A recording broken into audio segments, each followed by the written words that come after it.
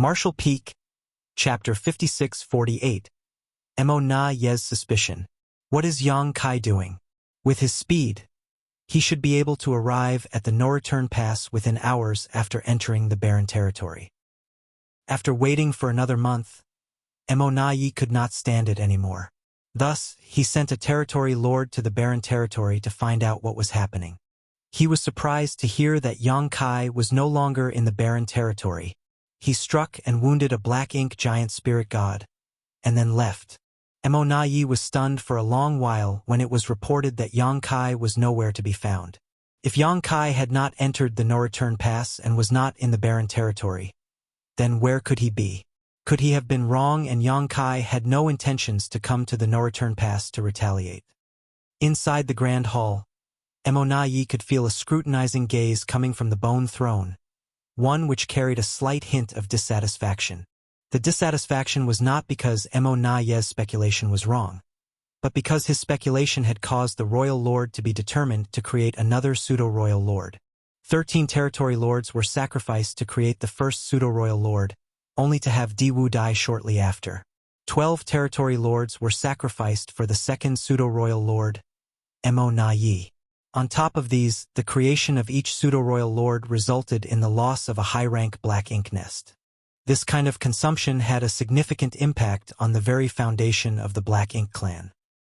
The Black Ink clan had new acquired territory lords being born frequently on the various battlefields, so even if all the innate territory lords died, the royal lord would not feel too distressed. In fact, acquired territory lords were even more valuable now because they had a chance to become royal lords in the future. However, the high-rank black ink nests couldn't regenerate. The number of high-rank nests they brought out from the primordial heaven source grand restriction was the maximum number they would ever have. The loss of a high-rank black ink nest was permanent.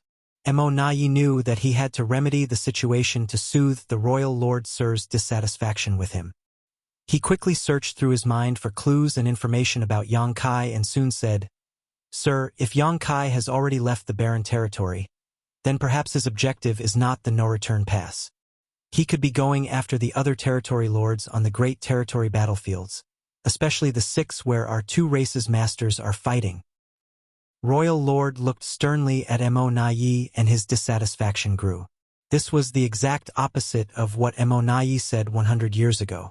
At that time, he said with conviction that Yang Kai would not risk breaking the peace treaty between the 2 races by showing up on the primary battlefields. Thus, he would come to the no-return pass to retaliate. Now, 100 years later, he sang a different tune. "Sir, please send an order to warn all parties and instruct the territory lords to be careful in the coming days." Mo Na Ye said urgently. If Yang Kai really recklessly attacked the territory lords outside, there would be huge losses to the Black Ink clan. Mo Na Ye's head ached as he thought of the consequences. Yang Kai was too frightening and unpredictable. It reminded him once again of the incident at the Acacia territory. Until now, they still could not figure out how Yang Kai escaped with over 10,000 human refugees without even creating a sound. As Mo Na Ye considered that particular incident, however, he suddenly froze as if he just thought of something. Unfortunately, there seemed to be a layer of fog blocking his thoughts. Immediately, he sank into contemplation as his thoughts spun rapidly. At the same time, the royal lord had begun to pass down orders to instruct all territory lords of the great territories to be on alert for Yang Kai.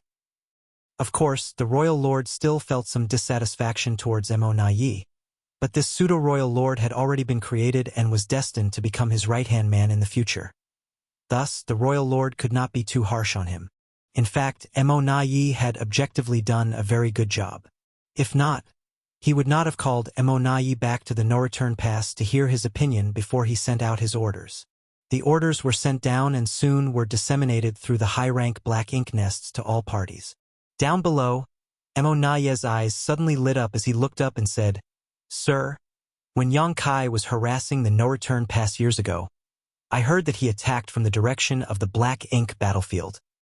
Although Mo Na Ye did not experience it personally as he was in charge of some affairs in another great territory during Yang Kai's assault, he had heard some information about the incident from the other territory lords.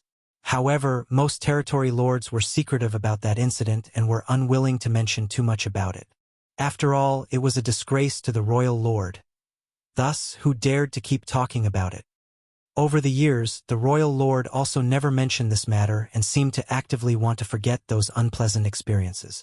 The territory lords in the grand hall instantly felt the ominous atmosphere, and they all quickly lowered their heads even more. From above, the royal lord's gaze was much colder than before as he said indifferently, "That's right." As if unaware of the sensitivity of the situation, Nayi continued to ask, "Before that attack, did he ever pass through the territory gate to enter the barren territory from the no-return pass?" "Are you questioning me?" As the royal lord leaned forward slightly, it felt as if a huge mountain had leaned down on those in the hall with boundless pressure. Nayi was startled and bowed. "How could I dare question you? Sir, please don't be angry. I just want to clarify certain details which are very important." The royal lord stared sternly at Nayi's eyes. He did not sense any trickery. Instead, he saw the enthusiasm and sincerity which appeased the royal lord's heart. If Nayi thought that he could disrespect him after he became a pseudo-royal lord, then the royal lord did not mind putting him in his place. However, it really seemed that Nayi was trying to figure something out.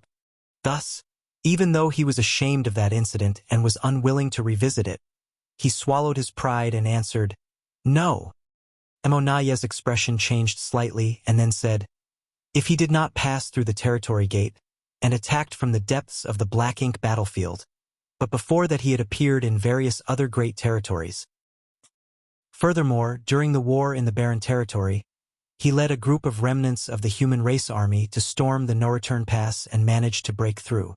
However, he returned alone to rescue that dragon clansman before escaping into the depths of the black ink battlefield. Some years later, he reappeared in the 3,000 worlds. In one sentence, Nayi seemed to be explaining and also muttering to himself. The layer of fog in Nayi's mind quickly dissipated as he looked up and said eagerly, "Sir, Yang Kai must have discovered a passage from somewhere within the 3,000 worlds to the black ink battlefield other than the one here at the no-return pass." The royal lord raised his eyebrows and asked curiously, "How are you so certain?"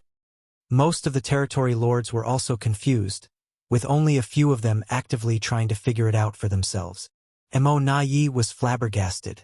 He had already made it so clear, so why was everyone here unable to figure it out? He suddenly began to worry about their intelligence. However, this was the sad reality of creations like the Black Ink clan, which were not regular living beings and had instead been spawned by Black Ink strength. Black Ink strength was unparalleled when it came to the ability to corrupt things, and the Black Ink clan could reproduce at speeds unmatched by other races. However, nothing was perfect. Perhaps creation through means not deemed natural by the heavenly way caused their intelligence to suffer. Nayi seemed to be a unique case in the whole Black Ink clan. At this moment, Nayi could only explain patiently, "Sir, Yang Kai did not pass through the territory gate connected to the barren territory back when he attacked the no-return pass. Yet he launched that attack from the direction of Black Ink battlefield when he should be completely isolated from the 3,000 worlds. Doesn't that explain everything?" The royal lord pondered for a moment, and then responded, "You're right. You didn't notice this until now?" Nayi sighed in his heart. If he had known this information earlier, he would have deduced what Yang Kai was planning by now. "Where is this passage then?" the royal lord asked, then remembered something. Could it be in the Acacia territory? The last time Yang Kai disappeared was in Acacia territory. It would make sense if the second passage was in the Acacia territory. For a moment, the royal lord praised himself for his wisdom before frowning and rejecting this idea. If the passage was in Acacia territory, he could have entered the Black Ink battlefield from Acacia territory, but how could he return without being spotted? According to the information reported by the Black Ink disciple, after he disappeared from the Acacia territory, he went straight back to High Heaven territory. At this time, a territory lord boldly interjected, "This human is proficient in the Tao of space, and not only do we have no understanding of the Tao of space, but the vast majority of human masters are also ignorant of it. Perhaps his mastery over the Tao of space has reached a height where he discovered some means that allow him to travel freely through the boundary walls?" Mo Na Yi gave an approving look to that territory lord and replied, "It is possible." Both the human race and the Black Ink clan were able to speculate and imagine, like how Yang Kai managed to deduce the process of creating pseudo-royal lords. Although he did not know all the details, by analyzing the available facts, he could arrive at a hypothesis that was quite close to the truth. Likewise, the Black Ink clan might not be the most intelligent, but they weren't fools and could come up with reasonable theories once pushed hard enough. In truth, Yang Kai's mastery over the Tao of space, no matter how profound, was still far from allowing him to freely traverse through all of space under the heavens. He could only do what he did because he had the help of the world tree, which was connected to all universe worlds with intact grand Taos. Each such universe world was represented by a world fruit on the world tree. Yang Kai was able to establish a very close relationship with the world tree, and he was able to use it and his mastery of the Tao of space to arrive at the grand ancient ruins boundary from anywhere in the 3,000 worlds, then from their head to any living universe world. If it was a dead universe world, then Yang Kai was helpless, as when a universe world died, its world fruit would wither and die. Hence, he could not use dead universe worlds to move around. If that's the case, then it's not just the territory lords of the great territory battlefields who need to guard against Yang Kai, but also the no-return pass, Mo Na Yi slowly murmured. Before he finished his sentence, he turned his head and looked in a direction where a powerful aura was approaching at an extremely terrifying speed. Yang Kai, the royal lord, stood up from his bone throne. With a flicker of his figure, he rushed out of the grand hall and headed straight towards the approaching aura. Mo Na Yi hurriedly did his best to control his aura while heading to the nearest high-rank Black Ink nest, so as not to reveal his existence.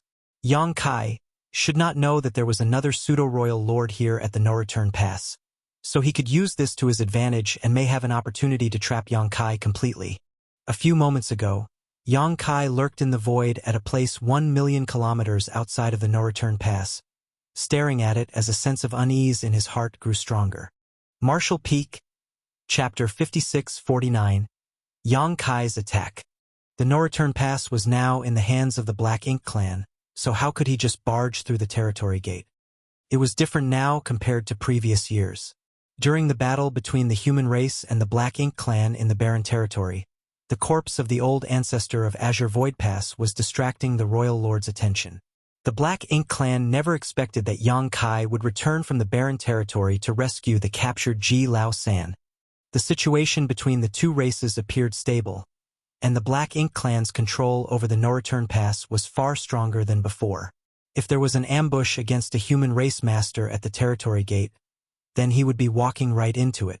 Therefore, after he left the barren territory, he hid his tracks and passed through one great territory after another to reach the Black territory. Thereafter, he entered Black Ink battlefield silently from the Black territory. This was the only known other passageway connecting the 3,000 worlds and the Black Ink battlefield, and only Yang Kai could pass through it. Every time he passed through it, he would block the way back and seal it up. Thus, the Black Ink clan should never be able to find out about the existence of this passageway. Even if the Black Ink clan investigated, after how much his mastery over the Tao of space had improved, they would never be able to discover the existence of this secret passageway. This passageway had helped Yang Kai several times. He was currently somewhere within the Blue Sky Theater. Naturally, Yang Kai could no longer see Blue Sky Pass, a structure that had stood for countless years. On the way, he encountered some Black Ink clan mining teams, but Yang Kai did not pay any attention to them, and it only took him 2 to 3 months to reach the periphery of the no-return pass. Such speed was only possible because he was well-versed in the Tao of space. However, when he entered the Black Ink battlefield and started to head toward the no-return pass, Yang Kai suddenly had an ominous feeling as if something bad was about to happen. The closer he got to no-return pass, the stronger the feeling became. When he arrived outside the no-return pass, the uneasiness had reached its peak. Now, looking at the huge Great Pass, it was like a beast that was ready to devour anyone foolish enough to approach. It was a warning. Perhaps because his Tao of time had improved again, which enabled his perception of the potential future crisis to become sharper. Since there were great dangers ahead, the wisest thing to do was listen to his gut and retreat immediately. Even if he wanted to seek revenge on the Black Ink clan, the no-return pass was not the best choice. There were many territory lords in the great territory battlefields. The ancestral land battle was the first one in which Black Ink clan broke the agreement without warning. If Yang Kai really wanted to kill some territory lords to ease his anger, the Black Ink clan would just endure the losses and not engage in a battle with him. However, he had to come.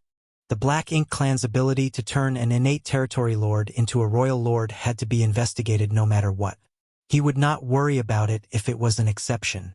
However, if it became a possibility, then the human race had to be careful in the future. So, without further delay, Yang Kai rushed boldly toward the no-return pass. He considered hiding his aura, but since a royal lord was present here, there was no way he could effectively do that. Thus, instead of sneaking around and hiding his power, it was better to come openly and blatantly. Yang Kai's speed is extremely fast. The moment his aura was exposed, he used instantaneous movement and dashed to the top of a high-rank black ink nest. He then fiercely smacked down on it. The huge black ink nest rumbled and disintegrated from top to bottom like a mountain of jade pillars. Although the black ink nest was the foundation of the Black Ink clan and could spawn countless Black Ink clan members, it was not strong enough to withstand an attack by a top 8th Order master like Yang Kai. Even a random 3rd or 4th Order Open Heaven Realm master could destroy a black ink nest with a single blow. Yang Kai had done this previously. At that time, he destroyed 6 high-rank black ink nests. It seemed that the Black Ink clan had learned from their mistakes. After he destroyed one, there were no more signs of high-rank black ink nests nearby. The high-rank black ink nests were now positioned far away from each other. Thus, even if Yang Kai could destroy one of them, he would need time to destroy the second one. The moment the high-rank black ink nest was destroyed, a figure emerged from the ruins, but it was a territory lord. After feeling Yang Kai's murderous intent, he turned his head and exclaimed, "Yang Kai!" Yang Kai's reputation was evident when he was immediately recognized by a random territory lord. The territory lord was terrified and had no intention of fighting with Yang Kai. He turned around to run away, but the void suddenly froze and his vision dimmed. When he looked up, he saw a huge palm descending from the sky to slap his head down. The territory lord was using black ink strength like mad, but it was difficult for him to resist the terrifying power of this palm, and was directly slapped. Yang Kai withdrew his hand. He was slightly stunned that this territory lord was far too weak. It soon dawned upon him that this was not an innate territory lord, but an acquired territory lord. He had been hiding in the black ink nest to cultivate, but had suffered an untimely death. Killing the innate territory lord or the acquired territory lord did not make much difference to Yang Kai. But if he had to choose, he would rather kill the acquired territory lord.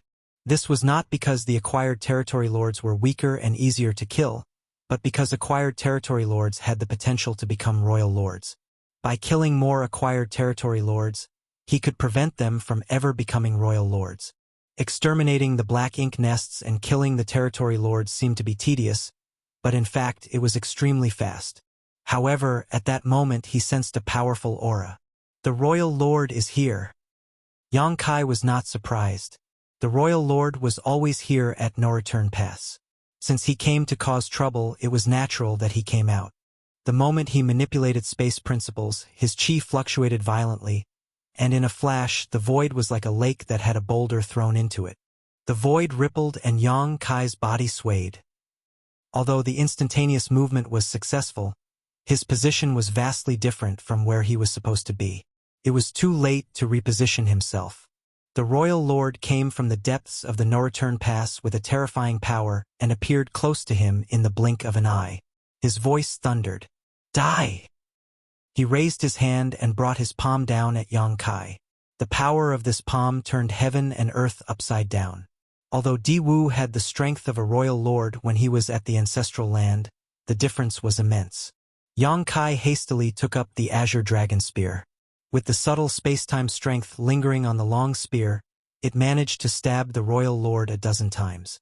Each time Yang Kai and the royal lord moved, they would leave a vivid residual image in place, as if they were portraits painted by the most skilled artists.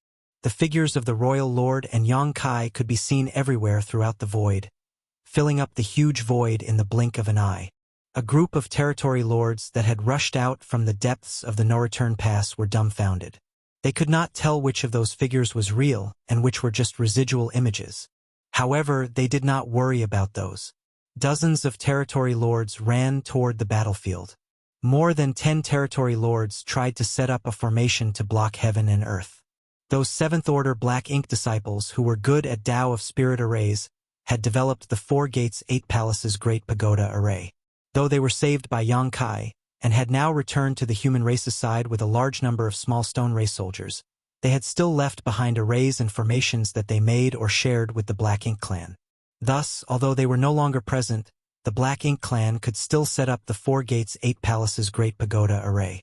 The remaining territory lords formed the 4 Gates or 5 Elements formation and were ready to go to the battlefield for support. When they arrived at the battlefield, a figure fell out of the sky. Its face was pale and a long spear lay next to its body. His chest was sunken, making him look quite miserable. It was Yang Kai. Yang Kai was satisfied with his face-to-face encounter with a royal lord, even though he was knocked away in just 3 breaths. Back then, when he was messing around at No Return Pass, he did not dare to fight with this royal lord because he would most likely fall and not be able to perform a space secret technique with his strength at that time. That would be playing with his life. Thus, when he faced the royal lord, he immediately ran. After 3,000 years, he met the royal lord again. Although he was still far from being a match for his enemy, they at least fought, which was much better than the last time. This was considered a positive development. It was difficult for a royal lord's strength to improve, but it was different for Yang Kai. He had been an 8th Order master for around 3,000 years. Now, he was at the peak of the 8th Order Open Heaven realm and might have a chance to break through and become a 9th Order master. When he reached the 9th Order, he was confident that he would be able to kill such a royal lord with ease. Even so, there was still a long way to go.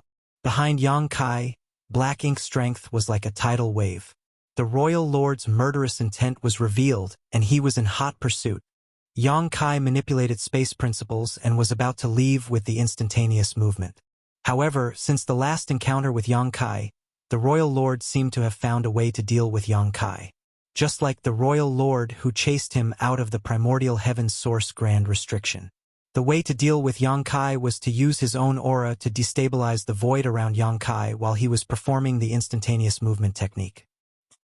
In this way, although it could not interrupt him, it could cause the location of the teleportation to deviate. This was proven in the royal lord's previous attempt. As expected, when Yang Kai used instantaneous movement again, the royal lord used his aura to destabilize the void, and the instantaneous movement did not meet Yang Kai's expectations. Not only was the distance much shorter, but the position was not even close to 1,000 kilometers. However, Yang Kai was still more than satisfied with this. He still remembered the time when he escaped from primordial heaven's source grand restriction. When the sheep-headed royal lord chased him, every aura blast would hurt him. Now, it was just his instantaneous movement that was affected. It was much better than getting hurt. Martial Peak, Chapter 5650, Helplessness. One chased while one fled, quickly moving away from the no-return pass. It was a similar scene to the past, and this alarmed Yang Kai. Previously, he managed to lure the royal lord out of the no-return pass and then used his space beacons to quickly wheel around and destroy several high-rank Black Ink nests. After suffering such a loss, could the royal lord really still be so gullible? He was either overwhelmed by rage or the Black Ink clan had a backup plan. As the supposed only royal lord of the Black Ink clan, guarding the no-return pass was his biggest responsibility at the moment. How was it possible that he could let his rage control him to the point he forgot the bigger picture? The only logical conclusion was that the Black Ink clan had some way to guarantee the no-return pass's safety.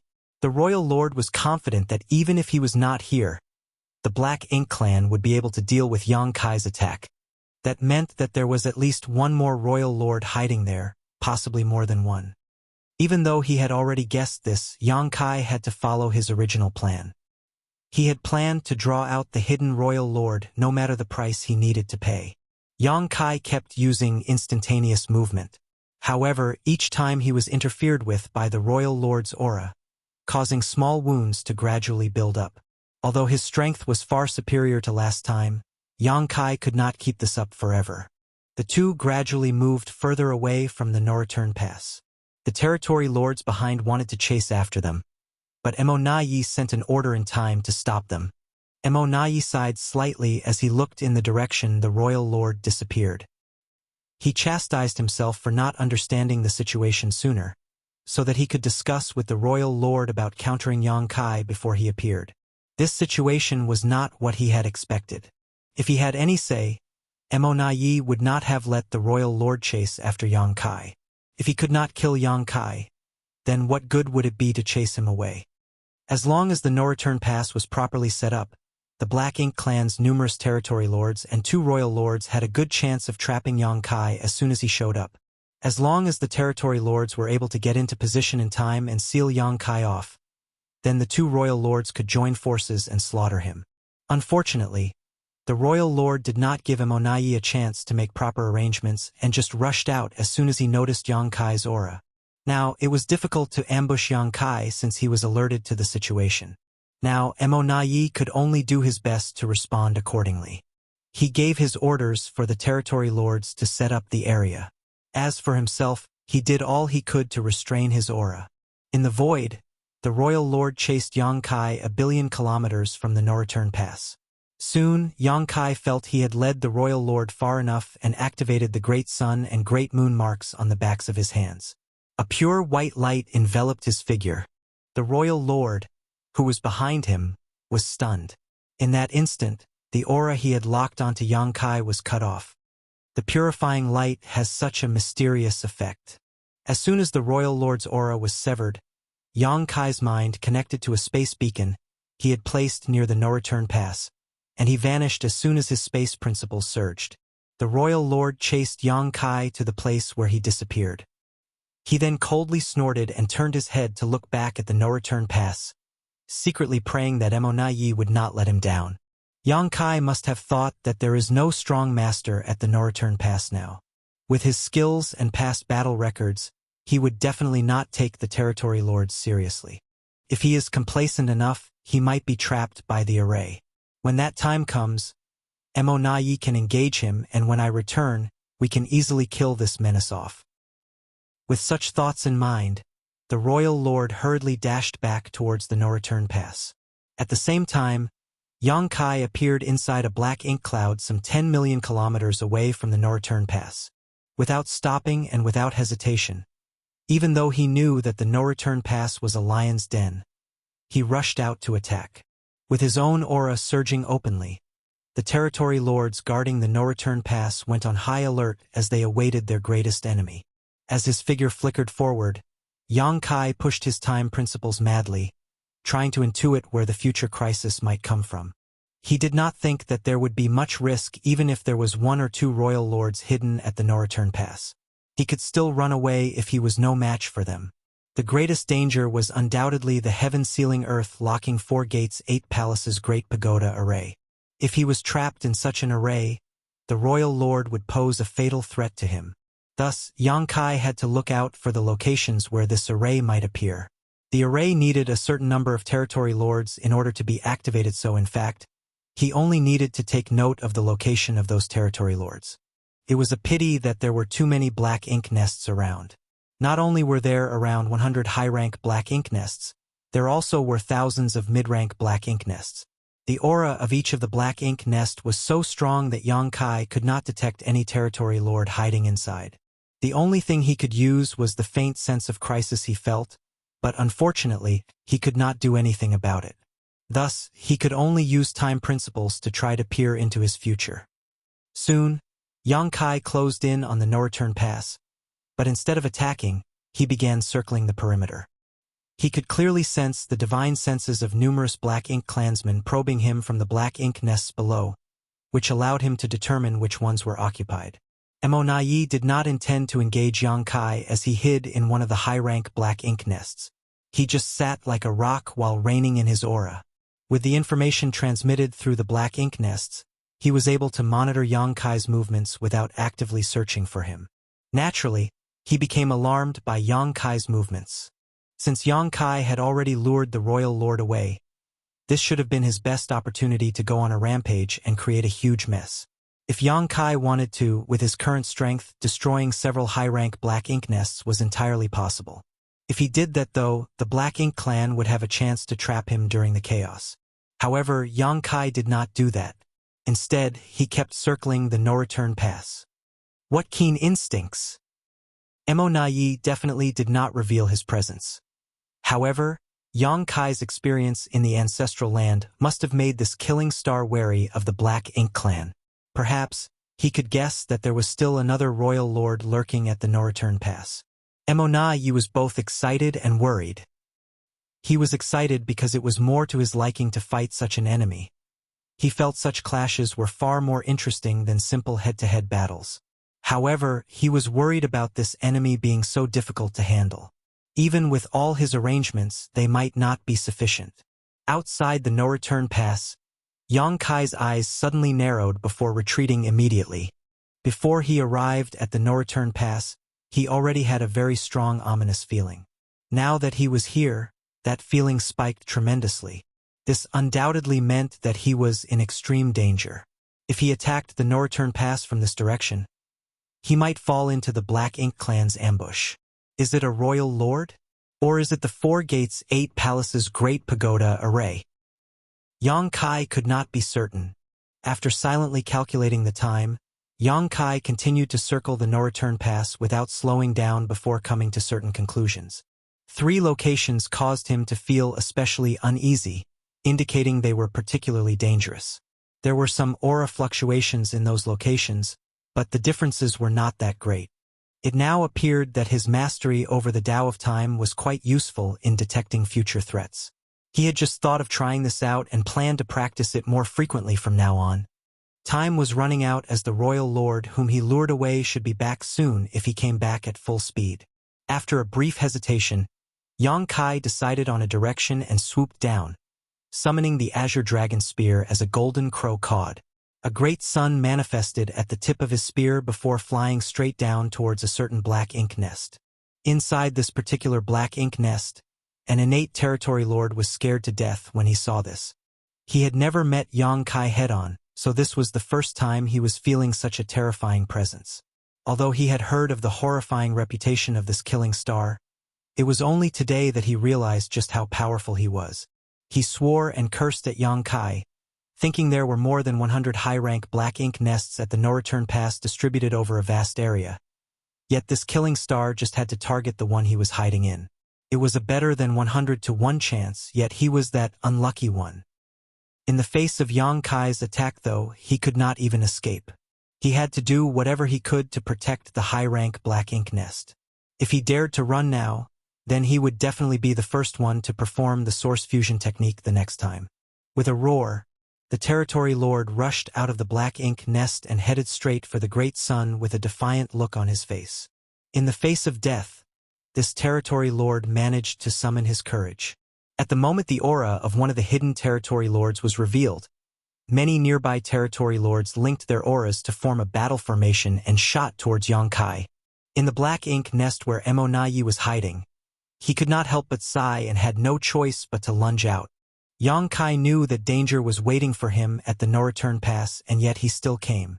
Even though Mo Nai knew he would not be able to trap Yang Kai if he showed himself right now, the moment the enemy attacked, he could not hide any longer.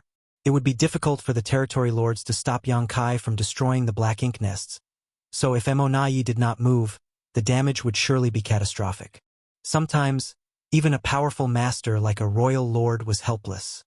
Mo Nai surged his royal lord might towards Yang Kai, hoping to frighten him off. Unfortunately, rather than looking frightened, Yang Kai actually appeared relieved when he perceived the aura of a royal lord. One of his primary objectives for this trip had now been achieved. Martial Peak, Chapter 56-51. Probe. There was more than one royal lord at the no-return pass. In addition to the one lured out by him, there was another one lurking in the shadows. Yang Kai even felt that this royal lord's aura was somewhat familiar. It was as if they had met somewhere previously. Yang Kai did not have time to ponder over the issue as he poured even more strength into the great sun as he thrust his spear towards the territory lord. The huge black ink cloud instantly disintegrated as if the powerful innate territory lord was struck by lightning.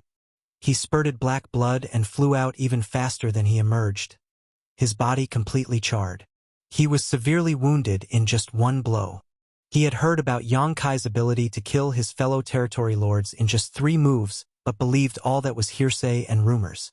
Now that he was on the receiving end of this killing star, he realized just how powerless he was. How could such a master be born among the human race? The only thing the territory lord was glad about at this moment was that Yang Kai did not cast his soul secret technique. Otherwise he was certain he would already be dead. The shockwave from the clash soon hit the high-rank black ink nest below, causing all the black ink clan's nerves to tense up. However, the impact was not too powerful, and the black ink nest remained unharmed. Nearby territory lords who had formed a 4 symbols formation rushed towards Yang Kai while the royal lord's aura was also approaching rapidly. He would be in grave danger if he was to engage 4 territory lords and a royal lord. Furthermore, the moment he attacked the black ink nest, he sensed that more than 10 territory lords were flying over from all directions, each holding an array banner in their hands. From the way they positioned themselves, it was obvious that they were going to set up the heaven-sealing-earth locking array. The Black Ink clan's response was truly swift, as if they had rehearsed it countless times. No matter which direction Yang Kai attacked from, he would be vulnerable to this trap. Yang Kai knew that this was no time to dwell on the territory lords who had formed a battle formation. He had no way to deal with them quickly unless he activated the soul-rending thorns. However, that would only damage his soul and force him to withdraw for an extended time. It would be suicidal if he lost control again, like what happened back in the ancestral land. Thus, he made a quick decision and thrust his spear fiercely at the black ink nest below before immediately surging space principles to leave using instantaneous movement. The 4 territory lords who had formed the battle formation had already sprinted to the fight, but Yang Kai still disappeared right before their eyes. Mo Nai also stopped in place and stared in disbelief. The territory lords who were holding up the array banners were still getting into position as they had yet to notice Yang Kai had already escaped. Only the territory lord who was wounded by Yang Kai's golden crow casts the sun roared angrily. Disregarding his own serious injuries, he rammed himself at the spear shadow that Yang Kai left behind. This spear shadow would surely hit the high-rank black ink nest if he did not block it with his body. His heart was filled with grief and rage, but there was nothing more he could do.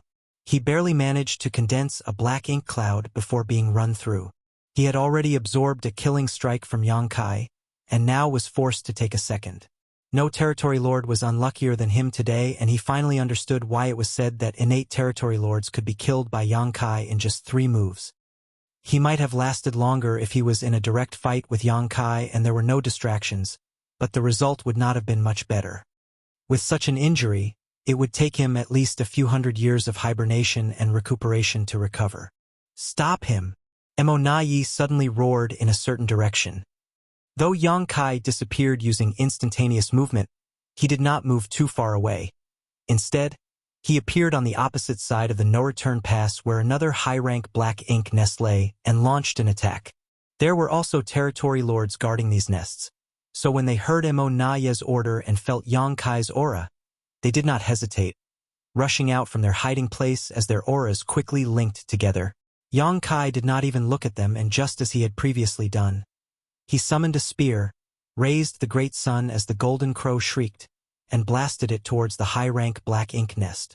This time, no territory lord was rushing out of the black ink nest to block it. The great sun flew towards the black ink nest while Mo Nai, who was rushing over, instantly roared furiously, courting death. He ordered the 4 territory lords nearby, "Protect the nest." The 4 territory lords hastily activated their secret techniques to intercept the great sun and managed to land some impacts on the great sun, causing its light to dim and its course to be thrown off. It was just in time as the great sun broke apart and, though the black ink nest shook a few times, it remained safe and sound.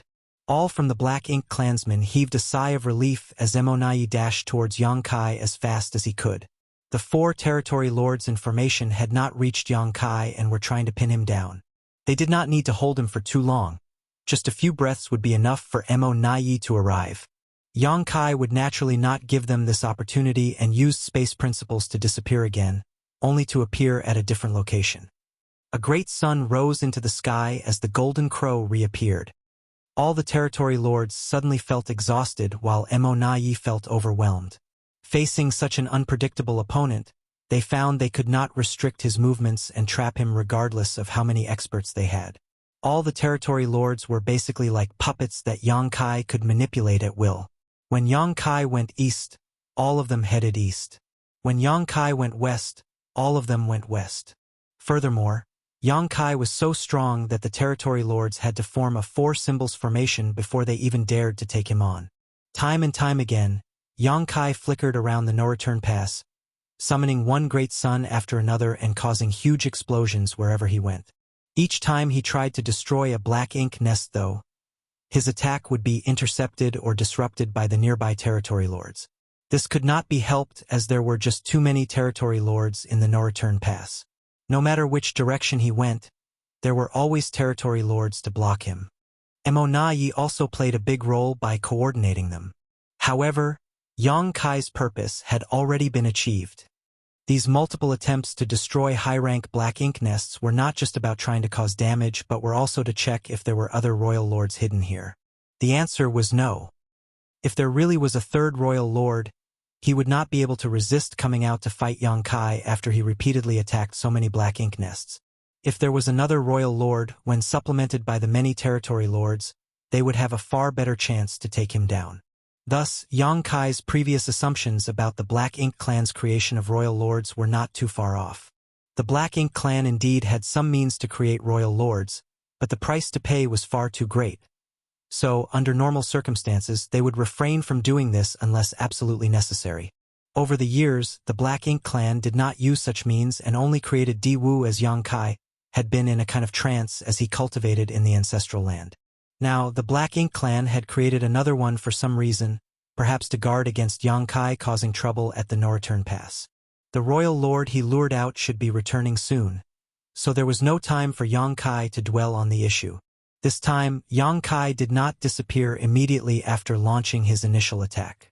Instead, he rushed towards a high-rank black ink nest with his spear. Mo Na's pupils suddenly constricted and he yelled from afar, "Yang Kai, you dare?" Yang Kai laughed and roared, "Open your eyes and see if I dare." The 4 nearby territory lords were so dumbfounded that Yang Kai easily slipped around their battle formation and reached the top of Black Ink Nest. "Kill him!" Mo yelled again. The 4 territory lords reacted almost on instinct and each blasted Yang Kai with their secret techniques. The void was violently shaken by the intense power and the majestic Black Ink Nest disintegrated from the subsequent explosion. The faces of the Black Ink clansmen turned pale as they looked at the crumbling Black Ink Nest in disbelief. Mo raged furiously until his eyes were bloodshot and he used a special technique to boost his speed. Yang Kai stood amid the collapsing Black Ink Nest as blood trickled from the corner of his lips. He was injured by the 4 territory lords' attacks. Before he could steady himself though, a beam of Black Ink strength furiously shot at him from afar. Yang Kai's body was now covered with fine dragon scales, so he did not panic in the face of this terrifying attack. Drawing world force from his small universe to protect himself, he thrust out his spear. The explosion and shock waves spread out. Yang Kai rode the shock waves out as his fine dragon scales bristled in a golden light, though they quickly dimmed and he spat out a mouthful of golden blood. His defense was barely able to absorb the royal lord's angry blow. Yang Kai was lucky that his dragon form had become far more powerful than before and was just a step away from becoming a divine dragon. His physique was far more resistant to such attacks than previously. The aura of the royal lord who had been lured away by Yang Kai appeared in the distance at that moment and was approaching rapidly. Just in time. While risking serious injury, Yang Kai wanted to send a message to the Black Ink clan that one royal lord alone was insufficient to stop him from destroying the Black Ink nests here. Yang Kai surged his space principles and used instantaneous movement but did not go too far. He moved just 1,000,000 kilometers out before he turned around to look towards the no-return pass. The territory lords were about to chase, but Mo raised his hand and warned, "Don't pursue him!" The territory lords actually heaved a sigh of relief and settled down. When the royal lord returned, he sensed Yang Kai's aura from afar, but did not move towards him as he knew doing so was futile. He looked around to assess the situation at the no-return pass, and his mood instantly became very gloomy. 2 high-rank black ink nests were destroyed. A black ink nest was destroyed even though Mo Yi was here at the no-return pass. He was very upset about this. He expected to see Mo Yi and the territory lords besieging Yang Kai when he returned, but it turned out to only be wishful thinking. Sensing the royal lord's displeasure, Mo Yi could only bow and apologize for what had happened. The royal lord did not say a word, as although he was very angry, he still understood Mo Yi had done his best.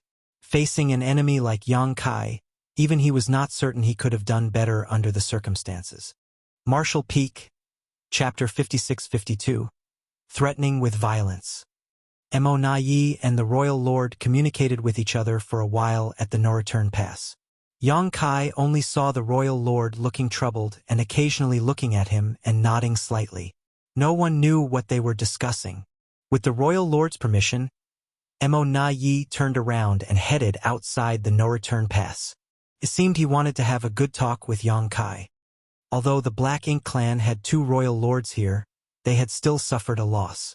Though their losses were significant, their overall combat strength had not weakened considerably. In such an environment, it was unfortunate for them that the no-return pass was targeted by a human master like Yang Kai. Yang Kai did not leave the no-return pass immediately.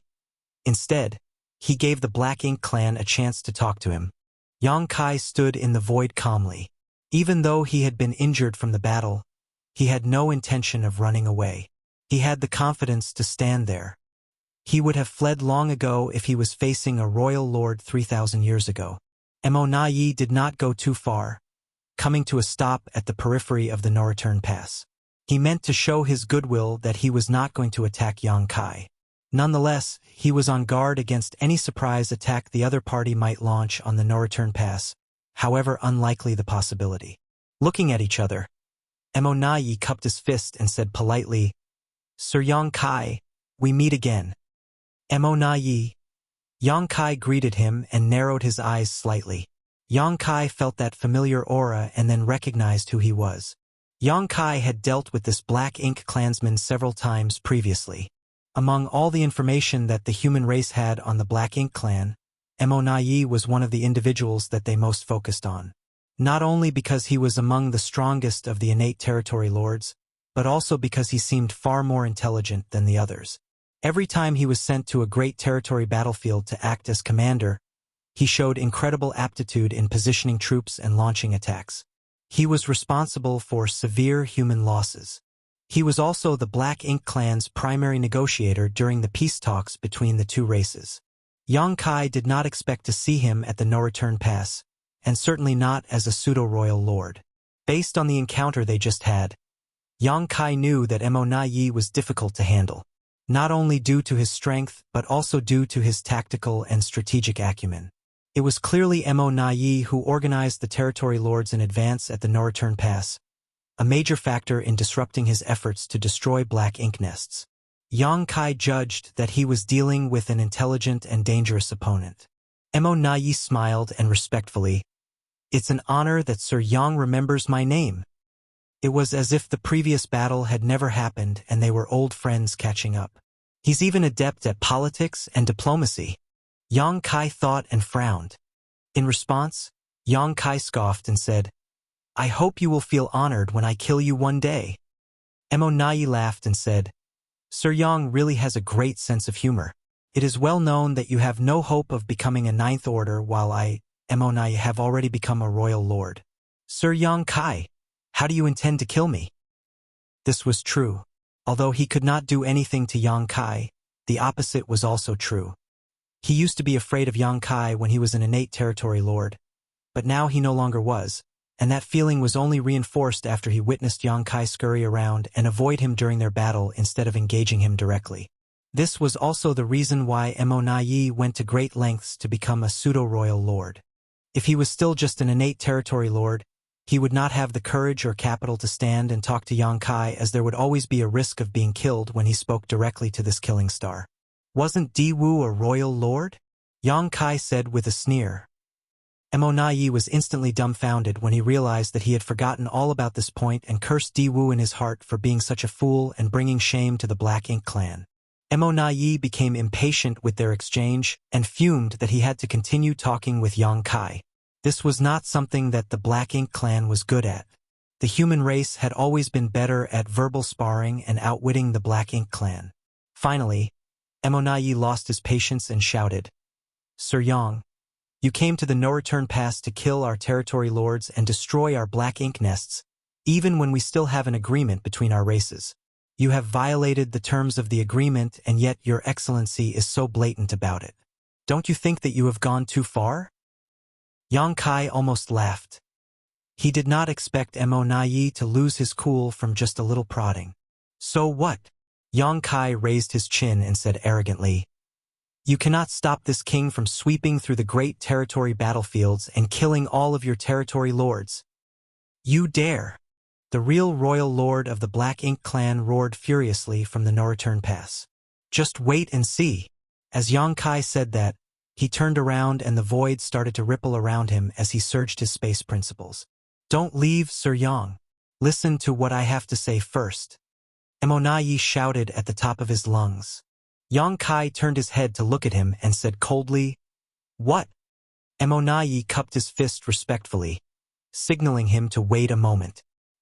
He then turned to bow towards the no-return pass and communicated with the royal lord to calm him down. This caused Yang Kai's eyes to narrow slightly, and he found the situation rather interesting. The Black Ink clan did not care about seniority or etiquette. While the royal lord of the no-return pass had done a great service to the Black Ink clan for many years, Mo Yi was now also a royal lord who was almost on par with him. Thus, there was no need for Mo Yi to be that respectful of him. Looking at Mo Yi's actions, though, he still seemed to be a subordinate to the royal lord. Thus, it must be related to their strength. Although Mo Yi was now a royal lord, he didn't seem to be a true royal lord. Just like Di Wu, he could only use some 70% to 80% of the strength a royal lord should be able to produce. Yang Kai had now decided to address a being like Mo Yi as pseudo-royal lord to differentiate them from the real royal lords. Moments later, Mo Yi ended his conversation with the royal lord, who was clearly extremely disgruntled. He wanted so much to join forces with Mo Yi to capture Yang Kai right now. But Mo Yi was right. Without the heaven-sealing earth locking array set up, the chances of them capturing Yang Kai were basically zero, even if they combined forces. Worse, as soon as they completely fell out with Yang Kai here, he would no longer have to restrain his actions, which was not what the Black Ink clan wanted. The reason they had to negotiate peace with the human race on a large scale was because the territory lords were all at serious risk of being killed by Yang Kai. Otherwise, Black Ink clan would not have restricted themselves when they had the advantage. It was difficult to describe just how frustrating it was that one person managed to influence the Black Ink clan's plan to unify everything under the heavens. Moreover, he was even more powerful than before and could now kill territory lords essentially effortlessly. So, no matter how unwilling he was, he could not let Yang Kai leave, even though Mo Yi knew that Yang Kai was just pretending to leave. If he left, all the territory lords across the great territory battlefields could only retreat to their camps and not reveal themselves. The peace agreement still benefited both sides. The evidence was how many masters both races had accumulated over the past 3,000 years. "Sorry to keep you waiting, Sir Yang." Mo Yi turned and said apologetically to Yang Kai, "Say whatever you want, but if you upset this king again, I'll go kill 100 territory lords to relieve my anger." Mo Yi frowned as he knew that the Black Ink clan's previous actions had truly annoyed Yang Kai and he could not do anything about it. Instead of blowing up though, he just smiled and said, "Sir Yang, although the human race and Black Ink clan have fought for many years, there is currently an understanding between us. My generation has admired Sir Yang for a long time and do not wish to fall out with you here." Yang Kai narrowed his eyes slightly when he noticed that Mo Yi seemed humble, even apprehensive towards him. This sly and smooth-talking pseudo-royal lord would become a difficult character to deal with in the future if he was not killed soon. While bravery and strength were essential to winning a battle, knowing when to advance and retreat was essential to winning a war. So, the Black Ink clan intends to get rid of this king as soon as they can? Yang Kai questioned in a deep voice. Emonayi immediately appeared solemn and sighed. So, Sir Yang Kai is really here because of this.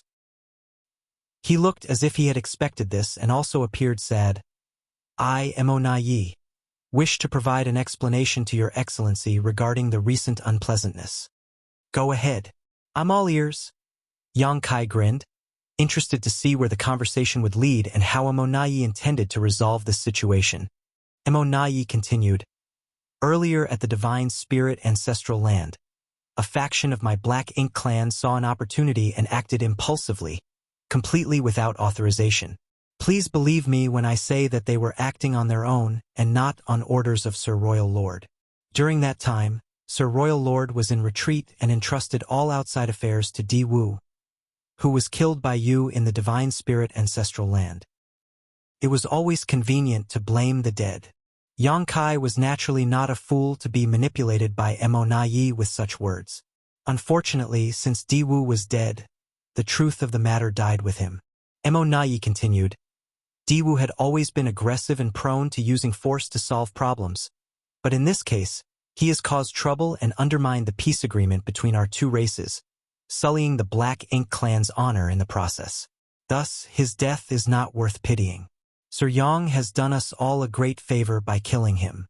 If he hadn't died in the Divine Spirit Ancestral Land, Sir Royal Lord would have taken his life as punishment for provoking the humans and your excellency. Yang Kai barely contained his urge to laugh out loud. If someone uninformed heard this speech, they might have thought that the Black Ink clan was some kind of benevolent race who treated others with honesty and respect. Emonayi swallowed both his dignity and pride to speak with Yang Kai like this. It would be impossible to find another pseudo-royal lord who was willing to act so humbly to an Eighth Order Open Heaven Realm Master. Martial Peak, Chapter 56-53, Conditions. All this only made Yang Kai more determined to kill Emonayi. He had to seize any opportunity to eradicate this pseudo-royal lord as soon as possible. Emonayi was undoubtedly a Black Ink clansman on the inside, but on the outside he was as shameless and cunning as any human. In short, this guy was very difficult to deal with. Di Wu is now dead, and the territory lords who went to the ancestral land were also killed by you. So, it is the Black Ink clan who suffered a heavy loss. Emonayi sighed. Yang Kai snarled in return. Why shouldn't I have killed Di Wu and those 8 territory lords? Should I have stuck out my neck to let them chop my head off instead? That's not what I meant. Emonayi waved his hand. I just want to say that their death isn't worth us fighting over. I just hope that their death can also calm your anger and allow this matter to rest. What do you say? What do I say? Yang Kai turned furious and then snapped. If this is what you want to tell me, then save it. I will go back to the 3,000 worlds and kill 100 territory lords to vent my fury. Ha, very well. Emonayi smiled bitterly and said, if it were me, I would not let this issue rest either. We both know that the peace treaty cannot be torn up right now, so let us see if we can come to some kind of arrangement. Sir Yang is undoubtedly unrivaled on the external battlefields as my Black Ink clan does not have enough royal lords. Many territory lords would indeed die at your hands. However, once an all-out war breaks out, the future of your Eighth Order masters will be equally perilous. I believe that this is not the outcome the human race wants to see. Threatening me is meaningless. Yang Kai coldly snorted. If a war is what you want, then that is what you will get. We'll see whether your territory lords or our Eighth Order masters are wiped out first. Regardless of the outcome, I know I won't be the one to die. Emonayi was dumbfounded. Indeed, with Yang Kai's methods, no matter what kind of war broke out, the chance of being killed was minute, unless the Black Ink clan created a few more pseudo-royal lords to corner him. However, right now, the number of Black Ink clan and 8 territory lords could hardly support the creation of more pseudo-royal lords.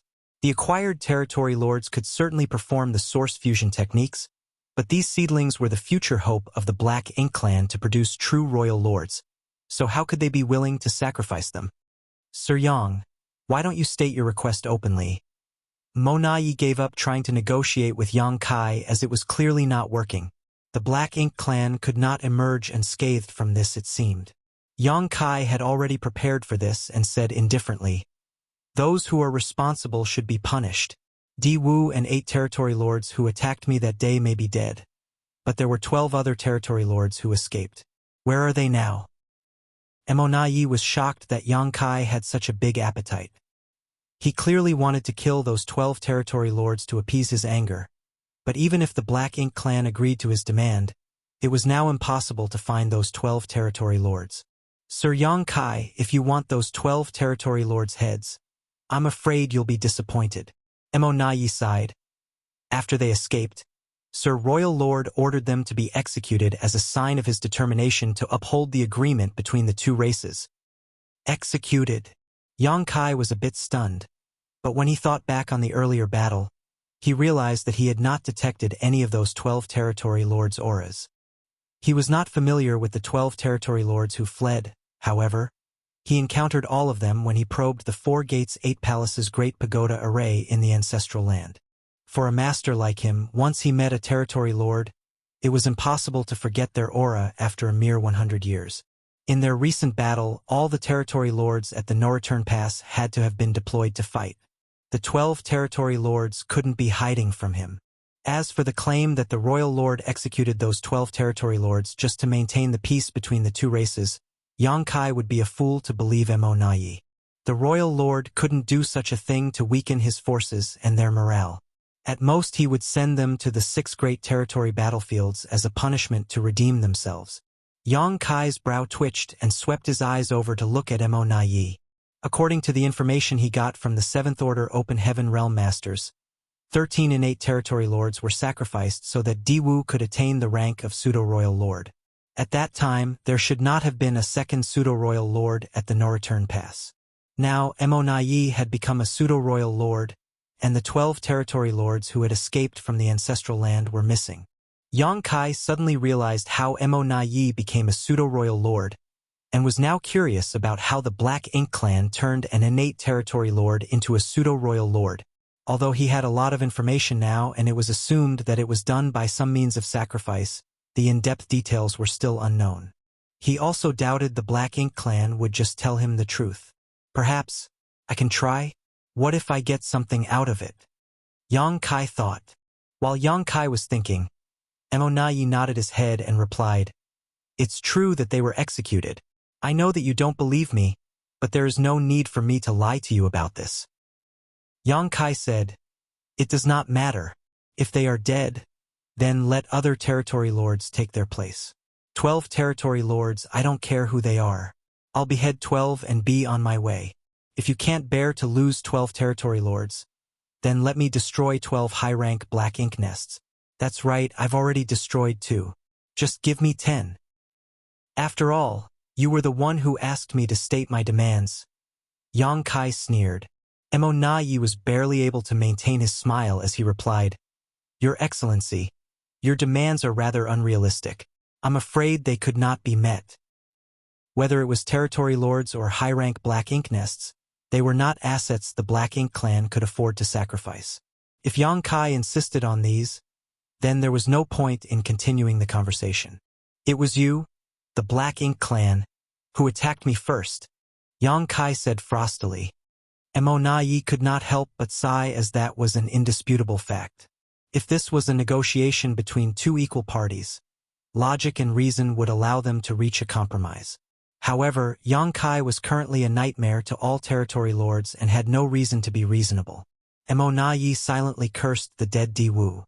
If he had gone to the Ancestral Land to preside over that incident, things would not have deteriorated to this extent. Di Wu and the others were indeed at fault, but they were either killed by you or executed by Sir Royal Lord. Isn't that enough to quell your anger? 10 high-rank Black Ink nests or 12 territory lords. No bargaining. Yang Kai's was relentless. Mo Yi frowned and said, "You know that this is impossible. If you insist, then I can only assume that you have no intention of maintaining the peace agreement between our two sides. It will not be beneficial to either of our races for things to collapse here. I would like to suggest resolving this matter. Are you willing to consider it?" "Go ahead. It is true that you were attacked and have suffered losses. Emonayi said, but then paused. When he thought about it, it was the Black Ink clan who had suffered losses. Yang Kai killed a pseudo-royal lord, 8 territory lords, and his rampage at the Norreturn Pass had destroyed 2 high-rank Black Ink nests. These losses were extreme, and yet Yang Kai refused to let the matter rest. Still, Emonayi could not quibble about things here and simply said grudgingly, "Perhaps the Black Ink clan can compensate you with a large amount of resources to calm your anger." "How much is a large amount?" Yang Kai raised an eyebrow. Emonayi said with a silent sigh, "It will definitely satisfy your excellency." Yang Kai stroked his chin and pondered. Although he came to the Norreturn Pass looking for some revenge, his main goal was to find out the internal situation of the Black Ink clan. Now that his primary objective had been achieved, and he knew there were 2 royal lords here, it would truly be difficult for him to do anything more. His demands for 10 high-rank Black Ink nests or 12 territory lords were just him asking for the lion's share to see what he could squeeze out of the Black Ink clan. He also knew that the Black Ink clan couldn't agree to this demand, so the best-case scenario would really be getting some free supplies from them. The human race now has a large number of rising stars and a huge demand for resources. However, the number of great territories controlled by the human race was too low. Although the cave heavens and paradises had accumulated a massive quantity of materials throughout their existence, they would one day be depleted. The Black Ink clan was different. They now controlled some 99% of the 3,000 worlds as well as the entire Black Ink battlefield, so they were never short of supplies. This was also the reason why there were many human race hunters who plundered the Black Ink clan in the great territories outside the main battlefields. So, Emonayi's proposal to use resources to solve the situation was acceptable. However, Yang Kai couldn't dismiss this incident so easily. From the battle at the ancestral land, it was clear that the Black Ink clan wanted to kill him. He was lucky that he had a geographical advantage and coincidentally had a massive small stone race army from Big Brother Huang and Big Sister Lan on hand. Otherwise, he would have faced a deadly situation.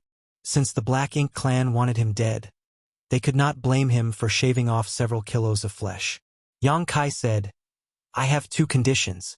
If Black Ink clan can agree, then the ancestral land matter will be settled." Emonayi frowned and said, "Please tell me."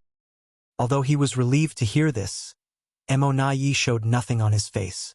As long as Yang Kai was willing to state conditions, that meant there was room for negotiation. Emonayi was only afraid that Yang Kai would insist on killing 12 territory lords or destroying 10 high-rank Black Ink nests. Those conditions were simply unmanageable. First condition: Black Ink disciples. Yang Kai held up a finger. "I want 100 Black Ink disciples in exchange for each territory lord's life. 1,200 for 12 in total, of whom no fewer than 100 must be 7th order. I know that the Black Ink clan has corrupted many Black Ink disciples over the years, so 1,200 should be nothing to you." Emonayi smiled bitterly and replied, "1,200 is not a small number." Yang Kai said, 100 Black Ink disciples for the life of a territory lord. I think I am being very generous to the Black Ink clan. I won't force you if you don't want to accept." Emonayi reached up and rubbed his forehead as if he was having a headache. However, Yang Kai noticed that he was actually using his divine sense to communicate with the royal lord at the No-Return Pass. Martial Peak, Chapter 56-54. Spying. Yang Kai decided to wait patiently since Emonayi was consulting with the true royal lord.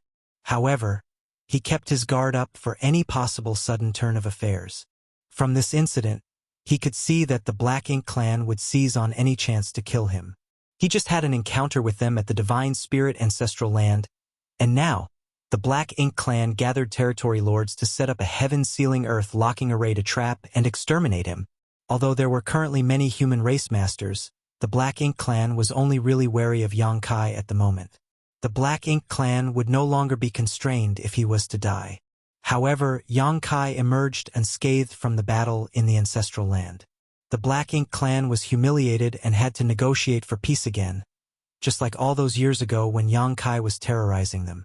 At that time, the Black Ink clan was forced into a peace agreement with the humans in certain great territories because Yang Kai had been killing innate territory lords time and time again. The losses were too heavy for the Black Ink clan to bear. Even now, the Black Ink clan was clear that Yang Kai was raising a huge fuss and making unreasonable demands, but there was still nothing they could do about it. A few moments later, Mo Nai nodded at Yang Kai and said, "We agree to your demands for 1,200 Black Ink disciples." Yang Kai reiterated, "No less than 100 in the 7th Order Open Heaven realm." Mo Nai said with a straight face, "Of course." Since the Black Ink clan had already agreed to this request, how could he haggle over the details? There were many Black Ink disciples who were corrupted by the Black Ink clan over the years. These Black Ink disciples would eventually grow into 7th Order or even 8th Order Black Ink disciples, of which Black Ink clan had a few. Originally, the Black Ink clan wanted to use these 8th Order Black Ink disciples to infiltrate the human Great Territories as spies to obtain critical information or perform sabotage. However, there was now an abundance of purifying light within the human race's side, and in order to enter any rear facility or territory, one had to enter a purifying Black Ink battleship. Under the purifying light, the Black Ink disciples would not be able to hide. Thus, those 8th Order Black Ink disciples were useless unless they were used to fight the human race masters on the battlefield. As Yang Kai said, 100 Black Ink disciples in exchange for the life of a territory lord was actually very reasonable. As long as the humans had hunters, the Black Ink clan would not lack in Black Ink disciples. "Sir Yang can state your second condition," Mo Nai said. Yang Kai looked at him with a smile and nodded. "I want to know how you became a royal lord. As far as I know, an innate territory lord can't become a royal lord. So how did you do it and how did Di Wu do it?" Mo Nai calmly replied, "Who told you that innate territory lords cannot become royal lords? Di Wu and I had been cultivating for many years, so there is nothing strange about us achieving a breakthrough, right?" "Don't take me for a fool," Yang Kai snorted. Before Di Wu became a royal lord, 13 innate territory lords entered a high-rank Black Ink nest in the no-return pass and disappeared one after another. When you became a royal lord, 12 territory lords were conveniently executed. Are you trying to tell me there is no relationship between these events? Of course not. Mo Nai tried to deny it, but after a moment, he realized that Yang Kai should have gotten this information from those 7th Order Spirit Array Masters. After the Battle of the Ancestral Land, the 12 surviving territory lords escaped while the 7th Order Black Ink disciples went missing. They apparently had fallen into Yang Kai's hands and were rescued by him. During the time they had been in the no-return pass, although they did not know anything about the source fusion technique, those 7th Order Masters weren't blind and surely took note of certain events. Were they sacrificed? Yang Kai looked straight into Mo Nai's eyes and continued. There must be some method the Black Ink clan possesses that allows a large number of innate territory lords to sacrifice themselves and integrate their power into a Black Ink nest. After enough power is accumulated, an innate territory lord can absorb all of it for themselves, allowing them to break through their shackles and become a royal lord. Mo Nai maintained a straight face the whole time, so Yang Kai could not tell anything from his reaction. In the end, Mo Nai just flatly stated, "Whatever your excellency chooses to believe, let that be the truth." Yang Kai stared at him deeply for a long time before he waved his hand and said, "Good." He also knew that he could not get an admission from the Black Ink clan. Even if the Black Ink clan did tell him some story, would he believe it? Whatever the Black Ink clan said still had to be verified, so there was no point in pushing the issue. Without dwelling on the matter, Yang Kai said, "Let's talk about the resources." Mo Nai was exhausted from having to deal with Yang Kai all day, so he quickly cupped his fist and said, "We need time to prepare the resources and gather the Black Ink disciples. Please wait for a while. Once they are ready, we will deliver them to you." Humans are truly disgusting and difficult to deal with, fumed Mo Nai internally. Mo Nai deeply appreciated how difficult it was to communicate with Yang Kai. He was glad that he did not argue with Yang Kai about the specifics of the supplies, or he might want him to list out all the materials in detail. He was just relieved that the negotiations were finally over. Yang Kai nodded lightly and tossed a communication bead to him and said, "Take your time to prepare. Send me a message when they are ready and I will come." Mo Nai took the communication bead, but when he looked up, Yang Kai had already disappeared. He did not seem to worry that the Black Ink clan would renege on the agreement and did not even give a time limit. Yang Kai figured he did not need to give a deadline, for if the Black Ink clan dared to renege, the territory lords in the Great Territory battlefields would be in imminent danger. Yang Kai would surely kill 100 territory lords just as he promised. As for now, the Black Ink clan wanted him to be as far away as possible. They had nothing to gain by having him lingering around. Although the two royal lords were indifferent to having such a human master nearby, the territory lords couldn't help feeling nervous. Emonayi turned around and flew towards the no-return pass.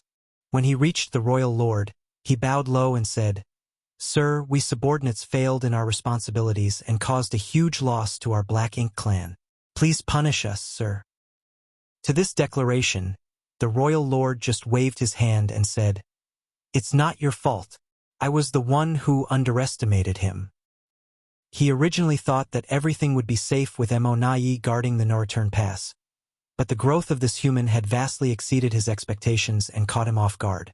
Clearly, Yang Kai's strength had increased several times since 3,000 years ago, to the point where even facing Emonayi and many territory lords, he could still destroy 2 Black Ink nests and make his escape. Back then, Yang Kai did not have such strength.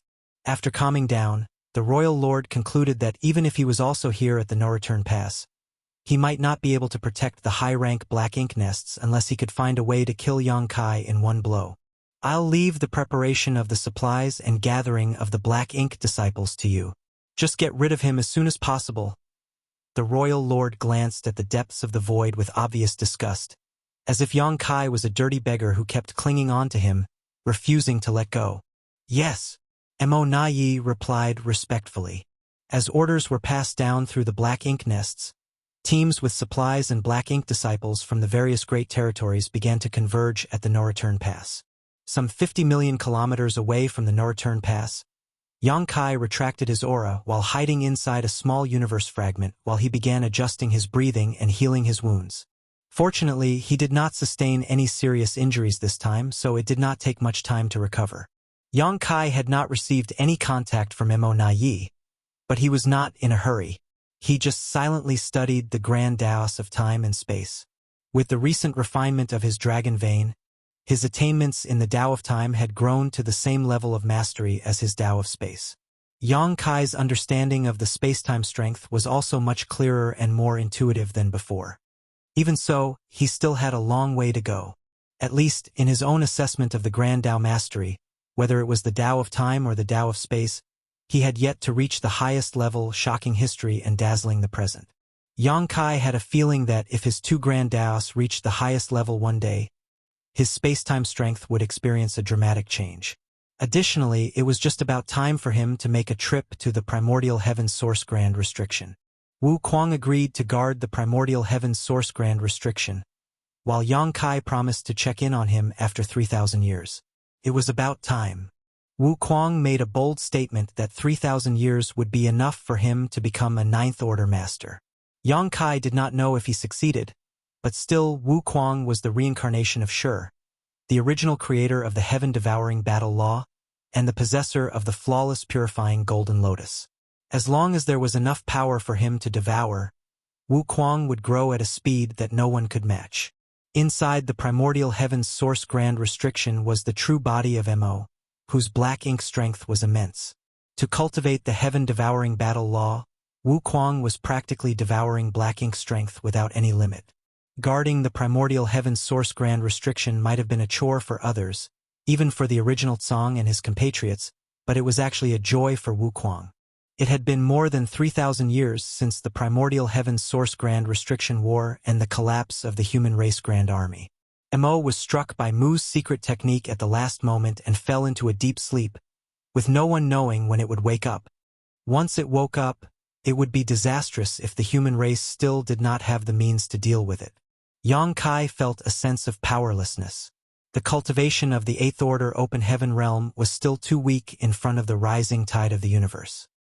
He hoped that he would not be disappointed with the 3 selves source reconstitution art that Wu Kuang had given him.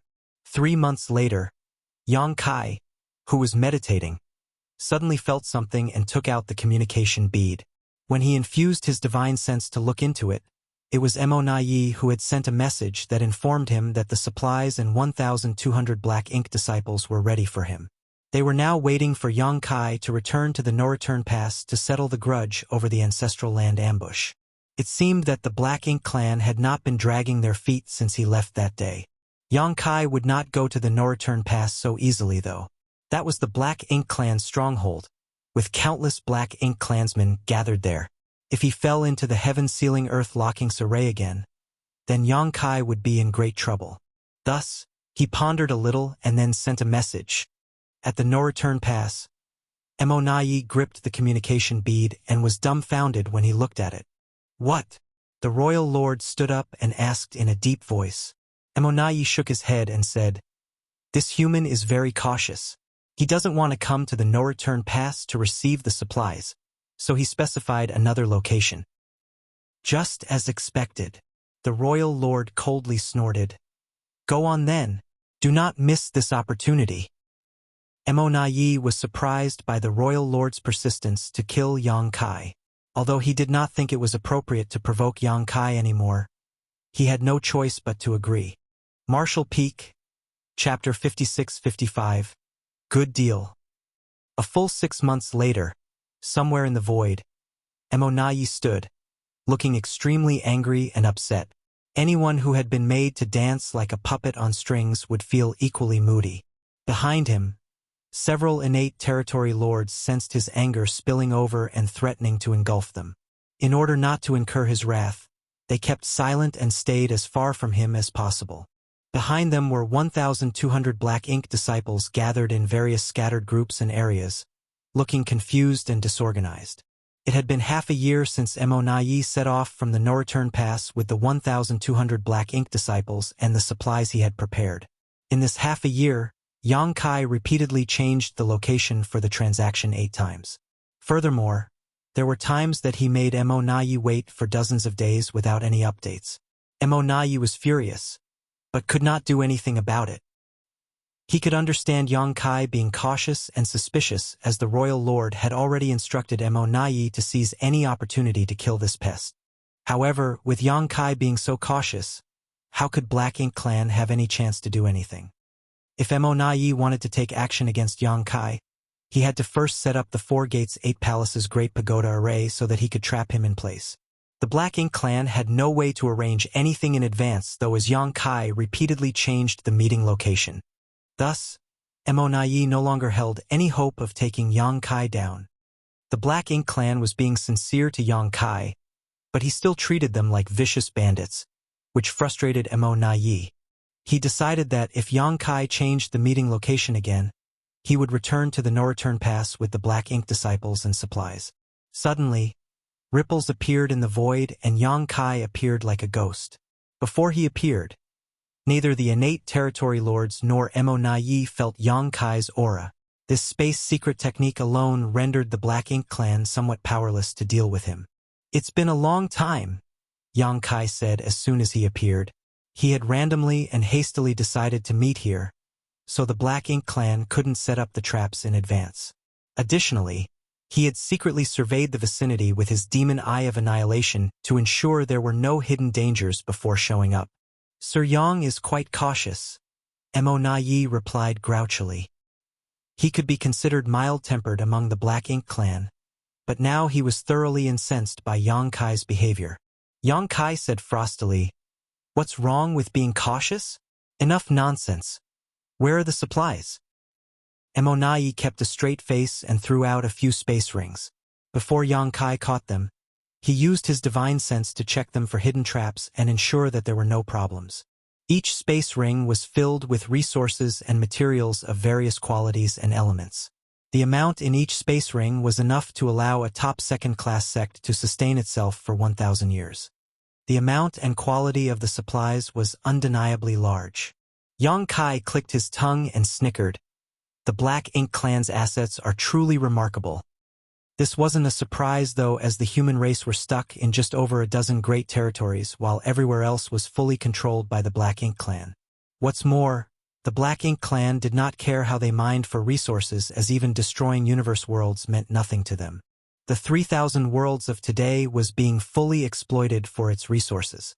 After mining whatever they could, the Black Ink clan simply allowed the various universe worlds to crumble into universe fragments. Here are the 1,200 Black Ink disciples. Sir Yang, please inspect them. If these are acceptable, we will leave now. Emonayi urged him to accept the compensation so that he could leave and not have to deal with Yang Kai any further. They will do. Yang Kai did not bother to check, not because he trusted the Black Ink clan, but rather because he had already inspected these 1,200 Black Ink disciples before showing up. There were exactly 107th Order Black Ink disciples as agreed upon, while the rest were of various orders and strengths. In that case, goodbye. Emonayi cupped his fist and led the territory lords, who had constantly been on guard, to leave. Yang Kai saw them off warmly. This has been a happy cooperation. I hope there will be more such cooperation in the future. Emonayi paused momentarily and could not help but curse to himself. There will never be another time. If there is a next time, it will be you delivering your head to me. After Yang Kai watched the Black Ink clan masters fade into the distance, he turned to look at the 1,200 Black Ink disciples. But as soon as he did, someone shouted, "Disperse!" 1,200 people turned into 1,200 streams of light in an instant, scattering in all directions.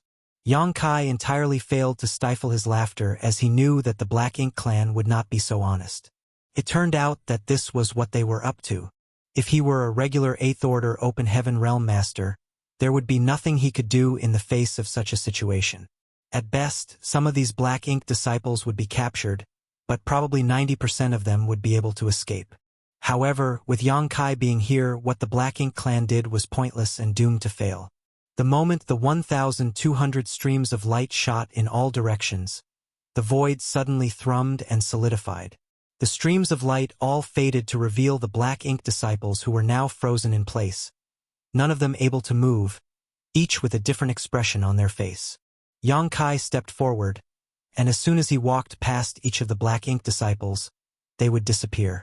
Each of the Black Ink disciples reappeared in Yang Kai's small universe and was immediately enveloped by a mass of purifying light which began to dispel the Black Ink strength in their bodies and return them to their original selves. In a short time, all 1,200 Black Ink disciples were taken in. Yang Kai took a long look in the direction of the no-return pass before turning around and disappearing into the depths of the Black Ink battlefield. A short while later, he arrived at a secret place and established a connection to the World Tree. With the power of the World Tree, Yang Kai shuttled through the void and soon arrived at the Grand Ancient Ruins boundary where he stood below the World Tree. The old tree still had the same old look, with almost all the world fruits still on the tree being the ones corresponding to the universe worlds that Yang Kai had refined and saved at the beginning of the invasion. There were also world fruits corresponding to several universe worlds in High Heaven Territory and the New Great Territory. As for the other world fruits, they had all fallen off. On some of the branches of the old tree, there was a trace of black chi. "Thank you, old tree." Yang Kai bowed and saluted. The old tree did not show its face, choosing to just shake slightly. Yang Kai identified the world fruit that corresponded to the star boundary and shot towards it. The world fruit rapidly enlarged in his eyes as a familiar aura came towards him. Before he knew it, Yang Kai was already standing above the star boundary. He stepped forward and appeared in High Heaven Palace next, where a familiar divine sense immediately swept over, though it was withdrawn as soon as it scanned him. One of the great emperors stationed at the star boundary noticed that someone had entered it. However, once they identified that it was Yang Kai, they knew that he was not here to cause trouble. This time, it appeared to be Ice Feather Great Emperor who was stationed at the star boundary. Yang Kai did not have many interactions with this great emperor and thus was not too familiar with him. Yang Kai's divine sense swept over the spirit peak where his parents lived, and found that the old couple were happily teaching some young disciples. With the Black Ink clan invading the 3,000 worlds, no one could avoid joining the war effort. In fact, Yang Kai's parents had applied to join the army several times. However, High Heaven Palace always refused to allow them to go, claiming that they could contribute most by teaching the next generation of disciples. Naturally, no one, save for Yang Kai's parents themselves, raised any complaints about this. Yang Kai had made many invaluable contributions to the war over the years. In fact, if not for Yang Kai, the human race might have lost long ago. His wives, adopted son, and little sister were all fighting on the front lines as well. Since his parents were not that strong, and there was a high probability of something happening to them if they went to the battlefield, the higher-ups all tacitly agreed to keep them out of the fighting. After all, how could they explain to Yang Kai if something happened to them? Also, who would dare to say anything if his parents remained in the star boundary? Without bothering his parents, Yang Kai called Hua Qingxi and asked about the situation in the star boundary. He also asked about the new great territory, the Myriad Monsters world. He learned that everything was fine here at the star boundary and the Myriad Monsters world was also doing well. The World Tree clone was showing its power, and after thousands of years of nurturing, many rising stars from the Myriad Monsters world had directly broken through to the 5th, 6th, and even 7th order open heaven realm masters. A monster king had been recognized by the Myriad Monsters world's will and been named the first great emperor with the title Thunder Shadow. He left the Myriad Monsters world with some human companions and had now made a name for himself on the various battlefields. Nowadays, there were several great emperors of the Myriad Monsters world.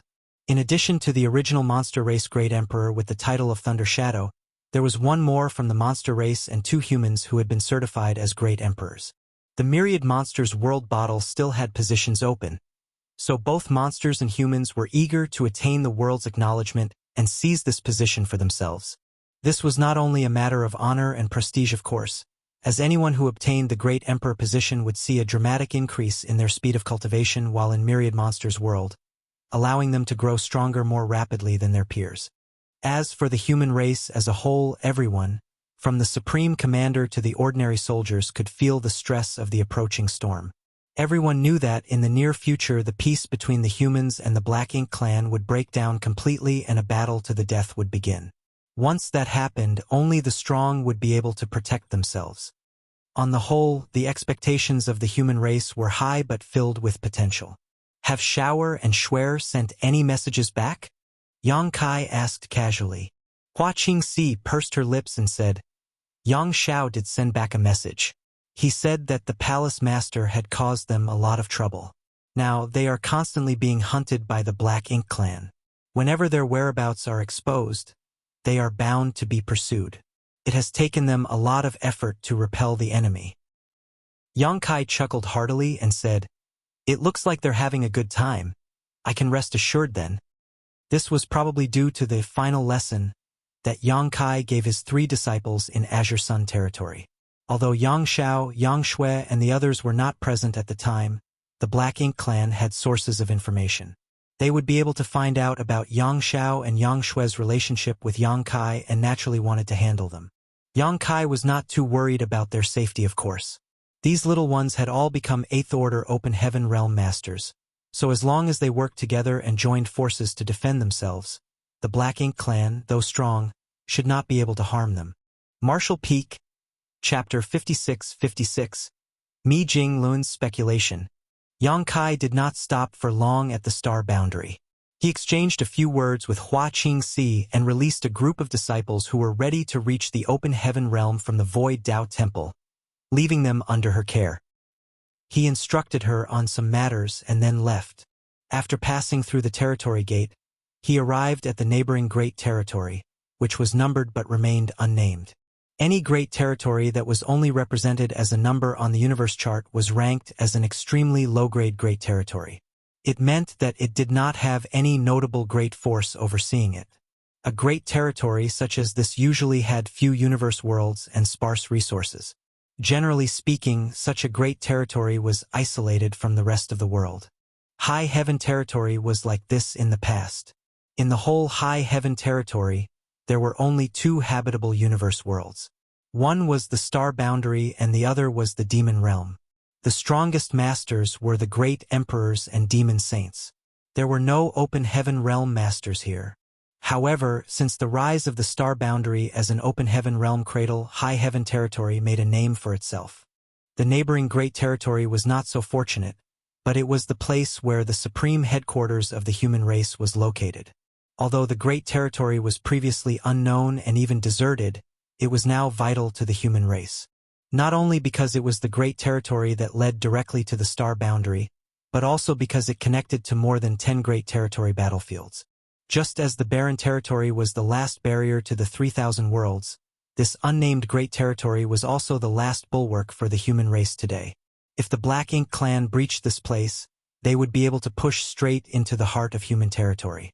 When that happened, the human race would have no choice but to completely fall back to High Heaven territory and the new great territory. With the supreme headquarters located here, this great territory was extremely bustling. No matter which battlefield the soldiers headed to or retreated from, they would transit through this place to rest and repair their equipment. Armies would be assembled here and be dispatched by the supreme headquarters as reinforcements to the great territory battlefields on a regular basis. Looking from afar, there were many human race soldiers coming and going in the void, and the glimmer of light from their bodies was as bright as stars.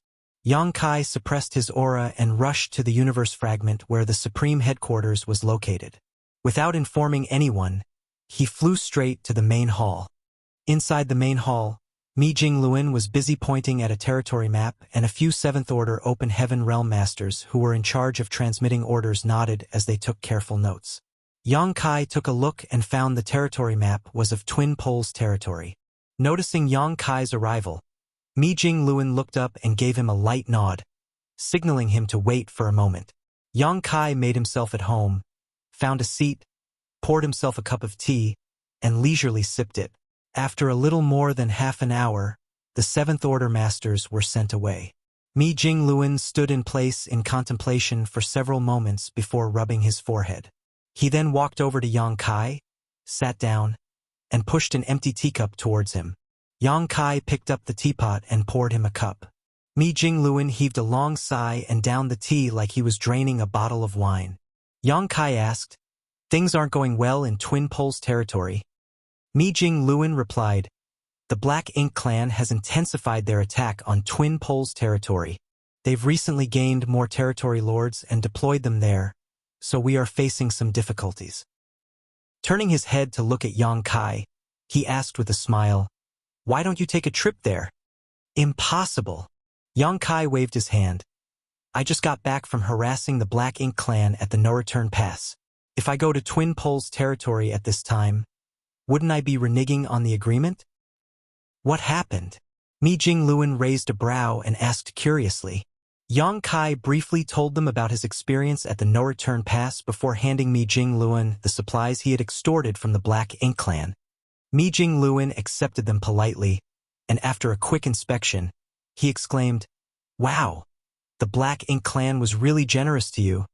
In his heart, he knew that this was due to Yang Kai's notorious reputation. If the Black Ink clan had to choose between losing territory lords or resources, they would definitely choose the latter. They could easily recoup the material losses even if they were given away. However, territory lords were all valuable assets, and it would not be beneficial to give Yang Kai an excuse to go on a killing spree. If Mi Jingluan tried to take advantage of the Black Ink clan like this, he would have been torn apart by the royal lord. Although he became an 8th Order Master much earlier than Yang Kai, he had to admit that he was no match for the latter's strength. This was a positive development, though. The future of the human race would only be bright if the future generation could surpass the abilities of the current one. A few days ago, there was a report of many Black Ink nests scattered all over the great territories withering for no apparent reason. I figured it was you who went to the No Return Pass to stir up trouble. From what you had just said, it seems my assumptions were correct. There was a precedent for this. Previously, Yang Kai went on a rampage at the No Return Pass and destroyed 7 high-rank Black Ink nests. This naturally disrupted the flow of reinforcements to the Black Ink clan as all the mid-rank and low-rank Black Ink nests spawned from those high-rank nests were destroyed. The human race was not sure what had happened at the time, but later found out that it was Yang Kai's doing. So, when a similar event happened, it was easy for Mi Jingluan to make a guess. The 7th Order Open Heaven Realm Masters who returned from the Ancestral Land explained in detail what happened there, and the small stone race army you provided has also been integrated into our forces. Mi Jingluan said solemnly, "Junior brother, does the Black Ink clan really have the means to help an innate territory lords become a royal lord?" When they heard this news, Many Eighth Order Open Heaven Realm Masters at the Supreme Headquarters were shocked and decided to block the news immediately to avoid damaging the morale of the army. It was a pity that Yang Kai was like a dragon who shows his tail but never his face. Yang Kai came over whenever he wanted to see Mi Jingluan, but the reverse essentially never happened. It was as difficult as ascending to the heavens if Mi Jingluan wanted to find Yang Kai. Yang Kai drank another cup of tea and nodded. Indeed, the pseudo-royal lord I encountered at the ancestral land named Diwu was created in such a manner. Unfortunately for him, he was too careless and was killed by me. Pseudo-royal lord? Mi Jingluan exclaimed with his eyebrows raised. It seems senior brother isn't aware of this point. Although the Black Ink clan has the ability to forcibly raise an innate territory lord into a royal lord, there are clear flaws with the process. Such a created royal lord may have the raw power of a royal lord, but they are unable to utilize it properly. I clearly felt this when I fought Diwu. He could only exert about 70% to 80% of what a royal lord should be able to do. Thus, I regard them as pseudo-royal lords. Mi Jingluan heaved a sigh of relief and said, "If that's the case, then there's no need to be too concerned." A pseudo-royal lord who could only exert an average of 75% of his power was not nearly as threatening to Eighth Order masters as a true royal lord. It might only take a few Eighth Order masters in a battle formation to resist such an enemy, though killing one was probably impossible. But there is another pseudo-royal lord at the no-return pass right now. Mi Jingluan's eyes narrowed and asked, "Who?" "Senior brother. Do you remember that innate territory lord named Mo Na Yi?" "Him?" How could Mi Jingluan not know who Mo Na Yi was? Mo Na Yi was one of the innate territory lords that the human race was highly focused on. This guy was far more intelligent and cunning than other territory lords. It was definitely not a good development for the human race for this Black Ink clansman to become a pseudo-royal lord. Mi Jingluan thought about it momentarily but decided not to dwell on it any further. Now that Mo Na Yi had become a pseudo-royal lord, it was useless to brood over it. If they really encountered him, they could only directly take him on. "Junior brother, have you found out how the Black Ink clan creates these pseudo-royal lords?" Yang Kai shook his head and replied, "Mo Na Yi was already a pseudo-royal lord when I arrived at the no-return pass. I tried to probe them about it, and it seemed like the information those Seventh Order Open Heaven Realm Masters gathered at the no-return pass was accurate. Even if the Black Ink clan has a method to create pseudo-royal lords, they have to pay a huge price. At the very least, they should have to sacrifice a large number of innate territory lords. When Diwu transformed into a pseudo-royal lord, 13 innate territory lords were sacrificed. In Mo Na Yi's case, there were at least 12. Hearing this, Mi Jingluan seemed to have suddenly thought of something before snapping his feather fan closed. He gently tapped the fan against his palm and said, "Perhaps. It also involves the sacrifice of a high-rank Black Ink nest." Yang Kai wondered and asked, "Why do you think so?" "Perhaps junior brother isn't aware of this. About 400 years ago, some low-rank and mid-rank Black Ink nests suddenly withered. When the numbers were tabulated, the headquarters estimated that a single high-rank Black Ink nest had been destroyed somehow. About 100 years ago, a similar situation occurred. Initially, I thought that it was junior brother who went on a rampage at the no-return pass and destroyed these high-rank Black Ink nests, but from your story just now, that seems to not be the case. 400 years ago." After a little calculating, Yang Kai realized that was the time that he had just arrived at the ancestral land to cultivate. He also killed Diwu just over 100 years ago. For the Black Ink clan, Black Ink nests were their foundation, so they would not be given up easily. There could only be one reason for those low-rank and mid-rank Black Ink nests to die all of a sudden. The high-rank Black Ink nest that produced them was destroyed. The timing was too coincidental, and the anomaly was equally obvious. The Black Ink clan was smart enough to hide the truth from him, but there were enough clues for the human race to make the necessary deduction. Yang Kai kept nodding his head. More than 400 years ago, when the Black Ink clan knew that he was cultivating in the ancestral land, they created Diwu, a pseudo-royal lord, and ordered him to go to the ancestral land to kill him. Unfortunately, Diwu ended up losing everything and died in the ancestral land. When they realized that Diwu had died, The Black Ink clan at the No Return Pass created Mo Na Yi. They did it twice, and each time they not only sacrificed more than 10 territory lords, they also lost a high-rank Black Ink nest in the process. It makes sense now. Mi Jingluan's eyes flashed and continued. The Black Ink clan does have the means to transform an innate territory lord into a pseudo-royal lord, but it requires the sacrifice of a dozen or so territory lords and a high-rank Black Ink nest. No wonder the Black Ink clan has never used this technique before. The cost is indeed very high compared to the benefits. He looked at Yang Kai and said with a smile, "Looks like that original royal lord is willing to pay any price as long as they can kill you." Yang Kai said, "Man proposes, the heavens dispose." If he did not have an army of small stone race with him when he went to the ancestral land, there was a good chance that Di Wu would have succeeded. The good thing was that this matter was considered resolved in his favor. The Black Ink clan tried to kill Yang Kai, but he managed to overcome that calamity and gain significant compensation for it. All of this was because the two races still needed to maintain the status quo. Marshall Peak, Chapter 56-57, Suppressing Black Ink Fortress. What happened at the ancestral land was considered resolved, and there was no point in thinking about it further. So Yang Kai changed the topic and asked, "How are senior brother Xiang and the others?" Xiang Shan had stopped appearing in public and focused on cultivating to break through to the Ninth Order.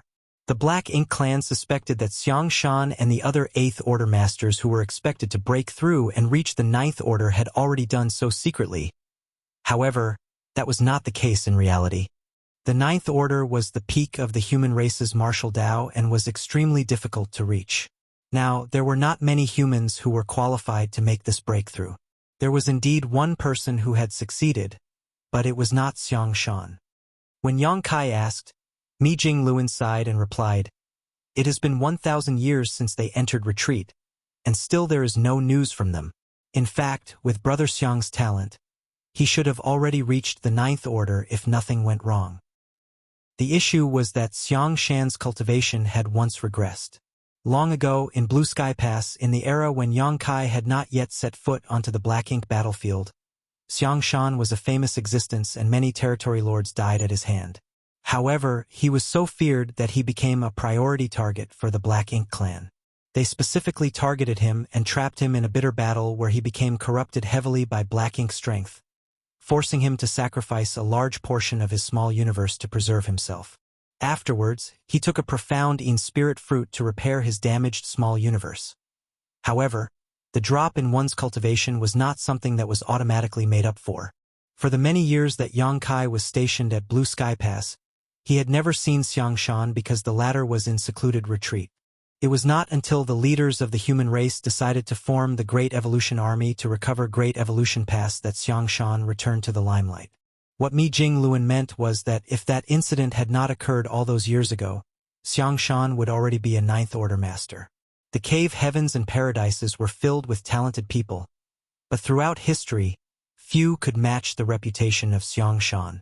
It was a pity that his future accomplishments were greatly delayed, and now it seemed that dark injuries from that incident were preventing Xiang Shan from reaching the Ninth Order. The current situation between the two races was rather stable. Although the fighting never ceased, it was all in a managed situation rather than an all-out war. Thus, Xiang Shan took this opportunity to enter retreat and cultivate. Brother Xiang did mention that if necessary, he would come out to face the enemy, regardless of whether he had achieved a breakthrough. Yang Kai nodded lightly and asked, "What about the suppressing Black Ink Fortress? What's the progress?" The suppressing Black Ink Fortress was a massive mobile palace artifact that Yang Kai had convinced the Supreme Headquarters to refine in order to deal with the Black Ink clan. It was quite similar to the Great Passes of old, but far smaller. The current generation of artifact refiners, even compared to those from late ancient era, were not inferior. However, the human race sorely lacked resources at the moment. Great Passes were enormous mobile palace artifacts built up and refined over hundreds of thousands of years, consuming an unfathomable amount of resources. The human race could not afford to spend so lavishly in their current situation. If they tried to build such an artifact now, it would likely cripple the cultivation progress of the entire race, which was a situation that absolutely could not be allowed. Thus, they could only build the suppressing black ink fortress, for which Yang Kai campaigned hard some 1,000 years ago, just before he left for the Myriad Monsters world. This mobile palace artifact was not destined for the Great Territory battlefields, however. When Yang Kai asked about the suppressing black ink fortress, Mi Jingluan replied, 300 years ago, the superstructure of the suppressing black ink fortress was completed, and over the subsequent years, various grand arrays and artifacts have been installed. It should be almost finished now. After a pause, he asked, do you want to see it? Indeed. Yang Kai nodded. The two of them left the Supreme Headquarters together and shot off into the depths of the void. The construction of the suppressing black ink fortress was kept highly confidential, with only those participating in the project and the heads of the Supreme Headquarters being in the know. This giant weapon of war was located at an extremely remote place in the Great Territory and covered with multiple arrays to conceal it. Patrolling human race masters also ensured that no one without authorization approached this region. Yang Kai and Mi Jingluan traveled for about an hour before reaching a universe world that seemed to be covered in shadows. Although this universe world was ancient, its grand Tao and will were imperfect. Thus, there was no vitality here. This was a rather common sight throughout the 3,000 worlds. Although such a universe world generally had a lot of precious cultivation resources, it was not suitable for the survival of living beings, thus it was essentially dead. A divine sense swept over from afar, but after confirming Mi Jingluan's identity, it allowed them through. Yang Kai, led by Mi Jingluan, flew for a while around the universe world before arriving at a certain spot and heading down. They passed through a layer of thick, dark clouds before being hit in the face with an imposing aura. A huge and lofty object immediately filled their view, one that looked like a massive steel beast. This was the suppressing black ink fortress. The suppressing black ink fortress was undoubtedly much smaller compared to a great pass from the black ink battlefield, being just 10% of the size. However, it was still a massive object. The entire suppressing black ink fortress looked like a small city with many structures, high walls and towers. Yang Kai could see people scurrying about inside the suppressing black ink fortress, carrying materials and working on construction projects. There were huge artifacts mounted atop of the city walls, and at a glance one could tell how extraordinary they were. There were also traces of numerous grand arrays, but none of them were currently active, so it was impossible to assess their might. The human race seemed to be in decline as it only held a dozen or so great territories because of the Black Ink clan. However, no matter how bad things were, they still had a profound heritage. When the Grand Army was defeated in the war outside the Primordial Heaven Source Grand Restriction, the humans were forced to retreat to the Norreturn Pass, and then to the Barren Territory. The death of countless soldiers was certainly heartbreaking, but the loss of a great pass inherited since the end of the late ancient era was also a massive strategic setback for the human race. While many great passes were destroyed, others remained mostly intact at the Norreturn Pass. Many wanted to take the great passes away with them, but they were too massive even for a ninth-order old ancestor to fit into their small universe. Thus, they had no choice but to abandon them. Presently, those great passes outside the Norreturn Pass had become platforms for Black Ink nests. If the human race could defeat the Black Ink clan and retake the Norreturn Pass, there was still hope to regain those great passes. The two landed on the suppressing Black Ink fortress and were immediately greeted by someone. Yang Kai was dumbfounded and exclaimed, "Grandmaster Donghua!" It was Donghua and Ping who Yang Kai had met at Blue Sky Pass. He was an artifact refining great grandmaster from Divine Cauldron Cave Heaven, and also the one who built the first purifying Black Ink battleship together with Yang Kai and a number of array masters. However, since Yang Kai left Blue Sky Pass, they had not seen each other again, mainly because Donghua and Ping was in charge of artifact refining while Yang Kai's job was to kill the enemy. They fought on different battlefields, so it was natural for them not to meet each other. Yang Kai. Donghua and Ping also recognized Yang Kai immediately and reached out his hand to slap his shoulder as he happily declared, "I should call you Junior Brother Yang now." Yang Kai returned the greeting, "Senior Brother Donghua." He was happy to see him. Although Yang Kai had met many people on the Black Ink battlefield, few survived until today. Donghua and Ping was also a bit emotional. When he first met Yang Kai, the latter was just an unknown sixth-order brat. He was only valued by Blue Sky Pass leaders at the time because he brought purifying light to the human race. Now, when Dongguo and Ping saw him again, Yang Kai was already the powerful, profound Nether Army commander and a perpetual thorn in the Black Ink clan's side. Such growth was truly immense, as only 3,000 years had passed since then. Mi Jingluan said with a smile, "Senior brother Dongguo is one of the chief artifact refiners on the Suppressing Black Ink Fortress project. Junior brother Yang, if you want to know more about the Suppressing Black Ink Fortress, please feel free to ask senior brother Dongguo." "Many thanks, senior brother." Dongguo and Ping simply waved his hand. Artifact refining is the job of this old master. It's not a big deal. However, can junior brother Yang tell me what this Suppressing Black Ink Fortress is going to be used for? This artifact is massive and took no less than 1,000 artifact refiners almost 1,000 years to construct. Although it is powerful, it is not suitable for the current war. Even if it is for a counteroffensive, one Suppressing Black Ink Fortress won't make much of a difference. If it weren't for Supreme Headquarters special orders, this old master would not have agreed to squander so many resources and so much manpower on this. The amount of resources poured into the thing could have benefited the Great Army in many other ways. It was clear that Dongguo and Ping had strong opinions about the Suppressing Black Ink Fortress. As he said, this thing was not very useful for the situation the human race was currently in. Unless more Suppressing Black Ink Fortresses were built, they could not be used to attack the enemy. This was certainly a very sharp weapon of war. However, its disadvantages were also very obvious. It took far too many resources and too much time to build just one, so if it did not achieve its intended purpose, then it was all just a huge waste of time and money. Didn't senior brother Mi explain the situation? Yang Kai was stunned. Mi Jingluan said in return, "It's better that fewer people know about this matter."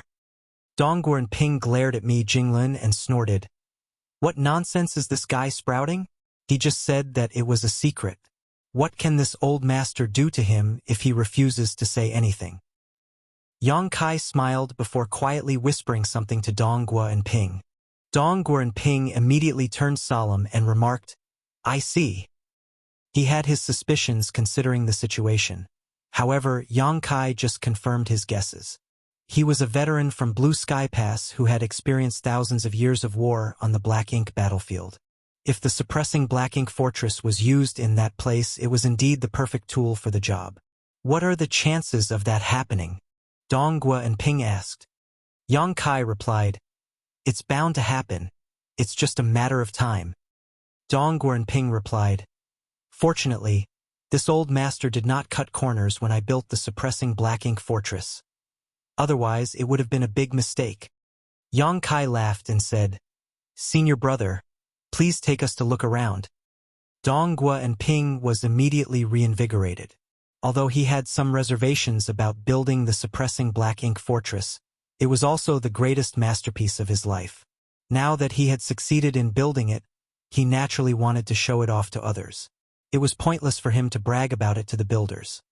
Thus, when Mi Jingluan and Yang Kai came, he finally had an audience to lead around and introduce all the wondrous features of his creation. Martial Peak, Chapter 56-58, Tiger Roar Cannon. When the Supreme Headquarters gave the order 1,000 years ago, Dongguo and Ping led several artifact refining great grandmasters and brought over 1,000 artifact refiners to this place to work. Those artifact refiners had put their all into the Suppressing Black Ink Fortress, and it represented their proudest achievement. Divine Cauldron Cave Heaven contributed a huge amount of resources to create this artifact. Although each Cave Heaven and Paradise contributed a lot to this project, Divine Cauldron Cave Heaven were the experts at artifact refining and thus contributed the most. Presently, the Suppressing Black Ink Fortress had various grand arrays, artifacts, and even some architectural uniqueness, making it essentially a mobile city. All of this was influenced by Dongguo and Ping, so he was intimately familiar with all aspects of the Suppressing Black Ink Fortress, making his introductions detailed and descriptive. Yang Kai soon began to appreciate the might of the Suppressing Black Ink Fortress. He was very satisfied with what he was hearing. Although the Suppressing Black Ink Fortress was only 10% the size of a Great Pass, its armaments and capabilities were basically on par with one.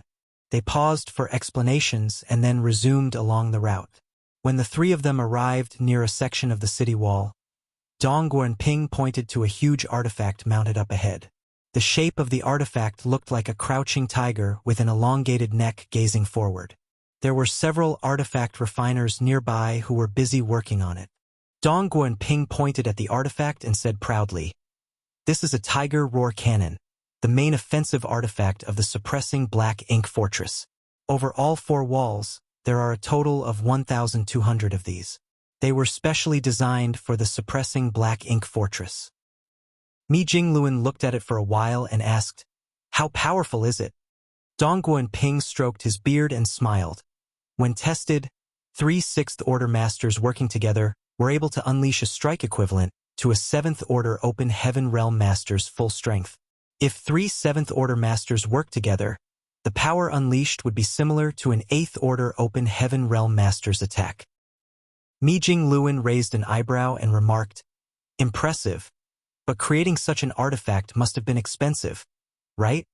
Dong Guanping replied with a solemn nod. "Didn't Supreme Headquarters say not to skimp on the cost? Creating a single Tiger Roar cannon consumes resources equivalent to building a standard warship." Mi Jingluan winced at the thought of the cost. With 1,200 Tiger Roar cannons, it was like having 1,200 standard warships, and that was just for the main armaments of the suppressing Black Ink Fortress. There were other various supplementary artifacts, as well as the grand arrays within the fortress, which also required a lot of resources. The entire suppressing Black Ink Fortress was practically a weapon of war built from several generations of stockpiled wealth. It was fortunate that Yang Kai went to the no-return pass to pick a fight with the Black Ink clan and managed to get them to compensate him with so many materials. At least, that could help to replenish a good portion of the stock used in the production of the suppressing Black Ink Fortress. Otherwise, the human race would have to tighten their belts for a few years just to get by. However, this was something Yang Kai had specially requested. Although the cost was immense, it was worth the expenditure as long as it could produce the desired effect. As the two spoke, Yang Kai had already walked toward the Tiger Roar cannon, which had several artifact refiners busy working on it. One of them became upset when he noticed someone approaching without permission and stood up abruptly with the intention to reprimand him, but was immediately stunned. Yang Kai smiled at him and said, "Senior Brother Su." The other person smiled and exclaimed, "Junior Brother Yang. Haven't seen you in years, Senior Brother Su. You still have the same noble bearing as before." Yang Kai glanced at the chubby figure in front of him while comparing it to the one in his memories. In fact, there were no significant changes to Fatty Suzhen except for the traces of aging after all these years. Furthermore, Suzhen was already an 8th-order Open Heaven Realm Master. Dong Guanping walked forward and asked curiously, "Junior Brother Yang, you know my martial nephew?"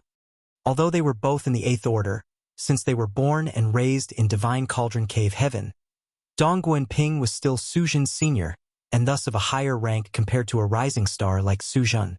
Furthermore, while they were cultivators in the same realm and from the same sect, there was still some difference in their strength and achievements. In contrast, although Yang Kai was much younger than the rest, as long as his cultivation was on par with theirs, he was considered equal in terms of seniority to Mi Jingluan and Dong Guanping. "Of course, I know him. I was drawn into the grand ancient ruins boundary with Senior Brother Su. We went through a lot of hardships together," Yang Kai explained. Dong Guanping suddenly understood.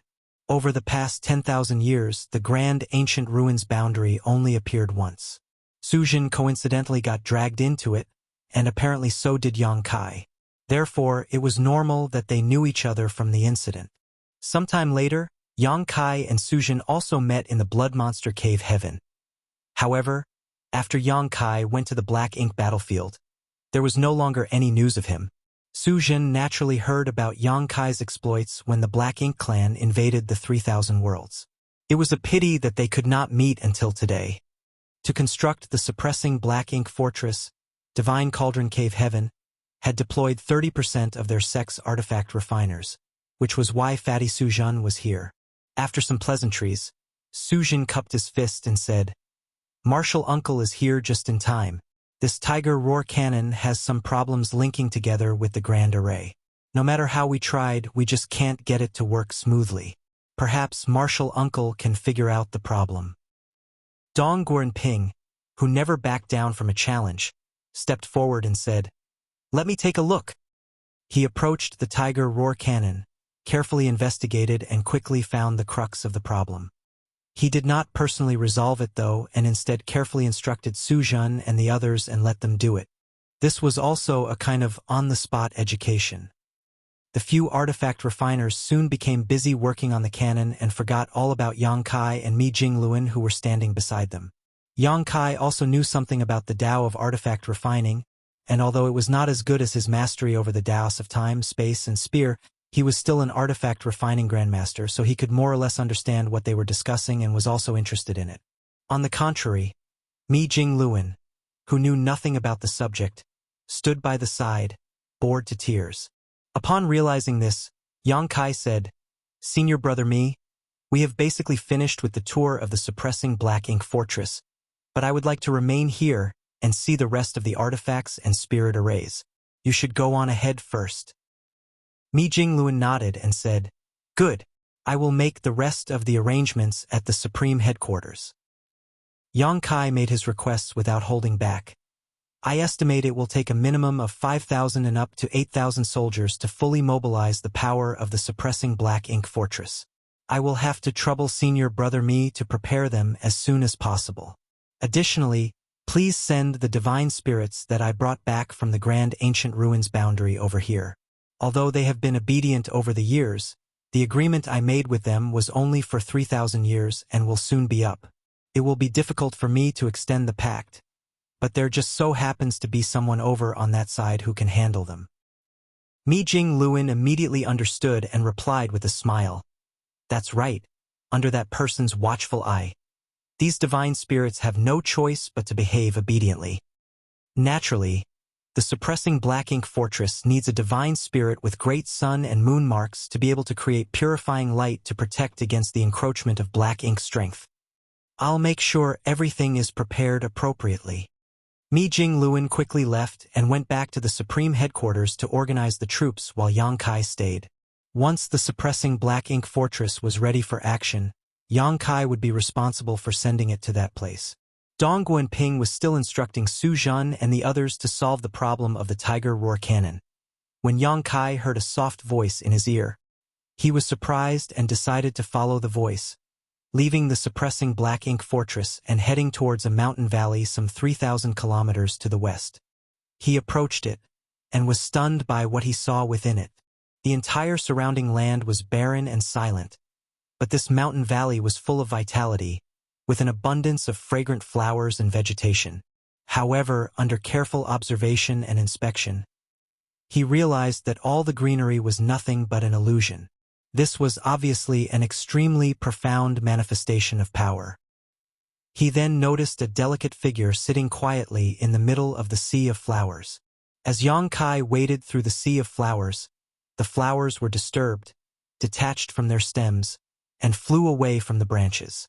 The flowers turned into yellow, red, and green butterflies dancing among other flowers. At that moment, the world was colorful and beautiful. Yang Kai was captivated by this beauty, even stretching out his hand and allowing a butterfly to land gently on his fingertips while flapping its wings. A few moments later, he approached the figure, bowed, and greeted, "Old Ancestor." This was the only human who had advanced to become a ninth-order Old Ancestor since the invasion of the 3,000 worlds. Only a select few of the upper ranks knew about this. Yang Kai was curious about where she was after she had reached the ninth order, and it was only when he heard her voice that he realized that she had been here the whole time, guarding the suppressing black ink fortress. The Supreme Headquarters must have arranged for this newly promoted ninth order master to secretly guard the suppressing black ink fortress to ensure that absolutely nothing happened to it.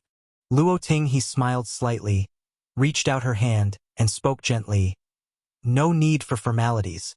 In fact, I owe everything that I have to you." This ninth order master of Inyang Cave Heaven was trapped in the Samsara Pavilion for 2,000 years. Many years later, Chu Huashang had entered the Samsara Pavilion vowing to live and die together with Yang Kai for 9 lifetimes or perish inside. Yang Kai managed to overcome this challenge and leave with Chu Huashang. It was through that opportunity that Luoting he was also able to leave the Samsara pavilion. If Yang Kai had not gone through the 9th reincarnation and succeeded in awakening Chu Huashang, Luoting he would still be trapped in the Samsara pavilion. She would not be where she is today. Old ancestor is too kind. What happened that day was pure coincidence, Yang Kai said respectfully. Back then, he had no idea Luoting he was trapped in the Samsara pavilion. All he did was break Chu Huashang's heart seal and awaken her memories. It was pure coincidence that he managed to get Luoting he out as well. Coincidence or not, I still owe you a favor, Luoting he insisted. Yang Kai could not say anything else. Luoting he tilted her head and smiled as she said, I've been thinking about how to repay you for that. I originally thought of giving you some benefits after I reached the 9th order. However, your cultivation speed is so fast that the benefits I can give you now related to that are far too limited. Martial Peak, Chapter 56-59, Butterfly. Luoting he would not be in such a tight spot if Yang Kai was only in the 6th or 7th order. All she needed to do was to give him some gifts and give him some pointers for his cultivation, which would not be difficult. However, Yang Kai's cultivation had been increasing rapidly over the years, leading to him reach the peak of the 8th order. In terms of strength as an 8th order master, Yang Kai was definitely the strongest. Even Xiang Shan was incomparable to him. This made it difficult for Luoting he to figure out what she could give him in return. Since she successfully advanced to the 9th order and was stationed here to guard the suppressing Black Ink Fortress, she had been thinking long and hard about this. I pondered a lot on this. Since you are always out and about, you should be constantly in danger. So, why don't I give you something to protect yourself? It might come in handy one day. Upon saying so, she did not allow Yang Kai to refuse. Her slender jade finger gently lifted and the sea of flowers that blanketed the mountain valley started to detach and turned into balls of light that converged at her fingertip. The flowing lights lingered and gathered, slowly converging into one and reconstituted into a colorful butterfly which gently flapped its wings. When the glow waned, the butterfly completely materialized. She was not finished yet, though, as Yang Kai clearly felt Luoting his world force surging madly and pour into the butterfly. The little butterfly, which was the size of a baby's palm, was like a bottomless pit, constantly swallowing world force from the 9th order open heaven realm master. Yang Kai was immediately dumbfounded. Although he did not know what mysterious secret technique Luoting he had performed, he could tell that this senior, who came from Yin-Yang Cave Heaven, was injecting the heritage from her own small universe into this butterfly. This was undoubtedly a huge loss to her. When this butterfly was activated, it would be as if Luoting he was present to take action. It was truly a treasure. Just as Luoting he said, Yang Kai traveled around regularly as he no longer needed to cultivate in retreat. Previously in the ancestral land, he was surrounded by powerful Black Ink clan masters, and when he went to the No Return Pass, he faced 2 royal lords and countless territory lords. He really did encounter a lot of danger, so such a defensive treasure could be a life-saving token in certain critical moments. Setting other incidents aside, if he had this butterfly when he was at the ancestral land, would Di Wu have even been a threat to him? With the infusion of a 9th order open heaven realm master's small universe heritage, the secret technique butterfly became increasingly dynamic, as if it really came alive and was ready to fly. Luoting he soon began to look fatigued. It was only after half an hour that Luoting he exhaled a long breath and severed the connection between her small universe and the secret technique butterfly. With a flick of her fingertip, the butterfly flew towards Yang Kai. Yang Kai opened his palm and the butterfly landed on it. The gorgeous light then dissipated and turned into a butterfly-shaped crystal. If you encounter a dangerous situation that you can't get out of, activating this will certainly help. It contains my full power, but remember that it can only last for 30 breaths. Luoting he warned. Although the butterfly felt light, Yang Kai's heart was heavy. He estimated that to create this secret technique butterfly, Luoting he had sacrificed at least 500 years of hard cultivation.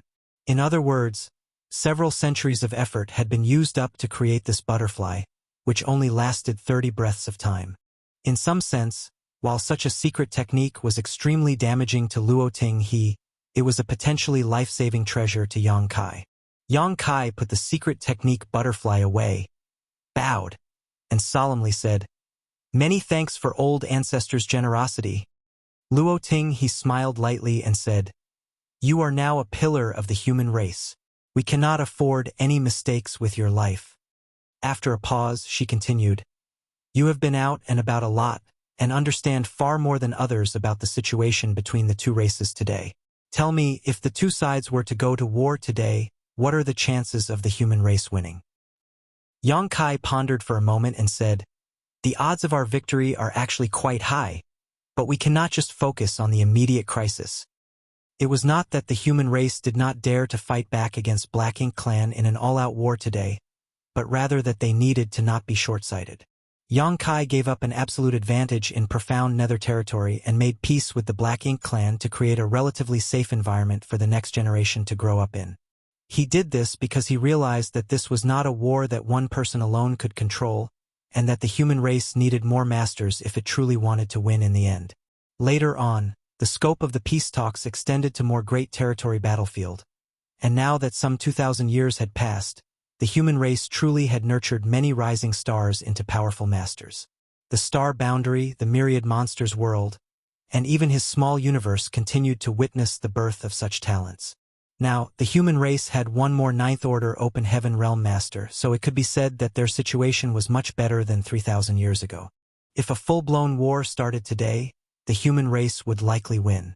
Yang Kai alone would have a huge impact as he would be unshackled, able to slaughter acquired and innate territory lords freely. Although the Black Ink Clan could create pseudo-royal lords, they would have to sacrifice a lot of territory lords to do so, which would not be worth it as a dozen territory lords were actually more useful than one pseudo-royal lord. So, if a full-scale war broke out, the human race's chances of winning were more than 70%, though they would have to pay a terrible price to achieve victory. Such a war would likely result in 50% losses on the human side. The problem was what came after. The root cause of the Black Ink Clan was slumbering inside the primordial heaven's source grand restriction. Even if the Black Ink Clan that invaded the 3,000 worlds was ruthlessly wiped out tomorrow, the problem would not be resolved until MO was completely eliminated. The human race needed to be much stronger to deal with what was to come. The suppressing Black Ink Fortress was one such preparation for that future. For the time being, delaying was the human race's best option. The longer they could delay, the greater their advantage would become. However, there was a limit to this. If Mo's true body completely awakened, the human race would have to deal with it, regardless of whether they were prepared or not. Thus, Yang Kai was willing to accept 1,200 Black Ink disciples and a multitude of resources to resolve his confrontation with the Black Ink Clan at the No Return Pass. It was not because he turned soft to them, but that now was not the time to confront the enemy directly. Speaking of the 1,200 Black Ink disciples, Yang Kai suddenly remembered that they were still suppressed in his small universe. He had forgotten to release them back at Supreme Headquarters when he was there. There was no hurry, though. Furthermore, they posed no danger as they remained in his small universe for the moment. Yang Kai had a long chat with Luo Ting he, describing the situation of the two races while she listened intently. Although she was a Ninth Order Master, after leaving Azure Sun territory some 1,000 years ago, she had been stationed here the whole time. Thus, she really did not know much about the situation in the outside world. Yang Kai only knew so much because he was able to move around freely while the others could not.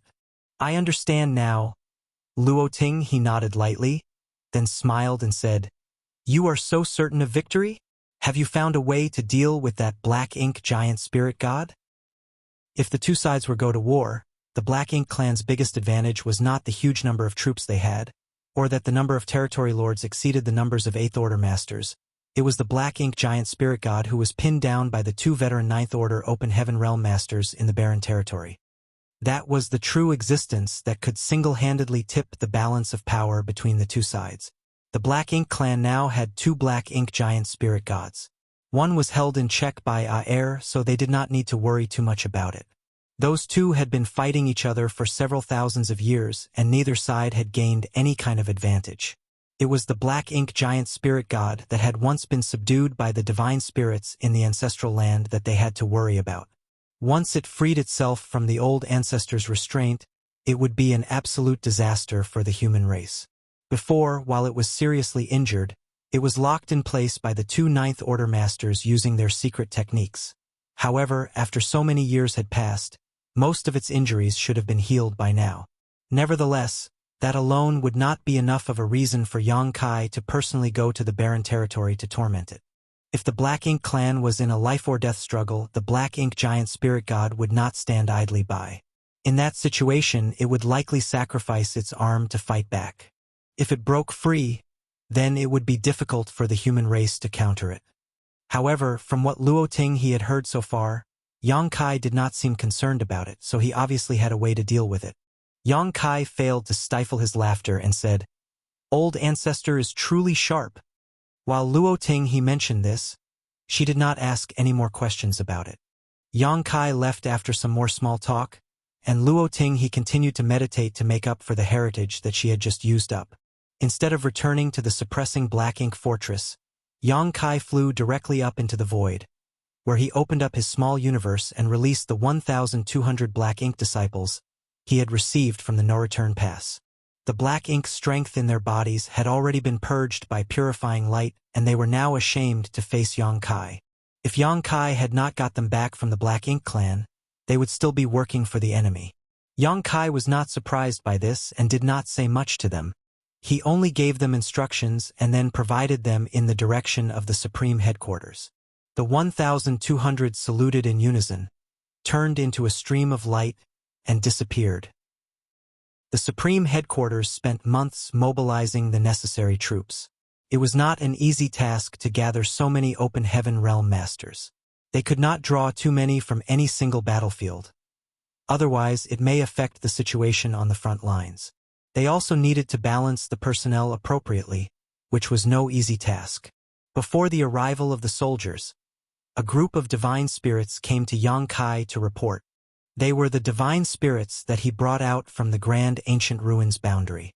Since Yang Kai killed Tao Wu in profound nether territory, these divine spirits had been performing much better on the battlefield because they were afraid of Yang Kai's ferocious methods. Tao Wu, who was comparable to an 8th Order Open Heaven Realm Master at the time, was beheaded by Yang Kai without being able to resist. None of the divine spirits wanted to be the next Tao Wu, so over the years, whatever the humans requested, they would do their best to complete. The divine spirits all stood in a field near to the suppressing Black Ink fortress. But when Yang Kai looked out at them, he suddenly felt rather saddened. Marshall Peak, Chapter 5660, Riding a Pirate Ship. Yang Kai brought just over 100 divine spirits from the Grand Ancient Ruins boundary. However, there were only about 60 of them standing in front of him today. A 40% casualty rate over 3,000 years of fierce battles was by no means small. Each of the divine spirits was more powerful than the average human race master in the same equivalent order, so one could imagine how perilous the war had been. Although there were not many of them, these divine spirits had already constituted an extremely powerful force, as many were comparable to an 8th Order Open Heaven Realm Master. Their ancestors were imprisoned for various reasons in the Grand Ancient Ruins boundary by the Old Tree. In the special environment of the Grand Ancient Ruins boundary, it was difficult for their bloodline to grow as powerful as it could be, even if their bloodline was pure. For example, Zhu Jiuyin, who Yang Kai brought out of the Grand Ancient Ruins boundary all those years ago, was as strong, if not stronger, than any 8th Order human master, but due to the suppression in the Grand Ancient Ruins boundary, she had only been able to exert the strength of a low-rank Open Heaven Realm Master while trapped there. It was not until she left the Grand Ancient Ruins boundary that she began to restore her true strength in the Void Land. These dozens of divine spirits had left the Grand Ancient Ruins boundary for almost 3,000 years and had already adapted naturally to the world principles of the outside world. Almost 80% of them were 8th Order, while the remaining 20% were 7th Order. Among the 8th Order divine spirits, there were several whose aura was particularly strong, indicating that if there was enough opportunity for them, they could reach the 9th Order in the future, which was the peak of the universe. After so many years of constant battling, these divine spirits were very intimidating, with their cold, murderous intent lingering about their bodies, mixed with the innate might of divine spirits. As they stood here, the artifact refiners and array masters who were busy working on the suppressing Black Ink fortress tried their best to keep their distances. Unfortunately for these divine spirits, the refinement of their bloodline became increasingly difficult the higher they climbed. It was no longer like during the primordial era when the heavenly way favored the divine spirits, resulting in fewer of them being able to ever advance to the ninth order. Dragon Clan's Fu Guang had been cultivating in the dragon pool for so many years, but in the end, it was only with Yang Kai's help that he could become a divine dragon. As for the Phoenix Clan, none of them had risen to the divine rank since the fall of the previous Phoenix Clan leader during the Barren Territory War. The refinement of one's bloodline was not just a matter of dedication and effort, but also highly dependent on personal inheritance. No matter how long one lived, if their inheritance was insufficient, it would be useless. Yang Kai glanced at all the divine spirits and suddenly cupped his fist and bowed appreciatively. Many thanks for all your hard work and sacrifice. The solemn atmosphere suddenly eased, and a divine spirit smiled and said, "This is our duty, sir." Yang Kai glanced at the divine spirit who spoke, nodded lightly, and said with a smile, "When I brought you all out of the grand ancient ruins boundary, I made a bloodline oath with you for 3,000 years, and now that time has basically passed." Upon saying so, Yang Kai reached up his fingers and began to count. A voice from below softly said, "There are 79 years to go before the full 3,000 is up." A chorus of voices said, "Yes, yes, yes." Yang Kai looked up and chuckled. "All of you remember so clearly." The divine spirits smiled. How could they not remember this as it was related to their freedom? Yang Kai put his hands behind his back and said, "When I asked you to make that great oath, I said that I would set you free after the expiration of the agreement 3,000 years later. I have no intention of breaking my word. However, all of you must know the situation that we are in, so I would like to ask all of you now. After the expiration of the 3,000-year great oath, where do you intend to go?" The divine spirits exchanged looks with each other, and every one of them could see the indecision in each other's eyes. When they came out of the grand ancient ruins boundary, they did not know the situation in the outside world was like this, but they were no longer ignorant like back then. Now, when the 3,000-year agreement was ending, where could they go even when they were free? A divine spirit with an ox head said, "Sir, now that all life is under threat by the Black Ink clan, we have nowhere else to go. I'm afraid we can only fight alongside the human race to drive out the enemy." Yang Kai looked at the divine spirit and was surprised that it was Zhu Jian. He thought that these divine spirits could not wait to get far away from the battlefields after they regained their freedom. He did not expect them to be so righteous. He was relieved and asked, "Do all of you feel the same way?" A divine spirit yelled, "We're already riding this pirate ship. How can we get off now?" This caused many divine spirits to roar in laughter. Yang Kai nodded and said, "It is a blessing for my people and all people that you think this way. I, Yang Kai, hereby swear by my source and bloodline that in my lifetime, I will ruthlessly kill the Black Ink clan and eliminate them from this universe. When peace is finally restored, I will drink and celebrate with all of you. When that happens, you will be favored by the heavens, and perhaps restore the glory of your ancestors." At the end of his sentence, a golden illusory phantom flickered behind Yang Kai, which was a manifestation of his source great oath. All the divine spirits were moved. Zhu Jian immediately cupped his fist and said, "We are willing to serve, sir." The divine spirit also shouted in unison, "We are willing to serve." "Excellent." Yang Kai nodded with satisfaction. "I have asked all of you to come here because I have a task for you. This matter is of utmost importance and victory or defeat in this war will depend on it. So you must think carefully before accepting it." Zhu Jian immediately asked curiously, "Sir, what task is it?" Yang Kai smiled profoundly and said, "There is no hurry. We still have to wait for the human side to finish its arrangements. When the time comes, I will send you to a place. I will explain in detail when the humans are ready."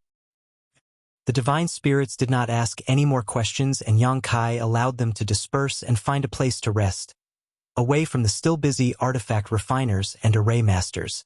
The divine spirits did not respect ordinary humans as they were more intimidating and powerful. However, Yang Kai was no ordinary human. Technically speaking, he was now a powerful ancient dragon, who was just one step away from becoming a divine dragon. Days later, 6,000 soldiers finally arrived at the suppressing Black Ink Fortress. These 6,000 soldiers included all sorts of talents and were enough to operate the suppressing Black Ink Fortress like a real great pass. Mi Jingluan personally drafted these soldiers from across all the various battlefields. The 6,000 battle-hardened veterans gathered in a large courtyard, and their combined aura was truly awe-inspiring.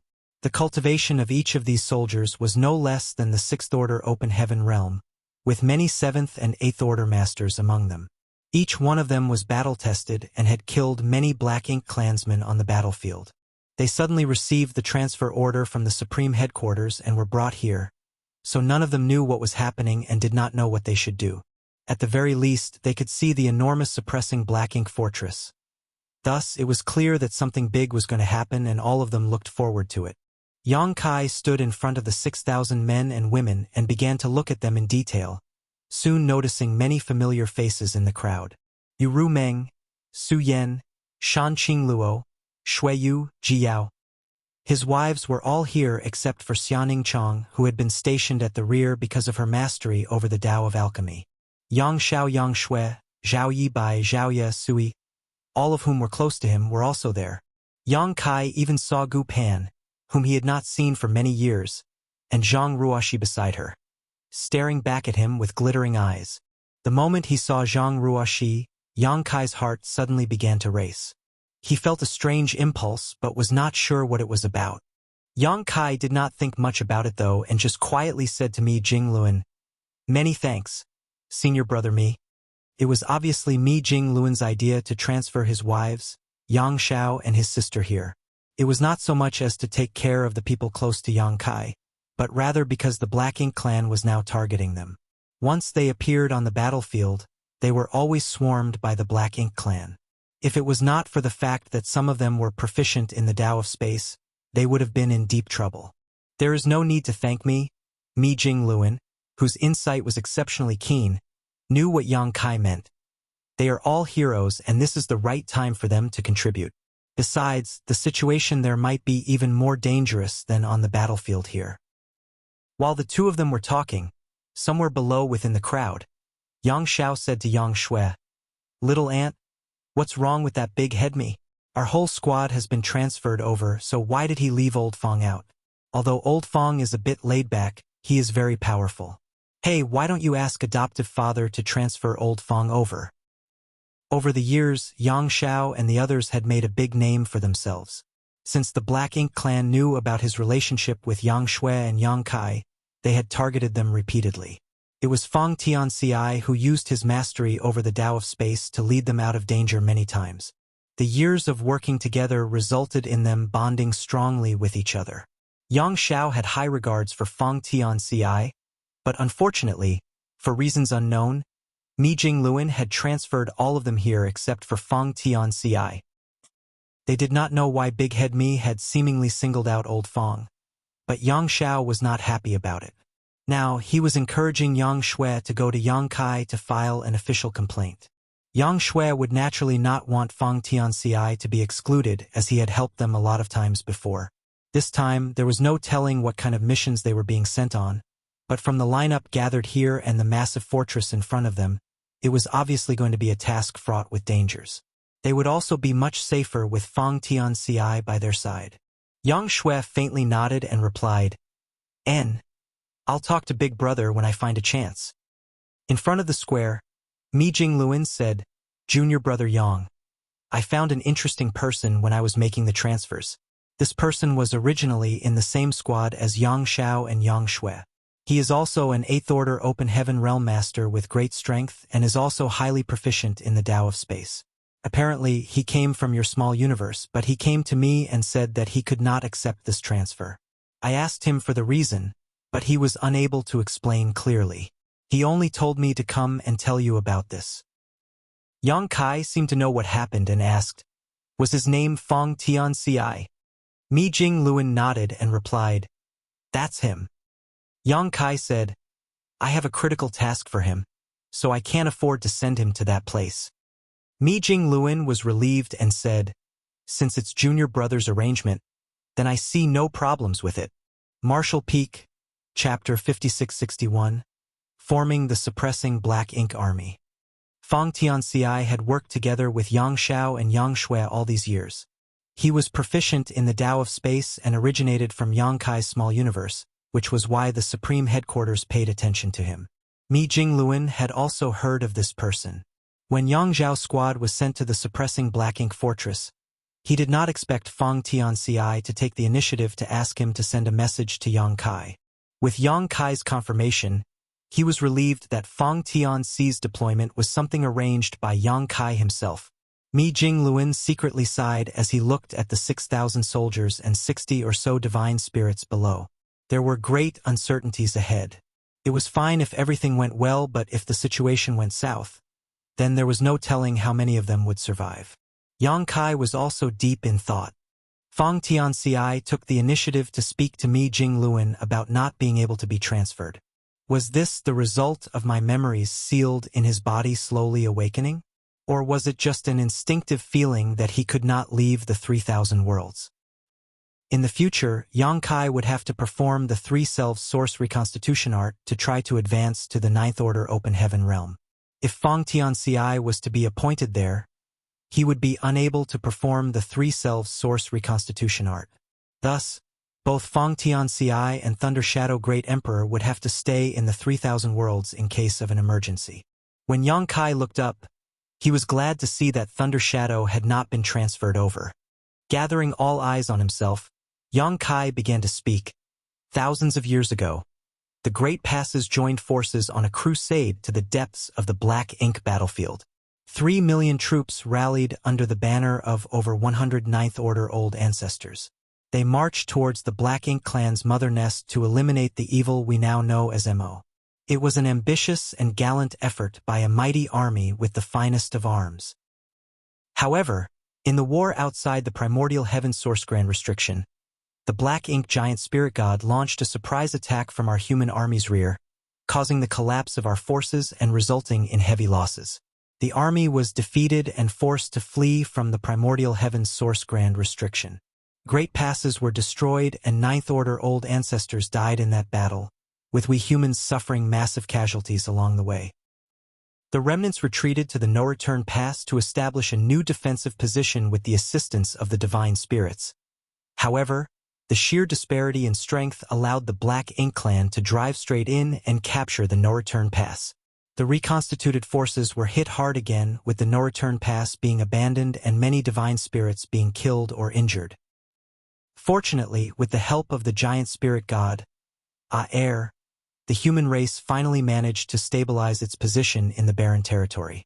However, Mo's desire to wipe out our kind never waned. After much scheming and plotting, the Black Ink clan finally opened a passageway from the barren territory to Wind Mist territory. That day, the human race lost many powerful elites. All but 2 of the surviving Ninth Order Old Ancestors, and both the Dragon and Phoenix clan leaders sacrificed themselves in the final moments of that battle, taking with them all but 1 royal lord and severely injuring the Black Ink giant spirit god. Their sacrifice allowed the rest of the army to retreat to safety. Afterwards, the Black Ink clan invaded our 3,000 worlds and the human race retreated to the current Great Territory battlefields. So far, we have been guarding High Heaven territory as the last pure land for more than 3,000 years. Since the late ancient era, our people have always been the heavenly ways favored, but now we have been forced by Black Ink clan into such a desperate state. We have failed to live up to the favor shown us by the heavenly way. Most of the 6,000 soldiers present had never experienced these great battles, but as they listened to Yang Kai's words, the tragic scenes from the past seemed to flash in their minds, and their hearts swelled with rage. It is undeniable that the Black Ink clan is strong and our human race is weak. In those battles, the Black Ink clan managed to break our hands and feet, but they could not break our backbone. The human race will never compromise with the Black Ink clan and will never surrender. Yang Shao fumed as his dragon blood boiled. He could not help but yell with a high-pitched dragon roar, "The human race will never surrender." Several dozen divine spirits who stood beside him looked at him strangely. They all felt a bit strange that a pure-blood dragon clansman would shout such words. Although they were willing to fight alongside the human race to drive away the Black Ink clan, so that they could find a place to live in the future, they never shouted such words as it was inconsistent with their identity. However, the eager fighting spirit of the 6,000 soldiers was completely ignited by Yang Zhao's roar. A loud, thunderous roar shook the entire world. The human race will never surrender. The battle spirit was raging and every soldier thirsted for revenge. Their ferocious auras shot to the sky and seemed to penetrate the heavens, shaking the world itself. Thousands of years ago, when the old ancestors died in the last battle on the barren territory, the same earth-shattering cries could be heard. Yang Kai nodded lightly, waited for the chance to die down before continuing. All of you must be curious why you were transferred here. You are all heroes with great merits who have killed countless enemies in the past. All of you can be regarded as the elites of the army. Since you are all elites though, the duties entrusted to you will also be beyond normal. What you are standing on is the suppressing Black Ink Fortress, which is an artifact that has taken 1,000 years and countless resources to construct. It is designed specifically to defend against the Black Ink clan, and you have all been transferred here to operate it and resist the coming crisis. Thousands of years ago, the human race army was defeated outside the primordial heaven's source grand restriction. The true body of Mo fell into a deep sleep, and there is no telling when it will awaken. Although some arrangements have already been prepared and are in place, nothing is certain. We need you all to head to the primordial heaven's source grand restriction to guard the place. The humans roared while even the divine spirits were moved. Although they all knew that Yang Kai might want them to do something big, they never expected that the reason why they were deployed to the suppressing Black Ink Fortress was for them to guard the primordial heaven's source grand restriction. That was where the mother nest was located. In other words, that was where the true body of Mo was. It was the source of all the current chaos. Those survivors of the primordial heaven's source grand restriction war looked grave as they could not help but recall the tragedy that occurred there. It could be said that the battlefield over there marked the first defeat of the human race, which precipitated all the tragedies that followed.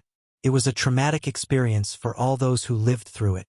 Thousands of years ago, they carried this great humiliation when they escaped from the primordial heaven's source grand restriction. Now, after thousands of years, they finally got a chance to go back and seek revenge. The fighting spirits in their hearts had never been higher. They would never retreat again. Yang Kai continued, "That place is cut off from the world, so you will not be able to receive any assistance from this side. You can only rely on yourselves and the compatriots standing beside you.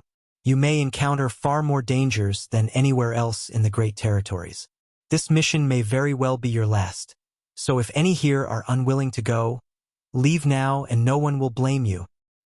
Yang Kai raised his eyes and glanced around, but no one moved. After waiting for more than 10 breaths, all 6,000 soldiers still stood straight, none of them wavering in the slightest. Yang Kai was greatly relieved and nodded. "Good! With such determination, there is no longer any need to worry about Mo. Today I, Yang Kai and Mi Jingluan are here to form the suppressing Black Ink Army on behalf of the supreme headquarters of the human race. I wish you all a speedy and triumphant return." When the Great Evolution Army was first established, Yang Kai was just a 7th Order squad leader, like these 6,000 soldiers in front of him. Now, he stood there looking at them with the majesty of an 8th Order Army commander. He could not help but feel proud. Now, times had changed, and the younger generation had also begun to carry the banner of the human race, shouldering their share of responsibilities. Mi Jingluan stepped forward, took out a jade book, and shouted, "Where is Su Yan?" In the crowd, Su Yan, who looked solemn and graceful, cupped her fist and shouted, "Su Yan, reporting for orders." Mi Jingluan looked at her and punched out the jade book. "Today you are appointed as the division commander of suppressing Black Ink Army's 1st Division. You will be the commander of 600 soldiers. In this jade book, you will find the names of the soldiers appointed as your subordinates. As for the squads and their squad leaders, you will be the one who decides later." Su Yan was immediately baffled. Although she had killed many enemies on various battlefields over the years, and her merits were numerous, she had not done much to be deserving of becoming a commander. When their group of women gathered together, it was always Yu Rumeng who led them. It was not that Yu Rumeng was stronger than her. In fact, the strongest of all Yang Kai's wives was currently Su Yan. After all, she possessed a Phoenix clan bloodline and was now in the 8th Order Open Heaven realm. She was naturally more powerful than the average 8th Order Open Heaven realm master.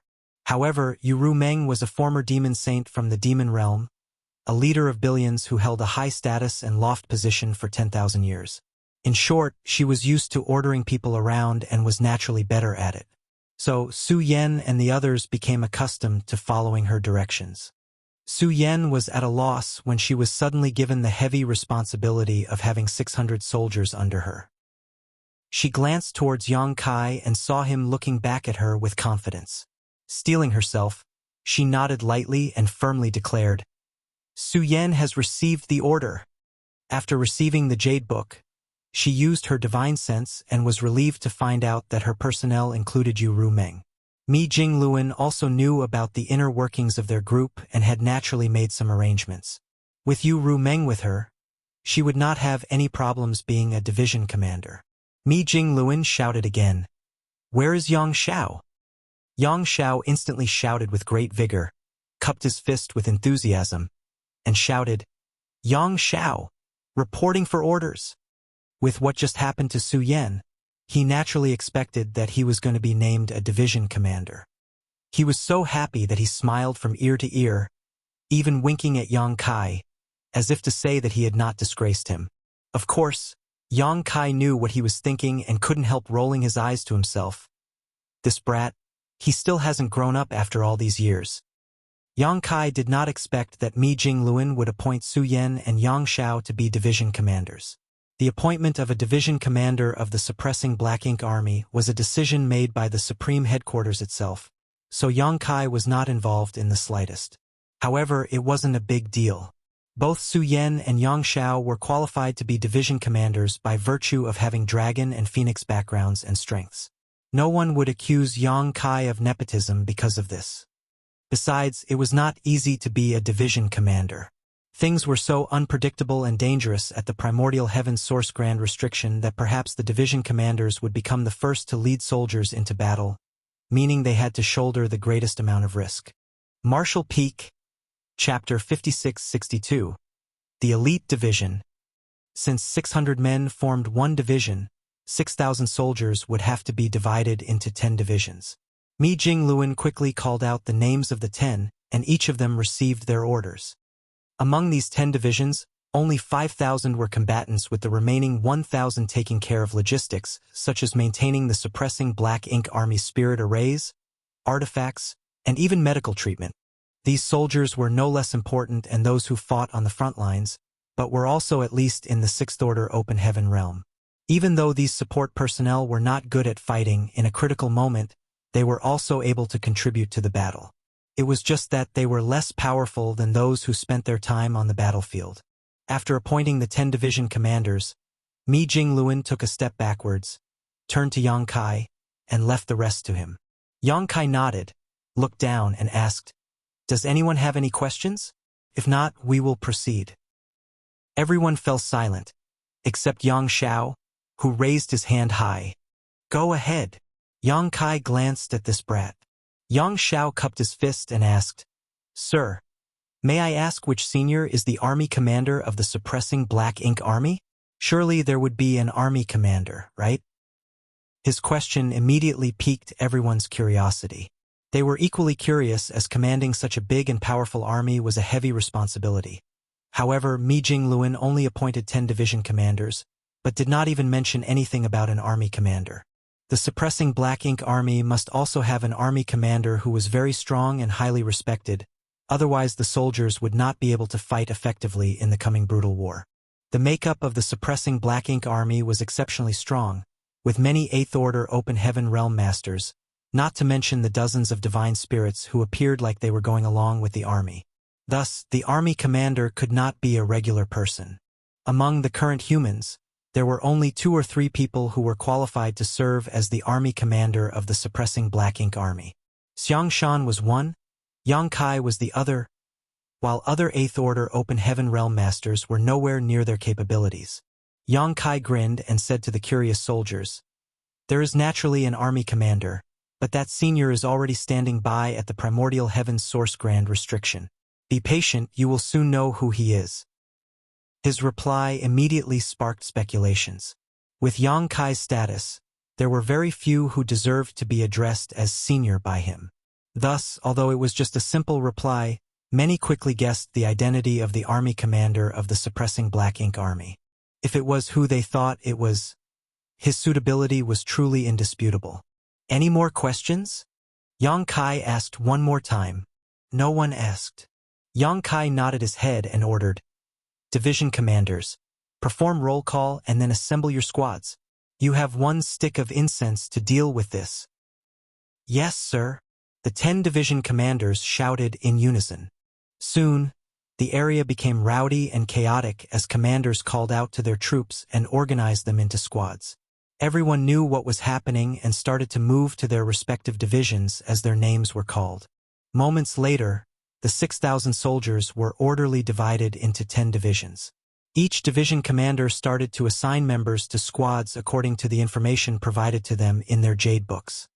The suppressing Black Ink Army did not have battalions, instead choosing to form the division of squads from the start.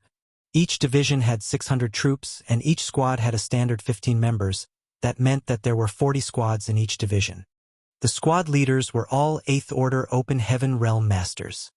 In other words, although the suppressing Black Ink Army only had 6,000 men, there were 400 8th Order Open Heaven Realm Masters among them.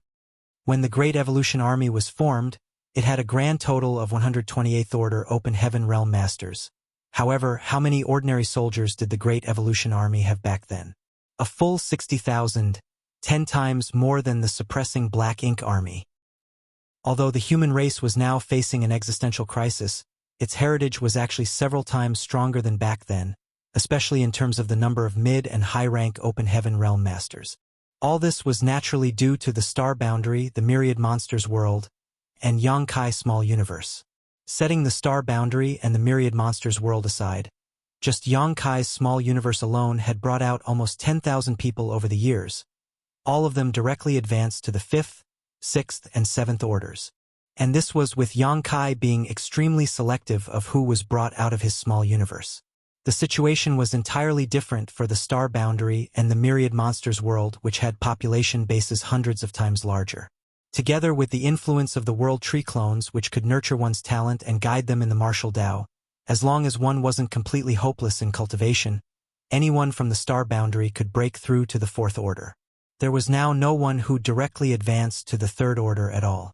Anyone who directly advanced to the 4th Order had a chance to reach the 6th Order in the future as long as they had sufficient resources. It could be said that, in time, there would no longer be any low-rank Open Heaven Masters in the 3,000 worlds. The suppressing Black Ink Army was the elite of the elites, brought together from every battlefield by the Supreme Headquarters with great care and effort. The suppressing Black Ink Fortress, manned by the suppressing Black Ink Army of 6,000, was much more powerful than the original Great Evolution Army from back then. Under Su Yan's command, Yu Rumeng and the others were assigned as squad leaders, while Yang Shao assigned Zhao Yibai and the others as squad leaders. While the suppressing Black Ink Army was organizing itself, Yang Kai had already connected with the World Tree and communicated with it. He planned to use the power of the World Tree to travel through the void and directly reach the Primordial Heaven Source Grand Restriction, which would not only be incredibly convenient but also save a massive amount of time. 3,000 years ago, when he sent Wu Kuang to the Primordial Heaven Source Grand Restriction, Yang Kai deliberately left a sealed universe world nearby so that he could go to the Primordial Heaven Source Grand Restriction at any time and from anywhere. However, after communicating with the old tree, Yang Kai realized that its current state was not optimistic. The World Tree was greatly affected by the destruction of the universe worlds of the 3,000 worlds, so the vast majority of its world fruits had withered and fallen, making the entire tree look old and sickly.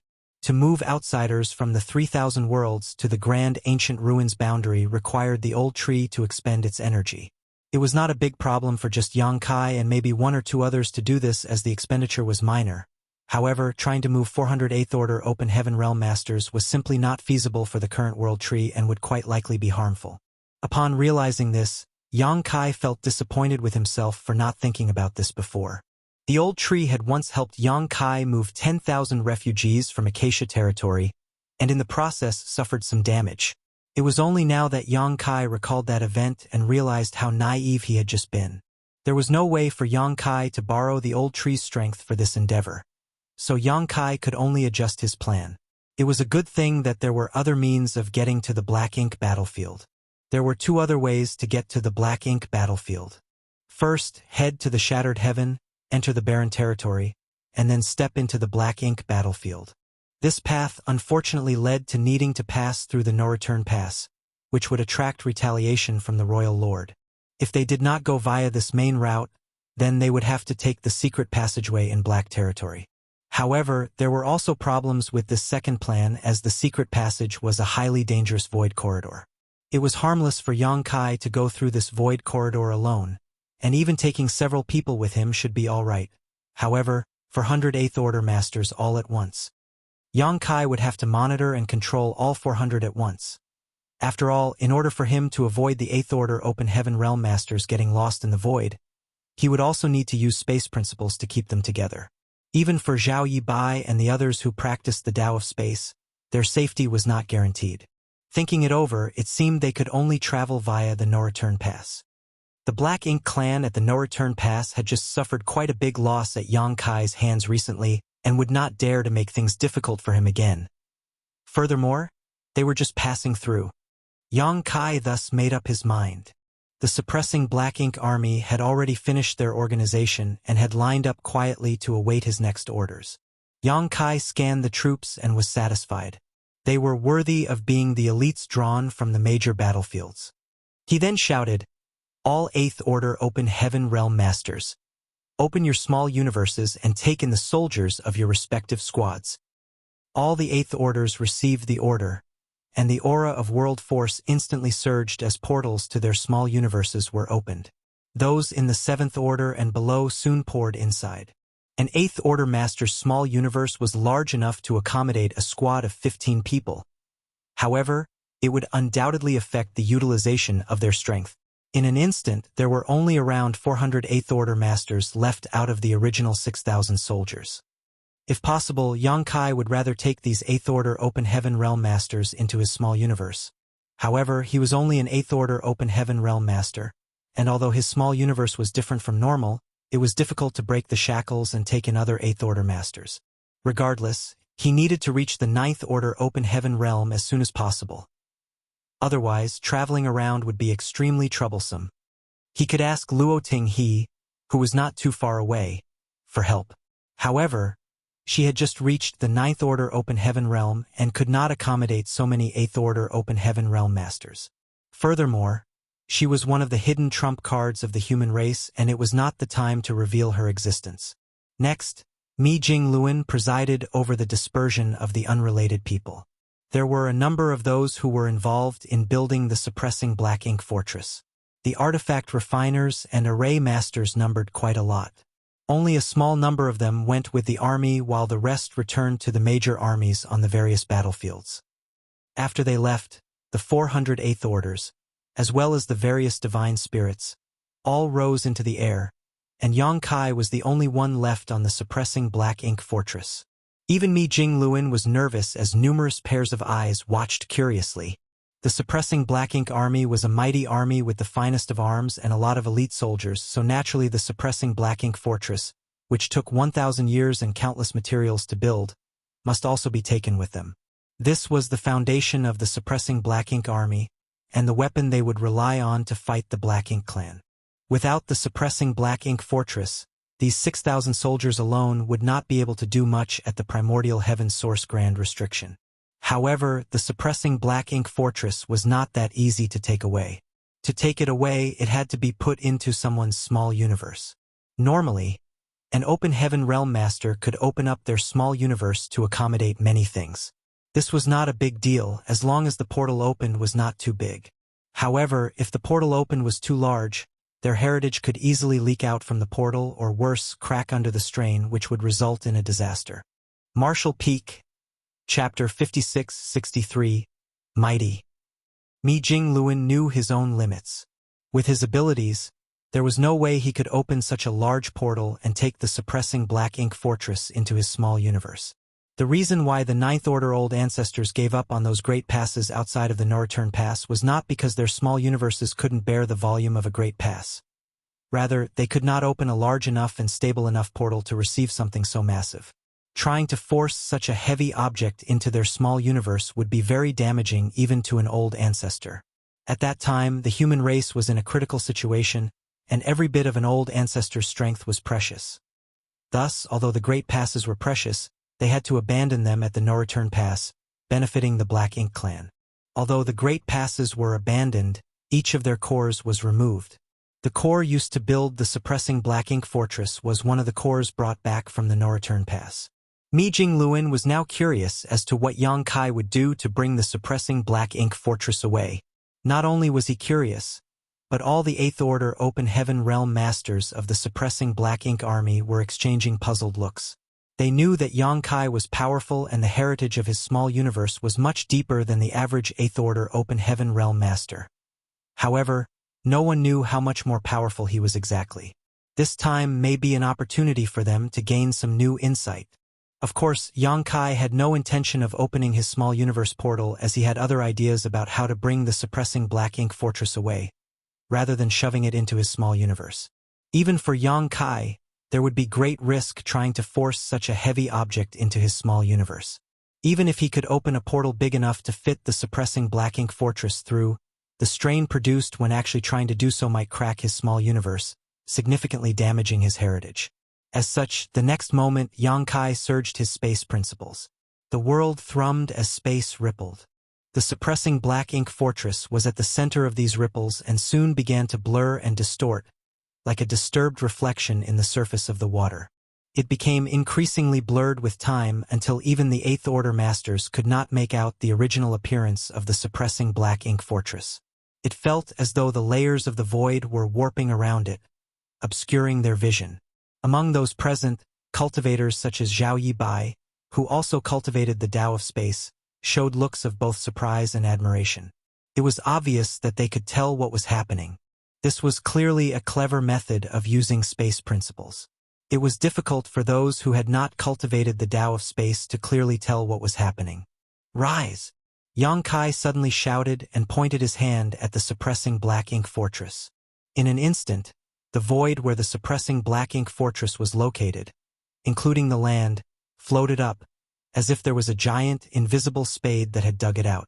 Mi Jingluan was dumbfounded and could not believe his eyes. Only cultivators who had cultivated the Tao of Space could do this, and it was difficult for anyone else to emulate it. It seemed Yang Kai had no intention to put the suppressing Black Ink fortress into his small universe. Instead, he planned on cutting this whole space away and, by now, Mi Jingluan had an idea of what Yang Kai was going to do. As expected, space principles continued to undulate. The large piece of space that had been cut away continued to tremble, and with each tremor, the space seemed to shrink down.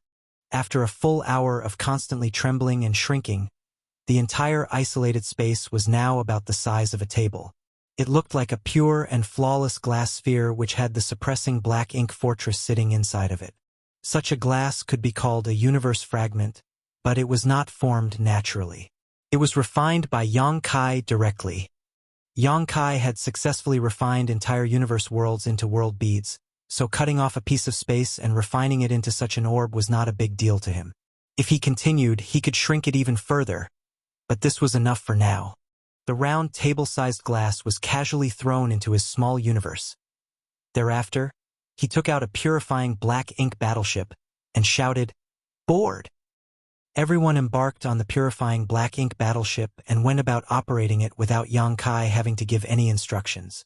Yang Kai stood on the deck, cupped his fist to Mi Jingluan, and called out, "Senior brother Mi, I'll give them a ride.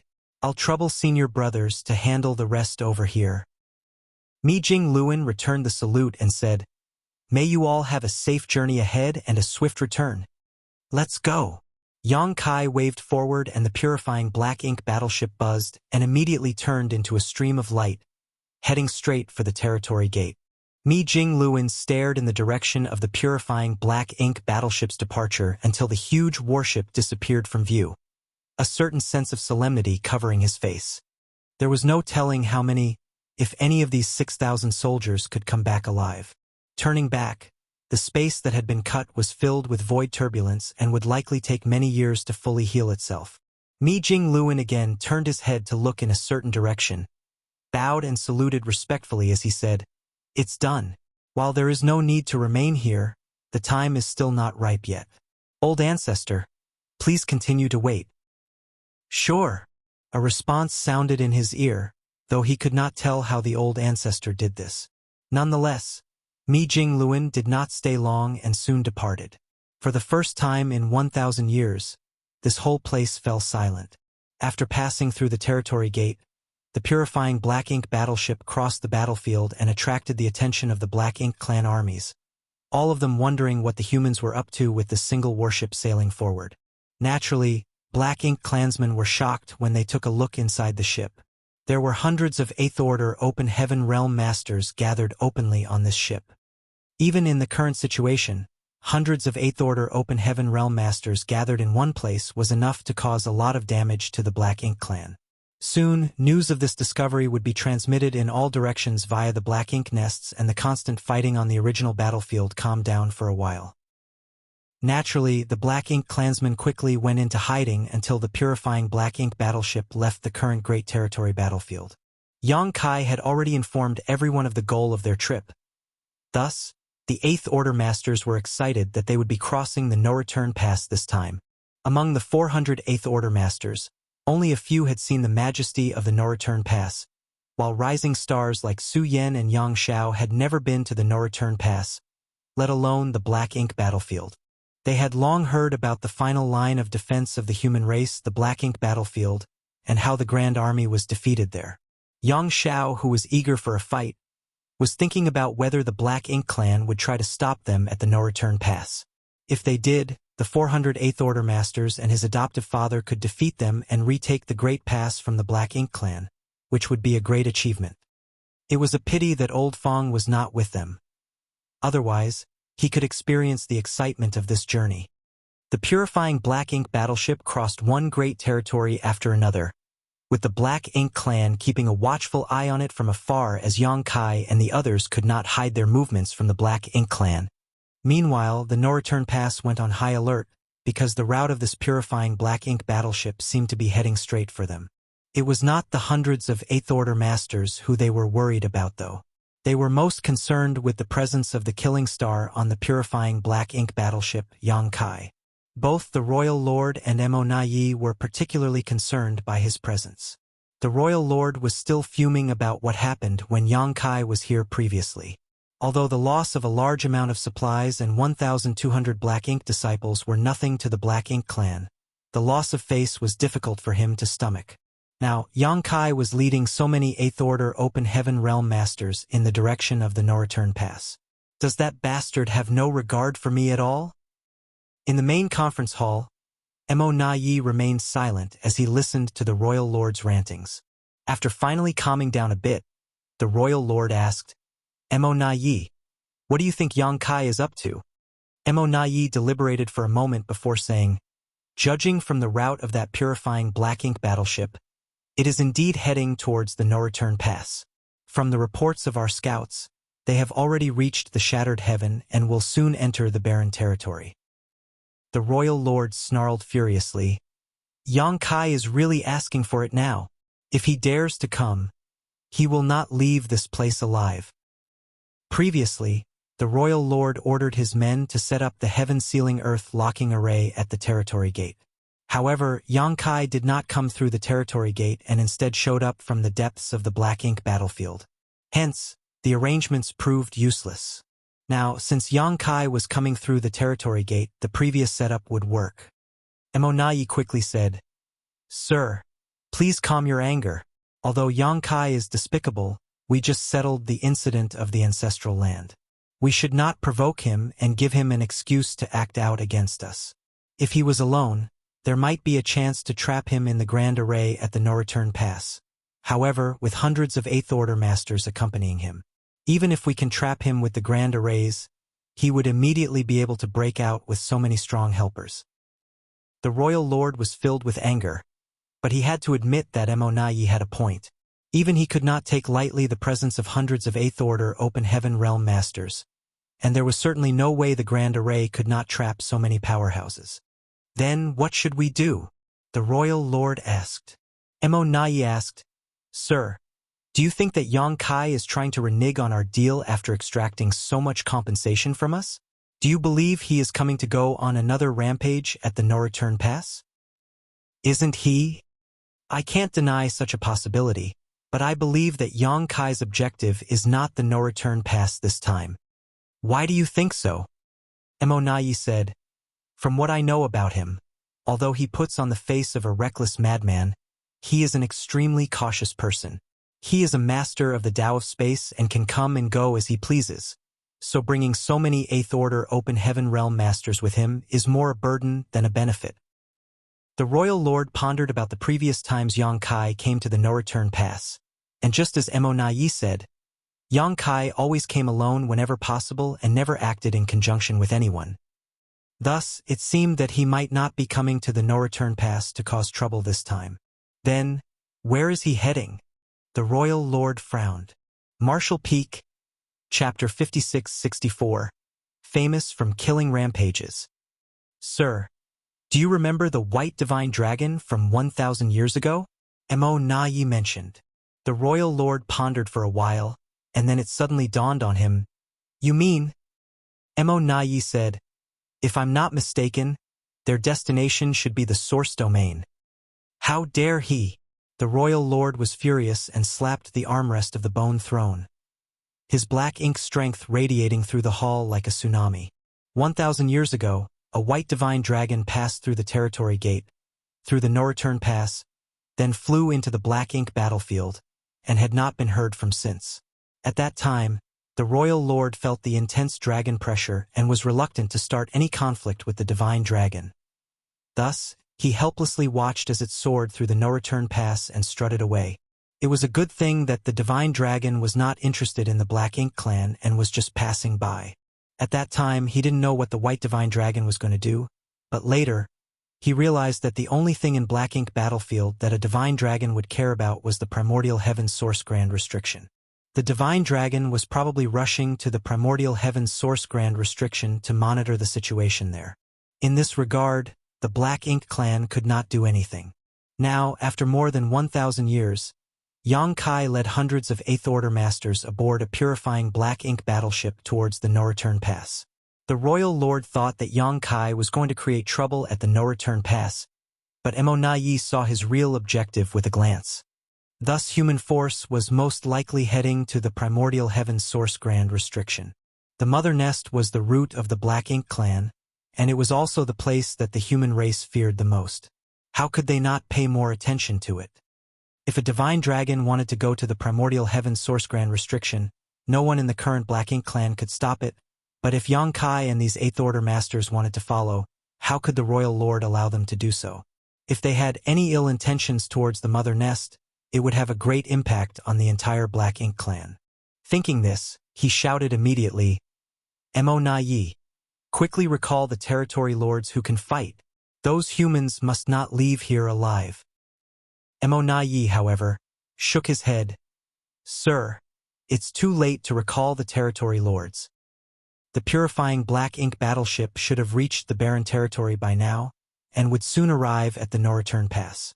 There was no time to recall the other territory lords. The royal lord got up and paced back and forth several steps, before declaring with determination, If that's the case, then let's gather all our strength and fight. Emonayi exclaimed, No! The royal lord turned and glared at Emonayi angrily, as he was displeased that he had opposed his order. He suppressed Emonayi so forcefully with his pressure that the latter quickly bowed and explained, Sir, if a war breaks out at the no-return pass, countless Black Ink nests will be destroyed regardless of who wins. There were hundreds of territory lords stationed here, many of them healing in the black ink nests at the no-return pass. Together with a true royal lord, a pseudo-royal lord, advantageous terrain, and a huge black ink clan army, they could certainly put up a good fight with the incoming humans. However, as Monai said, once the fighting started, the black ink clan would incur enormous losses. Furthermore, many black ink nests would be lost. The black ink nests were critical to the black ink clan, as without them, they could sustain themselves. What Monai said immediately dampened the royal lord's anger. He took a deep breath, sighed and frowned for several moments, before sitting back down on the bone throne. He then said with some resignation, "Yes, there is a need to guard the black ink nests. Monai, you are right." Monai understood the royal lord's near depression well. In some sense, it was torture for a powerful being like the royal lord to be sitting here at the no-return pass for thousands of years, unable to do anything. The black ink nests were the foundation of the black ink clan, but they were also an invisible shackle that bound the only royal lord here. In the battle at the barren territory, almost all of the Ninth Order Open Heaven Realm Masters were killed, including the Dragon and Phoenix clan leaders. That final battle was a huge victory for the humans as they killed almost all the royal lords and even managed to seriously hurt the black ink giant spirit god. The battle that took place over 3,000 years ago and had a profound impact on both sides to this day. In fact, the impact of that battle would continue on for many years into the future. Perhaps only when the number of Ninth Order Open Heaven Realm Masters and Royal Lords recovered would a new era begin. After a moment of deliberation, Monai asked, "Sir, is there any news from the Mother Nest?" The Royal Lord slowly shook his head and replied, "There has been no news since the Supreme One fell into deep sleep. Obviously, it is not time for the Supreme One to awaken." Monai nodded and said, "Sir, there is no need to worry too much about the Mother Nest and the Supreme One's situation. Since it has been the same for so many years, obviously there would be no changes in the short term regardless of what the humans attempt. What can a mere divine dragon do to the Supreme One other than monitor it?" The Royal Lord suddenly snorted coldly. "A lone divine dragon? If it dares to penetrate the primordial heaven's source grand restriction, then I have to thank it for contributing to the war effort." Though they could not do anything to a divine dragon, the Supreme One was different. If the Supreme One was awakened, even a divine dragon could be corrupted by black ink strength. If that dragon dared to go deeper into the primordial heaven's source grand restriction, he would definitely make a fool of himself. "That's right," Monai agreed. "If that is the case for the divine dragon, then it would be the same for Yang Kai and the others." The Royal Lord suddenly understood what Monai meant, looked at him and asked, "You suggest we just let them go?" Monai calmed down and was secretly relieved that the Royal Lord was convinced by him. At least his efforts were not in vain. As such, he nodded and said, "If they are just passing through the no-return pass, then we should let them go. This can also take some pressure off the battlefield." The intel mentioned that the number of Eighth Order Masters with Yang Kai numbered in the hundreds. If so many Eighth Order Open Heaven Realm Masters went to the Primordial Heaven Source Grand Restriction, that would mean that the Great Territory battlefields would have less of them and the pressure on the Black Ink clan would be reduced significantly. "But we can't let our guard down," Monai added. "We should still make some preparations in case Yang Kai decides to attack the no-return pass. If that happens, we will need Sir to deal with him personally." The Royal Lord nodded and said, "If that is the case, he will not be spared. Sir is the only Royal Lord left and represents the face of the Black Ink clan." Before Monai could finish his sentence, the Royal Lord responded, "I know. I will enter a Black Ink nest later to heal my old wounds." Monai shouted, "Sir is wise." Oh. The purifying Black Ink battleship swiftly flew across the barren territory. Powerful divine senses spread out from inside the ship. They could see two giant spirit gods from afar, continuing their 3,000-year-long battle. In another direction of the void, another Black Ink giant spirit god was sitting cross-legged with one of his arms stuck through the boundary wall. The rising stars who saw the giant spirit gods for the first time were awed by their sheer size. Even those who had encountered the giant spirit gods before were just as unsettled as when they first saw them. No one could help but wonder how there could be such huge beings in this universe. If such a huge being was to sneeze in their direction, the ship full of 8th Order Open Heaven Realm Masters would be smashed and many would undoubtedly die. Their forefathers and the 9th Order old ancestors who died in the barren territory thousands of years ago had faced such frightening figures. To think that they had launched such a brave attack on such a powerful foe and managed to seriously wound it. If the black ink giant spirit god was so powerful, then what about Mo, the being who created them? Was this an enemy that could be defeated? There was an ominous feeling all around. Yang Kai remained silent and had no intention of encouraging the ship full of 8th Order Open Heaven Realm Masters. After so many years of cultivating, if they gave up their will to fight just after a glance at the enemy, then the human race was doomed no matter what he said. Naturally, those who had reached the 8th Order had strong wills. In fact, if Yang Kai wanted to, he could have activated the purifying black ink battleship's defensive arrays to prevent them from looking outside so that they would not be intimidated by the black ink giant spirit god. However, he did not do so. He wanted them to realize how powerful the enemy really was, and to let them know that the road ahead was long and arduous. Their 8th Order cultivation was far from enough. If the human race wanted to defeat the Black Ink clan and eliminate Mo, the only way was to get stronger. Much, much stronger. They silently traveled through the vast barren territory, and soon arrived at the territory gate. Yang Kai had planned to go to the no-return pass first to check if the Black Ink clan had set up an ambush on the other side. He thought that if the Black Ink clan had any intelligence, they would not do something so stupid.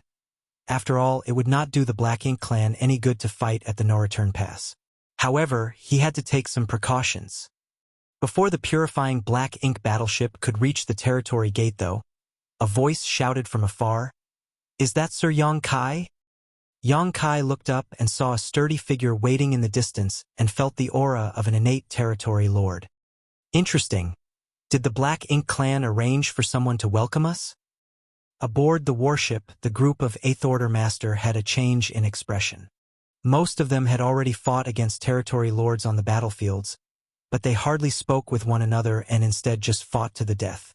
It was also the first time they heard a human addressed as Sir by a territory lord. Yang Xiao whispered to Yang Shui, "Little aunt, adoptive father is so powerful. Even before we arrived, a territory lord came from afar to welcome him. His fame from all his killing rampages must be truly remarkable." Yang Shui lightly pursed her lips and smiled. "There is no need to envy him. The Dragon Clan is not bad, either." Yang Xiao sighed and said, "It's not the same. I'm afraid I can only look up to my adoptive father in my entire life. However, Old Fong still has some hope." Old Fong had also made a name for himself amongst the Black Ink clan over the years, and was widely known as Little Yang Kai. Not only was he proficient in the Tao of space, but he was also extremely powerful and had a deep heritage. He was much stronger than average 8th Order Masters, but although that was the case, he remained calm and honest. Marshall Peak, Chapter 56-65. One day. Yang Xiao felt sorry for Old Fong as he knew that the latter had always regarded his adoptive father as his role model. If Old Fong was here and saw this scene, he would surely have been proud of Yang Kai. He had complained about Mi Jingluan's decision that the entire squad was transferred to the suppressing Black Ink army. But Old Fong was left behind. While Yang Xiao was sulking, Yang Kai shouted a response from the front of the deck, "It is this Yang." In fact, there was no need to respond. The territory lord had already seen his figure from afar. To all the Black Ink clansmen, they need not remember any human except for Yang Kai. His image and features had been sent across the entire Black Ink clan, for all of them to study him closely. Everyone in the Black Ink clan was very familiar with this face. The purifying Black Ink battleship stopped not far from the front of the territory gate. The territory lord who shouted the greeting was clearly tense, his Black Ink strength involuntarily undulating. He never expected to be placed in such a position before, staring down a warship with Yang Kai at the front. He suddenly felt that the world was dark, and there was no hope or future for him. This territory lord could barely resist the anxiety in his heart. which compelled him to charge towards Yang Kai in a desperate bid to attack. However, he managed to calm down, because he knew that if he tried to strike Yang Kai, he would die. Yang Kai had already proven his ability and skill with countless of his dead comrades. He cursed Mo Na Yi in his heart, just because he had some verbal disputes with Mo Na Yi when they were both innate territory lords. He was sent here by the latter in a kind of personal vendetta. If he was killed by Yang Kai, Mo Na Yi would not be bothered by it.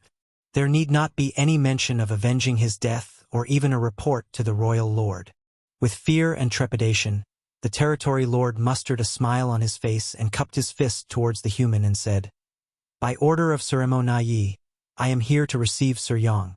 Sir Mo Na Yi has instructed me to ask your excellency one question. What is the purpose of Sir Yang Kai's visit today?" Although he was smiling, he seemed to be whimpering as his voice trembled. Aboard the warship, the Eighth Order Open Heaven Realm Masters watched on coldly, while they marveled at how much guts it took for this lone territory lord to face Yang Kai and hundreds of Eighth Order Masters.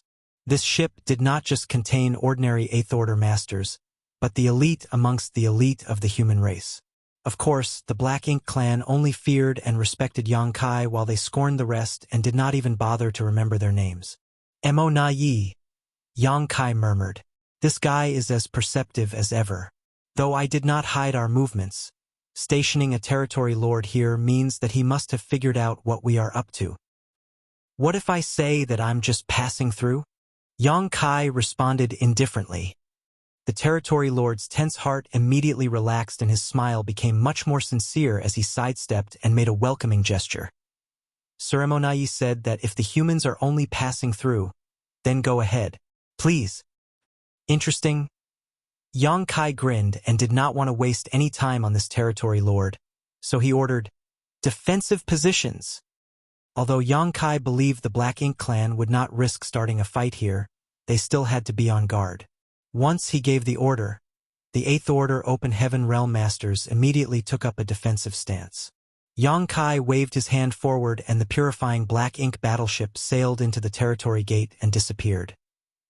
After the purifying Black Ink battleship entered the territory gate, the territory lord heaved a long sigh of relief, feeling as if he had returned from the gates of death.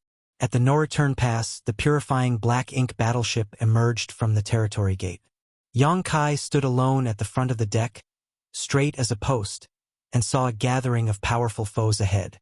Territory lords gathered in large numbers, led by Mo Na Yi. Fortunately, all the territory lords had revealed their whereabouts, and there was no sign of any grand array being activated. Otherwise, Yang Kai would have suspected that the Black Ink clan were here to ambush them. On the warship, the Eighth Order Masters surged their world force as they met the territory lords in front of them with a tinge of anxiety. Both sides exchanged solemn looks as the atmosphere grew extremely tense. The two races had long fought ruthlessly for innumerable years, and a vicious blood feud now existed between the two sides. Peace was impossible between them.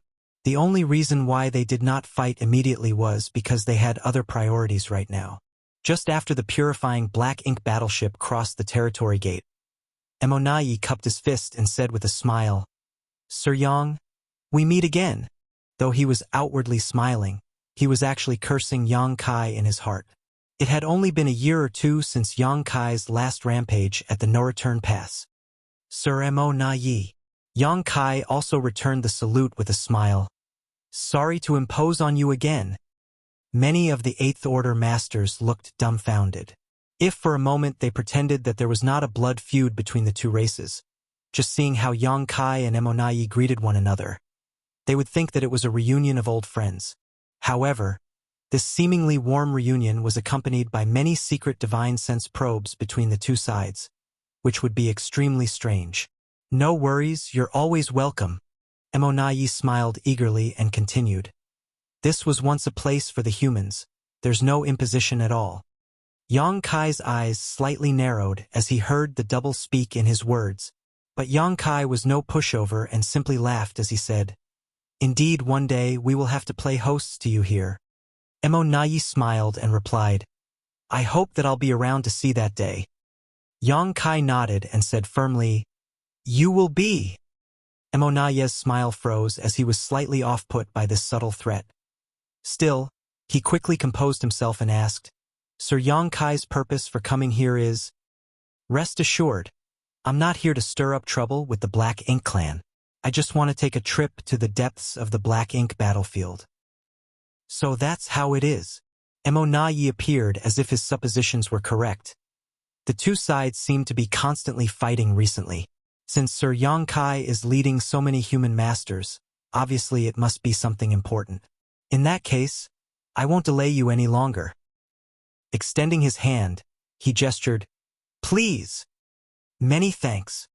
Yongkai replied courteously and took a step out of the purifying Black Ink battleship. The next moment, Emonaye realized that Yongkai was standing side by side with him. Emonaye was surprised by this move, and could not resist as he turned to look at Yongkai for a moment. He would not have thought of anything if Yongkai had stayed aboard the purifying Black Ink battleship. But now that he suddenly came so close to him, things were different. Was Yongkai not afraid of being attacked?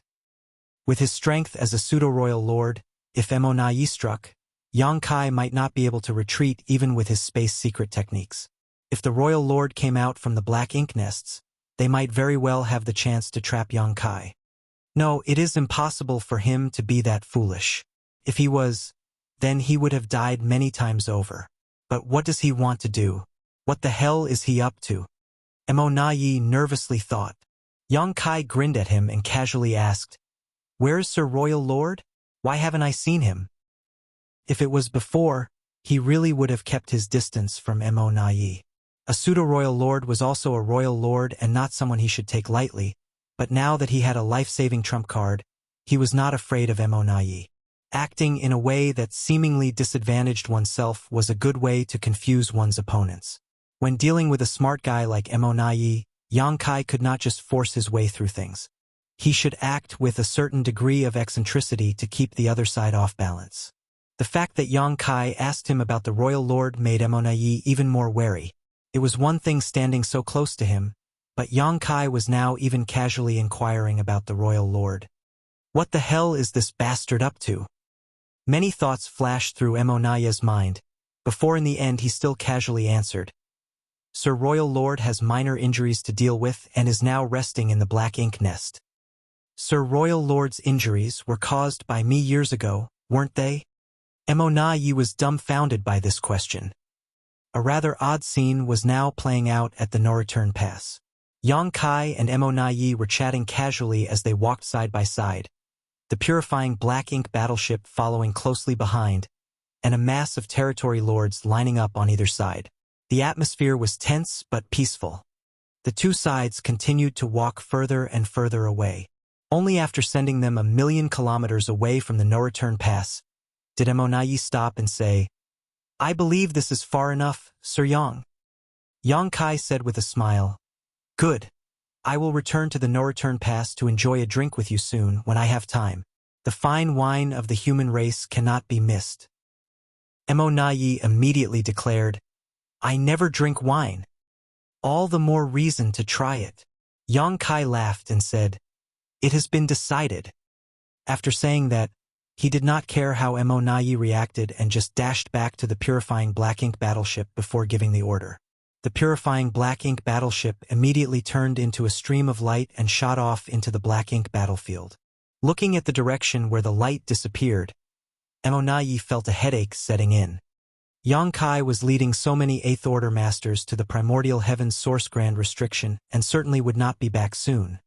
Nonetheless, he would soon return to the front lines of the battlefield. As for how long soon was, that could not be determined.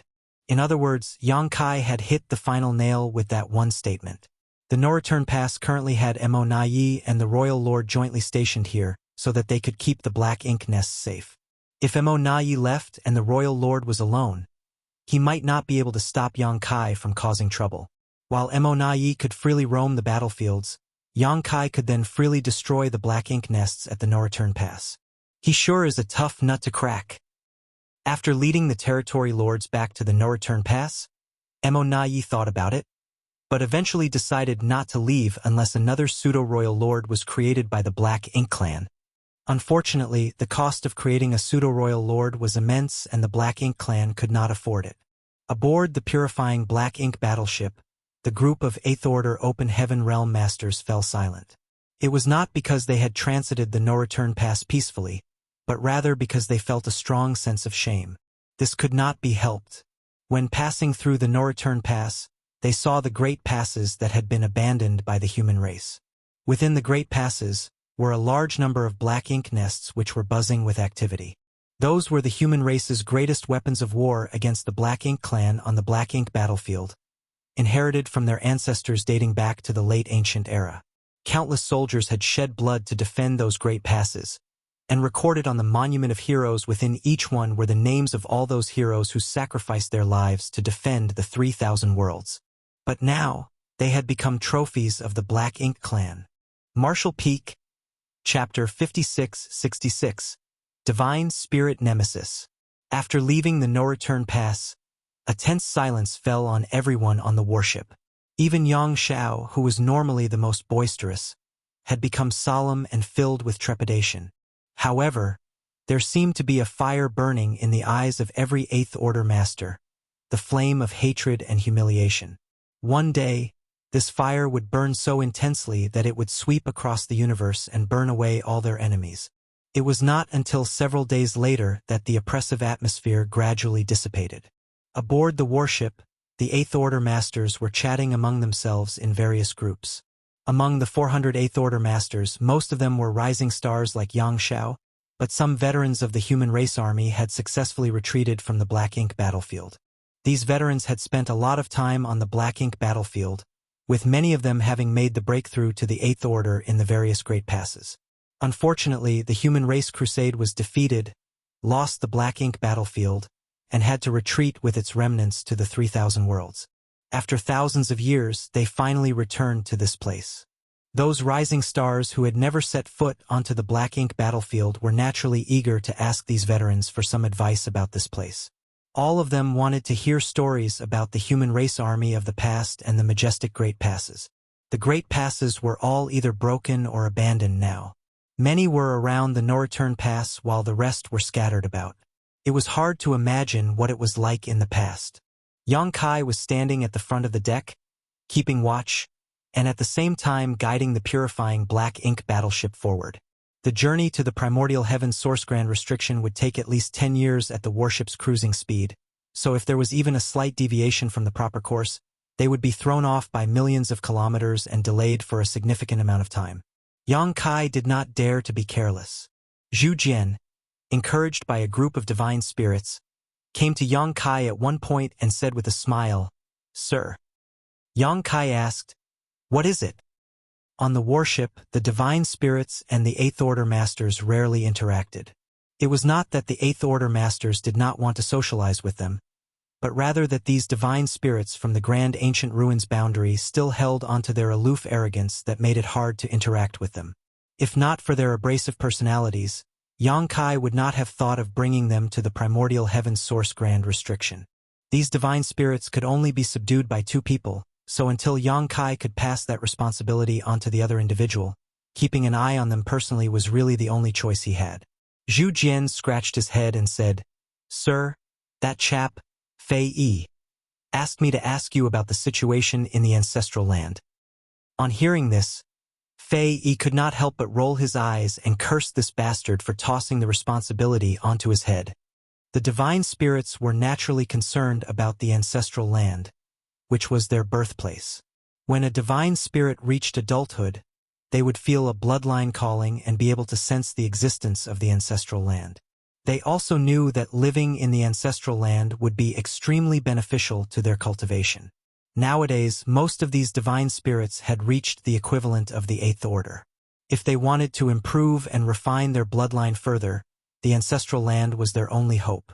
It was a pity that although they came out from the grand ancient ruins boundary 3,000 years ago, they had not been to the ancestral land as they had been busy fighting this whole time. The Black Ink clan had spread everywhere, and the ancestral land had been abandoned by the divine spirits who originally lived there, so no one knew how things were over there now. Perhaps only Yang Kai knew. He was the only one who had been running around over these years, so he had the most comprehensive understanding of the outside world. On hearing Zhu Jian's question, Yang Kai more or less knew what was on their minds. He knew that he had to assure them if he wanted their continued support for this venture. So he casually explained, "Don't worry. The ancestral land is fine. I just returned from there a year ago. However, I'm afraid it will take some time for it to restore its ancestral strength." Zhu Jian ignored the second half of the sentence and said excitedly, "Just as I thought. The ancestral land is a holy land. How could it possibly suffer anything untoward? That fool Fei Yi even said that the Black Ink clan had irreparably ravaged the ancestral land." Yang Kai chuckled and said, "Rest assured that the ancestral land is very special. Even if the whole universe falls apart and crumbles, the ancestral land will not be broken." Yang Kai witnessed the birth of the ancestral land when he watched its history in reverse. Thus, he was more qualified than anyone else to come to this conclusion. The battle between him and Di Wu in the ancestral land was fierce enough to destroy countless universe worlds, but the ancestral land remained unscathed. A long time ago, the battle between the Dragon Emperor, Phoenix Empress, and the Black Ink Giant Spirit God raged across the entire ancestral land, but even that was not enough to break it. The ancestral land would have been destroyed long ago if it had been as fragile as an ordinary universe world. If the Black Ink clan problem is eliminated, you and the others can return to ancestral land to cultivate," Yang Kai said, reassuring them. Zhu Jian's eyes lit up and nodded firmly. "I'm certain that day will come." In the past, these divine spirits who came out of the grand ancient ruins boundary were bound by their bloodline oath and participated in the war between the human race and the Black Ink clan. Now, the time of the Great Oath was coming to an end, so it was important to provide them with some hope so that they would still give their best efforts. The ancestral land was where their hope lay. Yang Kai asked them about the divine spirits' dealings with other divine spirits. The divine spirits who were on the side of the human race were not only the ones who came out of the grand ancient ruins boundary. There were 3 groups of divine spirits, in fact. One of the other groups was the Dragon and Phoenix clans, originally from the No-Return Pass, while the other was from the ancestral land. These 2 groups of divine spirits were fundamentally from the same source and got along fairly well. However, they did not like Zhu Jian and the others. This could not be helped as the divine spirits from the grand ancient ruins boundary were all basically imprisoned there for their ancestors' crimes. Their initial performance on the battlefield was unreliable as well. Thus, the different groups of divine spirits did not interact much with each other. Zhu Jian was also rather helpless when it came to this matter. If he ever returned to the ancestral land in the future, he would have some problems trying to get along with those divine spirits. At that moment, another person walked over, drawing Yang Kai's attention. "Junior sister Gu." "Senior brother Yang," Gu Pan replied with a smile. She was a core disciple of Lang Ye Paradise from Yang Kai's generation that he had met in the grand ancient ruins boundary. After thousands of years of cultivation, she had also reached the 8th Order Open Heaven realm and became one of the pillars of the human race. Zhu Jian also knew Gu Pan and nodded to her.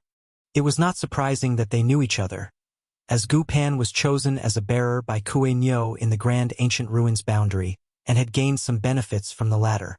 Gu Pan had naturally met Zhu Jian back then. Seeing how his business was finished, Zhu Jian said, "Sir, please excuse me. I'll take my leave now." On saying so, he turned around and left. When he passed by Gu Pan, she opened the portal of her small universe and a figure came out. Zhu Jian instantly froze as he seemed to sense something. He turned his head and looked towards the figure that had just appeared. Before him was a human woman whose cultivation was only at the 7th Order Open Heaven realm. This made him frown slightly. After a brief look at her, he did not notice anything worthy of his attention. So he just shook his head and left. When he returned to the divine spirits, they saw his serious expression and a divine spirit asked, "What happened?" Zhu Jian scratched his head, looked back, and said, "Nothing, perhaps I was mistaken." The moment he brushed past that female 7th Order human who appeared from Gu Pan's small universe, he suddenly had an ominous feeling, as if he had met some kind of nemesis. He would naturally not mention this to Fei Yi and the rest, lest they laugh at his cowardice. However, that feeling did not seem to be an illusion. Something was odd about that seventh-order woman. The woman who appeared from Gu Pan's small universe was none other than Zhang Ruoxi. Over these years, she and Gu Pan were essentially inseparable. With a core disciple like Gu Pan and Yang Kai having close relationships with her, Zhang Ruoxi's life in the Langya paradise was quite comfortable.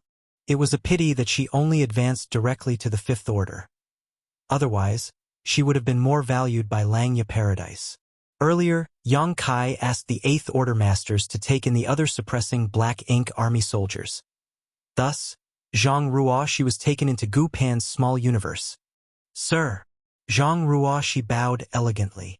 Yang Kai reached out and helped her up, smiling happily as he said, "Ruoxi is now in the seventh order too."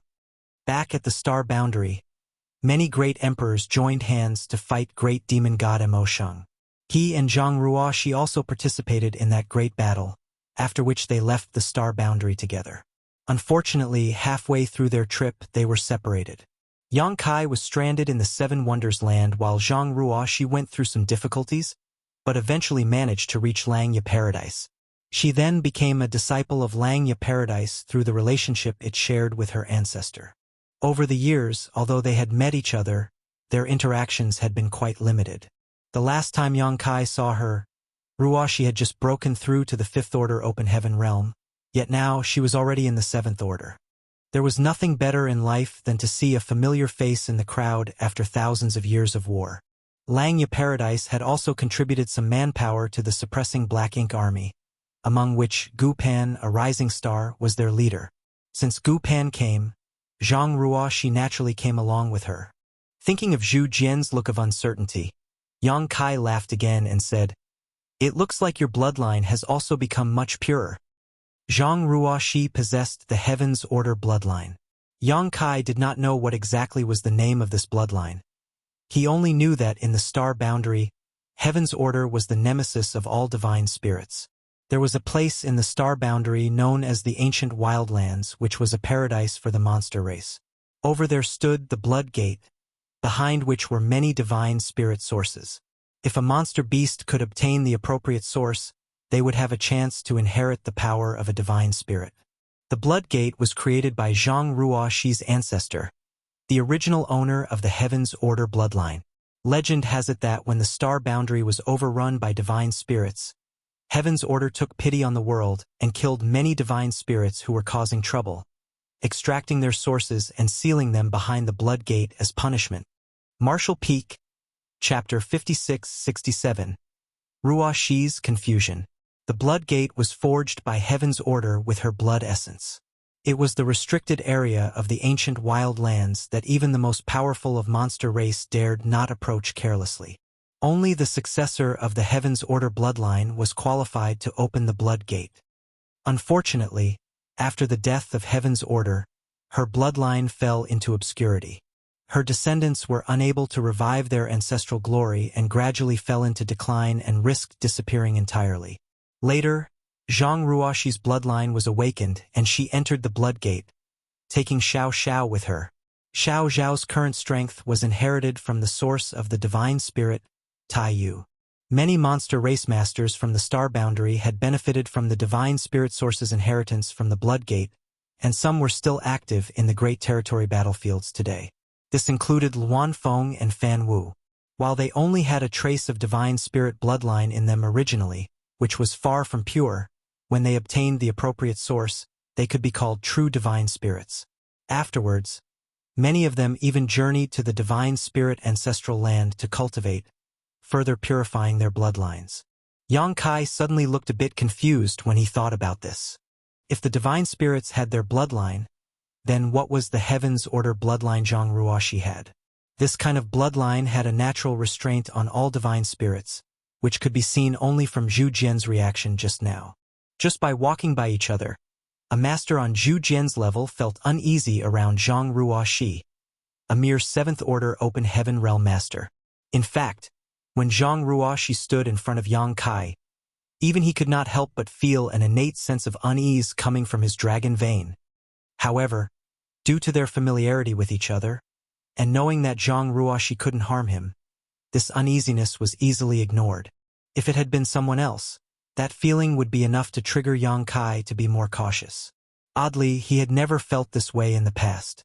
Either Zhang Ruoxi's Heaven's Order bloodline had grown tremendously, or Yang Kai's dragon vein had grown so pure that it was now able to sense Ruoxi's bloodline more strongly.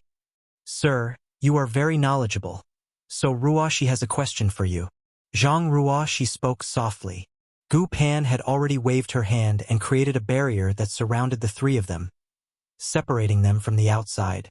Yang Kai immediately understood that what Ruoxi wanted to say must be extremely personal to her. Otherwise, Gu Pan would not have been so cautious. He immediately nodded and said, "Go ahead." Zhang Ruoxi said, "Sir, you know that after Ruoxi condensed her Dao Seal, refined appropriate materials, and became a Fifth Order Open Heaven Realm Master, the final realm I could reach was the Seventh Order Open Heaven Realm, right?" Yang Kai nodded. He naturally knew about this matter, because he had once asked Zhang Ruoxi if she wanted to start over and refine Sixth Order materials. After all, there was still a gap between the Fifth Order and Sixth Order. Back then, he still had some Tai soul cleansing water on hand. As long as Ruoxi was willing to try, then she could wash away the powers accumulated in her Dao Seal and begin from scratch. However, doing so involved a great deal of risk, as the Dao Seal was at stake and any slight carelessness could be fatal. Ruoxi also felt that refining Sixth Order materials was a bit too much for her aptitude, which was why Yang Kai did not insist on it. Now that Ruoxi is a Seventh Order Master and has reached the peak of her cultivation, Zhang Ruoxi then continued to explain. She followed Gu Pan around the battlefield over the years to kill countless enemies and had accumulated countless military merits, so she was never short of cultivation resources. The current environment for the human race soldiers had a multitude of dangers as well as opportunities. As long as they dared to dedicate themselves to the war, they could use their military merits to exchange for anything they wanted. It was unlike before when all the good stuff was hoarded by the cave heavens and paradises, out of reach of ordinary cultivators. Zhang Ruoxi was very hardworking and exchanged her military merits for lots of resources. Thus, she was always cultivating, which was why it was not surprising that she could reach the peak of the Seventh Order. But sir, Ruoxi appeared bewildered as she looked up at Yang Kai. Ruoxi still feels that her cultivation has not reached its limits, like there are no shackles on my small universe. Yang Kai was listening attentively, and now his expression was even more intense as he asked, "Is that true?" What Zhang Ruoxi said was not that alarming initially, but her final words sent shockwaves through Yang Kai's heart. Why can she not feel the shackles on her small universe? It's too strange. The moment Yang Kai broke through the Eighth Order, he could already feel the shackles on his small universe, and they only became more noticeable the more he cultivated. The human open heaven realm method had a major flaw which limited one's ultimate potential, a fact that Yang Kai only recognized recently. Song and his 9 compatriots went to the World Tree to gain enlightenment regarding the open heaven realm method, so that the originally weak human race could rise up. It could be said that these martial ancestors had contributed immensely to the human race. Without the open heaven realm method, the human race would not be what it is today. It was because of these 10 martial ancestors that the future generations of the human race were able to achieve their current success, and Yang Kai was full of respect for them. However, it was undeniable that the open heaven realm method was imperfect. If it was perfect, then it would not put unbreakable limits on one's future achievements. A truly perfect method would allow one to continue treading their martial Tao as long as they were willing to put in the necessary effort. In a sense, the open heaven realm method was a dead end. Anyone who initially broke through to the Fifth Order would have a hard limit of the Seventh Order in the future. The Sixth Order would end at the Eighth Order. A world fruit from the World Tree could extend that limit by a single order, allowing a person to climb a little higher on their martial Tao, but it was still limited. Yang Kai achieved the Fifth Order Open Heaven Realm, then took a mid-rank world fruit. He was now at the Eighth Order Open Heaven Realm, and although he was not quite at the peak, he was nearly there. When he was still cultivating in the Star Boundaries World Tree clone, he felt the invisible shackle on his small universe growing tighter with time. The shackle was like a lock that pinned down his martial Tao to prevent any possibility of it moving forward. It also locked his small universe from further expansion. This became more obvious as Yang Kai's own heritage increased. Every master who had reached the end of their own martial Tao could clearly feel this invisible shackle on their small universe. The shackle existed with the birth of one's small universe when advancing to the open heaven realm. However, Zhang Ruoshi said that she could not feel this shackle, which was rather unbelievable. If Ruoshi's cultivation was at the peak of 7th order, she should have clearly felt this restriction long ago. It was no wonder Gu Pan blocked this area. This was a big deal and would spread like wildfire if it got out. Who else knows about this? Yang Kai asked solemnly. Ruoshi turned her head, looked at Gu Pan and said, "Besides you, only senior sister Gu knows about this." She wanted to ask Yang Kai for advice as soon as she realized her situation. Unfortunately, Yang Kai was now in a high position and his whereabouts were highly unpredictable. Strong in will but weak in strength, Zhang Ruoshi could only keep this secret to herself for the time being. Luckily, she was able to see Yang Kai during the formation of the suppressing Black Ink army. Otherwise, she really did not know what she should do. In Langya Paradise, although some elders cared for her, she could not totally trust them. Furthermore, she believed only Yang Kai could handle this. Yang Kai was the only person in the world who could make her feel totally unreserved. Yang Kai nodded slightly as Ruoshi's caution was appropriate. The limits of one's small universe was the eternal bane of all human masters. If they could find a way to break this shackle, the human race would certainly have many more masters. Most old 8th Order Open Heaven Realm masters had reached the end of their martial Tao long ago, so even if it was only a faint hint of a chance to break through to the 9th Order, they would not hesitate to risk everything to seize it. If Zhang Ruoshi's situation was leaked, the Supreme Headquarters would undoubtedly try to investigate, regardless of the possible drawbacks or consequences. When that happened, Zhang Ruoshi would lose all freedom and become a test subject. "Can I see your small universe?" Yang Kai asked. Ruoshi agreed immediately and opened her small universe. Yang Kai's divine sense entered it and immediately felt the aura of her world force, which was extremely pure and strong. This small universe itself was nothing special, other than its territory being larger than a normal 7th Order master's. Indeed, as Ruoshi said, she was already at the peak of the 7th Order Open Heaven realm. However, Yang Kai soon chuckled and asked, "Why are you hoarding so many small stone race members?" Ruoshi's small universe had fully materialized as she was in the 7th Order, and it seemed she had purposely transplanted many flowers and plants into it, making it both beautiful and vibrant. However, in a corner of her small universe, there were some 200 small stone race members of both the Yang and Yin variety. They were both equally distributed, and most were very strong. There were even some 1,000-meter-tall 8th Order small stone race masters among them. Yang Kai naturally knew the origin of these small stone race members. Previously, in the ancestral land, he handed the small stone race soldiers he borrowed from Big Brother Huang and Big Sister Lan and passed them to those 7th Order array masters, tasking them with bringing them back to the Supreme Headquarters. The Supreme Headquarters naturally distributed these small stone race members to strengthen the human race soldiers. Naturally, the cost for a small stone race soldier would correspond to its order, so the powerful ones were not cheap. Human soldiers would obtain these small stone race members from the various bases in the Great Territory battlefields and then refine them to use against the enemy. Generally speaking, a single person could only refine a handful of small stone race soldiers as their sentience was too low. They were very rebellious, and even when refined, it was very difficult to command them when there were too many. Yang Kai was well aware of this. Thus, nowadays, when the human race soldiers were fighting with the Black Ink clan on the various battlefields, most of them had a few small stone race members with them. Quite often the human race soldiers relied on the bravery of these small stone race soldiers to get out of tricky situations or to kill strong enemies. In this way, they were of great help to the humans. Yang Kai was a bit puzzled about why Ruoshi hoarded so many though. After all, these things were exchanged for military merits and their cost was not cheap, especially for those in the 8th Order. After all, having something equivalent to an 8th Order Open Heaven Realm Master would give her a significant boost in fighting strength. Martial Peak, Chapter 56-68. The Mighty Heavens Order Bloodline. These 200 small stone race members alone represented a massive amount of military merits. What made Yang Kai feel even stranger was that he did not feel any traces of refinement from these small stone race members. It was as if Zhang Ruoxi was just hoarding them and had no intention of using them. Ruoxi's voice echoed within the small universe. Ruoxi can tell you more about this later. Actually, this is also something Ruoxi wants to consult Sir about.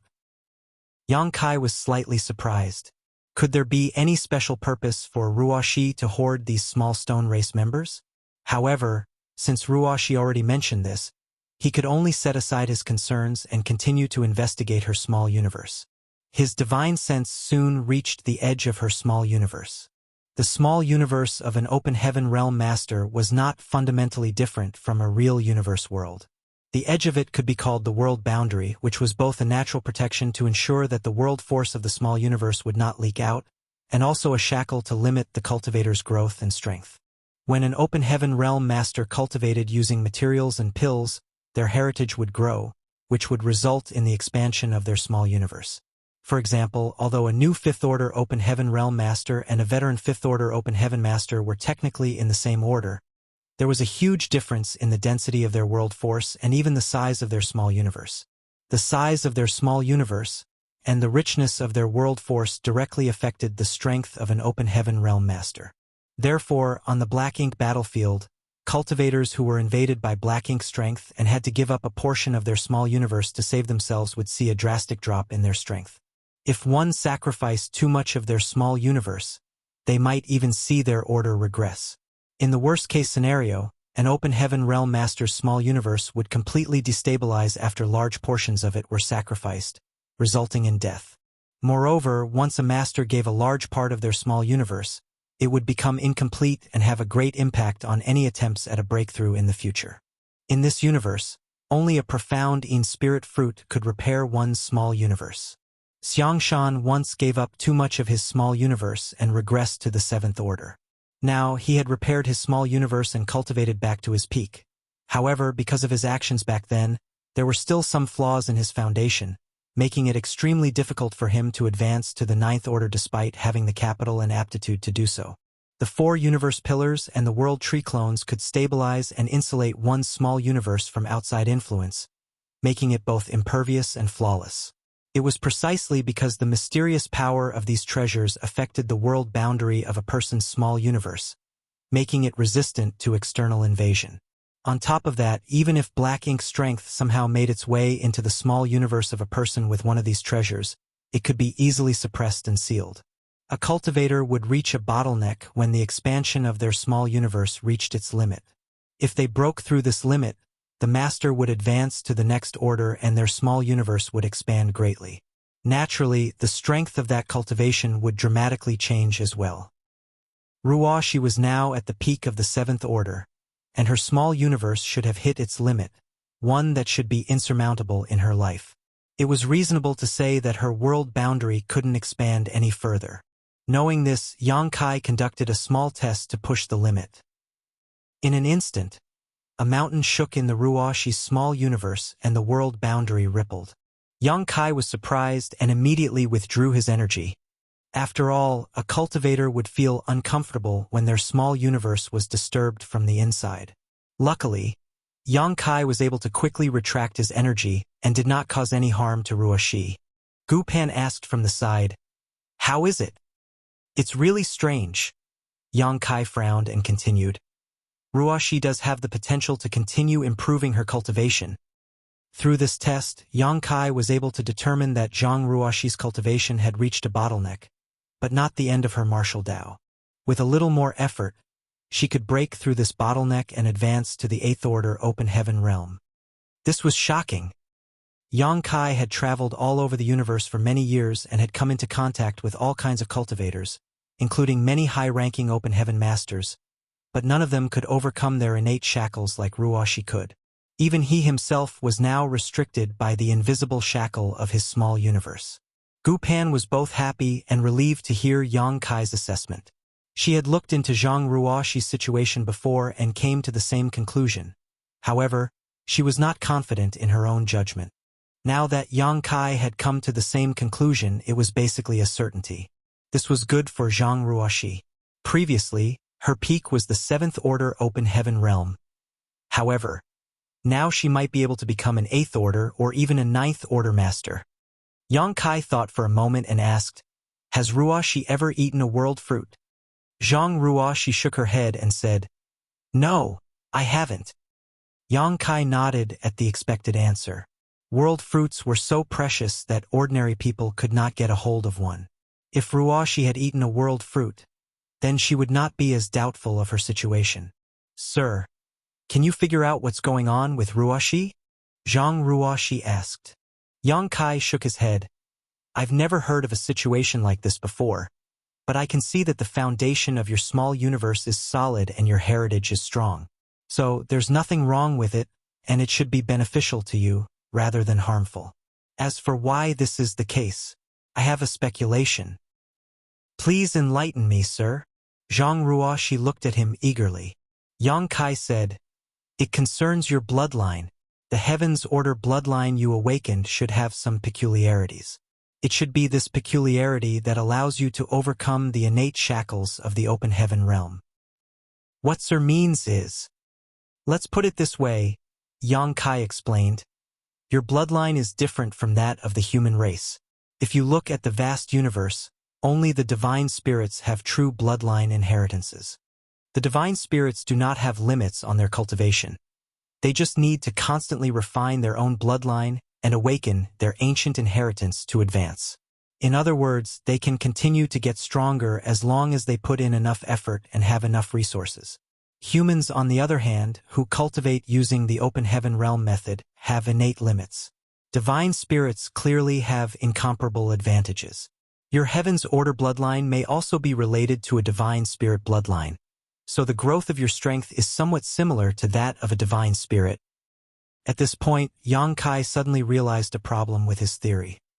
If the Heaven's Order bloodline was really a divine spirit bloodline, then Zhang Ruoxi should also have innate shackles because she relied on the Open Heaven realm method of the human race to cultivate. Take Yang Kai himself, he could be considered a pure-blood dragon clan member now, but because he used the Open Heaven realm to cultivate, no matter how pure his dragon vein was, he was still limited by his innate shackles to the peak of the 8th Order. Even his powerful dragon vein was restricted. It seemed he could not take that last 1-meter step to become a divine dragon even when he cultivated in the ancestral land. Only when he reached the 9th Order Open Heaven realm would his dragon vein naturally be able to advance to the next stage. Although Su Yan had a Phoenix clan bloodline, as long as she relied on the Open Heaven realm method, she would suffer from this shortcoming as well. The Open Heaven realm method was inherited from the 10 martial ancestors, which was in line with the heavenly way. It was certainly not perfect, but it had helped with the cultivation of the human race for countless eons. If the masters wanted to be free from the restrictions, then they should not cultivate using the Open Heaven realm method. However, as soon as they used it to cultivate, they would definitely be limited by it in the future. Divine spirits did not need to cultivate using the Open Heaven realm method. They were the first to be blessed by the heavenly way and ruled all under the heavens long before the 10 martial ancestors gained enlightenment about the Open Heaven realm method. They have been using their bloodline as their main way to cultivate since ancient times.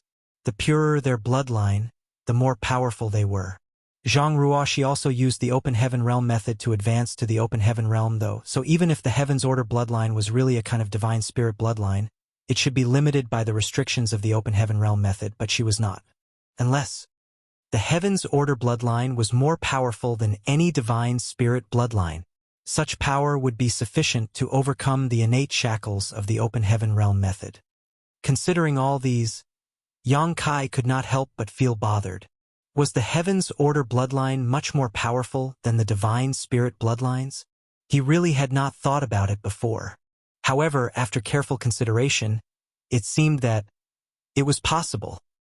Back in the star boundary, Heaven's Order was the nemesis of all divine spirits.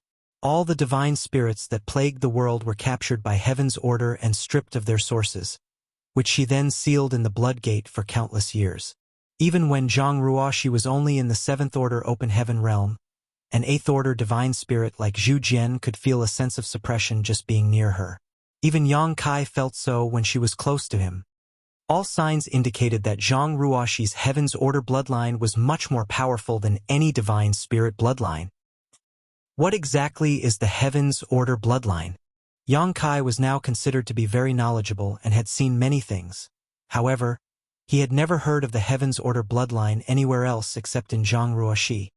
Yang Kai had a hunch about the truth, but he was unsure about it. "Sir," Zhang Ruoxi whispered when she saw that he was lost in his thoughts. Yang Kai came back to his senses.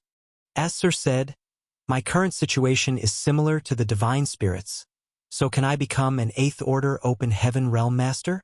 she asked excitedly. The human race was now at war for its very survival, and although a 7th Order Open Heaven Realm Master wasn't weak, any random territory lord could easily kill them, especially the innate territory lords who were far more powerful than the acquired ones. Zhang Ruoxi had been able to stay safe and sound all these years mainly because she had been following Gu Pan around. Due to her relationship with Yang Kai, Langya Paradise had taken great care of her. If she was just an ordinary 7th Order Open Heaven Realm Master, it would be much riskier for her on the battlefield.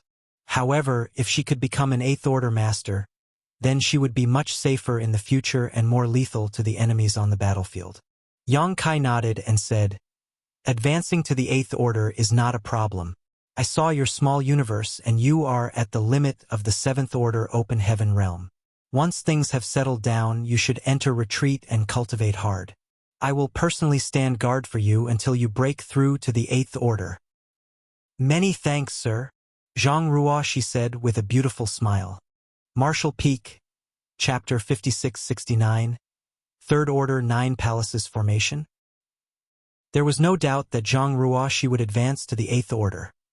Nevertheless, Yang Kai could not be absolutely sure if what he thought was correct.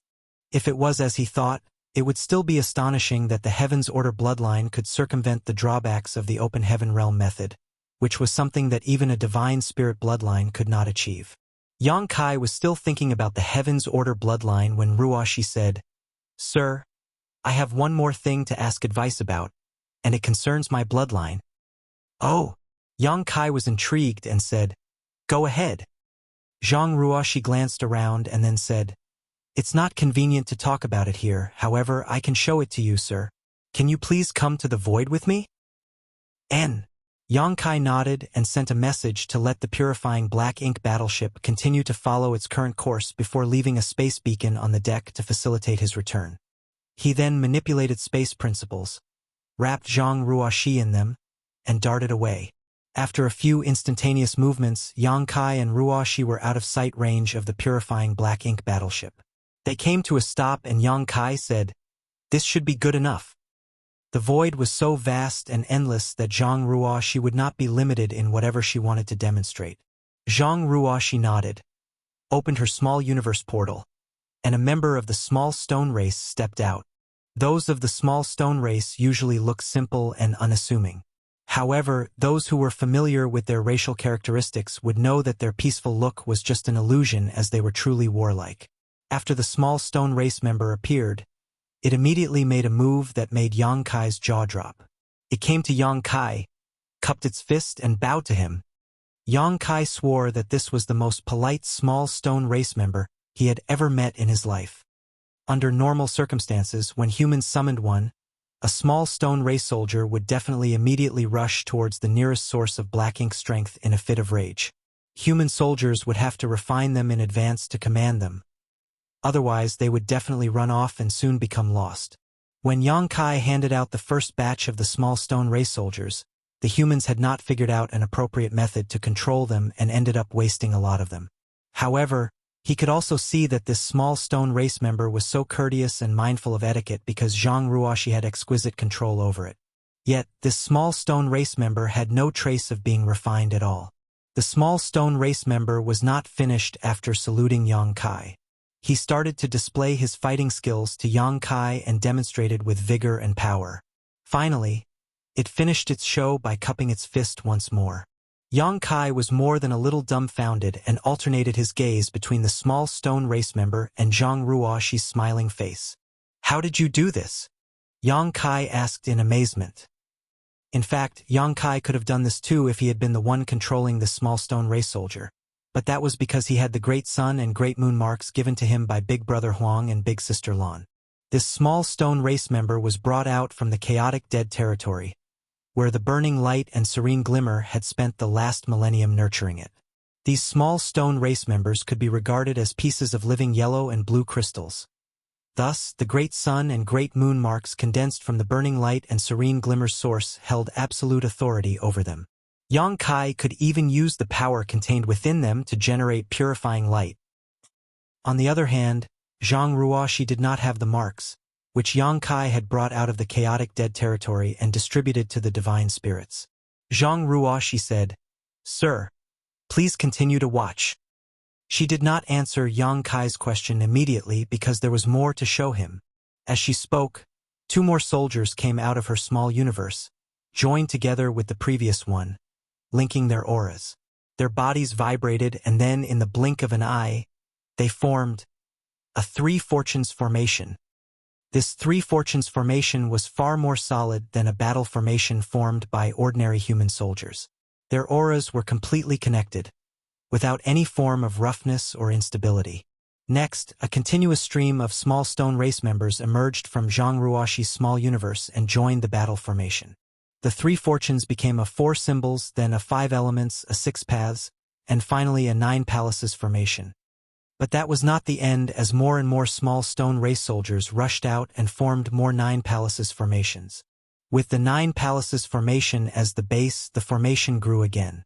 27 small stone race members, forming what could only be called a Great 3 Fortunes formation, 36 small stone race members formed the Great 4 Symbols formation, and finally, the 81 small stone race members formed a massive Great 9 Palaces formation. Yang Kai was in absolute awe as he watched this scene in utter bewilderment.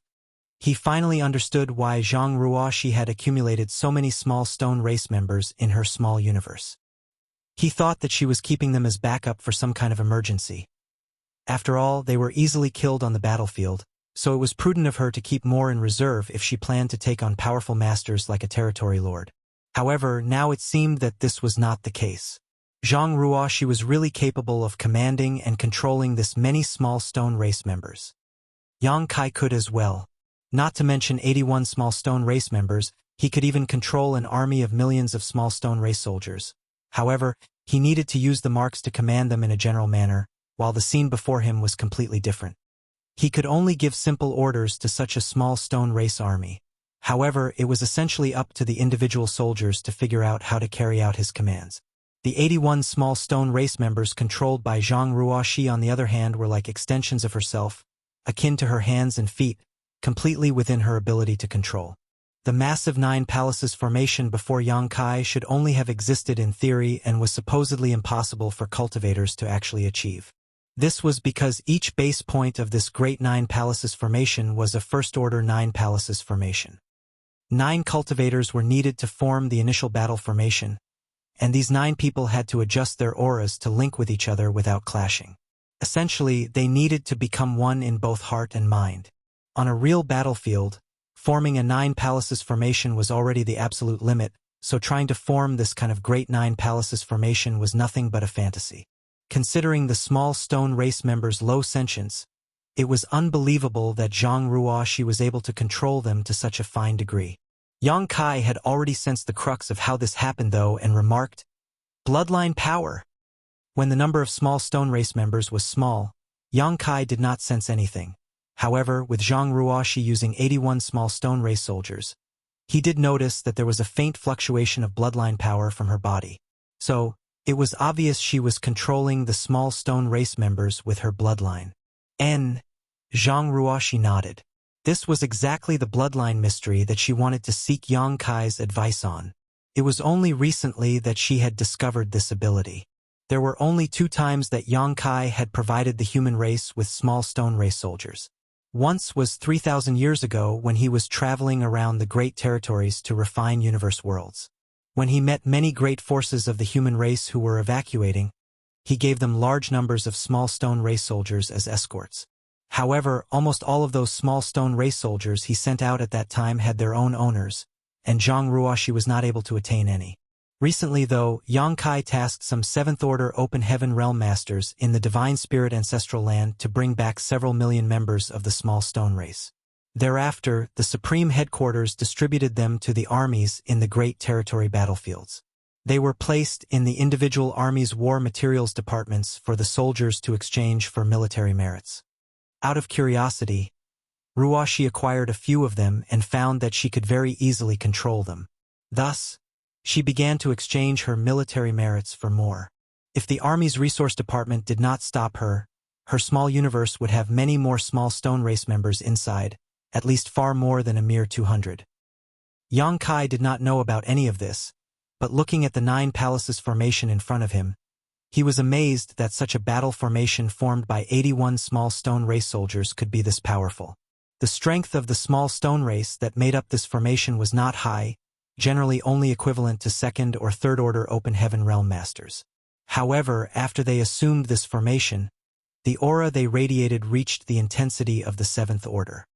If these small stone race soldiers were stronger to begin with, then the power of the formation would grow even further. Can you control more? Yang Kai asked. Wuxia nodded and replied, but I don't have enough to form another complete battle formation layer. The corners of Yang Kai's face twitched. He just asked Zhang Wuxia if she could control more. But this little girl was even more ambitious. She actually wanted to use this Great 9 Palaces formation as the base to form an even higher order formation. Having 81 small stone race members as a base to form the simplest 3 fortunes formation would require 243 small stone race soldiers, so Zhang Wuxia really did not have enough. But Yang Kai had them. Although he gave the human race several million small stone race soldiers, he kept a few million for his own use. With the wave of a hand, an army of small stone race soldiers flew out of his small universe, appearing both grand and majestic. Go all out. Let me see what your limit is. Zhang Wuxia agreed readily as she also wanted to know her limits. She immediately surged her bloodline power to draw many from the army released by Yang Kai. Soon, a new 9 Palaces formation was formed using Great 9 Palaces formations as nodes. The number of small stone race soldiers involved had now reached 729. Their combined power had surpassed the 7th Order and almost reached the 8th Order. Yang Kai was dumbfounded by the formation in front of him. The Great 9 Palaces formation existed in theory and was basically impossible to be formed by humans, but what about this 9 Palaces formation formed from Great 9 Palaces formation as its base be called? A 3rd Order 9 Palaces formation. If a normal 9 Palaces formation was the 1st Order and a Great 9 Palaces formation was the 2nd Order, then there should not be any problem calling this one 3rd Order. The bloodline power coming from Zhang Wuxia's body became more and more intense, and Yang Kai began to feel a slight pressure that caused his dragon vein to roil and riot. This kind of pressure was somewhat similar to a dragon clan bloodline suppression. So, it seemed like his suspicions were true. This Heaven's Order bloodline was more powerful than any divine spirit bloodline. All of a sudden, his thoughts became clear, and he understood what was happening with Zhang Wuxia and her bloodline. Martial Peak, Chapter 5670, Divine Spirit Family Patriarch? After a few moments, the 3rd Order 9 Palaces formation had turned into the 4th Order 9 Palaces formation. The number of small stone race soldiers who made up the formation now reached an astonishing 6,561. It was unbelievable that one person could perfectly control more than 6,000 small stone race. Although the individual strength of the small stone race participating in the formation was generally not high, the aura of the battle formation at this moment made even Yang Kai feel a lot of pressure. In other words, if he were to fight against them and did not find a way to break the battle formation, he might lose. It was an astonishing feat. With this ability alone, Zhang Wuxia was as valuable as any 8th Order Open Heaven Realm Master. Yang Kai also saw the manifestation of the Heaven's Order bloodline power once again. Perhaps the bloodline power became too intense, so Zhang Wuxia was now surrounded by a blood-colored haze. Suddenly, at some critical point, a huge figure of a woman emerged behind her. The figure looked extremely imposing as she looked down on the world, a great sword at the ready. As she stood quietly behind Zhang Wuxia, the void trembled and an awe-inspiring pressure pervaded the surrounding space. Yang Kai was stunned. This figure and the memory of another extremely vague figure quickly overlapped. Although there was a difference in size, the image was too similar to ignore. Yang Kai was so happy that he had stumbled upon this great fortune. He never expected that he would stumble across such a grand discovery during this meeting with Ruoxi. He was suddenly enlightened and many uncertainties in his mind became clear. So, that's how it is. If that is really the case, then everything makes sense. The Heaven's Order bloodline was basically a divine spirit bloodline, but it was not a divine spirit bloodline in the ordinary sense. In terms of ranking, the Heaven's Order bloodline was higher than all other divine spirit bloodlines. Thus, it was not accurate to call it the divine spirit's nemesis. The Heaven's Order bloodline was not born to restrain divine spirits. It was actually from the same vein as the divine spirit bloodlines, only higher up the hierarchy, which was why it could suppress all other divine spirit bloodlines. The Dragon Clan itself also had the concept of bloodline suppression, but the Dragon Clan's bloodline suppression only affected those within the clan or those from monster race too weak to resist. A Dragon Clansman with a purer bloodline had a natural restraint on any other Dragon Clansman with a less pure bloodline. In a fight, the strength of a Dragon Clansman with the purer bloodline could suppress the strength of the other. A Dragon Clan's bloodline may have some deterrent effect on other divine spirits, but it was far less obvious. A Dragon Clan bloodline's ranking may be higher than that of other divine spirit bloodlines, but not by much. In this world, there were two other divine spirit bloodlines that stood above the Dragon Clan: the Burning Light and Serene Glimmer. Technically speaking, these two were also divine spirits. The ancient legends stated that they were the ancestors of the divine spirits. However, Yang Kai knew that that was a misrepresentation after he found out the truth about the primordial light. If all the divine spirits were considered to be in one big family, then the higher the ranking, the higher their position would be within the divine spirit family. Big Brother Huang and Big Sister Lan could also be considered the big brother and big sister of all divine spirits. This was also the reason why when Yang Kai first went to the dragon pool, his great sun and great moon marks allowed him to draw in the power of the dragon pool and help Fu Guang break through his shackles and become a divine dragon. The powers of the Burning Light and Serene Glimmer and the Dragon Clan were fundamentally related. The primordial light first stripped its yin and yang elements in the chaotic dead territory, then moved to the ancestral land. It then transformed into thousands of lights and evolved into the first divine spirits. The first time Yang Kai went to the no-return pass, he used the Great Sun and Great Moon marks to completely suppress Ji Laosan, who was a Grand Dragon. He did this while he was still only in the 7th Order and a Grand Dragon himself. In fact, the difference in strength between them at the time was not big.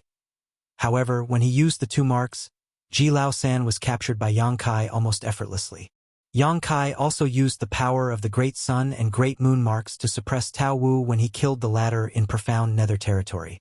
Otherwise, Tao Wu's 8th Order divine spirit strength could easily handle a soul-rending thorn head-on, and he would not have been so easily killed. This was basically akin to the big brother and big sister exerting their power over the little brother of the divine spirit family. When they learned about this, Big Brother Huang and Big Sister Lan would surely be overjoyed. They had been bickering for countless eons about who was the elder sibling between them, so if they knew they had so many younger brothers and sisters, they might not quarrel anymore and instead play with their little siblings instead. In such a sense, it was completely appropriate for Yang Kai as a Dragon Clan member to address them as Big Brother Huang and Big Sister Lan. The Burning Light and Serene Glimmer were the big brother and big sister of the Divine Spirits family. However, in this family, there seemed to be another high-ranking existence: the Heaven's Order bloodline. The small stone race could be seen as an extension of the power of Big Brother Huang and Big Sister Lan, so even Yang Kai had to use the two marks to control them. This was natural because the ranking of the Dragon Clan was lower than that of the Burning Light and Serene Glimmer. On the other hand, Zhang Ruoxi only relied on her bloodline to precisely control thousands of small stone race soldiers to form a massively complicated 9 palaces formation. When Yang Kai understood this, he immediately recalled the strange scene that he had witnessed in the rewinding time. When the primordial light was stripped of its yin and yang in the chaotic dead territory, the latter evolved into the sun's burning light and moon's serene glimmer. After a long journey, What was left of the primordial light collided with an ancient universe world, showering it with thousands of multicolored lights. From those lights, all divine spirits were born. The divine spirits thus rose, and the universe world came to be known as the ancestral land. With this evolution, the ancestral land became the home of all divine spirits and was virtually indestructible.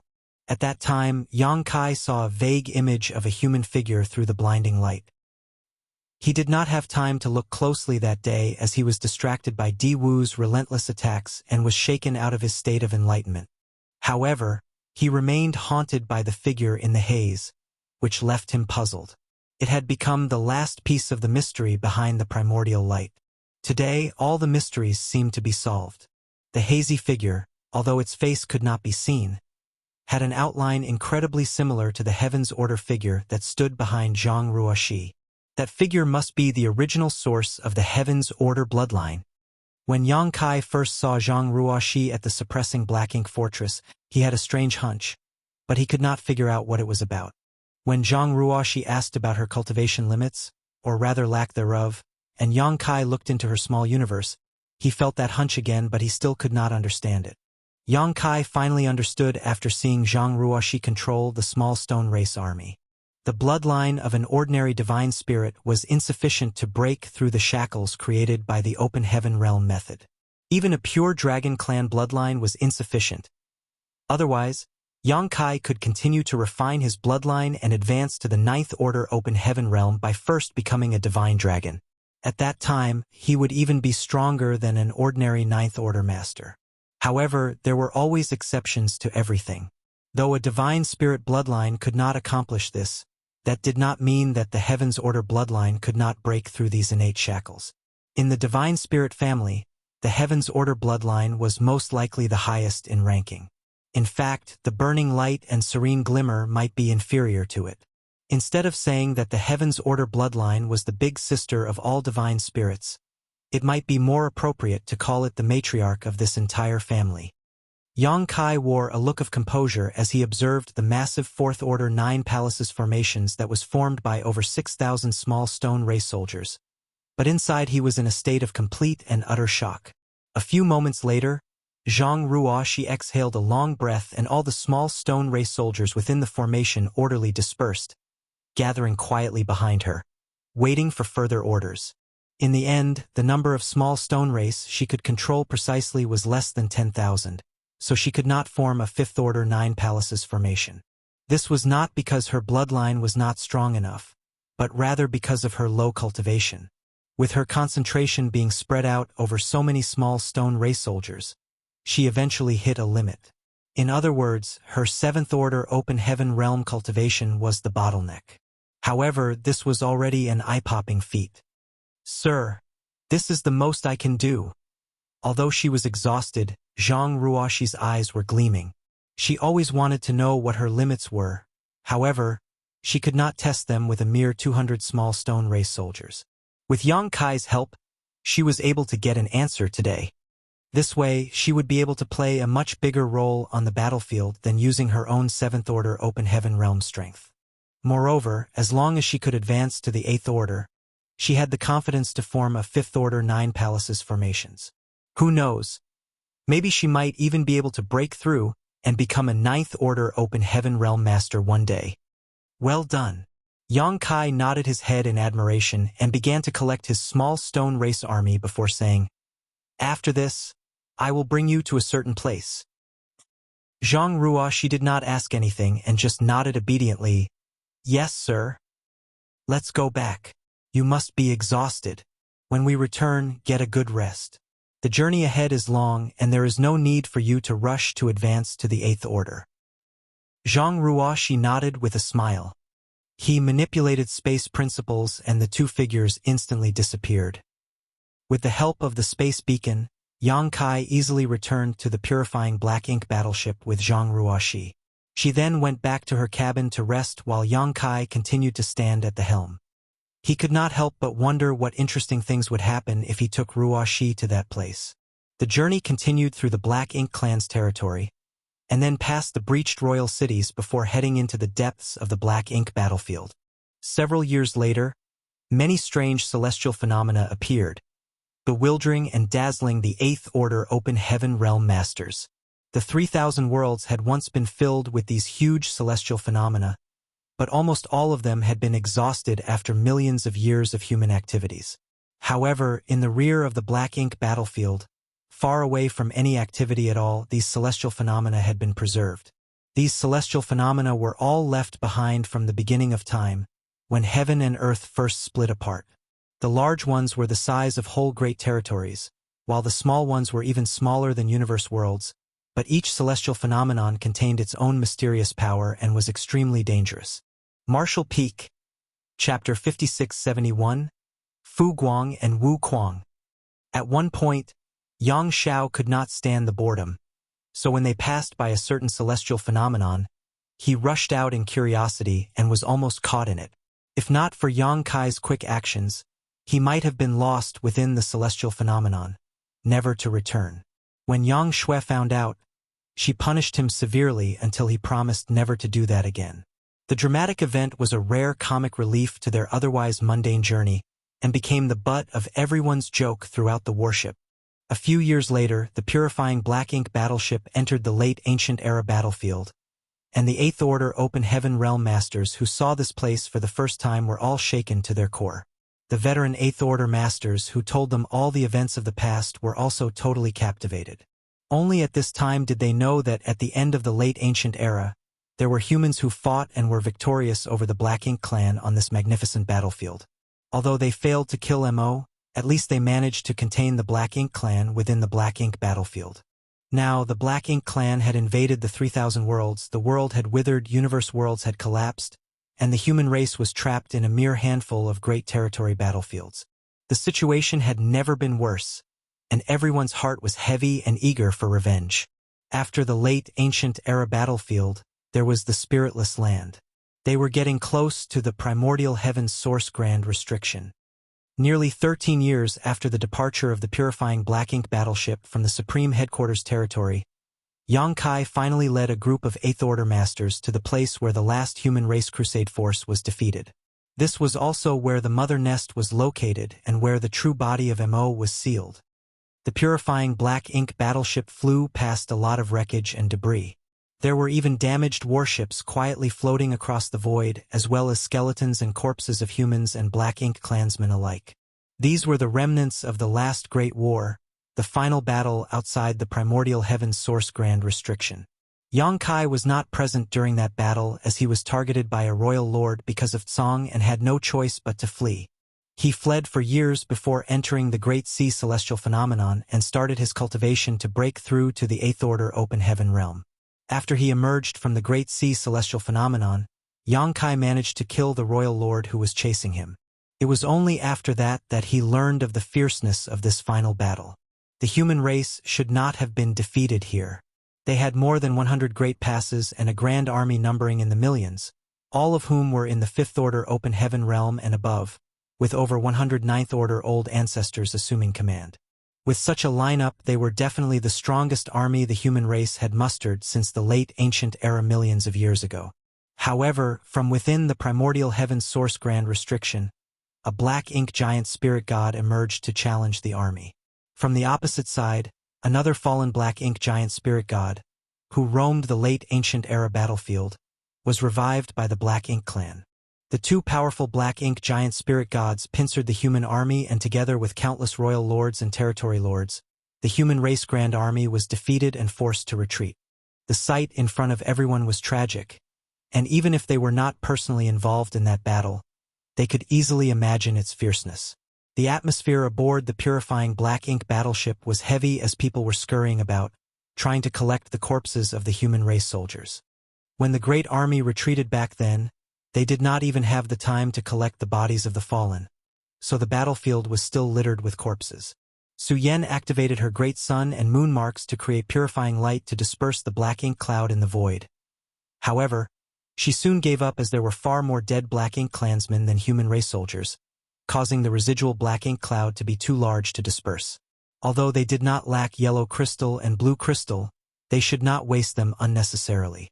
A potent divine sense suddenly spread over from afar, and all the Eighth Order Masters were astonished when they felt its might.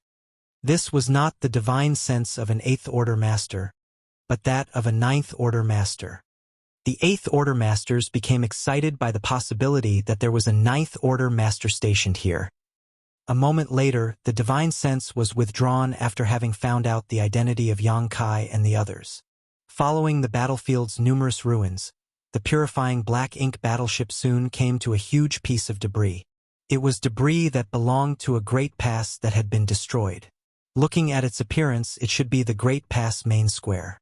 On top of the debris stood a figure with flowing white hair and white robes, his arms folded behind his back, looking in the direction of the purifying black ink battleship. Upon seeing this person, many Eighth Order Open Heaven Realm Masters immediately realized that it was not just any Ninth Order Master here, it was him. No wonder we've not heard about this senior for so many years. He must have been stationed here by the Supreme Headquarters a long time ago. Yang Kai jumped down from the purifying black ink battleship, came to the white-haired man, and cupped his fists. "Greetings, Senior Fu Guang." This man in all white was the current Dragon Clan leader and the only divine dragon. Yang Kai had sent Wu Kuang here a long time ago, but although the latter claimed that he would advance to the Ninth Order within 3,000 years, and that he could guard the Primordial Heaven Source Grand restriction effectively at that point, Yang Kai had to prepare for the unexpected. Therefore, over 1,000 years ago, Yang Kai had already suggested that the Supreme Headquarters prepare someone to assist Wu Kuang outside the Primordial Heaven Source Grand restriction, just in case. However, the humans had limited manpower and very few were capable of carrying out such a mission. There were 2 old ancestors who met the requirements, but they had to stay in Wind Mist territory to restrain the Black Ink Giant Spirit God. Part of restraining the Black Ink Giant Spirit God was that they too could not move. After much consideration, only Fu Guang could be deployed. However, during the Battle of the Barren Territory, Fu Guang was severely injured and almost died on the spot. If the Dragon Clan leader at that time did not go all out to rescue him, Fu Guang would have been among those who fell that day. After the retreat from the Barren Territory, Fu Guang spent many years in the depths of the Dragon Pool, drawing upon its power to heal himself. It was not until some 1,000 years ago that he finally recovered from his injuries. He immediately set off for this place after his recovery. On the way, Fu Guang passed by the No Return Pass, which caused the Black Ink Clan to panic as they thought that he was there to pick a fight. Fortunately for them, Fu Guang had no such intentions and just passed by. The Black Ink Clan had since been wondering what a divine dragon from the Dragon Clan was doing in the Black Ink battlefield. By all accounts, Fu Guang had been here alone for at least 1,000 years. "Many thanks for your hard work, Senior," Yang Kai said. 1,000 years of solitude was not easy to endure, even for a powerful divine spirit. Fu Guang smiled and shook his head. His eyes then looked up and down Yang Kai and said with a little surprise, "Your dragon vein." Yang Kai secretly praised this divine dragon for his strong perception. It should also be because they were both part of the Dragon Clan. So, even if Yang Kai did not use the powers of his dragon vein, Fu Guang would sense something about it. Yang Kai explained, "I obtained some gifts from the ancestral land." Fu Guang understood what he meant and replied, "That is indeed a great opportunity." He was wondering how Yang Kai's dragon vein had grown so quickly. The last time Fu Guang saw Yang Kai, the latter was just a 70,000-meter ancient dragon. Now, Yang Kai gave off a similar feeling to his own from back in the dragon pool. In other words, it was very likely that Yang Kai was in the same situation as he was back then, stuck at the last step before becoming a divine dragon. The power in the dragon pool had been greatly consumed after more than 2,000 years of healing, so Yang Kai could not have benefited much from it, certainly not enough to improve his dragon vein to such a degree. It turned out that it was a gift from the ancestral land. While they were talking, a group of 8th Order Masters and 60 divine spirits all came forward and saluted. No one dared to disrespect a divine dragon. The 8th Order Masters finally confirmed who the army commander of their suppressing Black Ink army was. Although there had been some speculation beforehand, it was only today that they became certain. A master like Fu Guang was naturally qualified to be the army commander of the suppressing Black Ink army. Zhu Jian and the rest of the divine spirits felt increasingly ready to be part of this fight. Given the circumstances, They knew that they would still be fighting alongside the human race after the 3,000-year agreement had expired. However, now they were working under the current Dragon Clan leader, and there was no room for sloppiness. After exchanging some pleasantries, Yang Kai said, "Sir, how is the situation here?" Fu Guang replied, "Nothing unusual, except that he talks a lot." Talks a lot. Yang Kai was slightly stunned and then realized that Fu Guang should be referring to Wu Kuang. Yang Kai could not help but chuckle, and his tense mood also relaxed a lot. It also meant that there were no problems with the primordial heaven's source grand restriction.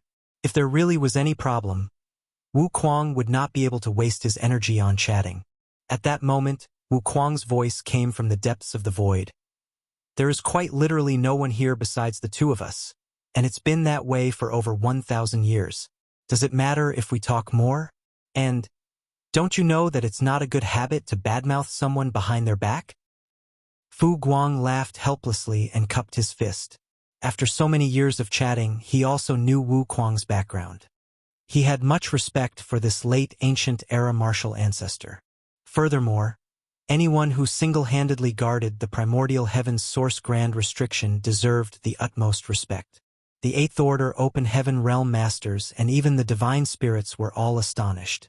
They were all previously focused on Fu Guang and never expected there to be a second person here. After all, there was only endless darkness as far as they could see. The deep darkness seemed to be able to devour everything, and even their souls seemed to be sucked into it when they stared for too long. Fortunately, everyone was strong, and when they perceived the anomaly, they immediately collected the mind, which eased the discomfort. Someone said with palpitations, "Is this where the mother nest resides?" They had heard that the primordial heaven's source grand restriction had sealed the mother nest along with Mo's true body.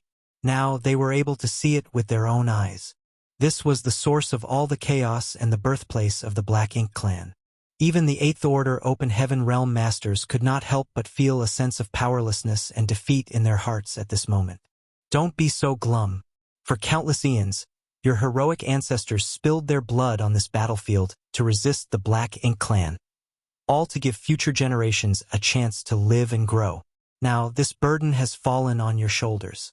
If you and the others fail here, then the human race and all the divine spirits will cease to exist. When that happens, everything will come to an end. The martial ancestors were able to seal this evil here. Don't you, their descendants, have the courage to fight it? Martial Peak, Chapter 5672. The human race must get stronger. Fu Guang was not reprimanding, and neither was his tone intense.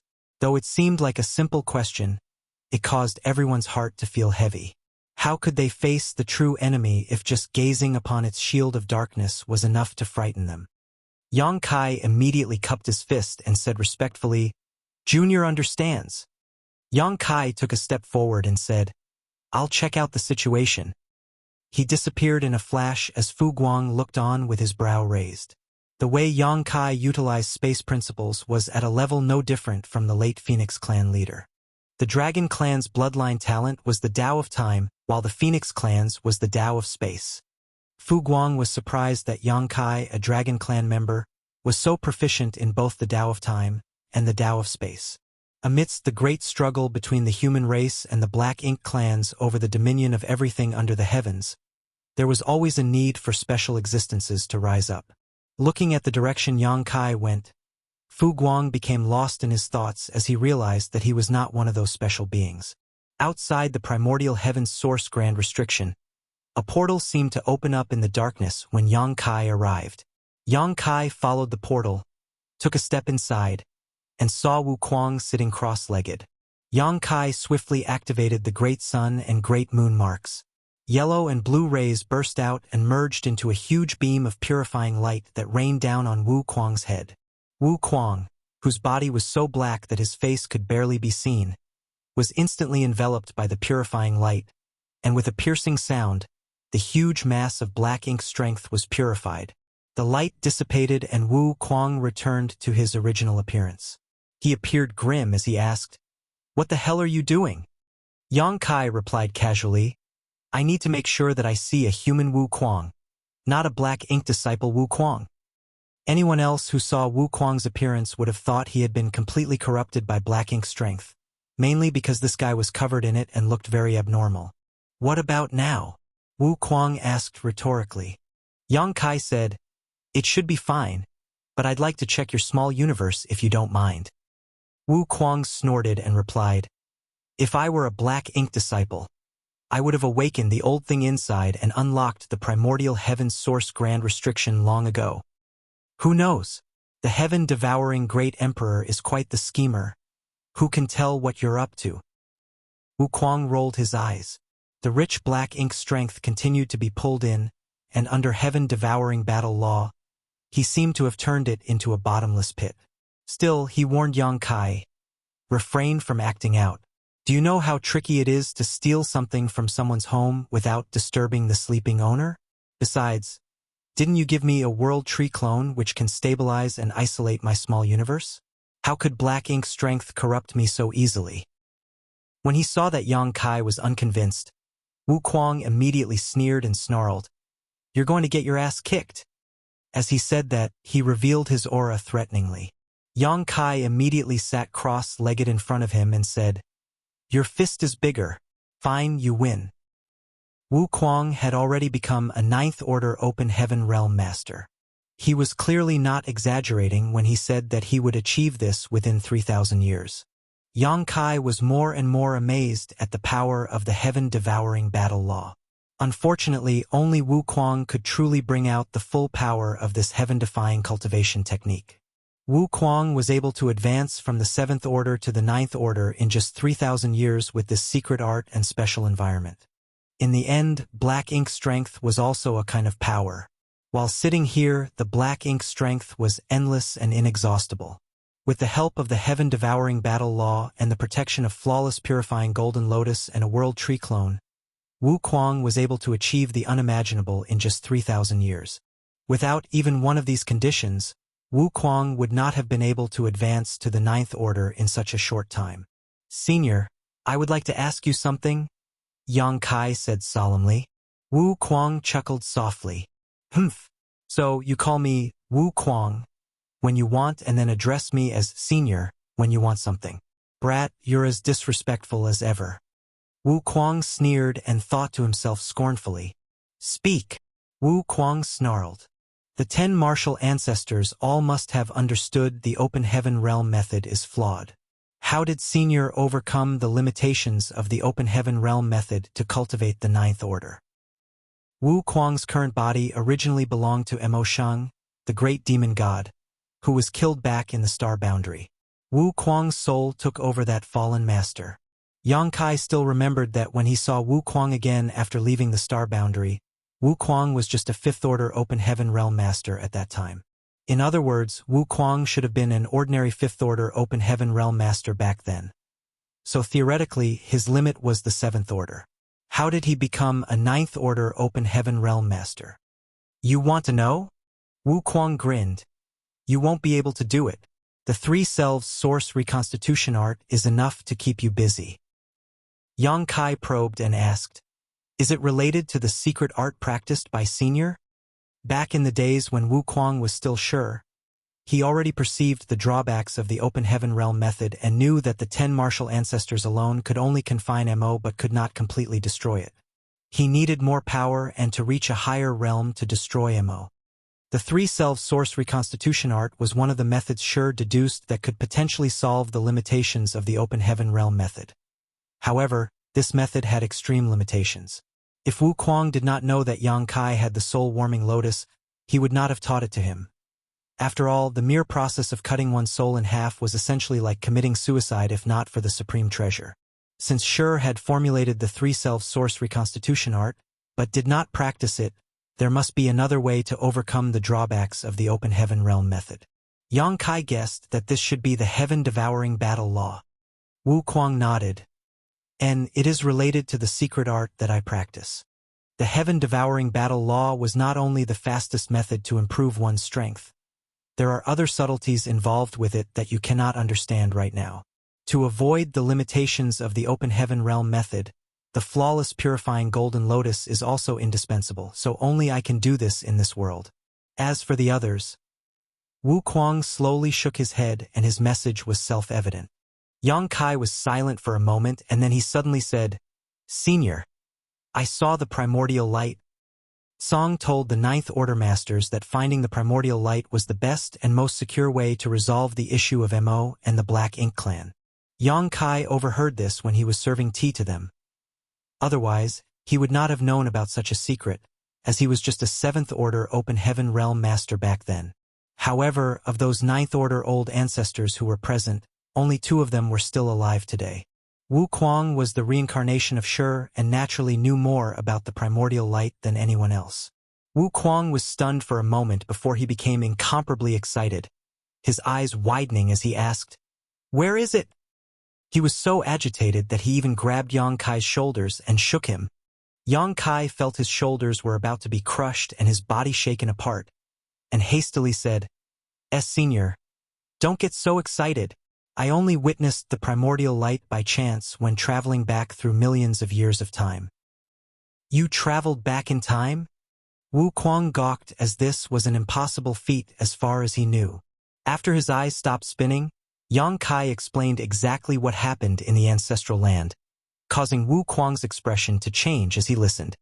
After Yang Kai finished explaining, Wu Kuang's expression became extremely odd, and he could not tell whether he felt relief or not. "So, that's what happened. The primordial light has long since ceased to exist. Back then, the 10 martial ancestors theorized that the only way to deal with Mo once and for all was to find the primordial light. That was naturally a source of hope for them. However, today, Yang Kai had confirmed that the primordial light had disappeared from the universe, and its remnants had evolved into the divine spirit family. Thus, this hope no longer existed. Wu Kuang couldn't help feeling some disappointment in his heart. However, he had also long expected this situation. Even if he was disappointed, he did not despair. The primordial light was certainly the safest and simplest solution to resolve the issue of Mo, but it was not necessarily the only solution. Mo was in the creation realm, so if he could break through the Ninth Order and reach the creation realm, he would be able to compete with Mo directly. Collecting himself, Wu Kuang quickly said, "Brat, since the primordial light has long since dissipated, the only hope for the human race now is to further strengthen themselves and rise above the Ninth Order as soon as possible." "Yes," Yang Kai answered, but after thinking about it, he did not say anything about Zhang Ruoxi. After all, her story was still just his own speculation. Thus, he would have to take her to that place before he could say for certain his hypothesis was the truth. After a moment of silence, Yang Kai said, "I brought some men and a powerful weapon with me this time to ease the burden on Senior. If Senior needs any help from them, just order them as needed." "There is always a need for more help," Wu Kuang said seriously. Previously, Mo was hit by whatever Mu left behind and has been in deep sleep ever since. Over these years, although there have been some faint mental activities, it has not awakened yet. Fortunately, I have made it to the Ninth Order Open Heaven Realm Master, and my control over the primordial heaven source grand restriction is much stronger now. Otherwise, all hell would have broken loose already. Yang Kai was astonished and asked, "Then, can Senior estimate when Mo will awaken?" Wu Kuang spread his hands helplessly and replied, "It's impossible to say. Maybe it will wake up in the next moment, or perhaps it will continue to sleep for a few thousand more years." Yang Kai's anxiety increased greatly as he asked, "If it really wakes up, can Senior suppress him?" "Perhaps for a short while, but certainly not for long. After all, I have not yet reached Tsong's level of strength. Although Tsong was still technically in the Ninth Order Open Heaven realm, he was much, much further along that path that I am right now. It was for that reason that he could single-handedly stay here and maintain the grand restriction. Still, I am also growing stronger all the time. In short, the longer it takes Mo to wake up, the better it is for the human race." After a pause, Wu Kuang said, "There are many Black Ink clansmen inside the primordial heaven source grand restriction, including many royal lords. If the grand restriction were to be broken now, it would be difficult to stop them. However, if you have brought enough capable people, we might be able to reduce the power of Black Ink Clan in advance. When the day comes, and make no mistake, it will come, The burden on the human race would lessen if we act now. Yang Kai listened and asked eagerly, "How should we go about eliminating them?" Wu Kuang replied, "Simple. I'll create a small opening in the Grand Restriction and release some of them out in batches. You guys just need to kill them as they emerge." Martial Peak, Chapter 5673. Prepare for Battle. Yang Kai winced and whispered, "Senior may not know, but more than 3,000 years ago when the human crusade force came here, Song did what you suggested and it ended in disaster. Of course, when Song chose to open a gap, it was based on the same reasoning. Before the human crusade force arrived, Song had guarded this place alone for over 100,000 years and was approaching his limit. The primordial heaven's source Grand Restriction not only sealed Mo's true body, it also held back all of Mo's creations. Song could not bear the burden by himself and eventually he would not be able to contain them. If the seal broke and Mo and its true body escaped, the human race would not be able to handle the subsequent catastrophe. So, after the human crusade force arrived, Song proposed, as Wu Kuang did now, to open a gap in the Grand Restriction to relieve some of the pressure. Initially, everything had gone according to Song's expectations, until the appearance of a black ink giant spirit god. Unexpectedly, a black ink giant spirit god emerged from the Grand Restriction and forcefully held the gap open. The Black Ink clan army swarmed out and overwhelmed the human race army. All the Black Ink clansmen who died in that battle left behind massive amounts of Black Ink strength, which was then absorbed by the Black Ink giant spirit god, increasing its power. In the end, Song was forced to use the last card Mu left behind and sacrificed his body to reseal and reinforce the primordial heaven's source Grand Restriction, while Mo fell into a deep slumber.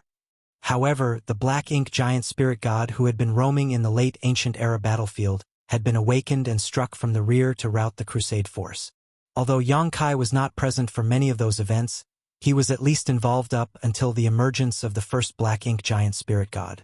Thus, when Wu Kuang proposed this same strategy 3,000 years later, Yang Kai was naturally a little worried. Wu Kuang had obviously heard about what happened back then and chuckled. "Accidents are inevitable." Yang Kai said solemnly, "Is Senior certain that you can reseal the Grand Restriction at any moment?" Wu Kuang said bluntly, "There is no guarantee." Yang Kai's face twitched.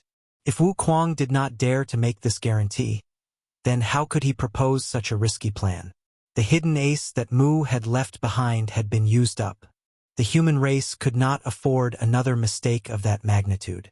However, Yang Kai soon realized what the problem was and asked, "Is Senior's burden so great that you are unable to bear it?" Yang Kai hit the nail on its head, so Wu Kuang could not help but sigh and reply, "I just became a 9th Order Master and my strength is incomparable to Tsong. It's only a matter of time before the primordial heaven's source Grand Restriction breaks apart." "Why didn't Senior just say so then?" Yang Kai said with some displeasure.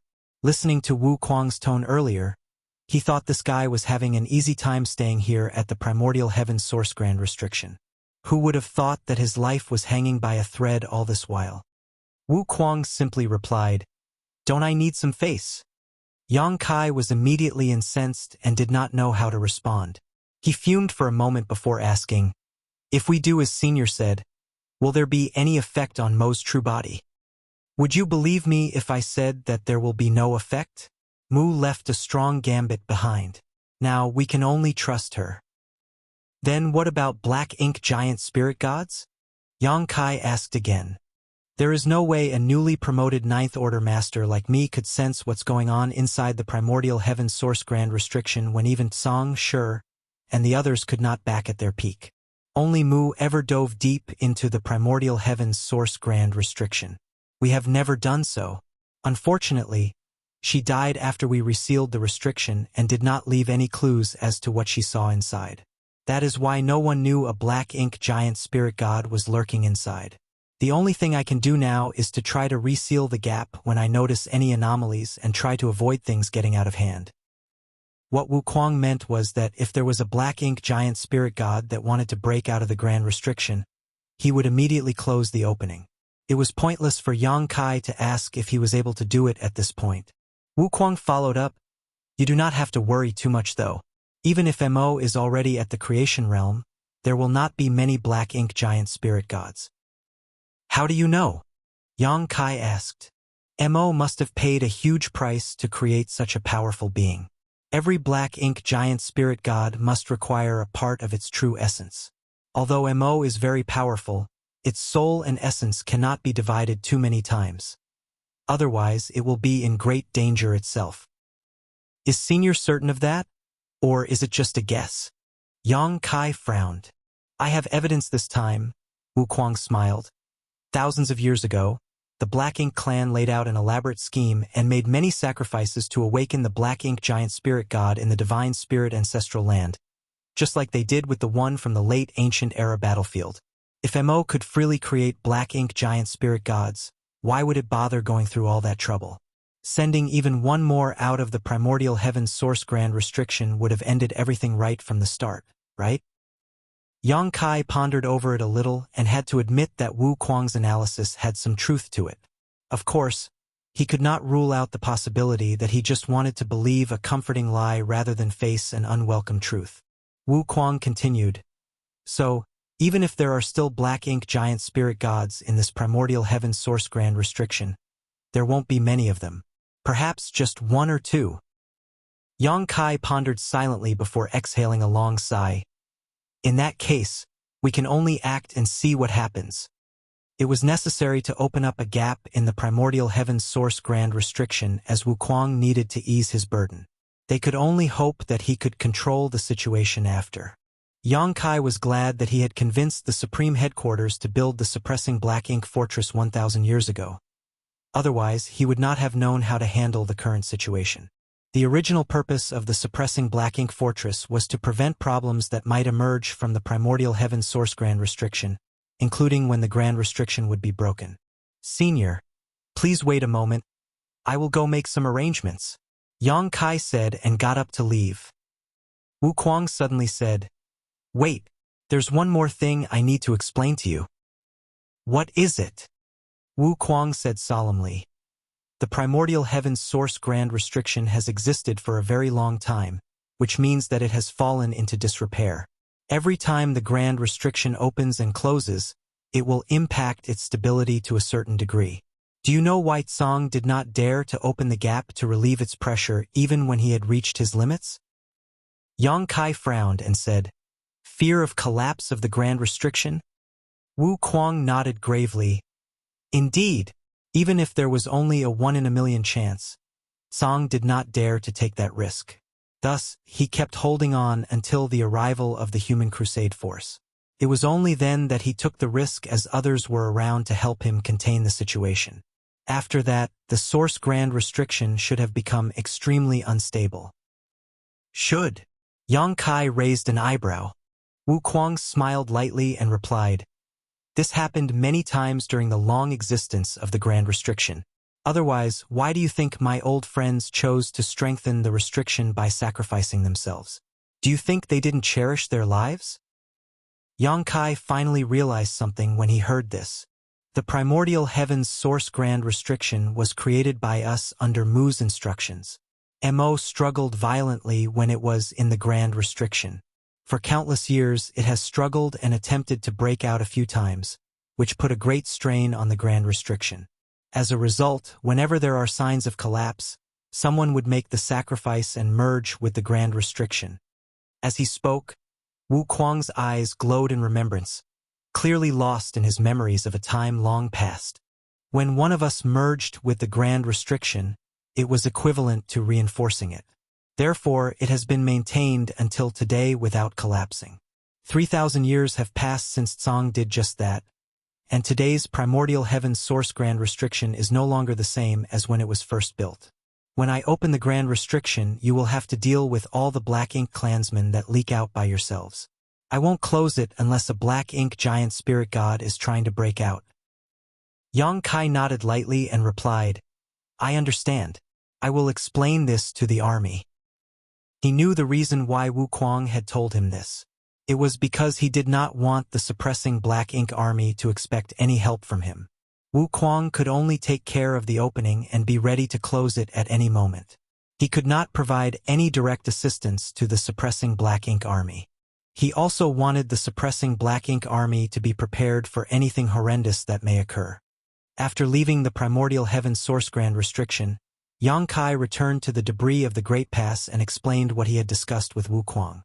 Fu Guang nodded his head and said, "We can only deal with it as it is." Yang Kai continued, "I can't stay for long, so I must ask Senior to take care of things here." Fu Guang smiled and said, "Not a problem. I'll take care of it."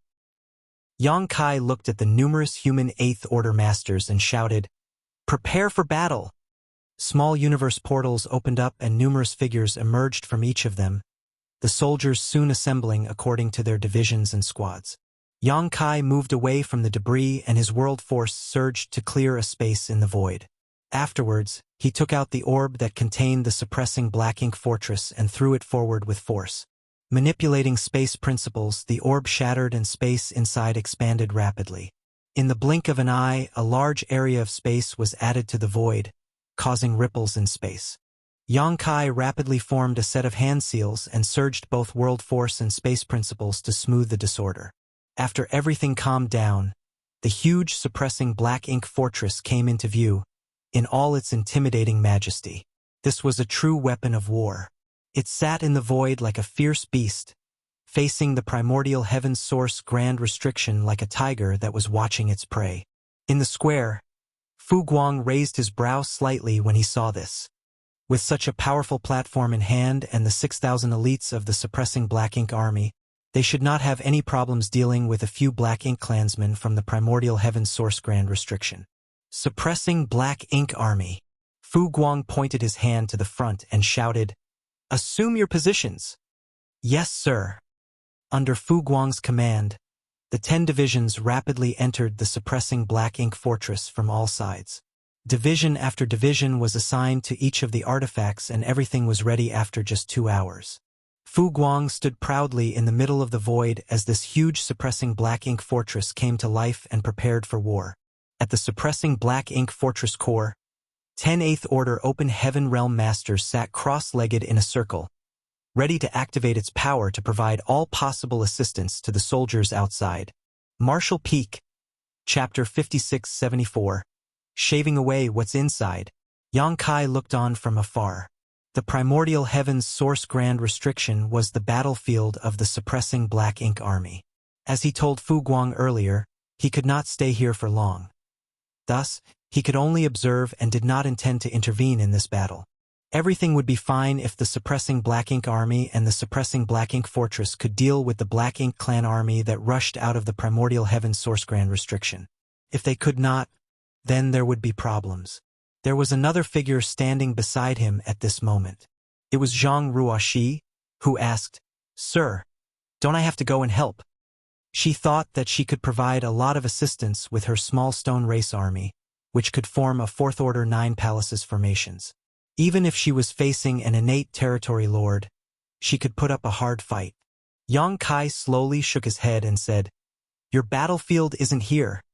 If his guess was right, then Zhang Ruoxi could play a much bigger role in the future than merely controlling a 4th Order 9 palaces formation. Upon hearing this, Zhang Ruoxi felt a bit confused, but she listened to Yang Kai's instructions and watched quietly beside him. For the last few thousand years, she and Yang Kai had barely met, but ever since she was young, she had built an unconditional trust in Yang Kai. Even after growing up and becoming a 7th Order Open Heaven Realm Master, she would still obey any request Yang Kai made of her. Now, both the suppressing Black Ink Army and the suppressing Black Ink Fortress were ready. Yang Kai looked over at Wu Kuang and said, "Senior, please do your best to control the gap and not put too much burden on the suppressing Black Ink Army." Wu Kuang said, "Rest assured, I have been considering this ever since I first began guarding this place. I will only open the gap wide enough for those weaker than royal lords to smoothly pass through. Perhaps 1 or 2 royal lords might occasionally rush out, but with that dragon here, it shouldn't be a problem." Yang Kai nodded lightly. This was also the reason why he arranged for Fu Guang to come here in advance. As a divine dragon, Fu Guang was significantly more powerful than the average 9th Order Open Heaven Realm Master.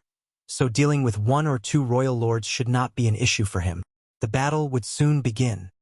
In the endless darkness, a spinning vortex suddenly emerged in front of the suppressing black ink fortress. The initial speed of the vortex was not fast, and its scale was not large. However, as time passed, the vortex gradually began to expand, and the speed of its rotation became increasingly faster.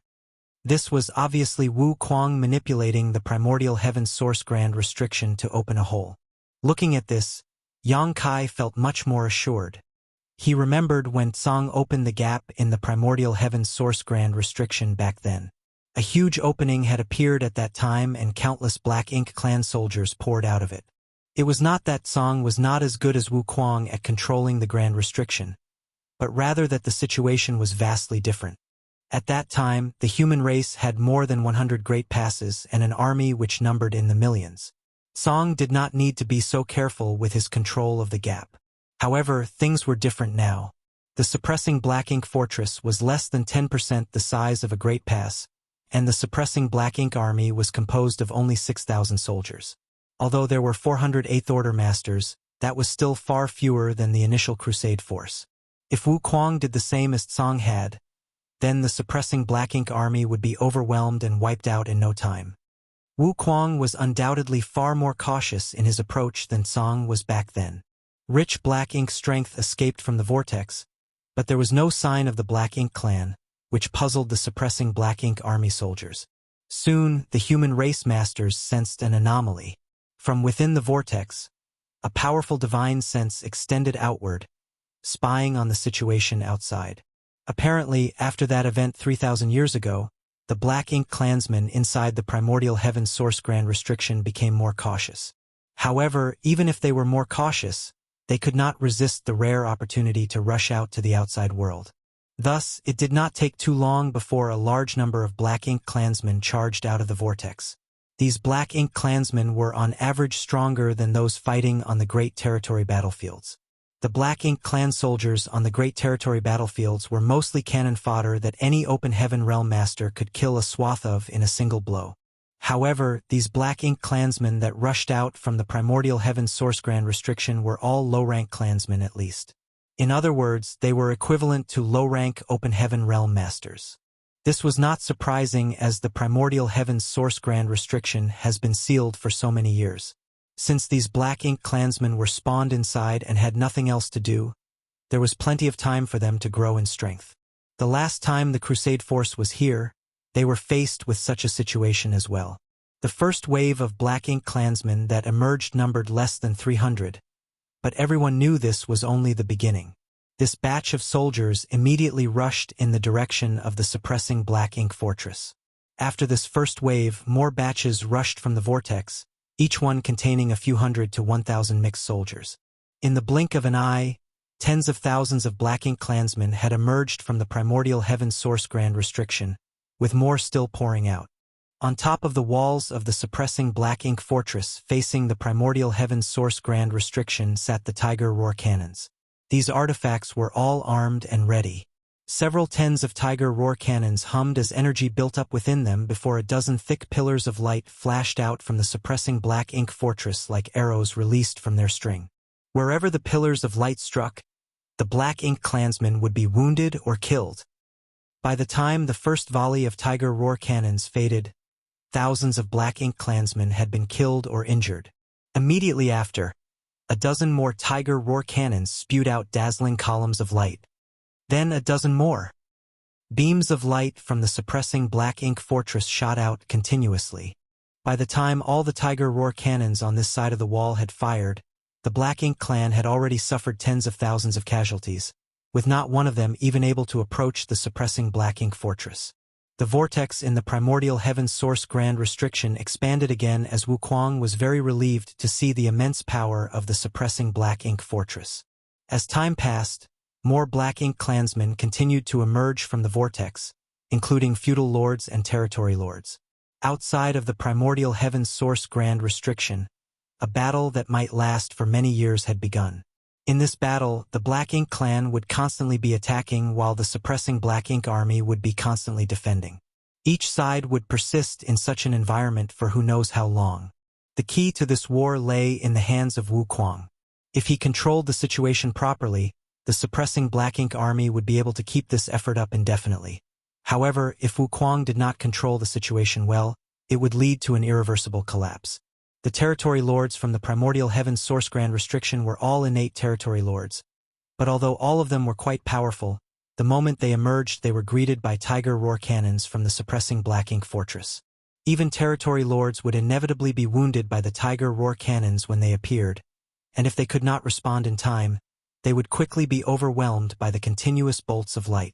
Yang Kai saw some innate territory lords coming out of the Primordial Heavens Source Grand Restriction, but as they emerged, they would all go from being lightly wounded to seriously wounded to dying.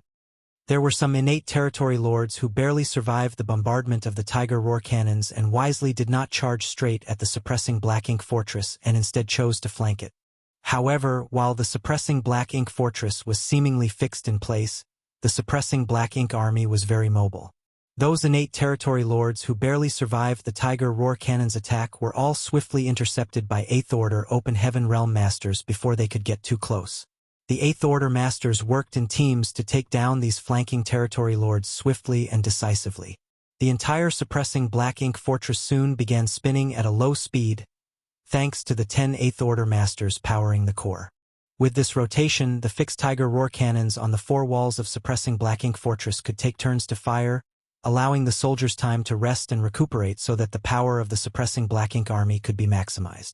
Days went by and soon an entire month had passed with the situation still under the humans' control. The Black Ink clan had suffered countless casualties, with more than 108 territory lords having been killed, while not one soul from the suppressing Black Ink army had died. The rate of consumption of the soldiers was also under control, and as long as they received enough supplies, the suppressing Black Ink army could continue fighting like this indefinitely. However, accidents and unexpected situations finally began to appear. From the vortex, the aura of a royal lord revealed itself, followed by the figure of a royal lord struggling to emerge from within the Grand Restriction. Wuquang had carefully controlled the Primordial Heavens Source Grand Restriction, so that the gap he opened was only large enough to allow those weaker than royal lords to pass through smoothly. Any royal lord trying to emerge would have difficulty exiting through the current opening. The royal lord was only delayed for a few breaths of time while passing through the vortex, but during that brief moment, he was naturally struck by multiple attacks from the suppressing Black Ink fortress, causing numerous injuries. Naturally, this caused the royal lord to roar in anger. With great difficulty, he struggled out of the vortex and nimbly dodged the attacks from suppressing Black Ink fortress before charging out towards it. However, he was immediately met with the intense dragon aura of a divine dragon. Fu Guang, who had been waiting on the suppressing Black Ink fortress, personally intercepted the royal lord, forcing him into the nearby void to fight. The royal lord was ripped apart by Fu Guang's claws after only half an hour of fighting, his Black Ink strength exploding out like a final desperate gasp before he perished. Even in his prime, this royal lord was no match for a divine dragon, let alone after he was seriously wounded by the suppressing Black Ink army's focused barrage. The combination of the suppressing Black Ink army with the suppressing Black Ink fortress and a divine dragon proved to be a solid defense. Of course, the prerequisite was that Wuquang maintained proper control of the Primordial Heavens Source Grand Restriction, and that nothing changed within the Primordial Heavens Source Grand Restriction. Yang Kai was relieved to see this. There was no need for him to intervene in this matter. In fact, he could hardly resist the temptation to join. However, there was truly no need for him to be here since there was a divine dragon present. Looking at all the familiar faces aboard the suppressing Black Ink fortress, Yang Kai felt guilty for not participating in the fight, but he could do nothing about it. After taking Zhang Ruoxi into his small universe and transmitting a few words to Fu Guang, Yang Kai connected with the old tree and soon followed its traces to the Grand Ancient Ruins boundary. Martial Peak, Chapter 5675, Guest. 3 months later, in the desolate and vast void of the chaotic dead territory, the two forces of yin and yang entwined, sparking violent explosions and shaking the universe each time they collided. Even an 8th Order Open Heaven Realm Master would not be able to withstand the fallout of such an explosion. This was a sight that had not been seen in the chaotic dead territory for many thousands of years. Such a chaotic and dangerous place certainly had a lot of opportunities, yet the dangers far, far outweighed those lucky chances. If it wasn't for the protection of giant spirit god Air when Yang Kai arrived here the first time, he would have already died many times over with his Sixth Order Open Heaven Realm cultivation. After the Black Ink clan invaded the 3,000 worlds, they had also set their sights on this place, but when they realized how dangerous it was, they gave up on it entirely. They couldn't hold their ground in a place this dangerous. The Royal Lord was previously worried that these two supreme beings would direct animosity towards the Black Ink clan and attack, but after so many years of observation, these two showed no signs of leaving. Subsequently, he discovered from some Black Ink disciples that, though these two had a fierce reputation, they had never left the chaotic dead territory since ancient times, allowing the Royal Lord to breathe a sigh of relief. Yang Kai arrived in this place without difficulty and soon found Big Brother Huang and Big Sister Lan, who were nurturing another small stone race army. Both Big Brother Huang and Big Sister Lan were speechless when they saw Yang Kai again. Ever since Yang Kai gave them these unique creatures, the two of them had been fixated on this type of game-like combat to establish their seniority. However, the last two times Yang Kai visited, nothing good happened. In addition to taking away a massive amount of yellow and blue crystals, he also took away their entire army which they had worked so hard to nurture. It was as if every time Yang Kai appeared, they would be robbed clean of all that they owned. So, seeing Yang Kai appear so soon after his last visit, Big Brother Huang's head ached and he couldn't help grumbling, "Why are you here again?" Big Sister Lan later added, "You can take some yellow and blue crystals, but there are no more forces for you to take. It has only been a short time, and they haven't grown much yet."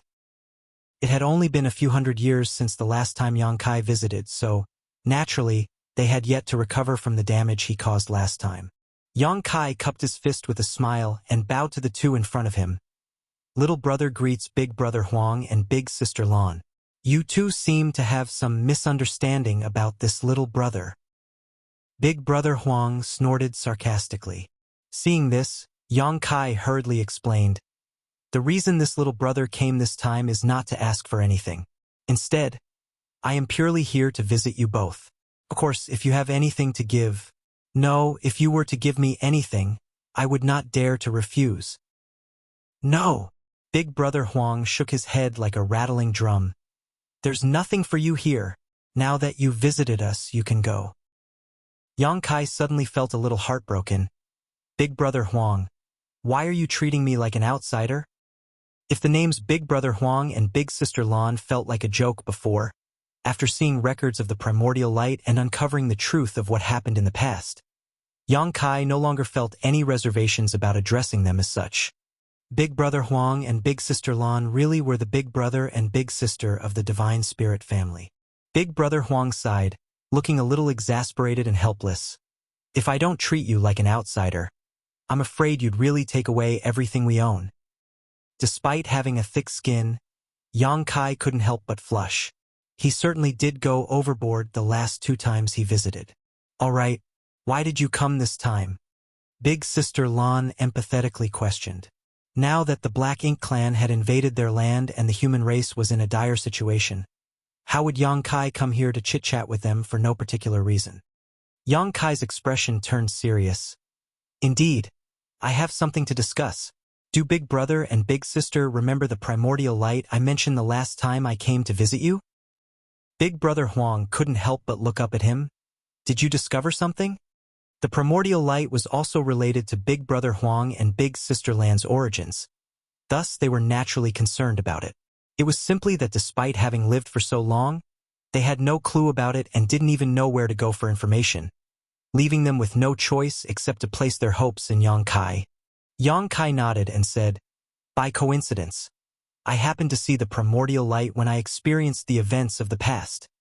Following, he narrated all the things he experienced in the Divine Spirit ancestral land, including the blurry human figure that emerged when the primordial light first arrived there. "Everything I saw should be the events that occurred in the ancestral land during the primordial era, and these memories were born by the ancestral land itself. When this little brother was cultivating, I resonated with the ancestral land itself and got a glimpse of the mysteries of the primordial era. But from what I saw before the primordial light hit the ancestral land, it was not as stable and powerful as it should have been. It undoubtedly separated its yin and yang components from it. This little brother believes that before the primordial light arrived at the ancestral land, it had already separated from Big Brother and Big Sister in the chaotic dead territory. After yin and yang were separated from the primordial light, they did not immediately become Big Brother Huang and Big Sister Lan. Rather, it took many years of evolution for the pure yin and yang to become the burning light and serene glimmer of today. Big Brother Huang previously mentioned this too. In the beginning, they were muddled and only felt as though they had been abandoned somehow. It was only a long time after they gained full sentience that they realized that they were in the chaotic dead territory and had never left this place since ancient times. Big Brother Huang and Big Sister Lan exchanged glances, their expressions unreadable. Sometime later, Big Brother Huang finally murmured, "So, we were really born from the primordial light." He had this conjecture the last time Yang Kai discussed the primordial light with them, but he had no way to prove it. Now, Yang Kai's words had eliminated all his doubts. Yang Kai said with a smile, "This is no surprise. The primordial darkness of this world also awakened its sentience and became Mo.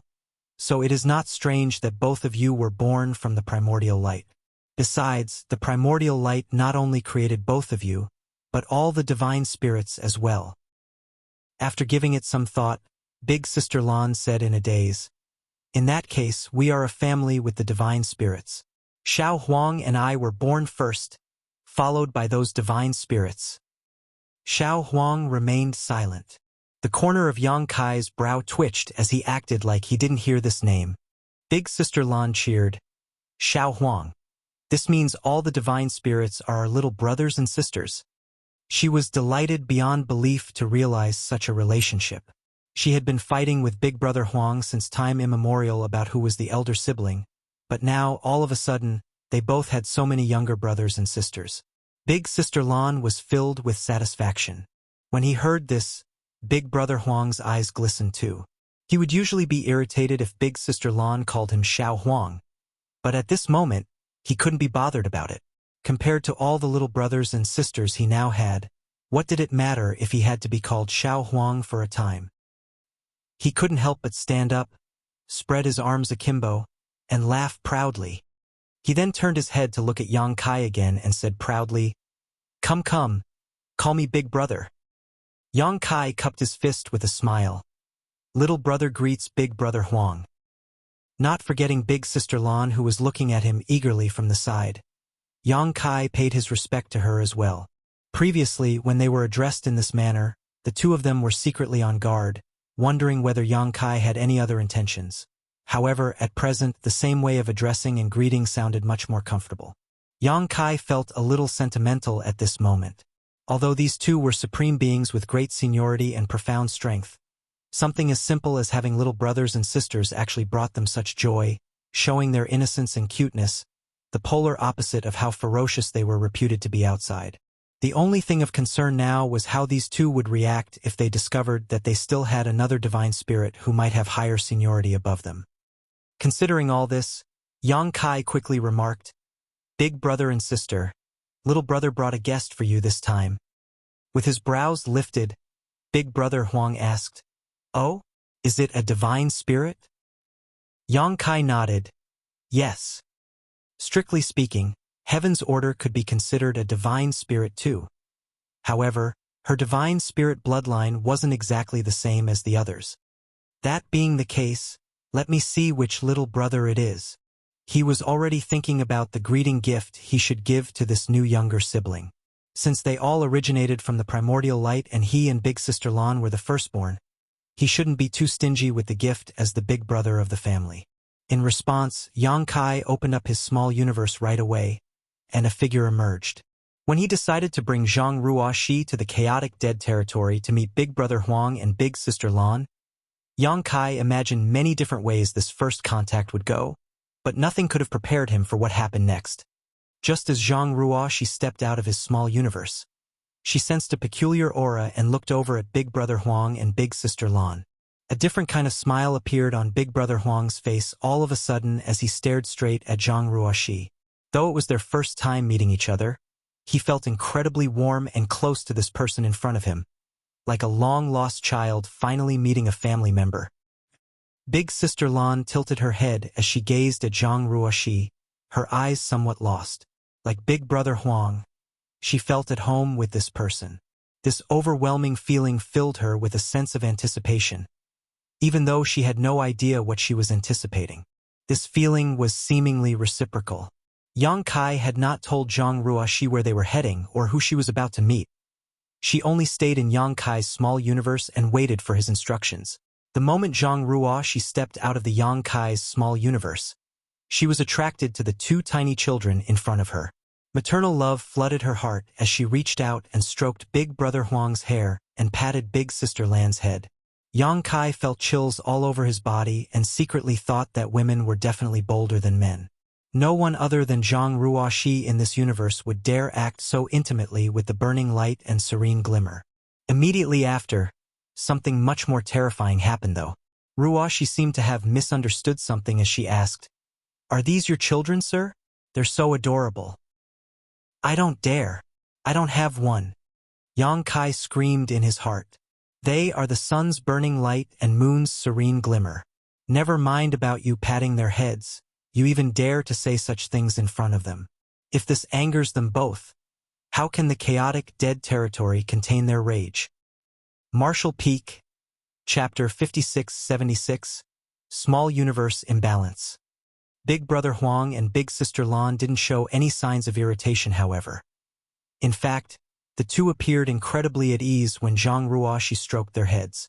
Big Brother Huang even squinted his eyes slightly, while Big Sister Lan made soft sounds like a cat purring. Then, there was a sudden change. Incredibly pure and rich yin and yang power emerged from Big Brother Huang and Big Sister Lan's bodies, pouring freely into Zhang Ruoxi and flowing into her small universe. This was the most primitive and pure yin and yang power in the universe. Theoretically, yellow and blue crystals were condensed from their powers as they originated from the same source. However, in reality, no matter if it was the yellow crystals or the blue crystals, both were just remnants of the clash between yin and yang. In terms of quality, they were simply incomparable to the true power of the sun's burning light and moon's serene glimmer. If they were solely distinguished according to the open heaven order, then this kind of power definitely surpassed the ninth order. In addition to that, Big Sister Lan and Big Brother Huang Yin's and yang powers were extremely abundant. Though only a small part was poured into Zhang Ruoxi, her aura instantly soared, causing her seventh order open heaven realm cultivation to reach its limit and even show signs of breaking through. Ruoxi had already reached the peak of the seventh order open heaven realm, or else she wouldn't be able to realize the anomaly of the lock of shackles on her small universe. If she continued to cultivate normally, she would have had a chance to ascend to the eighth order within 300 years. Taking her potent bloodline into account, the time she needed might even have been shorter. However, this unexpected incident hastened her cultivation breakthrough enormously. She wasn't totally unprepared for this eventuality. Since realizing that her small universe might not be restricted by the innate shackles of the open heaven method, she had already made preparations for her ascension to the eighth order open heaven realm. Even so, this incident was still exceedingly risky because the sudden surge of power had instantly disrupted the balance of her small universe. Strictly speaking, a small universe was no different from a real universe world. The balance between yin, yang, and the five elements was essential to maintaining the foundation of any universe. Once this balance was disrupted, there would be a risk of the universe rupturing. The most common method for human masters to enhance their cultivation was to consume open heaven pills which contained the power of the seven elements in perfect balance. There was no risk in consuming such pills as they could not lead to an imbalance in one small universe. A faster method was to refine cultivation materials directly. Compared to consuming open heaven pills, the benefits of refining a set of cultivation materials were far greater. Of course, this method was much more expensive as acquiring materials of high enough order was by no means easy. Additionally, in order to maintain the balance of their small universe, a cultivator had to refine a complete set of cultivation materials, with each of the seven elements of the same order. Because only in this way could they maintain balance in their small universe. During Yang Kai's years of cultivating, this was his most common method of cultivation. If the master realized that their small universe was out of balance for some reason, they could make up for it by refining materials of the appropriate element. Due to their strict requirements for materials, it directly led to the rarity of the yin and yang element materials. Yin and yang element materials were far less common than the 5 elements materials. While there were sufficient materials of the lower orders, as the order increased, less and less yin and yang element materials were available. Before Yang Kai obtained a large amount of yellow and blue crystals from the chaotic dead territory, even the cave heavens and paradises lacked such materials above the 5th order. It wasn't until the appearance of yellow and blue crystals that this issue was solved. Big Brother Huang and Big Sister Lan did not intend to pour their strength into Zhang Ruoxi's body. Rather, it was drawn out by her mysterious bloodline power, causing Zhang Ruoxi to unintentionally devour their power. This surprised both of them greatly. Zhang Ruoxi did not anticipate such a thing to occur either, nor did she intend to devour these two's powers, but everything happened so seamlessly after just a moment of contact. Immediately, Zhang Ruoxi's world force soared and her aura rampaged as the imbalance of her small universe shook and violently impacted her. Her gorgeous face turned pale in an instant and she frantically cried out, "Sir!" Yang Kai was shocked as well. He was just admiring the strange act of Big Brother Huang and Big Sister Lan a breath ago, and the next instant, Ruoxi's small universe was in peril. Behind Ruoxi, the illusory phantom of her small universe emerged all on its own. Its original tranquility with majestic mountains and pristine waters now enveloped in a storm of yellow and blue light. As these two hues clashed, a scene of violence and destruction played out.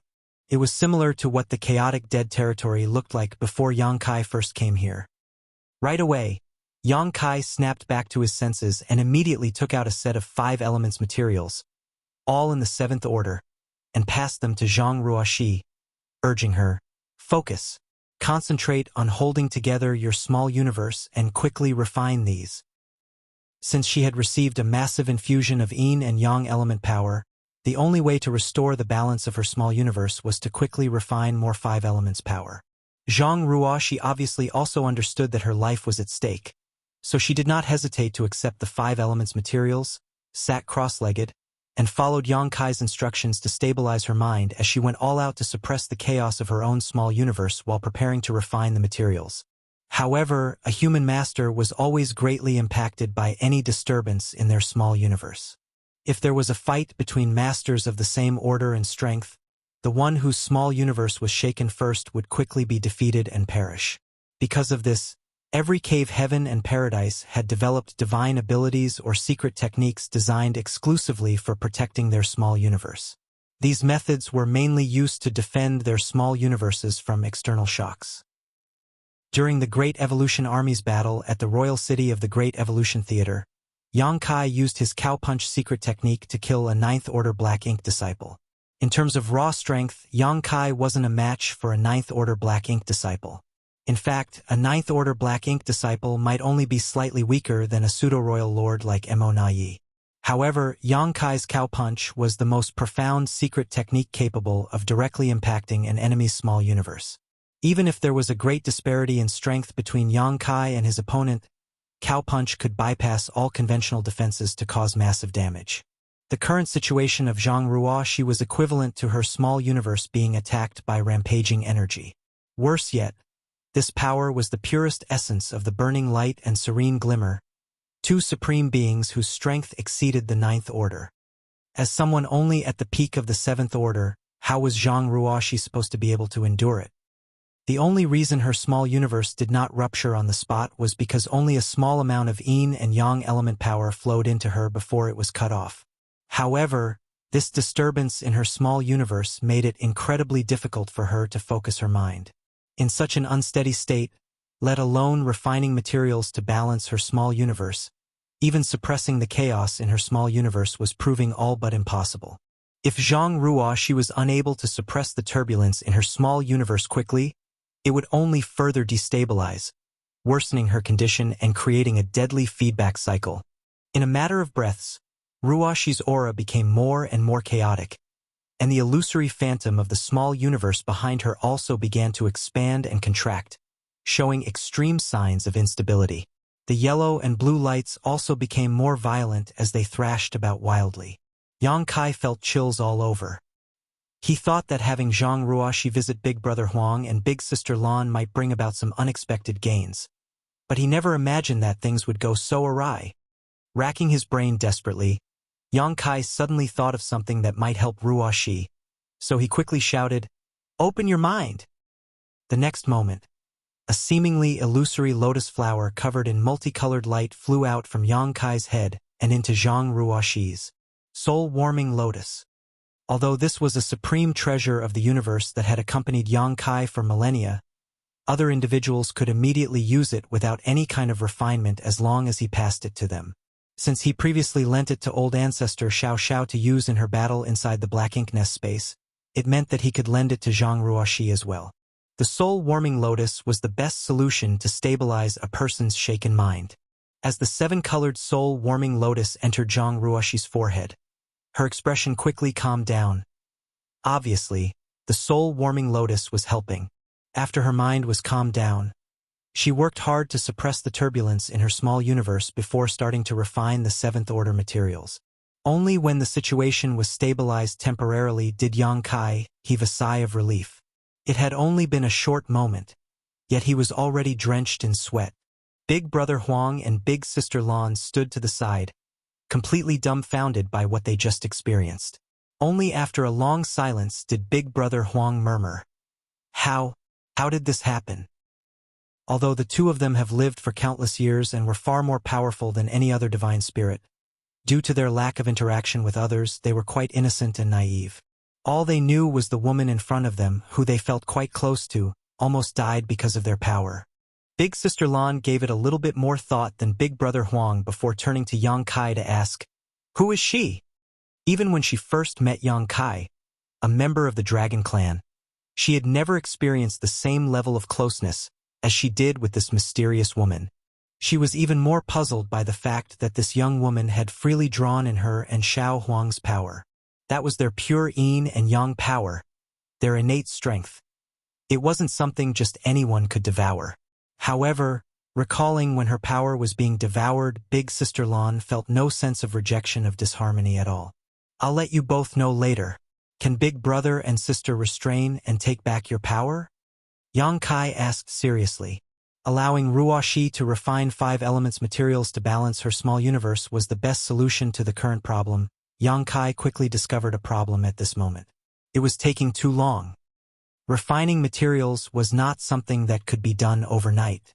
One would require a lot of time to refine a set of 7th-order materials, let alone Zhang Ruoxi, who was only in the 7th-order open heaven realm. Furthermore, even if this set of 5 elements materials were truly refined, it still wouldn't be sufficient.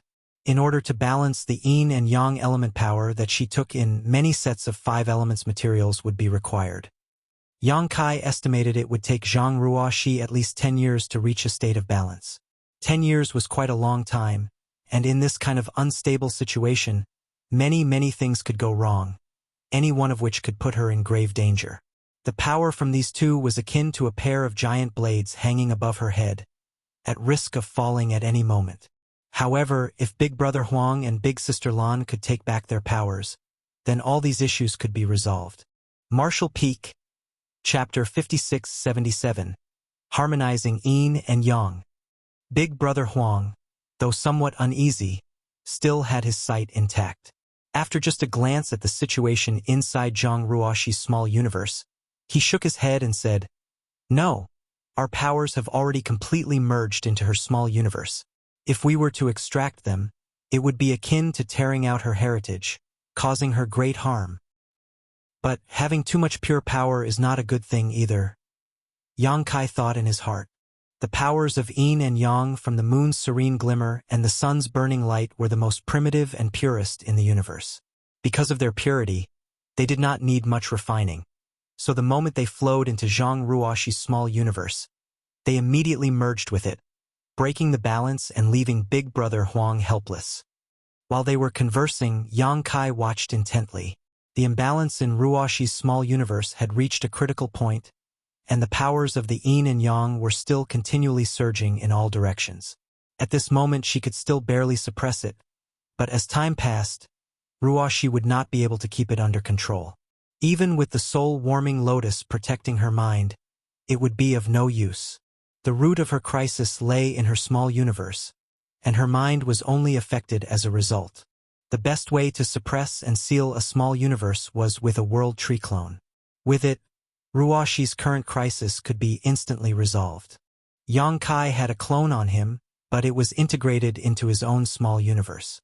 Even if he was willing to give it to her, it would be impossible for Zhang Ruoxi to refine it in time, as the process would involve purging the pieces of Yang Kai's small universe before planting it into her own.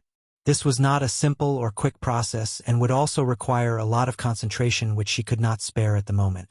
Is there really nothing we can do? If we don't find a way to completely suppress the powers of yin and yang inside of her, Ruoxi's life will be in danger. In his anxious state, Yang Kai suddenly had an idea and immediately advised her, "Activate your bloodline power and see if you can suppress it." If there was any other power in the world that could suppress the burning light and the serene glimmer's powers, it would only be the bloodline power of Heaven's Order. As a Seventh Order Open Heaven Realm Master, Ruoxi's cultivation allowed her to control thousands of small stone race soldiers to form a Fourth Order 9 Palaces formation. She did this by relying only on her own bloodline power. Furthermore, these small stone race soldiers could almost be considered as extensions of the powers from Burning Light and Serene Glimmer. In Yang Kai's theory, Heaven's Order was akin to the matriarch of the Divine Spirit family. The strange incident between Ruoxi and Big Brother Huang and Big Sister Lan during their first encounter suggested that this was true. Ruoxi taking in their two powers was likely due to her bloodline unconsciously guiding her. Given this, the Heaven's Order bloodline should be able to handle the current situation. Even if it couldn't completely suppress the two powers, it could at least calm things down. Just as the words left Yang Kai's mouth, Ruoxi immediately activated her bloodline power. In the illusory phantom of her small universe, a blurry female figure appeared. When this figure emerged, the powers of yin and yang, which had been rampaging and causing damage to her small universe, seemed to be drawn inexplicably towards the figure from all directions. As Yang Kai watched, the yellow and blue lights that had filled the entire small universe receded like a tide, flowing into the illusory woman's body. This woman, who symbolized Heaven's Order's bloodline, was just as Yang Kai remembered her from their last encounter. She hung her head low, her hair flowing freely as she held a giant greatsword in her hands. Although she was a woman, she exuded an awe-inspiring aura, as though she could stand firm even if the heavens and earth were to collapse around her.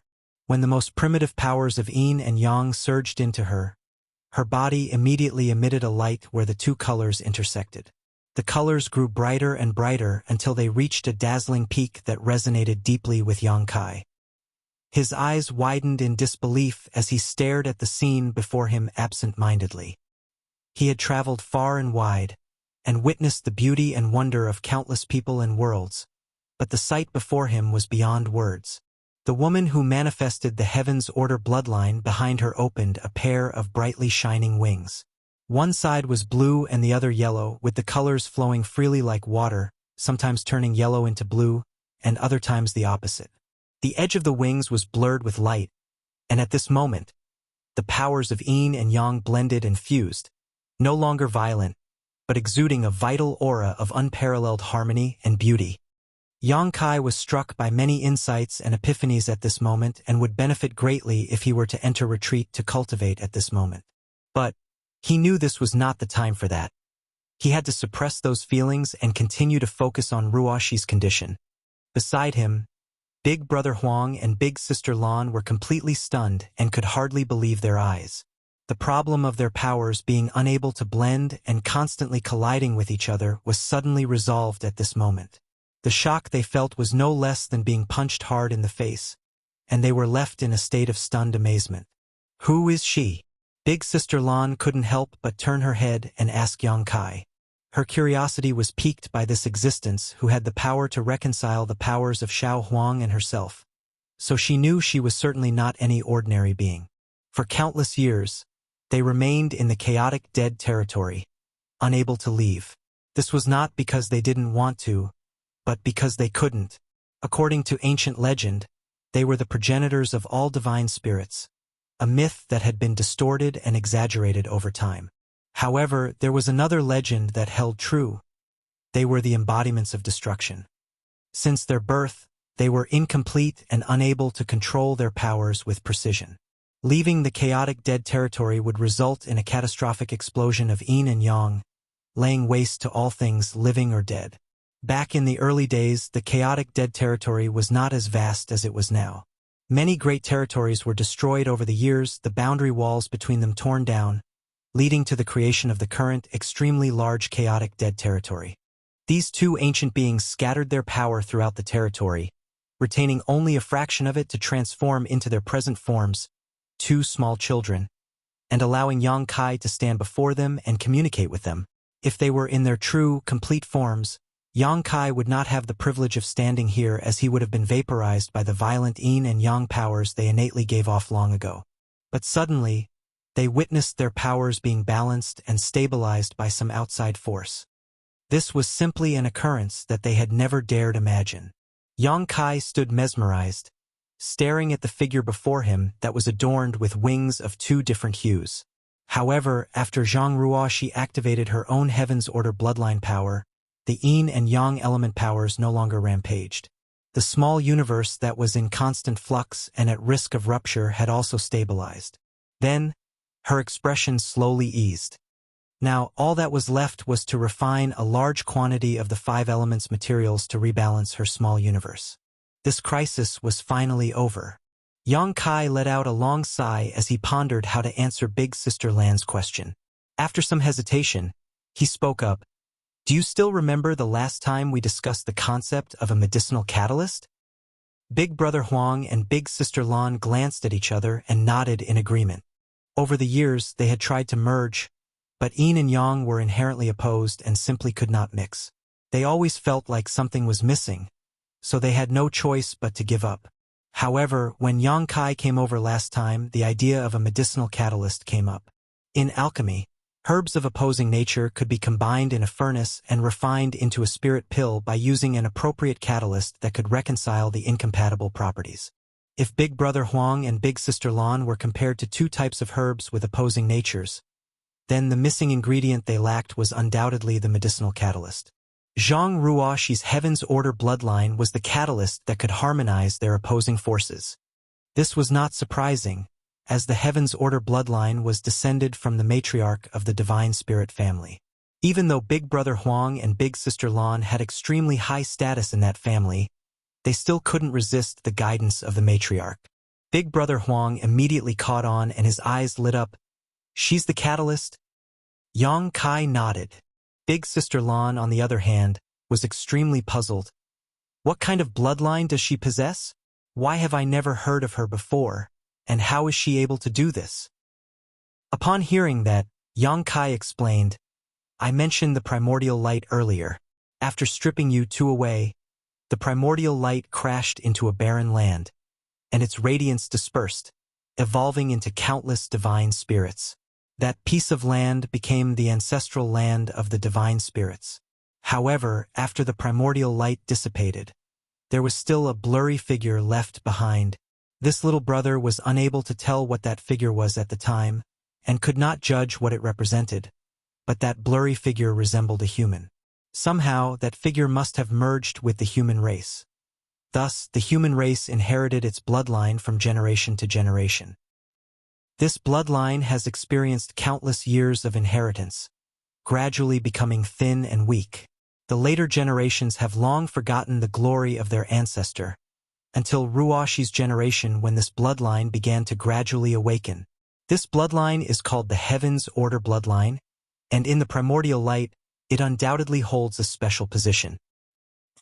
The divine spirits were the scattered light that evolved from the collision of the primordial light with the ancestral land. Even the burning light and the serene glimmer were just the powers stripped from the primordial light at an earlier time. In comparison, the appearance of that figure after the collision with the ancestral land was no small matter.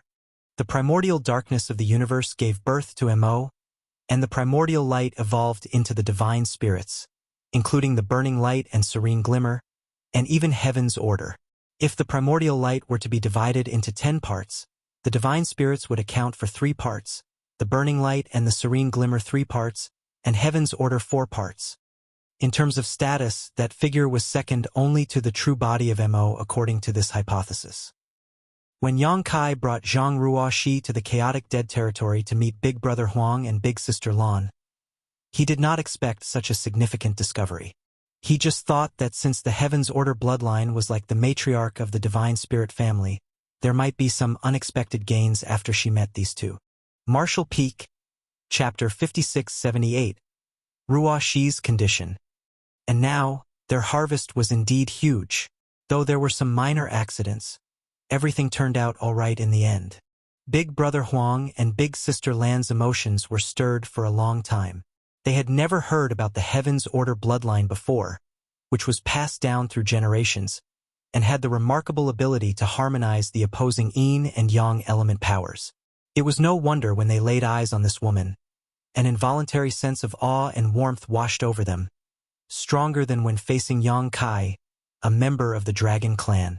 It appeared that Yang Kai was right. Although they were all born from the primordial light, the Heaven's Order bloodline must hold a unique position.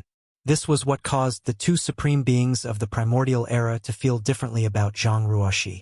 If that was the case, there might be a chance to resolve the issue that had plagued them for countless eons. Big Brother Huang and Big Sister Lan exchanged glances, understanding each other's thoughts. Meanwhile, Yang Kai observed Zhang Ruoxi's condition in silence. She had already reached the peak of the 7th Order Open Heaven realm, and now she unintentionally absorbed a massive amount of yin and yang element power. This could be her chance for a breakthrough. Though it was a perilous accident, it was also an opportunity for Zhang Ruoxi after it was resolved. Thanks to her bloodline power, her refining speed became incredibly swift, rivaling even Yang Kai's. Yang Kai's speed was partly due to his solid foundation, but also due to his small universe having a world tree clone, which greatly assisted Open Heaven realm masters like him when they cultivated. However, each world tree clone had to come from the world tree itself, and each one required a portion of the world tree source.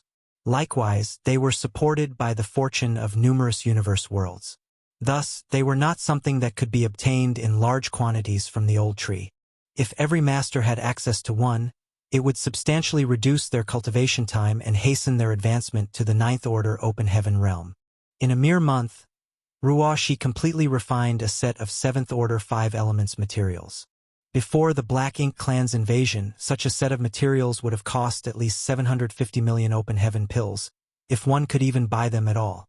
In the present era, they would be even pricier, likely exceeding 1 billion. To put it plainly, Ruoxi's 1 month of cultivation consumed 1 billion Open Heaven pills. If she had simply been swallowing and refining Open Heaven pills, she would never have been able to eat such an immense quantity in such a short time. What's more, even if she had refined 1 billion Open Heaven pills, the gains wouldn't have matched what she had now. Therefore, relatively speaking, if they had the resources, masters preferred to refine materials to enhance their small universe rather than use Open Heaven pills. Unfortunately, most did not have the resources, so they could only choose to refine Open Heaven pills to improve themselves. Yang Kai had a large reserve of cultivation resources. Monai compensated him a lot of materials on behalf of the Black Ink Clan last time, most of which he had handed over to the Supreme Headquarters for the human armies to use, but he had still reserved some for himself. With his cultivation reaching the peak of the 8th Order realm, Yang Kai no longer needed to deliberately cultivate. Technically, these resources were useless in his hands right now, so he was more than willing to use them to resolve Ruoxi's current crisis.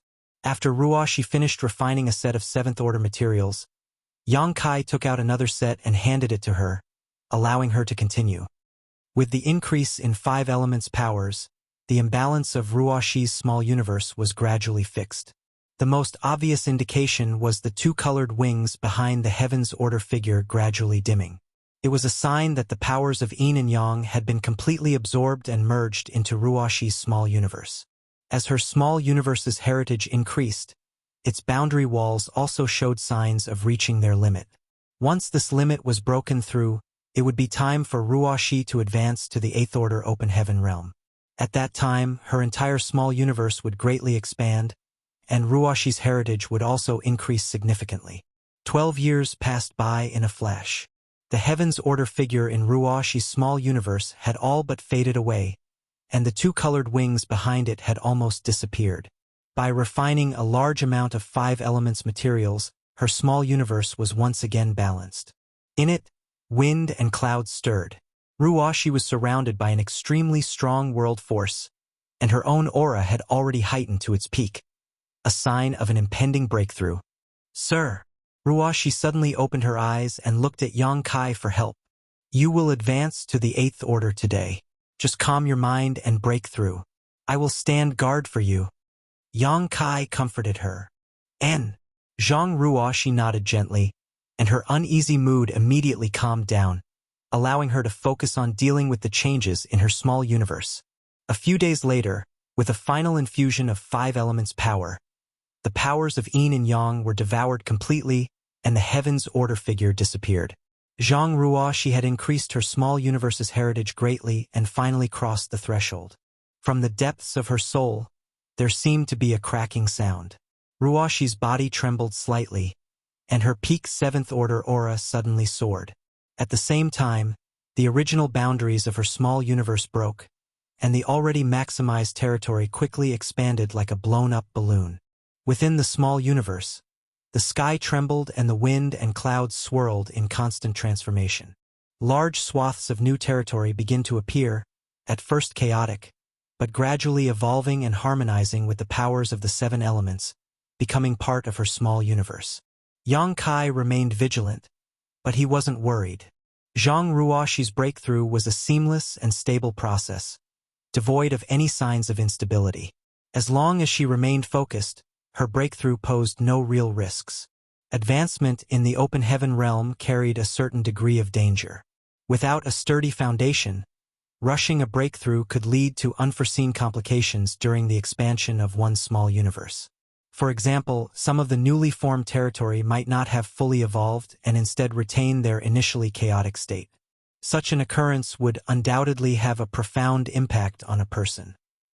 It could cause anything from minor damage to total collapse of their small universe, which would end in their demise. Wuxia did not face such risks as she had a solid foundation, coupled with her unique bloodline. As a result, the new territories swiftly evolved into thriving lands. Yang Kai had undergone numerous breakthroughs in the past, but he had only sought to enhance his strength without paying much attention to the process itself. However, this time, as Wuxia's protector and witnessing the various transformations of her small universe, he experienced a unique sense of enlightenment. It was commonly believed that Mo had reached the creation realm that stood above the 9th order open heaven realm. However, no one could adequately explain what the creation realm was, not even Tsang nor Wu Kuang. It wasn't that they didn't want to, it was rather that they did not know how, for they had never reached that realm. Yang Kai used to believe that the creation realm referred to the ability to create life from nothing. The Black Ink clan was a creation of Mo, who was capable of producing such terrifying existences such as the Black Ink giant spirit gods. The title of creator was certainly well-deserved.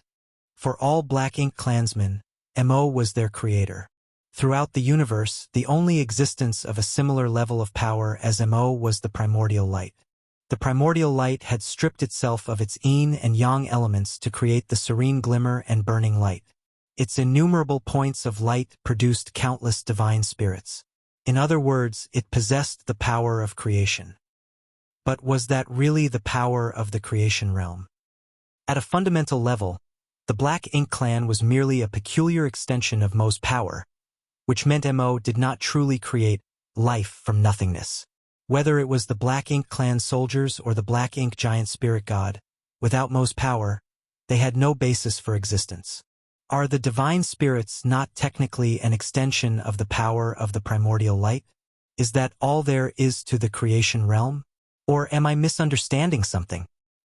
According to this logic, when a cultivator reached the peak of the Emperor realm, they would begin to condense their own grand Tao into a Tao seal, refine the power of the 7 elements, and use that as a foundation to split heaven and earth apart within their bodies, creating their own small universe. So, in a way, didn't every open heaven realm master have creation force? However, those small universes were truly born out of nothingness rather than the extension of the master's power. It was created by the harmonious balance of yin, yang, and 5 elements. Didn't this mean that all open heaven realm masters possessed the means of using creation force? Where did this power come from, and what distinguished reaching the open heaven realm from the creation realm? Yang Kai suddenly found himself deeply lost in thought, questioning his own grand Tao and exploring an unknown domain. When one's strength was meager, it was difficult to ponder over these things, as their sole focus was to advance to a higher realm and get stronger. But when one had reached their pinnacle and stood at a lofty height, many doubts involuntarily arose. Yang Kai had a vague feeling that if he could understand the answers to these questions, he might discover something incredible. However, his deep contemplation bordered on questioning his very existence. Though he remained standing in the same spot, it was as if he had entered another universe. Big Brother Huang and Big Sister Lan immediately noticed something was amiss and turned their heads towards him. Big Brother Huang even called out to him a few times, finally allowing Yang Kai to be jolted back to reality, where he promptly broke out into a cold sweat. The momentary doubt that had risen in him had caused him to doubt his own grand Tao, and it even resulted in his small universe shaking, triggering what felt like an earthquake in Void World. This was highly abnormal. After all, his small universe had a world tree clone to stabilize and protect it. Additionally, his small universe was firm and flawless, impervious to external forces. Even during his battle with a royal lord, his small universe had never trembled. However, though his world tree clone could resist external forces, it could not prevent internal turmoil. Yang Kai couldn't help but feel a chill shoot up his spine. If he had continued to linger in that kind of state, it would have inevitably caused immense damage to himself. Though the open heaven realm method of the human race was not flawless, it was the fundamental basis for their rise to power and had been inherited for countless millennia. Before his strength and realm had reached a certain level, it was necessary to be more cautious about such ponderings. Yang Kai was forced to reflect on this matter in silence. Martial Peak, Chapter 5679, Consideration. After several more days, Zhang Ruoxi's small universe finally settled, and she succeeded in her breakthrough. Her small universe had grown significantly in both volume and territory, and her aura had reached the esteemed level of an 8th Order Open Heaven Realm Master. It was a sight that left Yang Kai in awe, marveling at the unique wonder of her Heaven's Order bloodline that allowed her to overcome the innate limitations of the Open Heaven Realm method. Without this exceptional gift, Ruoxi's martial Tao would have hit a ceiling at the peak of the 7th Order. This realization stirred up a twinge of envy in Yang Kai, who was still struggling to ascend to the 9th Order realm. However, he needn't worry about what came next for Ruoxi. With her successful ascension to the 8th Order, all she needed to do was to enter retreat for a period to consolidate her newfound strength. As she continued to cultivate, her small universe's heritage would grow stronger, and its territory would expand endlessly until it reached another limit. By then, she should be able to break through once again. Only then would she be able to enter the 9th Order realm. Yang Kai turned to the two others and said, "I too must enter retreat for a while. Please look after Ruoxi while I'm gone." Big Brother Huang nodded and replied, "There's no need for you to worry." After bowing to them in gratitude, Yang Kai left a vast amount of 5 elements materials for Ruoxi to use. She no longer needed yin and yang element materials. After all, with Big Brother Huang and Big Sister Lan here, how could she possibly lack them? After settling everything with Ruoxi, Yang Kai manipulated space principles and left to find a broken universe fragment in the void far away, where he sat cross-legged and began to meditate. Ruoxi's breakthrough had given him much to ponder over, and he needed to enter retreat to reflect on what he witnessed. But, with the lesson from before, he had to pay more attention and care to himself. This retreat wasn't just about improving his cultivation, but also a moment for him to explore his own grand Tao and ponder over the mysteries of the creation realm. Time flew by quickly in the desolate void. After a few years, Zhang Ruoxi awakened to find her new 8th Order Open Heaven realm cultivation had barely stabilized. Upon discovering that Yang Kai had also gone into retreat, she couldn't help feeling a sense of disappointment. But soon, she was swept up in a grand and wondrous plan by Big Brother Huang and Big Sister Lan. After witnessing Zhang Ruoxi's ability to harmonize their yin and yang powers, the two of them secretly concocted this plan, knowing that its success would have profound significance for themselves and the human race. Although they had only just met, there was no sense of estrangement among these three, as if they were all part of the same family.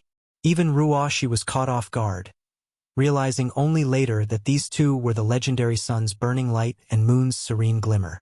But, looking at their youthful appearances and demeanor, she found it hard to see them as supreme beings from the primordial era, so she decided to treat them like children. Big Brother Huang and Big Sister Lan were quite pleased with her decision. They performed a small experiment, and it proved to be completely feasible. Big Brother Huang and Big Sister Lan were so happy that they almost shed tears of joy. But, although the plan was workable, it was difficult to implement at the moment because Ruoxi's strength was still lacking. She needed to become much stronger before they could perfectly execute their idea. So, the two primordial era supremes urged her to cultivate. Fortunately, before Yang Kai went into retreat, he left behind a lot of 5 elements materials. Ruoxi had some reserves of her own as well, which prevented her from being in the embarrassing situation of not having enough resources. Ordinary masters usually cultivated by building up the heritage of their small universe, and even if they chose to refine materials, they needed to consume complete sets of 7 elements. But in the chaotic dead territory, with the assistance of Big Brother Huang and Big Sister Lan, Ruoxi did not need to go through this trouble. She only needed to refine materials of the 5 elements. As for the yin and yang element powers, it was easy to draw them from Big Brother Huang and Big Sister Lan. It was the utmost primal and pure power that was difficult for anyone in this world to resolve and harmonize. But that issue was completely resolved thanks to her Heaven's Order bloodline. This meant that Zhang Ruoxi had to refine 2 fewer materials than other masters, saving her nearly 30% of her cultivation time. That was a terrifying improvement in efficiency. To advance from the 8th order to the 9th order required on average 10,000 years of accumulation, so a 30% reduction could easily save some 3,000 years of arduous effort. In the chaotic dead territory, while Yang Kai was in retreat to reflect on his various epiphanies, Ruoxi also entered retreat to cultivate. Meanwhile, Big Brother Huang and Big Sister Lan took turns infusing her small universe with their power. They were careful not to overdo it so that Zhang Ruoxi would not be overwhelmed again. In their spare time, they also trained a large army of small stone race soldiers for Yang Kai. Previously, they had only trained them to pass the time. From the primordial era to the present, this was the only game that relieved their boredom. But now that they had Zhang Ruoxi, they had something to look forward to, a hope for the future. Time passed by quickly, and soon an entire century had gone by. In the void, Yang Kai opened his eyes with a look of confusion. The more he pondered, the more he found himself unable to grasp the essence of the Grand Tao. He couldn't help but feel nostalgic for the days when he was not as powerful, when all he had to do was focus on increasing his strength. But now, he had to embark on a quest to uncover the true nature of the Grand Tao and Heavenly Way, and on this slow and arduous path of the martial Tao, the higher he stood and the more he saw, the more lost he felt. Letting out a light sigh, Yang Kai ceased his ruminations. He knew that his confusion stemmed from not standing high enough. Perhaps after ascending to the 9th order, things would change for him. After spending 100 years in retreat, he had some gains. He had contemplated much about his own Grand Taos and the creation realm, but for now those insights were of no use. Yang Kai, come over here. Big Brother Huang's voice suddenly sounded in his ear. Clearly, he had sensed that Yang Kai had ended his retreat. Feeling his urgency, Yang Kai's heart skipped a beat, fearing that something might have happened to Zhang Ruoxi. So, he urged space principles and stepped forward, arriving at Big Brother Huang's side as he asked, "What happened?" Before his eyes, Ruoxi sat cross-legged, refining materials to enhance her small universe heritage. Her aura was calm and there was no trace of abnormality. Compared to 100 years ago, her aura was noticeably denser, a sign of her growing strength. Big Brother Huang asked, "Do you have any more 5 elements materials? Bring them all out." Glancing at the illusory Heaven's Order phantom behind Ruoxi's small universe, Yang Kai realized what was happening. Are you too helping Ruoshi cultivate? He had a considerable amount of 5 elements materials in his possession, originally prepared for his own future Ninth Order advancement, but now that Ruoshi needed them, he would not be stingy. He secretly felt that bringing Ruoshi to the chaotic dead territory was the right decision. At least with Big Brother Huang and Big Sister Lan's help, her growth would surely accelerate. If only he had another world tree clone for her, that would be even better. Unfortunately, the old tree was not in good shape at the moment. Last time he had asked for 3 world tree clone seedlings, which was already the limit. If he were to ask again, it would be asking for too much. Given all the 5 elements materials he had, it would be enough for Ruoshi to cultivate for thousands of years. So Yang Kai handed them all to Big Brother Huang, saying, "I'll figure out a way to get some more and send them over later." Big Brother Huang nodded in acceptance. Yang Kai glanced at Ruoshi once more and said, "I'll leave Ruoshi to Big Brother and Big Sister. I still need to look after the human race and cannot stay here for long. Farewell."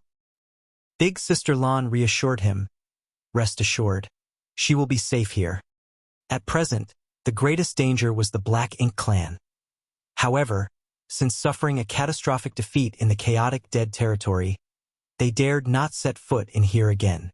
Under normal circumstances, they would not even approach the chaotic dead territory for fear of provoking the 2 supreme beings inside. Yang Kai responded with a nod. When he was ready to leave, Ruoshi suddenly opened her eyes and shouted, "Sir, wait!" Yang Kai paused to look at her as Ruoshi said, "I still have to return this item to you, sir." Saying so, she activated her power, and a 7-colored lotus flower flew out from her forehead. It was the soul-warming lotus that Yang Kai had lent her before. "Sir, you are constantly traveling outside, facing many dangers. You must be careful," she reminded him. In response, Yang Kai nodded, took the soul-warming lotus, and smiled. "You should continue to cultivate here. When you reach the Ninth Order Open Heaven realm one day, we shall fight the enemy together." Ruoshi obediently nodded. After a moment of watching Yang Kai leave, Ruoshi sat down cross-legged again and continued to refine 5 elements materials to enhance herself. In the world of masters, there were always many farewells. Perhaps a seemingly ordinary separation would be a permanent one, especially in the current environment. To avoid such a situation, one could only become stronger, because only through sufficient strength could one protect those they cared for. After leaving the chaotic dead territory, Yang Kai did not linger and returned directly to the Supreme Headquarters. As soon as he exchanged a few words with Mi Jingluan, who was overseeing the situation, Yang Kai learned that the various battlefields had remained much the same over the years, allowing him to relax slightly. In fact, whether it was the human race or the Black Ink clan, they were both in the process of accumulating strength. On the human side, due to the output of talents from the Star Boundary Myriad Monsters world, and even Yang Kai's small universe, high-rank Open Heavens Realm Masters were emerging one after another. This was especially so for rising stars who directly ascended to the 7th Order Open Heaven Realm during these past years. Many of them had already entered the 8th Order Open Heaven Realm and had been in this realm for a few years. As for the battles on the various battlefields, that had not slowed down their cultivation speed. On the contrary, the repeated life and death stimulation tempered their willpower and endurance, allowing them to constantly make breakthroughs and improve. It was estimated that it would not take long before the first of the rising stars of the human race saw the hope of advancing to the 9th Order. The Black Ink clan was the same. There were many new territory lords, more than the 8th Order masters. This was also inevitable. After all, Black Ink clansmen could be created from Black Ink nests, leading their numbers to surpass those of the human race. Among the billions of Black Ink clansmen, there would always be some lucky ones whose strength improved rapidly. A tacit understanding between the two races had been achieved. Now, it only remained to be seen which side could outpace the other, allowing them to seize the initiative. According to the statistics of the Supreme Headquarters, the human race did not have much of an advantage. Overall, it was easier for the Black Ink clan to cultivate than the humans. In the future, the Black Ink clan might be able to create royal lords earlier than the human race. The only advantage of the human race lay in their greater individual strength, their intelligence, and their will to resist. Marshall Peak, Chapter 5680. Finally free. In the Grand Hall of the Supreme Headquarters, Mi Jing-Luan let out a deep sigh as he spoke. Our most pressing concern, junior brother, is the scarcity of resources. Despite the accumulation of the cave heavens and paradises over the years, our people are trapped in just a handful of great territories now. Our access to essential resources has been severely limited, especially now with the explosive increase of open heaven realm masters. Their cultivation demands an abundance of resources that our stockpiles simply cannot sustain. Even with all the things you brought back last time, it barely made a dent in the shortfall needed to construct the suppressing Black Ink Fortress. The problem of resource scarcity can only be solved by either increasing our resources or reducing our consumption. But we are cultivators. Our cultivation and healing require resources, so how can we reduce our consumption? If we were to do so, how could we expect our soldiers to fight fiercely on the battlefield? We must devise alternative strategies. Over the years, the military merits required by the Army's supply department to exchange for resources have been increasing every year. Take the simplest fourth-order materials, for example. The military merits required to exchange for one have increased by 20% compared to a millennium ago. To make matters worse, some ignorant fools, the managers and commanders, are unaware of the high cost of goods and come to me, their senior brother, at the Supreme Headquarters to clamor for a reduction in price for them? Ouyang Lai was the one he was referring to, and Yang Kai knew about this matter as well. Ouyang Lai even sent someone to relay a message to him, saying that the prices for resources in the Army's supply department were abnormal, and requested that he talk to Mi Jing-Luan about it. HAAA. Mi Jing-Luan sighed again. Do you think I don't want to reduce the prices? I just can't simply do so. The military merits that our soldiers earn are priceless, paid for with their own lives. If there was a possibility, how could we, the Supreme Headquarters, do such a thing? We just can't achieve two opposing goals at the same time. As for increasing our resource sources, there are only two ways for our human race to do so. One is to mine them from the new Great Territory, and the other is to loot the Black Ink Clan. But the resources in the new Great Territory are also limited. After so many years of mining, they may not last much longer. Although looting the Black Ink Clan's convoys is a profitable enterprise, it also entails enormous risks, and the amount we can get each time is not stable. In the past, although there were many open heaven realm masters in the 3000 worlds, there were not many in the high rank. They were always exclusive to the cave heavens and paradises, and those who had successfully cultivated to the high rank open heaven realm were sent generation after generation to the Black Ink battlefield to fight against the Black Ink Clan, resulting in countless casualties. Overall, the resources flowing through the market in the 3000 worlds were more than sufficient for humans to use. But now the situation had changed. The human race was confined to just a dozen or so great territories, and the channels for obtaining resources had decreased greatly, while the number of high-rank open heaven real masters had increased exponentially. This increase in demand and decrease in supply resulted in a substantial deficit in resources. Although the various cave heavens and paradises had offered up their reserves, they would not be able to sustain themselves for much longer. After hearing Mi Jing-Luan's complaint, Yang Kai realized the gravity of the situation. Though the issue of materials had long plagued the human race, he had never given it much thought until now that it had become a pressing matter that demanded immediate attention. If one day the humans were to run out of supplies, the consequences would be dire. Senior brother, if I may ask, do you have a solution? Yang Kai asked solemnly. Mi Jing-Luan replied, I've given it some thought. The only way to resolve this is to seek resources outside. You have a direct route to the Black Ink battlefield, right? I'd like to request that you send some people there to gather resources. The resources on the Black Ink battlefield were abundant. Within the countless dead universe worlds lay many precious resources waiting to be extracted. If they could successfully harvest them, it would greatly ease the pressure on the humans' demand for supplies. I can do that. Yang Kai nodded in agreement. It's settled then. I'll send people over when the time comes. But senior brother, we'll need some masters to support us if we're going to the Black Ink battlefield. That is still the Black Ink Clan's territory. So if the mining teams encounter them, they will be at serious risk without enough masters to protect them.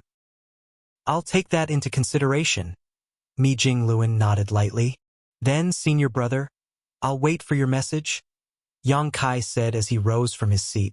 Leaving the Supreme Headquarters, Yang Kai did not venture far, choosing instead to head to profound Nether territory. However, since the agreement he made with Six Arms, the battle in profound Nether territory had not been as intense as before. After all, the territory lords and Eighth Order masters were banned from fighting. Without the clash of such masters from both sides, the battles in profound Nether territory were relatively tame. At most, skirmishes between the feudal lords and Seventh Order Open Heaven Realm masters took place. Rising stars from both sides continued to make a name for themselves and hone their skills on this battlefield. But for someone like Ouyang Lai, an Eighth Order master, life had become unbearably dull. Forbidden from interfering in battles, but required to remain stationed in profound Nether territory as a precaution, Ouyang Lai had grown bored to the point of desperation over the past few millennia. Otherwise, he wouldn't have taken an interest in the army's logistic affairs at all. He had even requested to be transferred to other great territories like Azure Sun territory, where Eighth Order masters could participate in battles, only to be rejected by Mi Jingluan time and time again. Ouyang Lai was so infuriated that he considered cutting ties with Mi Jingluan and even vented his frustration by insulting him in front of others at the Supreme Headquarters. When he saw Yang Kai coming, Ouyang Lai's eyes filled with tears as he clamored for Yang Kai to leave his seal on the transfer order. The main reason Ouyang Lai hadn't been transferred from profound Nether territory for all these years was that Yang Kai was like an elusive dragon, appearing and disappearing unpredictably. Yang Kai, as the army commander of the profound Nether army, had Ouyang Lai as his subordinate general. Even if the Supreme Headquarters wanted to mobilize manpower from the profound Nether army, they would need to go through Yang Kai. Otherwise, what would be the point of having an army commander? Mi Jingluan had previously told Ouyang Lai that as long as he could receive Yang Kai's seal on the transfer order document, the Supreme Headquarters would have no objections. But where and how could Ouyang Lai find Yang Kai? Previously, Yang Kai had been in retreat at the World Tree, so it was not convenient to disturb him. That retreat lasted for some 2,000 years. It was not until Ouyang Lai heard the news that Yang Kai had finally ended his retreat that he rushed back to the star boundary, only to find that Yang Kai had already left. Unexpectedly, Yang Kai appeared in front of him right now. Ouyang Lai was so grateful that he took out the transfer order document that was long prepared and stared at Yang Kai with an attitude that indicated, "If you don't agree, I'll die in front of you." Yang Kai looked at the contents of the transfer order document and frowned slightly, his expression inexplicable. After a long time, he sighed, "Senior brother Ouyang, are you sure you want to leave profound Nether territory?" "Absolutely. I can't stand this damned place anymore," he exclaimed, just looking at what he had been doing for the past 3,000 years. All he did was patrol various forward outposts each day, give speeches to newly arrived soldiers, and then drink until he was thoroughly drunk. He was even bored enough to go to the Black Ink clan and argue with the Six Arms and the other territory lords. These boring and miserable days were nothing compared to charging into battles and killing enemies. Before Yang Kai made an agreement with the Black Ink clan, though the situation in the profound Nether army was dire, at least they were living boldly and valiantly. For a hot-blooded man like him, even if his life ended in battle, it would still be preferable to a life of obscurity and insignificance. With that said, Ouyang Lai added, "Junior brother, please do not misunderstand me. I am not dissatisfied with you, nor am I dissatisfied with the profound Nether army. It's just that this environment isn't quite suitable for me. Ever since I joined the Black Ink battlefield all those years ago, I haven't experienced such idle days. Time just crawls by here." Yang Kai nodded in understanding. "I understand. In that case, senior brother Ouyang, please go." Saying so, he stamped his seal onto the transfer order. Ouyang Lai immediately smiled and snatched the document, scanning it before cheering, "I'm finally free." It was as if a prisoner, who had been trapped for years, had regained his freedom. Ouyang Lai pocketed the document and cupped his fist to Yang Kai. "Junior brother, I'll be reporting to the Supreme Headquarters now. Take care of yourself. I'm sure we'll fight together again someday. N. Yang Kai nodded lightly. Ouyang Lai couldn't wait to turn and leave. He didn't want to spend another moment in profound nether territory. He cried out joyously in his heart, "Azure Sun territory, here I come!" And his laughter echoed into the distance. Watching Ouyang Lai's departing figure, Yang Kai sighed. In life, there would always be unexpected disappointments. Senior brother Ouyang's departure would likely not bring him the satisfaction he hoped for. After bidding farewell to Ouyang Lai, Yang Kai concealed his aura and figure before wandering around profound nether territory to investigate its situation. With his current cultivation, as well as his proficiency in the Tao of Space, he could easily avoid detection even from the innate territory lords if he was careful enough. Profound nether territory was unremarkable. Everything was just as it was when he left so many years ago, except that the number of 7th Order Open Heaven Realm Masters had significantly increased. Without staying long in profound nether territory, Yang Kai returned to the Supreme Headquarters a few days later to await further orders. Mi Jingluan was quick to prepare, and within a month, everything was ready. When Yang Kai arrived at the main square, he saw that tens of thousands of soldiers had already gathered. However, these soldiers were quite different from the norm. Many of them had either gray or white hair, and although they didn't look particularly old, they certainly weren't young. Their cultivation levels were also generally low, with most of them at the 4th or 5th Order Open Heaven Realm, some even at the 3rd Order. Yang Kai understood immediately that these were the Open Heaven Realm Masters who were born in the early days and their current cultivation had already reached their innate limit. Such a cultivation would be ineffective on the various battlefields, as they would be very vulnerable to corruption from the black ink strength. Thus, they were typically assigned to logistics roles. This group of people would have limited usefulness in combat. However, if they were brought to the black ink battlefield to mine resources, that wouldn't pose any hindrance. It was clear that Mi Jingluan had considered this issue thoroughly, which was why he had summoned this group of people, wanting Yang Kai to escort them to the black ink battlefield. Martial Peak, Chapter 5681, Selfishness. Apart from the thousands who were responsible for mining or sourcing resources, 9 8th Order Open Heaven Realm Masters were standing among them. These were the veterans from the Cave Heavens and Paradises, all of whom had participated in the battles on the black ink battlefield. Yang Kai respectfully greeted these elders, acknowledging their vital role in protecting the ones tasked with mining the dangerous black ink battlefield. While 9 8th Order Open Heaven Realm Masters might not seem like enough, the nature of this mission required a discreet approach. Their presence was only a precaution for any unforeseen circumstances, not to start a conflict with the Black Ink clan. Too large and powerful a force would draw unwanted attention, and it would also affect the deployment of the human race army on the various other battlefields. Junior Brother Yang, we're counting on you, Mi Jingluan nonchalantly instructed. Senior Brother may rest assured. With a nod, Mi Jingluan turned to address the thousands of low-rank cultivators. They knew their mission, and even though they had never set foot on the black ink battlefield before, they had heard of it and understood that it was a place where the blood of their ancestors had been shed in defense of their people. While this was not a crusade, how successful they were in amassing resources would play a big role in determining the fate of the human race. Thus, there was no killing intent, but there was still a heavy solemnity in the air. In a sense, going to the black ink battlefield to gather resources was another kind of battle, and the stakes were just as high. Soon enough, Yang Kai and the 9 8th Order veterans opened their small universes, allowing the thousands of cultivators to enter in an orderly fashion. As the preparations were finalized, Mi Jingluan quietly informed Yang Kai of a separate mission. Junior Brother, Brother Ouyang has already gone ahead to the Black Prison. When you meet him there, you don't have to say too much. Just take him to Black Ink Battlefield and the others will explain the situation to him. Yang Kai was taken aback as he commented, I thought Senior Brother Ouyang had already gone to Azure Sun territory. He hadn't seen Ouyang Lai in the square just now, but it seemed his guess from before was wrong. Mi Jingluan had obviously arranged for Ouyang Lai to be part of this operation without giving the latter any prior information. Of course, if Ouyang Lai knew about the mission beforehand, he probably would have refused.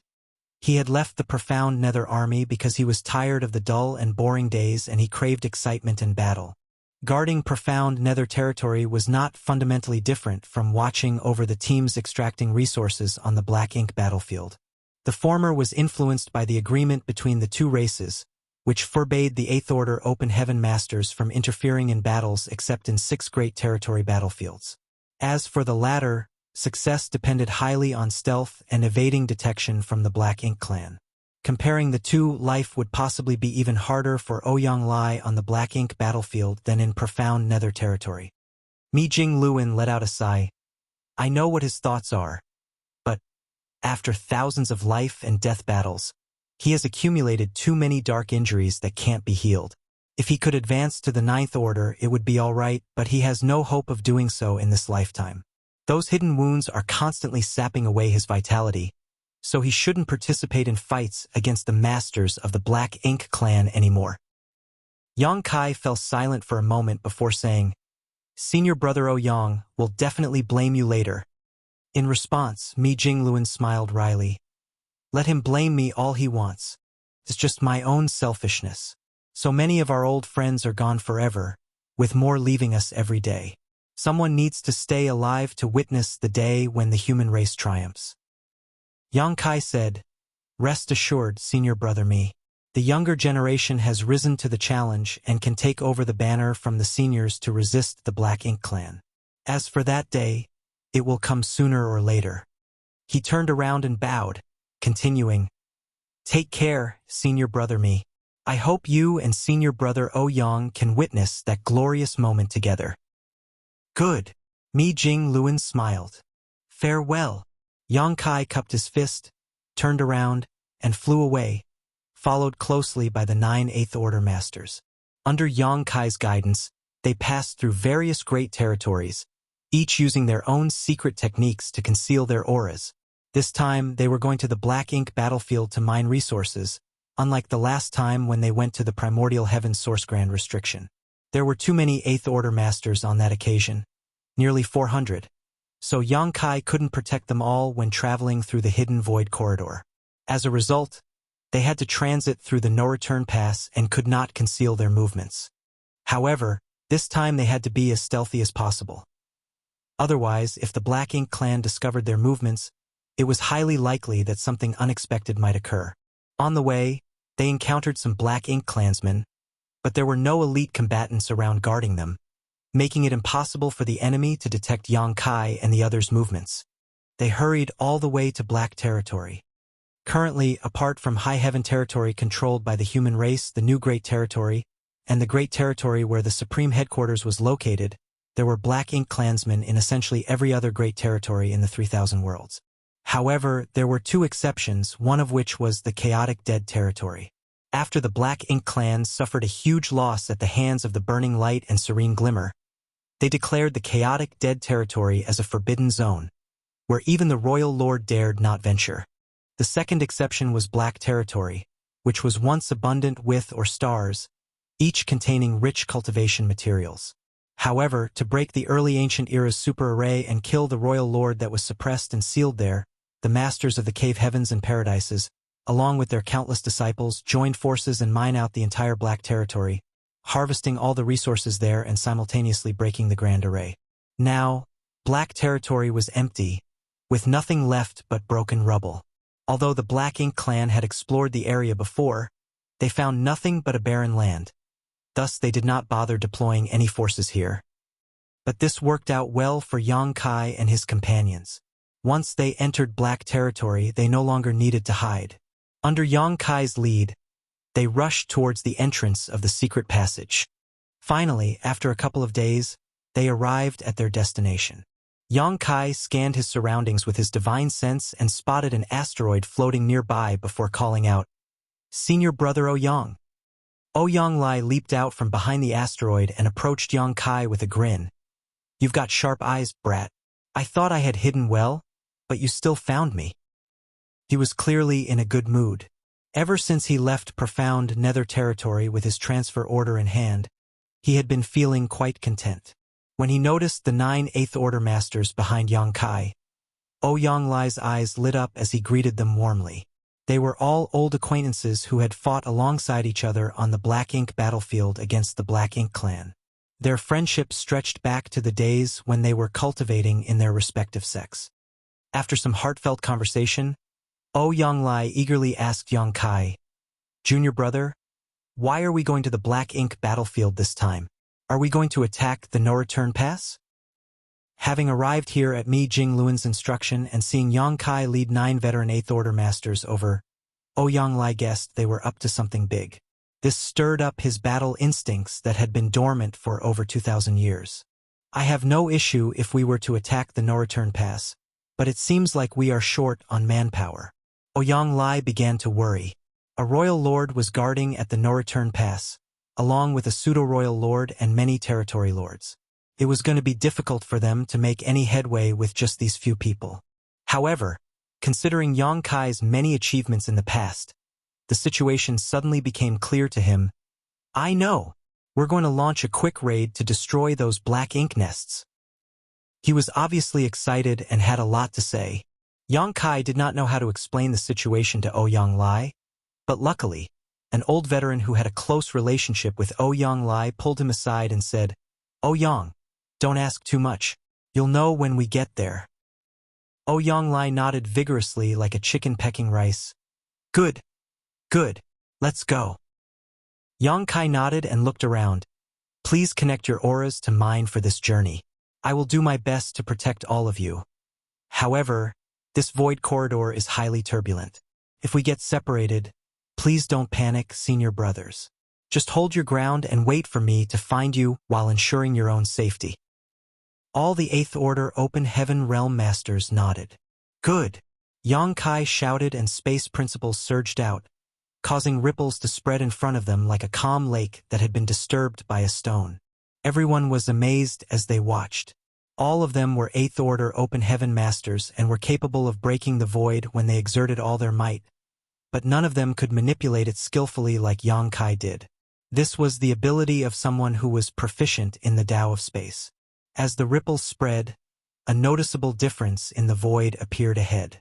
With Yang Kai's continuous manipulation of space principles, a certain spot ahead of them slowly revealed the illusory phantom of a portal. Looking up, the portal looked like an abyss, chaotic and terrifying. "Stay close to me," Yang Kai urged while taking the lead to step into the portal. Following him were the 10 8th Order Open Heaven Realm Masters, steadily connecting their auras with Yang Kai's. In the passageway ahead, Yang Kai broke through the barrier he had set during his previous transit while also forming a new one behind the last person of their group. If he was alone, or even with 2 or 3 people, it wouldn't have been very difficult for Yang Kai to accomplish this. However, with 10 people at once, it was a bit taxing. Fortunately, everything was still within his limits, though it was much more time-consuming than previous trips through this void corridor.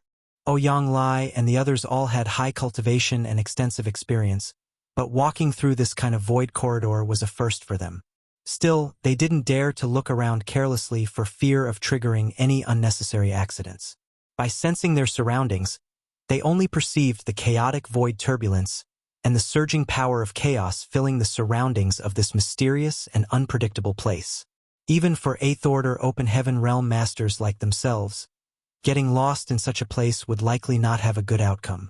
If they were lucky, they might one day find a way out, but if luck wasn't on their side, they could be trapped here for the rest of their lives. That was why they became increasingly cautious as they proceeded forward. In this peculiar environment, both time and space seemed to blur, and they lost track of how long they had been wandering until a sudden flash of light appeared in front of them. It was only now that they realized they arrived at their destination. Marshall Peak, Chapter 5682, Furious Ouyang. The void rippled, and with each expanding wave, a portal gradually revealed itself. Soon after, figures emerged from the portal, one after the other. Yang Kai quickly sealed it up again, making it appear as though nothing had happened. Ouyang took out a universe chart of the Black Ink battlefield and, after a few comparisons, he determined that they were standing somewhere in the area of the Blue Sky Theater that was once occupied by the Black Ink clan. It was quite far from where Blue Sky Pass was originally positioned, much closer to the royal city. It was at Blue Sky Pass where Yang Kai had risen to prominence, bringing purifying light to the human race and designing the purifying black ink battleships, turning what had once been an ordinary great pass among many into a shining beacon of hope. Besides that, Yang Kai's presence allowed Blue Sky Pass to establish the first forward outpost outside of a royal city. Using the numerous universe paradises and universe cave heavens nearby, Blue Sky Pass set up numerous traps that inflicted heavy losses upon the Black Ink clan, severely damaging the latter's foundation in the Blue Sky Theater. This victory set the stage for a crusade, with the Blue Sky Army becoming the first to conquer part of the Black Ink clan's territory, earning it a reputation that echoed through the ages. Yang Kai also took out his universe chart and identified the direction they needed to go in, then led his 10 companions towards the depths of the void. Ouyang Lai followed behind him, completely puzzled. So he asked, "Junior brother, aren't we going in the wrong direction? The no-return pass is that way." The direction they were taking was completely different from where the no-return pass was located, leaving Ouyang Lai confused. Although Yang Kai was tempted to explain everything to him, he chose to hold his tongue, fearing the consequences. "Senior brother, please be patient. I'll explain everything once we arrive." Upon hearing that, Ouyang Lai suppressed his doubts and followed silently. Along the way, Yang Kai left several space beacons behind to be used as waypoints, knowing he would have to come back once he had escorted Ouyang Lai and the others to their destination. They passed by the royal city that was once magnificent, but was now ravaged by the previous wars. The entire universe world was in shambles and broken into numerous fragments, faintly showing the devastation from the battle millennia ago. When the Blue Sky Army had set forth on their crusade, the Black Ink clan's forces in the Blue Sky Theater had not fully recovered, so they were left defenseless against the formidable might of Blue Sky Pass. In the end, the royal city was reduced to rubble and their army was decimated. The old ancestor of Blue Sky Pass, aided by some of the strongest Eighth Order masters, had beheaded the royal lord in that battle. The royal lord's demise marked the complete defeat of the Black Ink clan in the Blue Sky Theater. But that was all in the past now, and Yang Kai had long since left Blue Sky Pass. When Blue Sky Pass went on its crusade, Yang Kai was leading his comrades into battle as part of the Great Evolution Army. To avoid running into teams from the Black Ink clan who were harvesting resources, the humans had to venture deeper into the Black Ink battlefield. Only by putting enough distance between themselves and the enemy could they avoid any disastrous encounters. Only after a month's journey beyond where the royal city was located did Yang Kai stop and sweep the area with his divine sense. Here, there were many dead universe worlds with little evidence of mining, making it an obvious place for a fruitful harvest. "This is the spot," Yang Kai declared. The Eighth Order masters didn't object, except for Ouyang Lai, who wore a dark expression and remained silent. He might be impulsive at times and not skilled in cunning schemes, but that didn't mean he was stupid. The many signs on the way here made him understand that this mission might not be as straightforward as he had imagined. There was a high chance that he got tricked by Big Head Me. While he was lost in thought, Yang Kai had already dispersed with the other 9 Eighth Order's masters. He then opened the portal of his small universe, releasing all the cultivators stored inside. Besides them, there were many warships, including 2 purifying Black Ink battleships. Ouyang Lai's suspicion grew as he took in the sight before him. The cultivators who had been released were mostly of the 4th and 5th Order Open Heaven realm, some were even in the 3rd Order, and almost all of them were elderly, not the type of lineup one would expect for a significant combat mission. It was more like they were on a retirement trip. Yang Kai turned to the 8th Order masters and said, "I entrust this matter to you. Here is a space beacon for each of you. Please keep it close. Every 100 years or so, I will come to find you and collect the resources you've gathered." It would be troublesome to send everything back that tens of thousands of people had mined. Only Yang Kai could handle it personally.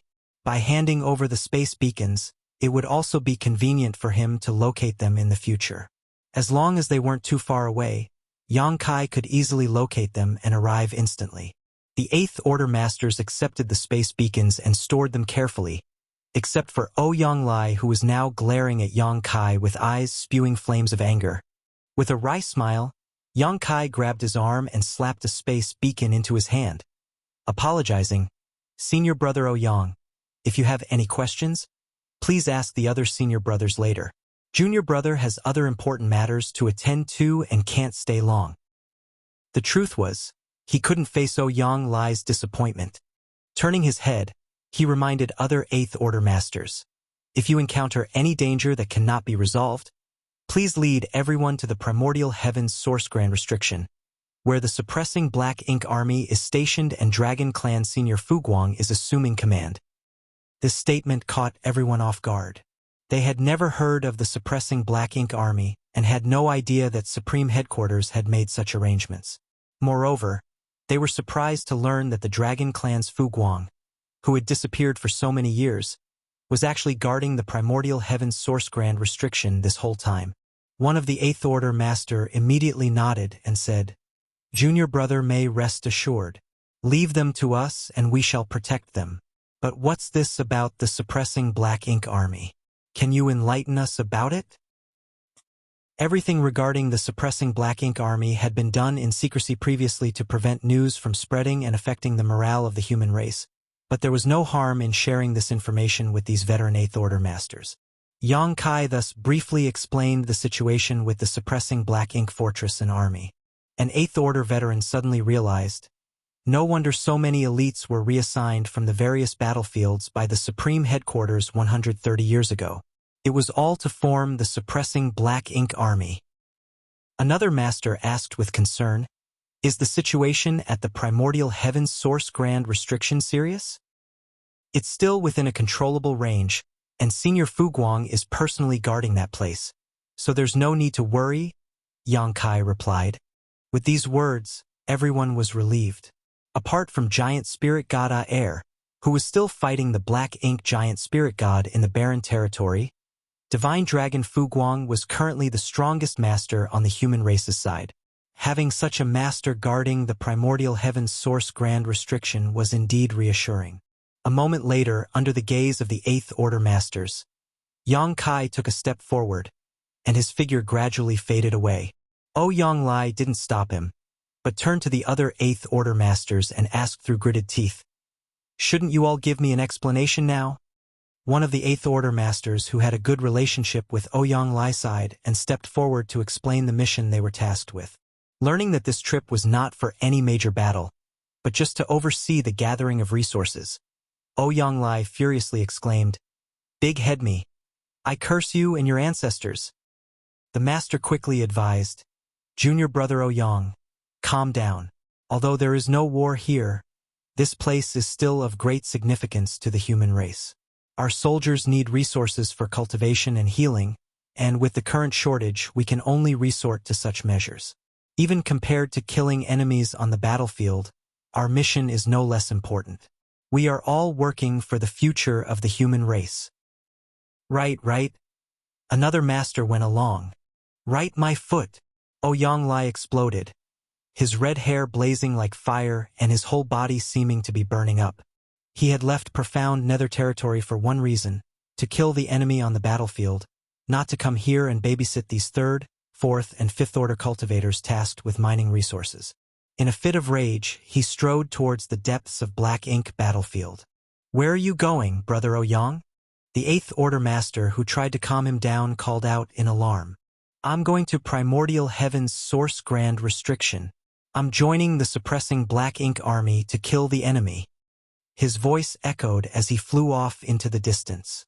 The other 9 masters looked at each other, unsure of whether to stop him or not. In the end, Ouyang Lai disappeared without a trace. After a while, one of them finally said, Thank goodness he didn't go to the no-return pass impulsively. Going to the no-return pass alone was a death sentence, but going to Primordial Heavens Source Grand Restriction and joining the suppressing Black Ink Army was still acceptable. Don't worry, he'll come back, another Eighth Order Master said. How do you know? Brother Ouyang may not be from Great Battle Heaven, but ever since he ascended to the Sixth Order Open Heaven realm, he has fought on the Black Ink battlefield. He has long become accustomed to military life, and he's a true soldier. Although he has a foul temper, he won't act recklessly in defiance of orders. Otherwise, he wouldn't have stayed in profound nether territory for so many years just to get his transfer order stamped, the master explained. Everyone felt that what he said made sense. Ouyang Lai's behavior was indeed like this. If he was someone who truly acted on impulse, he wouldn't have stayed in profound nether territory for so long.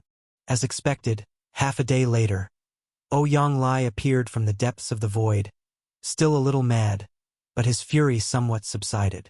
An 8th Order master welcomed him back personally, patted his shoulder, and laughed. Ouyang Lai, just accept it. Isn't this me Jing Luan's favor to us old friends? Everyone understood why they were sent here to look after the mining team. Each of them had experienced countless life and death crises, and each had accumulated many hidden injuries. As they got older, their conditions deteriorated, and some of them had already fallen from their peak state. They all had great passion for protecting and serving the human race, but if the day came when the human race defeated the Black Ink clan, cleared the ashes of war, and rebuilt order, the experience of the older generation would be an indispensable guide for the new generation. Sending them here to look after this resource-gathering team was not only Mi Jing Luan's favor, but also for the future of the human race. Ouyang Lai immediately snorted. Do I need him to take care of me? I'm still strong, and age has only made me tougher.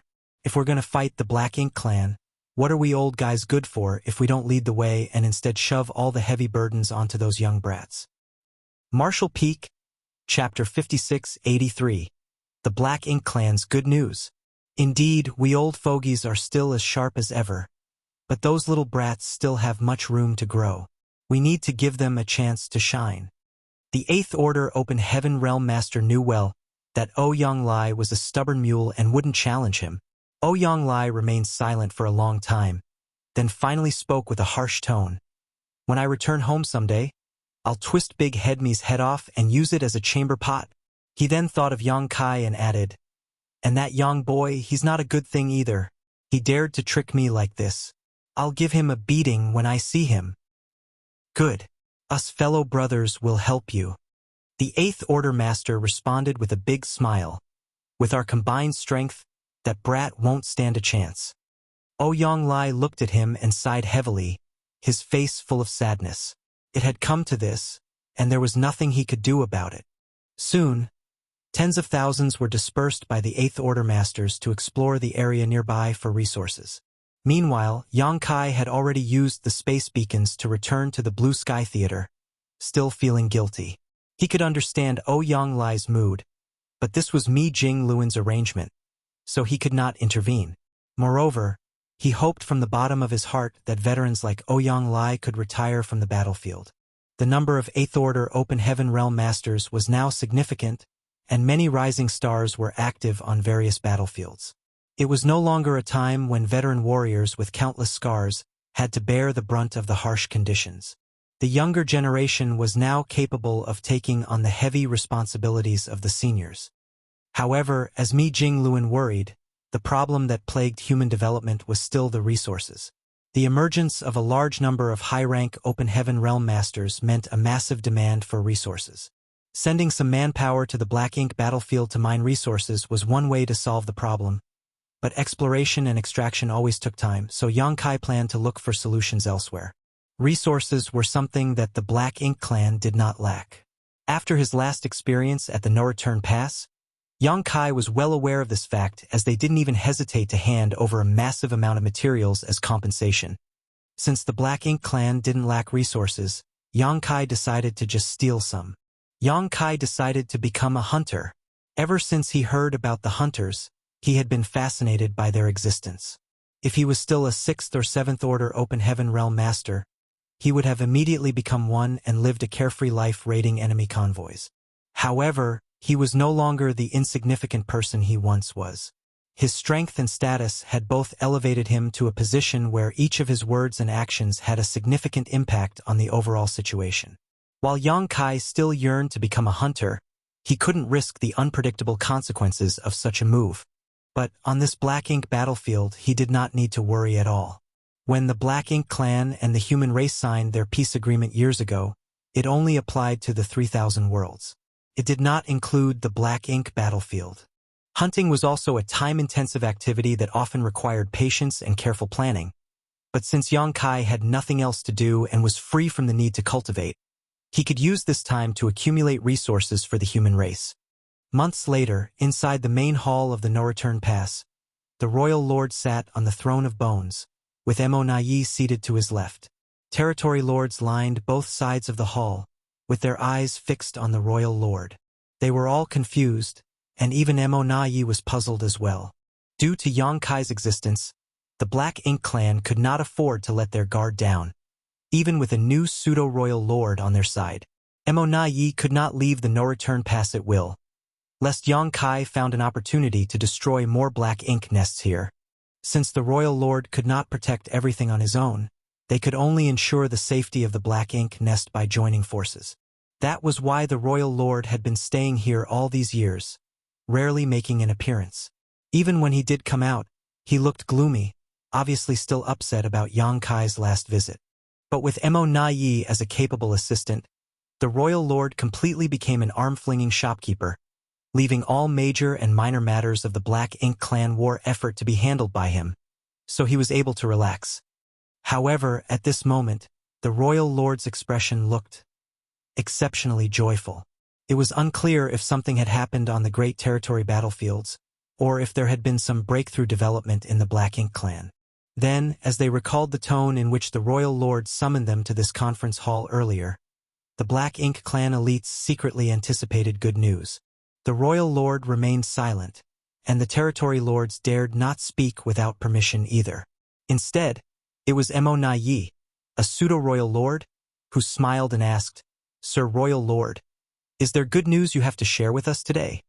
The royal lord chuckled and looked approvingly at Mo Nai. Although he had many loyal followers, only Mo Nai was quick-minded and able to read his intentions. This was also why he was willing to delegate power to Mo Nai. There was no possibility of a power struggle in the Black Ink clan, as Mo Nai's pseudo-royal lord status meant that he could never surpass the real royal lord's authority. So there was no concern over infighting even if so much power was given to Mo Nai. After nodding in approval at him, the royal lord announced the great news. "There is news from the primordial heaven's source grand restriction." With that announcement, the room erupted in surprise. The territory lords widened their eyes in excitement, while Mo Nai jumped up from his seat, exclaiming, "Sir, has the primordial heaven's source grand restriction been broken?" Since the battle outside the primordial heaven's source grand restriction and its subsequent sealing and Mo's slumber, the Black Ink clan had been unable to contact them. However, now the royal lord claimed that there was news from the primordial heaven's source grand restriction, indicating that the Supreme One had awakened and the grand restriction had been broken. If this was true, the day when the Black Ink clan would rule all under the heavens would soon arrive. Even Mo Nai, who was usually calm and composed, was overcome with excitement and could not help but shed tears. But the royal lord waved his hand and said, "It's not what you think. The primordial heaven's source grand restriction is still there, and the Supreme One is still asleep." The excited territory lords were suddenly silenced like a bucket of cold water had been thrown on them. Then, Mo Nai asked, "If that's the case, how did news come from the other side?" "I'm also unsure, and due to the interference of the primordial heaven's source grand restriction, the message is not very clear. All I know is that the humans still have some control over that place and that someone deliberately opened a gap like before," the royal lord replied. "Someone is controlling the primordial heaven's source grand restriction? But it can't be Tsong, can it? How can anyone control the primordial heaven's source grand restriction?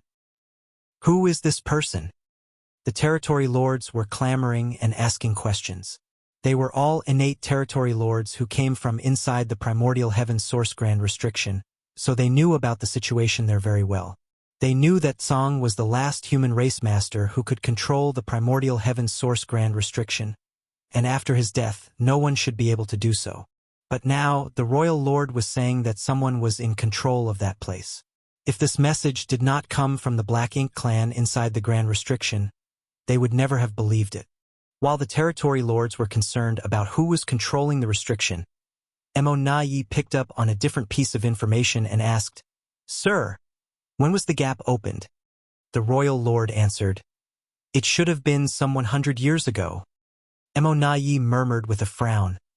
"Around 100 years ago, sir. Back then, Yongkai led several hundred Eighth Order Open Heaven Realm Masters of the human race through the Norreturn Pass and into the Black Ink battlefield. Considering the timeline, could it be that the person who controls the primordial heaven source grand restriction now is Yongkai?"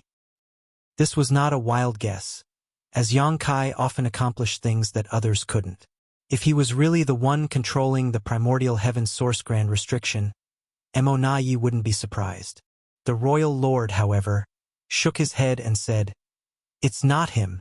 Although the information from the grand restriction is not complete, I've inquired carefully. The person who controls the grand restriction now does not resemble Yongkai at all. It must be someone we don't know about." Emonayi didn't doubt him and only sighed. The human race still has such a heritage. After Tsong's death, it was assumed that there would be no one who could control the primordial heaven source grand restriction again. This was good news for the Black Ink clan, as they could easily break it once the Supreme One awakened. However, it was different if someone was guarding it. Even the Supreme One couldn't underestimate the power of the primordial heaven source grand restriction, or else it wouldn't have been trapped for so many eons already. Emonayi continued to ask, "But if the human race has someone who can control the primordial heaven source grand restriction, why did they take the initiative to open a gap?" The royal lord replied, "Those inside the grand restriction can sense that the human controlling it now is much weaker than Song, so their control over the grand restriction is far inferior. This person must have opened the gap to alleviate the pressure he was facing. This is clearly something the human race had planned to do long ago. When Yongkai passed through the Norreturn Pass with those hundreds of Eighth Order Masters, it was to go to the primordial heaven source grand restriction.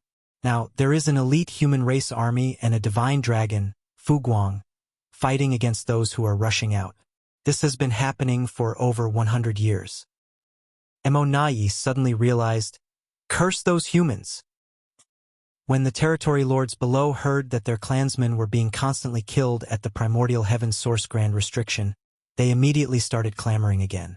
A territory lord even stepped forward and bowed, saying, "Sir Royal Lord, please let me lead a large army to the primordial heaven source grand restriction to coordinate with those inside and crush those humans." Emonayi immediately stopped him. That would not be appropriate.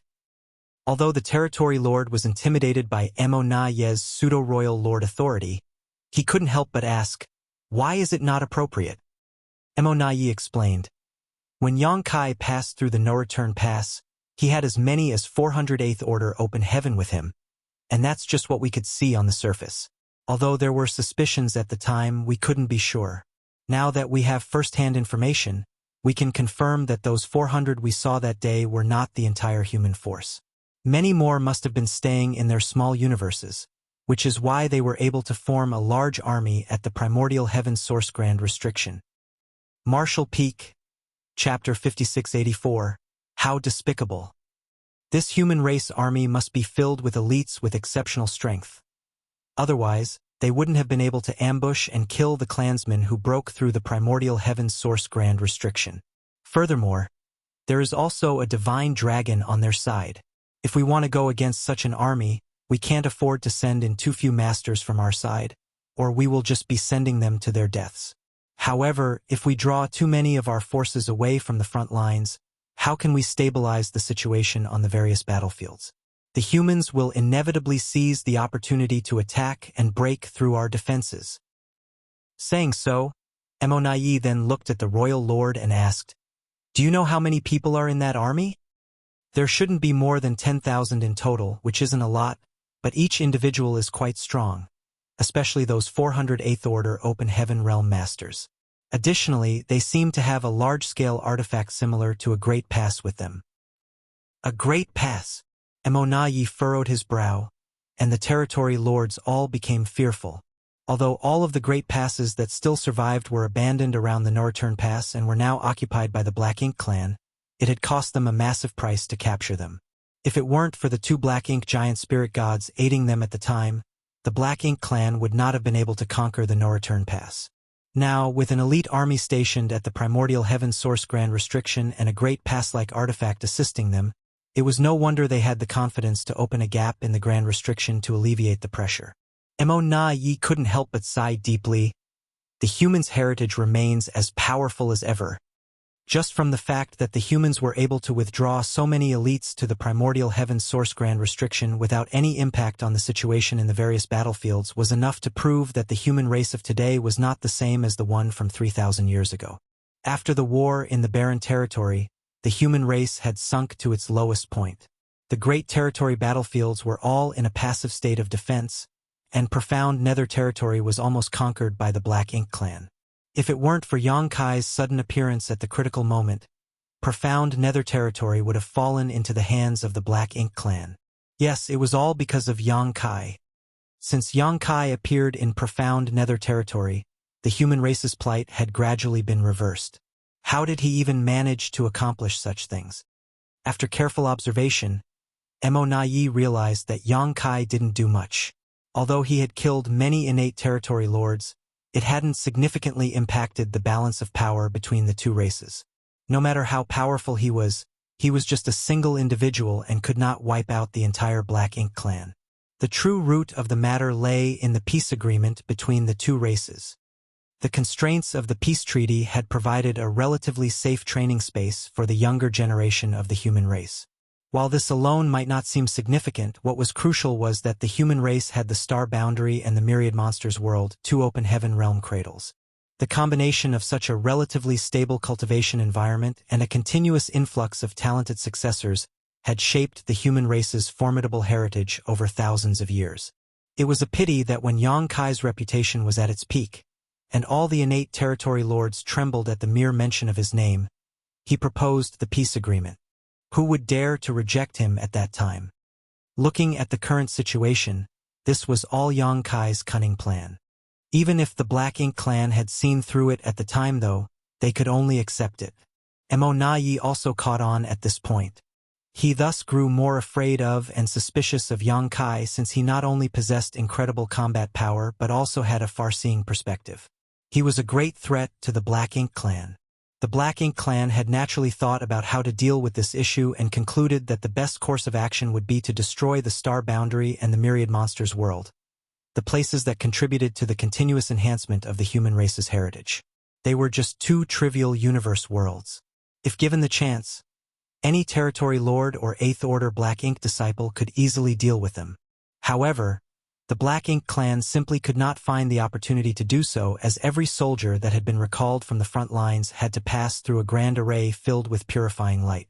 Even if a Black Ink disciple had impure intentions, the purifying light would cleanse and dispel any Black Ink strength within them.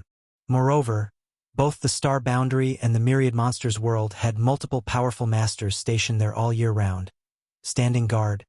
The voice of the Royal Lord came through, bringing Mo Na Yi back to focus.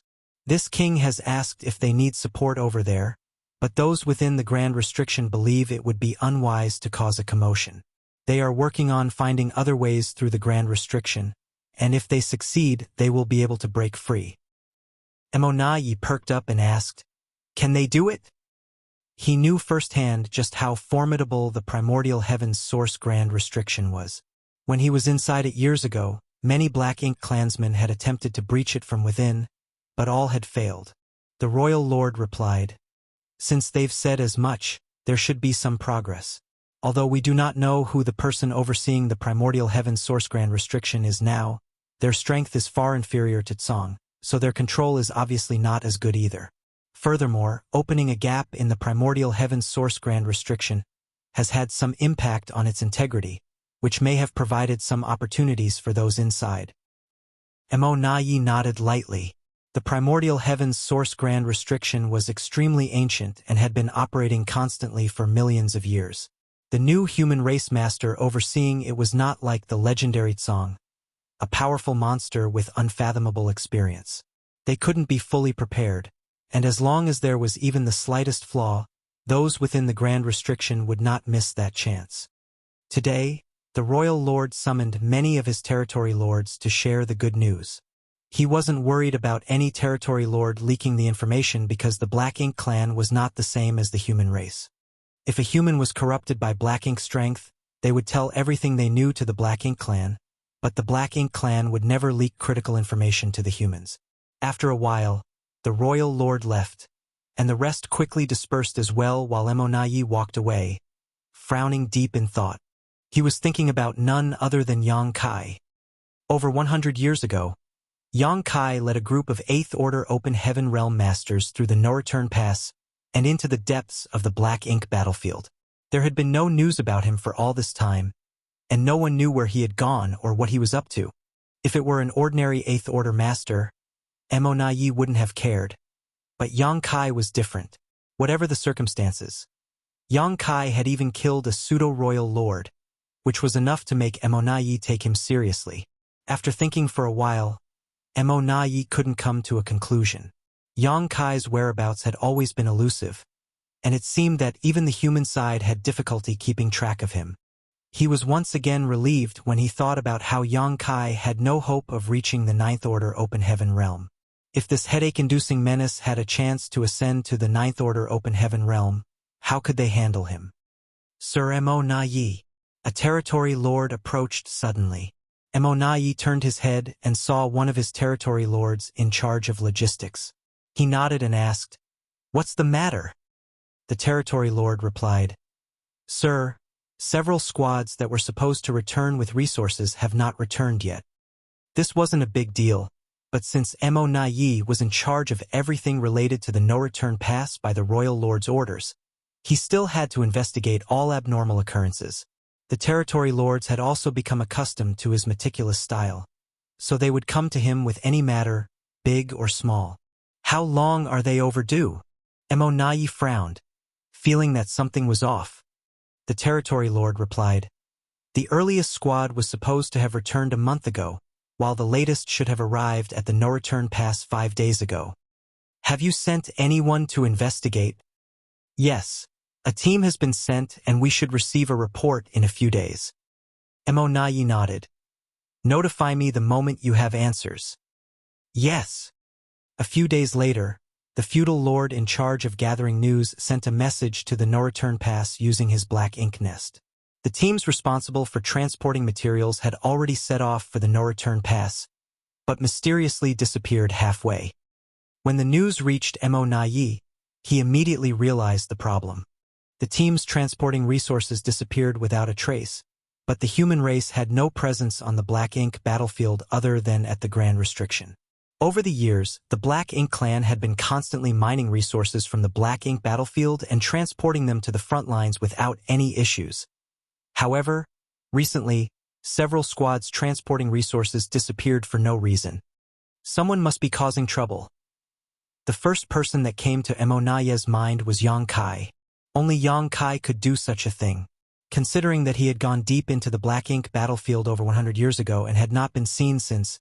It was almost certain that Yang Kai was now camping near the no-return pass, waiting for the Black Ink clan's resource teams to appear so he could rob them. Shameless! Emonayi immediately took out a communication bead and transmitted a message using his divine sense.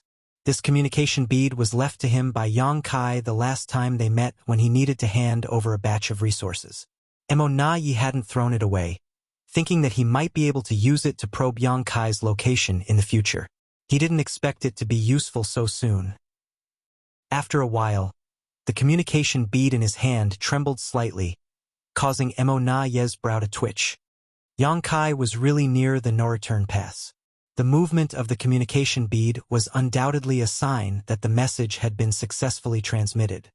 10 million kilometers outside of the no-return pass, on a lone universe fragment, Yang Kai hid his figure and surveyed the surroundings with his divine sense. His current divine sense was incredibly powerful, and from this location, he could monitor the movements of all Black Ink clan squads returning from the Black Ink battlefield. Over the last month or so, he had raided 5 Black Ink clan teams, seized their resources, and made a great deal of profit. He didn't raid all the Black Ink clan squads, but selectively chose a few. After all, he was doing business without investment, so he couldn't be too excessive. To continue this venture for a long time, he needed to take a steady approach. Otherwise, the Black Ink clan would probably act out in rage, damaging his future prospects. As he was monitoring the movements of the void around him, Yang Kai suddenly felt something and took out a communication bead. With his divine sense, he probed it and couldn't help but praise Mo Naye's quick thinking. He knew that he couldn't hide his actions for long, so Yang Kai deliberately wore this communication bead on his body. He just didn't expect Mo Naye to contact him so quickly. The message in the communication bead was very simple, with only one sentence: "Sir Yang, can we meet?" It was obvious that Mo Naye had already concluded that Yang Kai was involved in the disappearance of the teams transporting resources. Marshall Peak, Chapter 5685, Wanting the Lion's Share. On the universe fragment, Yang Kai hesitated for a moment upon receiving Mo Naye's message, originally intending to ignore it. But after giving it some thought, he realized that there was no point in being sneaky about things and decided to confront Mo Naye directly. So, he immediately surged his divine sense and sent a message through the communication bead. At the same time, inside the no-return pass, Mo Naye's communication bead trembled once again. He quickly immersed his mind in it to investigate, and in the next moment, boundless anger surged within him, almost causing his lungs to explode. The message in the communication bead was straightforward, consisting of only 2 words: 50%. Although it seemed incomprehensible at first glance, Mo Naye instantly understood Yang Kai's intention. This bastard was clearly demanding 50% of the resources excavated by the Black Ink clan on the Black Ink battlefield. His appetite was simply outrageous. These resources were mined by the Black Ink clan and were intended to be transported to the frontline battlefields to enhance the Black Ink clan's strength. It was all meant to be used against the human race, but now, without any effort on their part, the humans wanted to take away 50% of them. Moreover, if the human race were to use these resources to enhance their own strength, it would inevitably harm Black Ink clan. Mo Naye would never agree to such an act of aiding the enemy. If he did, he would forever become a criminal in the eyes of the Black Ink clan. The more Mo Naye interacted with Yang Kai, the more he found the latter to be difficult to deal with. At this moment, he had formed a new evaluation of him. Yang Kai was shameless beyond all imagination, able to make such outrageous demands without any scruples. It was simply unbelievable. Suppressing the anger in his heart, Mo Naye sent a message to the territory lord in charge of the resource affairs, asking him to come over. At the same time, he feigned ignorance and replied, "Sir Yang, what do you mean? Please explain in detail." The communication bead quickly trembled, and Yang Kai replied with only 2 words, "Heh." Mo Naye's brow twitched, and Yang Kai's annoying face inexplicably appeared in his mind, causing the anger he had just suppressed to surge up again. "Sir Mo Naye." The summoned territory lord quickly arrived and bowed respectfully. Mo Naye looked up and asked, "How many teams are overdue from the past month?"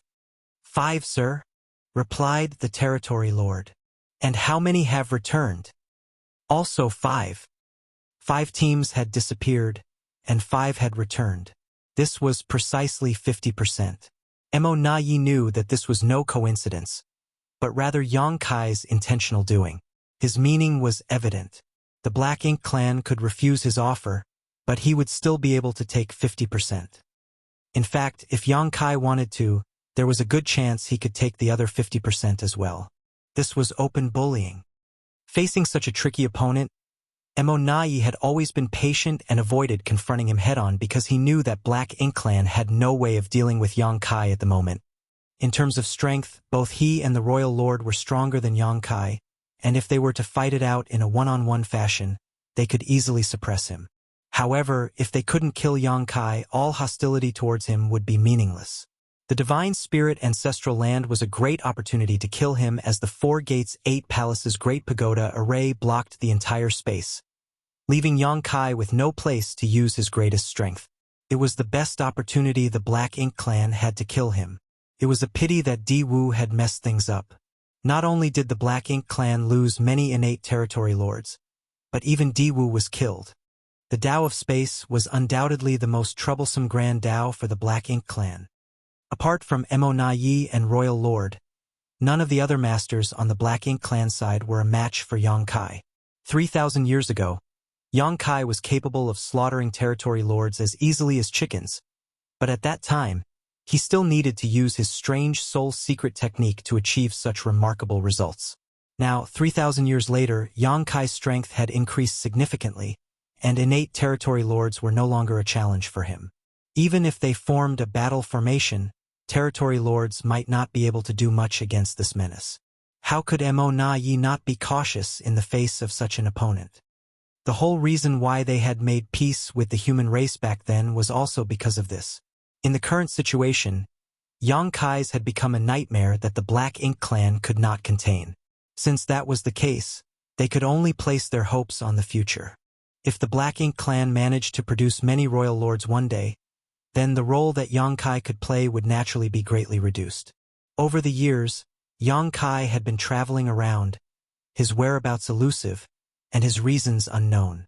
Mo Na Yi never imagined that one day, this guy would block the no-return pass and personally loot resources from the Black Ink clan. Although angry and annoyed, he saw the underlying message through the situation's appearance. The human side must be running out of resources. Otherwise, there was no reason for a master like Yang Kai to act like this. For this reason more than any other, Yang Kai's impudent demand could not be agreed to. As long as the Black Ink clan held on a little longer, the human race would only face more shortages, and even if they had countless rising prodigies, without enough supplies, their cultivation would not improve. Mo Na Yi was anxiously trying to communicate with Yang Kai through the communication bead, while summoning all the territory lords of the no-return pass. Within moments, hundreds of territory lords gathered in the main hall. But this time, the royal lord did not appear and only Mo Na Yi stood below the throne of bones. Although the royal lord was absent, Mo Na Yi did not dare to sit on the main throne, which was exclusively reserved for the royal lord. As a pseudo-royal lord, he did not have the qualifications to sit there. Looking at the group of puzzled territory lords below, Mo Na Yi stated bluntly, Yang Kai is currently somewhere outside of the no-return pass. Some of the more belligerent territory lords began clamoring to lead their armies to surround and kill Yang Kai. The more timid ones turned pale because they had suffered losses at Yang Kai's hand. Mo Na Yi took in the expressions of the territory lords and continued, the human race doesn't have enough resources, so now Yang Kai has come to plunder our supply transports. Although the losses are small for now, if this issue is not resolved soon, our resources will probably be cut in half compared to previous years. This will inevitably affect our plans for conquest. The noisy territory lords instantly quieted down, while a particularly sturdy-looking one cupped his fist and asked, how should we solve this problem, Sir Mo Na Yi? Mo Na Yi declared, the matter of resources is fundamental to both the Black Ink clan and the human race. The plundering of ours is a secondary loss compared to helping the human race grow stronger. For now, I need you to investigate Yang Kai's movements and escort the resource transports and their goods back. The sturdy territory lord then said, if that's the case, we have to move in teams capable of assuming battle formations. Against that killing star, not forming a battle formation would be equivalent to sticking out our necks and letting him chop our heads off. Fortunately, in recent years, the territory lords of the Black Ink clan had not been idle and had been diligently practicing various battle formations. It was ridiculous to say that these innate territory lords were already powerful enough to not fear any Eighth Order Open Heaven Realm masters. But just because of Yang Kai's presence, they had to practice these battle formations to protect themselves. This was humiliating, but they were left with no other choice. Mo Na Yi nodded. Yes, you will all need to form battle formations, with 4 symbols formations being the minimum requirement to face Yang Kai. Only territory lords who can form a 4 symbols formation can perform this task. Those who cannot should not go out for the time being. A battle formation was not something that could be just casually formed. The human race squads could do this because they grew and developed in a totally different environment compared to the Black Ink clan. The invasion and oppression of the Black Ink clan had long made all human race masters sincerely united. Each squad also had time to become familiar with each other through daily interactions and battles, so no matter when or where, they could easily form battle formations as there was innate trust among each other. It was different for the Black Ink clan, especially the innate territory lords, as each of them was born strong and naturally had their own arrogance and opinion. They were not willing to fully trust each other and entrust their lives to others, preferring to believe in their own selves above all else. This wasn't a surprise though, as in the face of danger, the first reaction of most living beings was to protect themselves. At the time of forming a battle formation, the auras of all in the formation were linked, essentially turning them into a single entity. However, once an individual had the intention to protect themselves over the group, the battle formation would collapse. That was why, when Diwu led 20 innate territory lords to surround and kill Yang Kai in the ancestral land, the battle formations they formed were only 4 symbols formations. It was not because they lacked the numbers, but rather because forcing a more advanced battle formation was impossible. Most of the territory lords of the Black Ink clan could only form the 4 symbols formation at most, with a select few capable of forming the 5 elements formation. No 6 paths formation had ever been formed among them. In fact, this was not a problem unique to territory lords. It was also difficult for 8th order human masters to form a 6 paths formation, though not impossible. So far, the highest record for 8th order masters was a 7 stars formation, which happened during a life or death crisis against a royal lord. The higher the individual strength, the more difficult it was to form a battle formation. This principle applied to both the humans and the Black Ink clan. For example, back when Yang Kai was squad leader of Dawn, he led his squad members to kill many enemies and once formed a 9 palaces formation. However, if he were to try to form such a formation with other 8th order masters now, he would not be able to do so. With the command from Monai given, a few territory lords relaxed because they could not form a battle formation with other territory lords at all. Unexpectedly, this lack of competence had allowed them to avoid a potential crisis. Monai then deployed all the territory lords who could form battle formations into 2 groups. One group was responsible for searching for Yang Kai's whereabouts outside the no-return pass, with the other was responsible for protecting the squads returning from gathering resources in the depths of the Black Ink battlefield.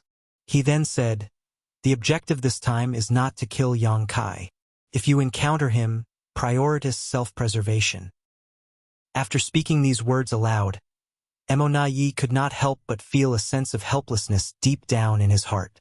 Faced with a master like Yang Kai, he actually unconsciously gave up the idea of killing him. Now, he only hoped that the acquired territory lords would grow up soon. As long as more royal lords appeared in the Black Ink clan, the threat that Yang Kai posed to the Black Ink clan would be greatly weakened. The territory lords then dispersed quickly, following Monai's previous assignments. They dared not be careless, forming 4 symbols and 5 elements formations immediately after leaving the no-return pass and quickly dispersing as they headed towards the depths of the Black Ink battlefield. Back in the main hall, Monai looked at the more than 10 territory lords who remained, furrowing his brow slightly before waving his hand. "Be vigilant against any potential attacks from Yang Kai." "Yes." The territory lords then left with their orders. Marshall Peak, Chapter 5686, Meng Ke. After leaving the main hall, Monai headed straight towards the high-rank Black Ink nest belonging to that royal lord. Ever since Monai had been entrusted with the affairs of the no-return pass and the entire Black Ink clan after his ascension to the rank of pseudo-royal lord, the royal lord frequently stayed inside this Black Ink nest and rarely ventured out. It was only because he had received the news from the clansmen inside the Primordial Heaven's Source Grand Restriction a few days ago that the royal lord made an appearance to deliver good news to the many territory lords.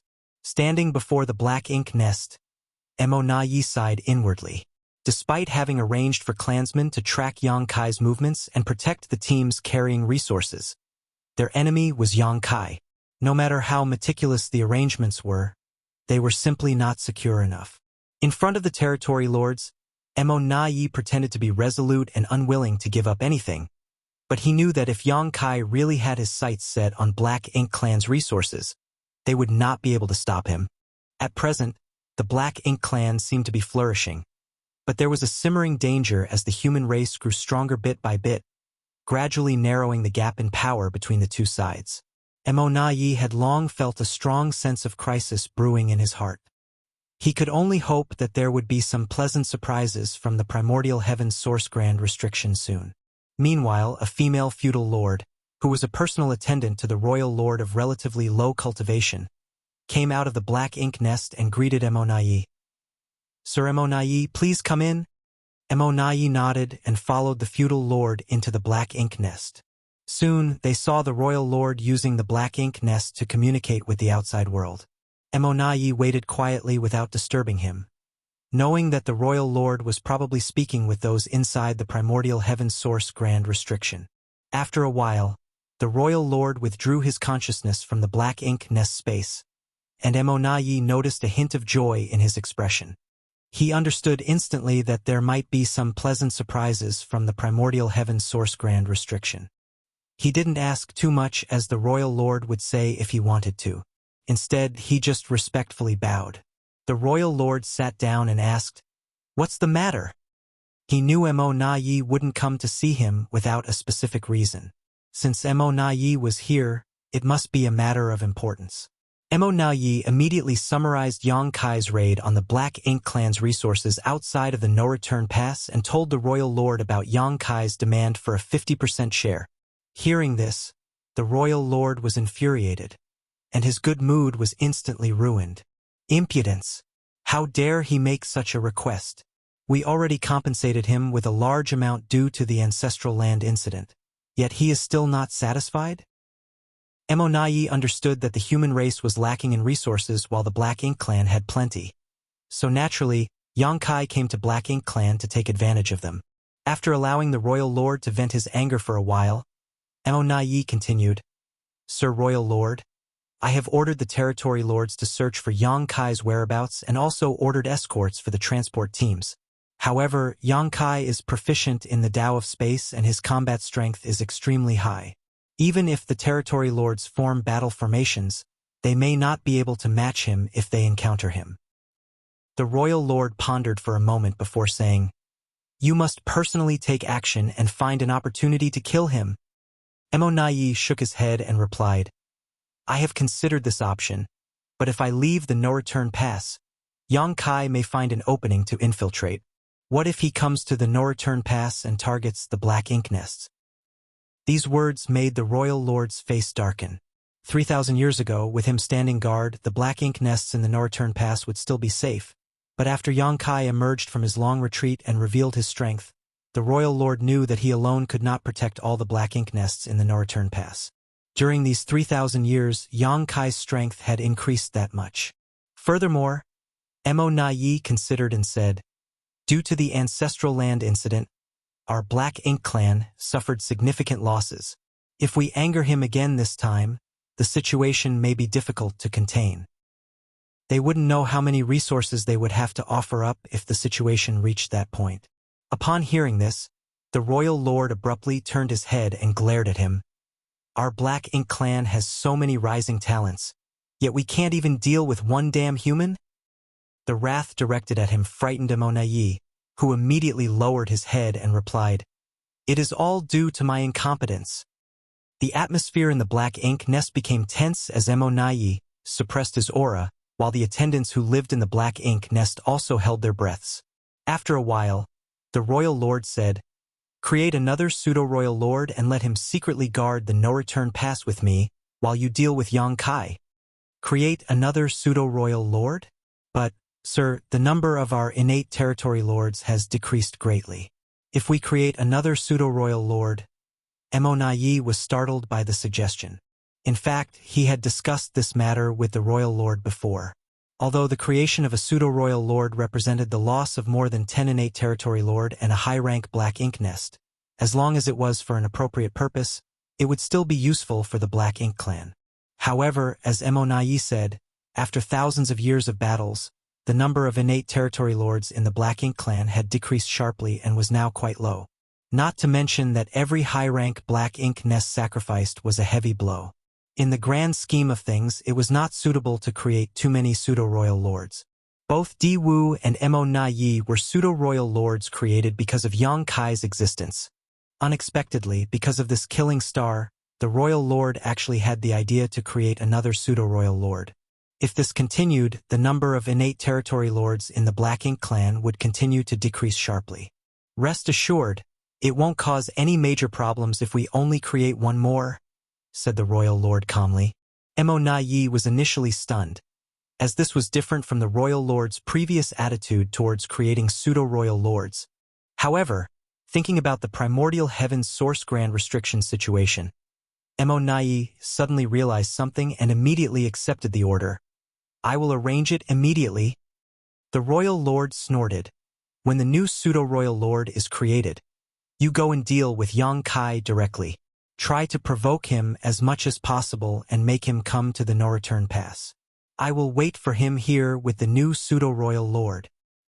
Yes. Mo Na Yi couldn't help feeling a little excited. If the royal lord's strategy worked as planned, they might really have a chance to take down Yang Kai. Shortly after, a dozen or so territory lords stationed at the no-return pass were once again summoned. Learning that the royal lord was asking them to perform source fusion, the territory lords had mixed feelings. They had originally been left at the no-return pass to avoid the risk of facing Yang Kai because they couldn't meet the requirements of the battle formations. However, they did not expect that they could avoid Yang Kai but not the orders of the royal lord. The source fusion technique was extremely dangerous, with fewer than 1 in 10 being able to survive it. Who could guarantee that they would be the one to live? The birth of the first 2 pseudo-royal lords had already sacrificed 25 innate territory lords. Could they be so lucky to avoid sacrificing themselves? It was as the saying went for the human race. Fortune and misfortune walk hand in hand. However, the royal lord's order had been given, and they were powerless to disobey it. Under Mo Na Ye's supervision, 12 innate territory lords entered a high-rank black ink nest and began to perform the source fusion technique. One by one, the auras of the innate territory lords disappeared as the black ink nest shook incessantly. Several days later, when the last remaining territory lord's aura had completely merged with the black ink nest, a new pseudo-royal lord was born. Meng Ke. Mo Na Yi stayed at the no-return pass for another month, allowing Meng Ke to familiarize himself with his new strength before he rushed out into the depths of the void.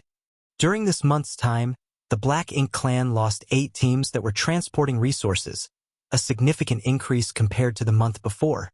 The response from the Black Ink clan seemed to have completely removed Yang Kai's apprehensions. Previously, half of the teams were allowed to return, but now they had almost all been wiped out. A few days later, in the depths of the void, Mo Na Yi met with 4 territory lords who had been maintaining a 4 symbols formation.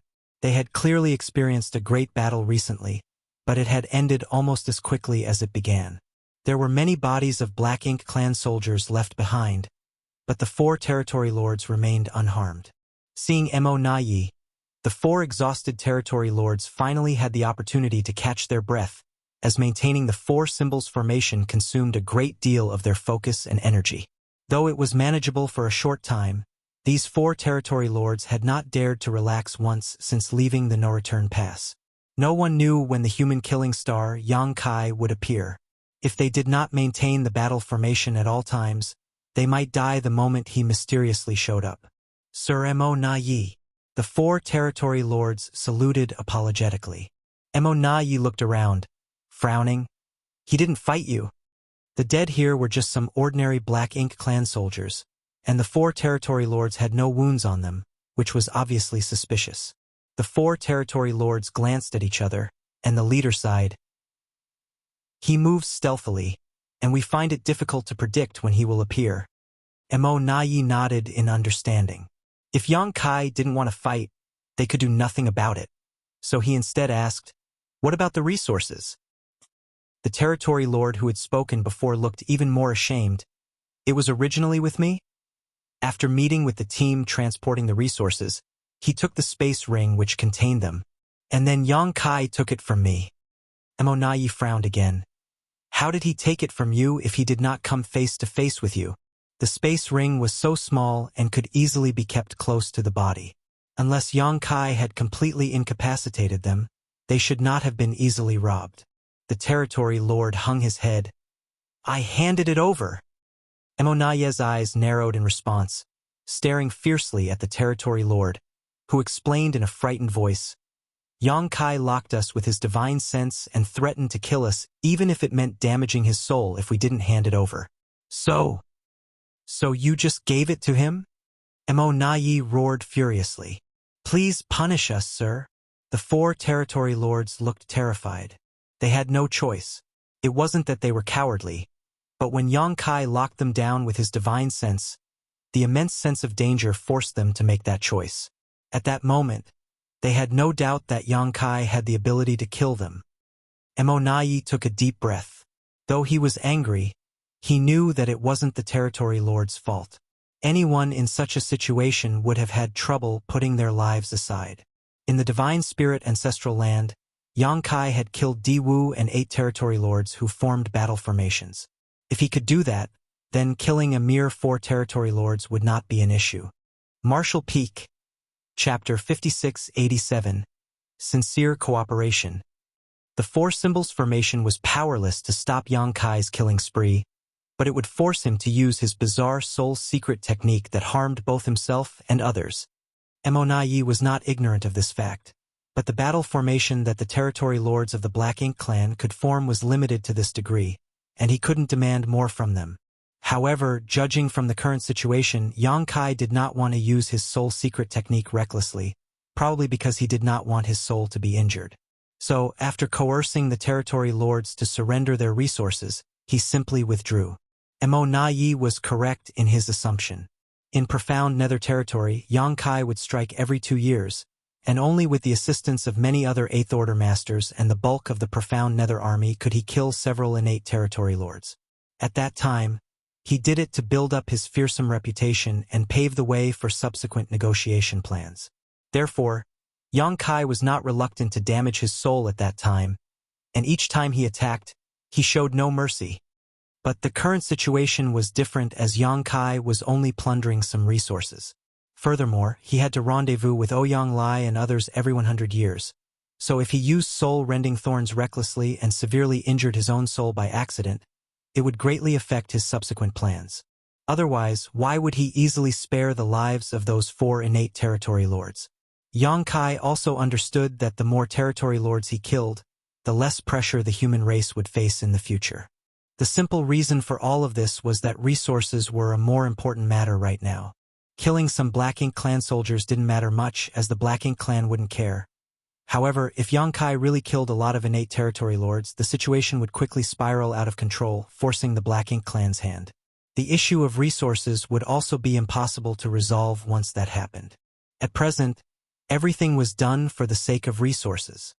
The Black Ink clan's response was within Yang Kai's expectations. The blood feud between the 2 sides was absolutely irreconcilable, so even if he and Mo Nai appeared cordial on the surface, the Black Ink clan would not simply agree to share half of their resources just because Yang Kai asked. Therefore, he needed a way to make the Black Ink clan realize that if they could not meet his demands, the consequences would be unbearable for them. Only then would the Black Ink clan acquiesce. Robbing the resource teams returning from the Black Ink battlefield was the method Yang Kai chose.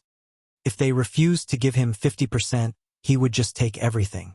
Unless the Black Ink clan did not send teams out to collect resources, they would inevitably face the risk of being robbed.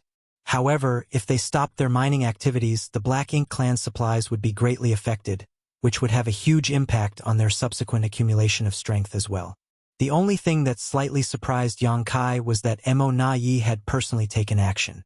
Was Mo Nai not afraid that he would go to the no-return pass to destroy those Black Ink nests now that the defenses there were weakened? In the void, Mo Nai sent the 4 territory lords away to continue escorting other supply teams, holding the communication bead in his hand and transmitting his thoughts to it. However, every attempt was like a stone sinking into the sea, without any response. This made Mo Nai grit his teeth in frustration, thinking Yang Kai, that bastard, probably put the communication bead into his small universe, a sign he did not want Mo Nai to contact him again. As time passed, messages from various directions deep within the void arrived one after another. Mo Nai rushed to each location, but he was always one step too late. Even with the territory lords acting as guards, they couldn't stop Yang Kai's raids on their resource teams. One after another, the delivery squads were pilfered clean, with only a few lucky ones managing to escape unscathed. With each secret battle they waged, Nayi experienced how difficult Yang Kai was to deal with. Yang Kai was proficient in the Tao of space, and his movements were elusive, often raiding the Black Ink clan in one area of the void before soon appearing millions of kilometers away. For 10 whole years, Na did not even catch a glimpse of Yang Kai in person, except for one instance when he felt the fluctuations of space principles nearby and rushed to the scene, only to find that Yang Kai had already left. During these 10 years, less than 100 resource teams managed to return from the depths of the Black Ink battlefield to the no-return pass. To exploit resources, the Black Ink clan dispatched a massive number of teams to the depths of the Black Ink battlefield on mining missions. The demand for resources was not just a problem for the human race, but also for the Black Ink clan. In some respects, the Black Ink clan's demand for resources was even greater than the human race's. At least 100 teams were expected to return each year, but now, after 10 years, less than 100 had done so, the rest had been looted by Yang Kai. This was not just a loss of 50%, but a staggering 90%. While the casualties in each individual raid were not significant, that did not mean they weren't adding up over time. Additionally, although no territory lords died, a number of feudal lords were slaughtered and the loss of critical resources was becoming serious. For 10 years, Nayi had been searching for Yang Kai's whereabouts in the void, constantly trying to intercept or contact him, but he had never succeeded. What made him even more frustrated was that Yang Kai showed no intention of going to the no-return pass. Originally, in the Royal Lord's plan, when Nayi joined the hunt, Yang Kai should be tempted to head to the no-return pass and threaten the safety of the Black Ink nest, thus forcing the Black Ink clan to agree to his unreasonable demands. If Yang Kai had done so, the Royal Lord and Meng Ke could have had a chance to ambush him. As long as they could entangle him, the territory lords could set up the 4 Gates 8 Palaces Great Pagoda array to prevent this killing star from escaping. But over the past 10 years, Yang Kai only wandered the void, never coming within 10 million kilometers of the no-return pass. This left Nayi feeling defeated, like he was punching with all his strength only to hit a wad of cotton. If Yang Kai never went to the no-return pass, what was the point of sacrificing a dozen territory lords and a high-rank Black Ink nest to create Meng Ke, the new pseudo-royal lord? Faced with such a cunning and cautious opponent, who also possessed extraordinary strength and means like Yang Kai, Nayi felt incredibly frustrated. Deep within the void, Yang Kai concealed his aura and manipulated space principles, almost merging his body with the void. The demon eye of annihilation penetrated through space as he silently observed the scene a million kilometers away, where a squad transporting goods had just been plundered by him and 4 territory lords forming a battle formation were stationed. Shortly after, Nayi arrived in a hurry and asked about the situation, his face dark and gloomy. The same routine, the same result. Yang Kai intimidated the territory lord who had the space ring with his sole secret technique, forcing him to hand over the goods or he would kill them all. This happened countless times over the past 10 years, and it always succeeded. It was not that the territory lords were cowardly, but they had no choice when facing certain death. Of course, Nayi had an idea about how to overcome this dastardly move. He simply had to order the territory lords to not comply. If Yang Kai really used his sole secret technique and killed the territory lords, he would not be better off. He would have to find a place to heal for the next 2 or 3 years. But this approach was only a temporary solution. Sacrificing territory lords would not solve the problem, and when Yang Kai recovered, he would surely come back again. There were not many innate territory lords in the Black Ink clan to sacrifice, so it was better to let them use the source fusion technique. At least they could contribute to creating a pseudo-royal lord. In other words, this solution simply wasn't feasible. Nayi felt completely defeated. He was stronger than Yang Kai, and in terms of intelligence and cunning, he was not inferior by much. However, he was still forced to dance to the opponent's tune as Yang Kai's space secret techniques were an insurmountable obstacle. At this moment, Nayi suddenly brightened up and quickly took out a communication bead. As he felt a slight vibration from this little bead, he almost cried out. For 10 years, he had been trying to contact Yang Kai but had never received a response. Unexpectedly, today, exactly 10 years later, Yang Kai contacted him. Mo Na-Ye's divine sense surged as he checked the message transmitted through the communication bead. It was a simple message, 50%. Mo Na-Ye's anger rose rapidly, but he forcibly suppressed it and tried to reply calmly. Sir Yang, you are too greedy. Yang Kai's response came quickly too, and it made Mo Na-Ye feel uncomfortable. Over the past 10 years, what % of your mind resources made it back to the no-return pass? Mo Na-Ye roared inside. Aren't you the one who knows that best? Less than 100 out of roughly 1,000 teams have returned, so at best a paltry 10%. This had made it so that those currently sourcing for resources outside dared not easily send resources back and could only stay at the mining sites and wait for the no-return pass to resolve Yang Kai's matter before making further arrangements. This king does not want to cut off all diplomatic ties. Over the years, I have never laid a hand on any of the territory lords, only taking a few meager resources. I hope that the Black Ink clan can also understand the greater good and the overall situation. Only through sincere cooperation between the two sides on this matter can there be mutual benefit and mutual gain. Looking at the words transmitted through the communication bead, Mo Na-Ye's face twitched uncontrollably. He had interacted with many humans before, but he had never seen anyone so shameless before. The resources were gathered by the Black Ink clan, with the humans contributing nothing at all. Yang Kai was just going around robbing them, and now he had the audacity to talk about righteousness and sincere cooperation for mutual benefit. How could Mo Na-Ye not understand his intentions? All these grandiose words were just a thinly veiled threat.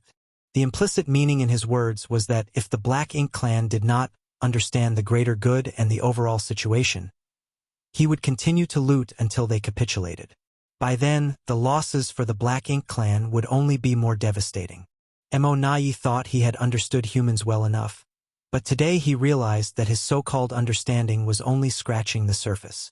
A human race master with such a formidable reputation could be shameless to this degree. It was truly eye-opening. Mo Na-Ye was so angry that he actually threw his head back and laughed out loud. He wanted to say something cutting, but was afraid of provoking Yang Kai, so he did not know how to respond. While he was hesitating, Yang Kai sent another message. Sir Mo Na-Ye, this king has already been benevolent towards the Black Ink clan. Please don't force my hand. These years, I have never gone to the no-return pass. Compared to the high-rank Black Ink nests in the no-return pass, a few resources are nothing in comparison. You should be able to discern the difference in weight, right? Marshall Peak, Chapter 5688, The One Who Keeps Thinking About Stealing. Faced with such an open and blatant threat, Mo Na-Ye not only did not get angry, but instead felt a sense of relief that Yang Kai had finally taken this step. The reason he left the no-return pass was to give a false impression to Yang Kai that there was only one royal lord on guard now, and he had a chance to destroy the Black Ink nests. Unfortunately, for the past 10 years, Yang Kai had never appeared outside of the no-return pass and had been constantly looting the resource squads, causing the royal lord's initial plan to fail. It wasn't until today that Yang Kai finally revealed intentions of using the Black Ink nests to threaten the Black Ink clan. Mo Na-Ye was secretly delighted and quickly replied, Yang Kai, some things can be done once or twice, but not thrice. You have trespassed into the no-return pass twice and destroyed many Black Ink nests. But if you dare try this again, I, Mo Na-Ye, will never let you go. The message was sent out, but there was no response after a long time of waiting. 1,000,000 kilometers away, Yang Kai carefully observed each change in Mo Na-Ye's expression and began making plans in his heart. He had thought about going to the no-return pass to threaten to destroy some Black Ink nests and force the Black Ink clan to meet his demands and had even taken action for this purpose. Over the past 10 years, he had secretly investigated the no-return pass several times. However, with his increasing mastery of the Tao of Time, his sensitivity to future crises had become much higher. This sense had helped him avoid some dangers during his last rampage in the no-return pass, and it was the same now. Every time he approached the no-return pass, the idea of destroying Black Ink nests would unconsciously bring a sense of peril, as if there was a great danger hidden within the no-return pass that could threaten him. This puzzled Yang Kai greatly. Mo Na-Ye had gone to the depths of void for all these years, and only one royal lord was guarding the no-return pass. According to his current strength, as long as he avoided that royal lord, the no-return pass would be his to enter and exit as he pleased. With the no-return pass being such a large area and the numerous high-rank black ink nests of the Black Ink clan so scattered, one royal lord couldn't look after all of them. So where did this sense of danger come from? The sense of danger he felt during his last rampage in the no-return pass was due to Mo Nai hiding in the shadows. Based on his experience from last time, Yang Kai naturally guessed that the Black Ink clan had produced another pseudo-royal lord. Mo Nai believed that Yang Kai knew nothing about the situation at the no-return pass, but in reality, Yang Kai had been observing secretly to confirm his suspicions, and Mo Nai's response this time was undeniable evidence of this. Regardless of whether it was Mo Nai when he was still an innate territory lord in the past or the current Mo Nai as a pseudo-royal lord, he would always address Yang Kai as Sir Yang, naturally showing respect to an elite fighter regardless of their hostile relationship. But this time, Mo Nai addressed Yang Kai by his name directly, and his words carried a hidden threat, almost like he was daring Yang Kai to immediately cause trouble at the no-return pass. This was not Mo Nai's usual behavior.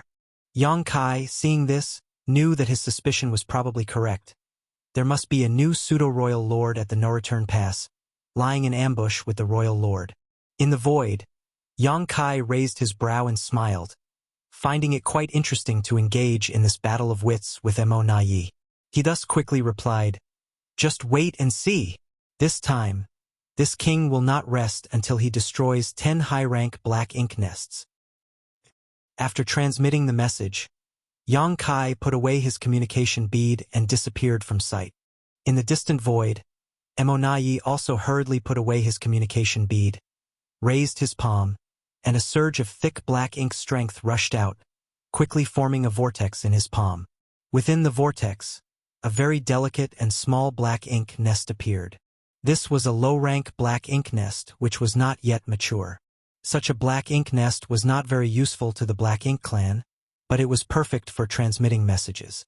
Now, the territory lords who were searching for Yang Kai's whereabouts and escorting the supply teams almost all had such a miniature black ink nest, just to facilitate rapid communication with each other. By summoning this small black ink nest, Mo Nai sent a message to the no-return pass, informing the royal lord about Yang Kai's imminent arrival and telling them to prepare. After doing so, Mo Nai also hurried towards the no-return pass, secretly praying for a swift victory. If Yang Kai thought that there was only one royal lord guarding the no-return pass, he would surely make a mistake, and if the royal lord and Meng Ke teamed up, they only needed to entangle him for 10 breaths so the territory lords could activate the 4 gates 8 palaces Great Pagoda Array. Once the Grand Array was formed, Yang Kai would be trapped like a cornered beast. Without the ability to use space principles to flee, Yang Kai would only be a slightly stronger 8th Order Open Heaven Realm Master, incapable of facing all the elites of the Black Ink clan. After years of entanglement, is it finally time to determine the winner and loser of our little game? Mo Nai suddenly felt like he was dreaming. However, he had only made it halfway back when he suddenly stopped and hastily summoned the miniature black ink nest. As his divine sense poured it to investigate, his face turned pale in an instant. The message from the black ink nest was too bizarre to believe at first, but after verifying it a few times, he confirmed that he had indeed read it correctly. Standing there, his expression fluctuated for a moment before he turned and flew in another direction. Half a day later, he arrived in a spot in the void and appeared before 4 territory lords who had formed a battle formation. Sir Mo Nai. The 4 territory lords were overjoyed to see him as if they had seen their savior. What happened? Mo Nai asked in a deep voice. One of the 4 territory lords immediately recounted their encounter with Yang Kai, which was actually quite simple. They were escorting a supply team back to the no-return pass when Yang Kai suddenly appeared. Over the years, they had encountered Yang Kai several times, but he had never attacked them directly. Instead, he attacked the Black Ink clansmen who were transporting materials, killing mostly low-rank soldiers. For the 4 territory lords, Yang Kai mainly used his sole secret technique as a threat, forcing them to compromise and hand over the resources. Under threat of imminent death, the territory lords had no choice but to comply. As a result, every time Yang Kai made a move, he was able to gain something. But this time, Yang Kai not only slaughtered the Black Ink clansmen transporting the materials, but also injured the 4 territory lords, one of whom was seriously wounded. Mo Na Yi was not angry after listening to this, but rather pleasantly surprised. He used his soul secret technique. Yang Kai often used his soul secret technique to intimidate territory lords, but he had never actually activated it before. Mo Na Yi even suspected that Yang Kai was just bluffing this whole time. Mo Na Yi had intended to prevent the territory lords from compromising at all costs, but he knew that even if he issued such an order, the territory lords would find it difficult to hold out in a life-or-death crisis. Losing the materials was a small matter, but losing territory lords was a serious blow. But if Yang Kai had used his soul secret technique this time, it meant that he would enter a period of retreat and recuperation for the next 2 or 3 years. This would undoubtedly be his weakest time, and if they could find his whereabouts, the situation would be promising. However, to Mo Na Yi's surprise, the 4 territory lords looked embarrassed and shook their heads in unison. The speaking territory lord cried out, "He did not!" Upon hearing that, Mo Na Yi's joyous expression instantly disappeared, and he frowned. If he didn't use his soul secret technique, how did he manage to injure all of you like this? The 4 innate territory lords had formed the 4 symbols formation, making it impossible for Yang Kai to pose a substantial threat to them without using his soul secret technique. Although Yang Kai was strong, he was not yet strong enough to break this formation forcibly. Even Mo Na Yi would have to work hard to injure the 4 territory lords who were united in this formation. The expressions of the 4 territory lords became even more embarrassed and they stammered, not knowing how to explain. However, Mo Na Yi had already figured it out at that point and asked with a stern face, "Did you break the battle formation yourselves?" Only then could Yang Kai pick them off one by one. The territory lord who spoke earlier shamefully admitted, "Yes, it's just that maintaining the 4 symbols formation consumes our mental strength. And although there was no problem in the short term, it's been 10 years now, we find it difficult to maintain the battle formation at all times. So, in fact, it wasn't just these 4 territory lords. Other territory lords who had formed 4 symbols and 5 elements formations also encountered similar problems. Maintaining the battle formation for a long time put a heavy burden on their minds, so sometimes they would break the battle formation to disconnect their auras and let themselves recover a little. How could they have known that Yang Kai would take advantage of this opportunity to attack them? If they hadn't been on alert and quickly formed the battle formation again after Yang Kai appeared, they might have suffered more than just injuries. The territory lord cautiously peered at Mo Na Yi's expression, thinking that he would be severely reprimanded for their failure. However, all Mo Na Yi did was sigh. "It was my carelessness."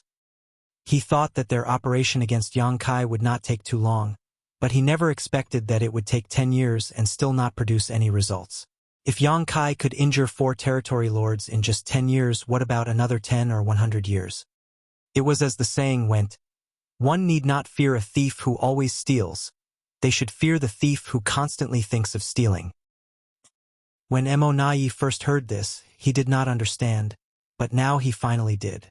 "Yang Kai, that thief, you are truly my eternal nemesis." That bastard even vowed to destroy 10 high-rank Black Ink nests in the no-return pass. But all he did was go against his words and injure 4 territory lords. I was a fool to have believed anything he said. It appeared that Yang Kai had seen through the arrangements at the no-return pass, which was why he had never gone there but instead wreaked havoc out here in the void. "Send a message to the other squads and tell all territory lords to be careful.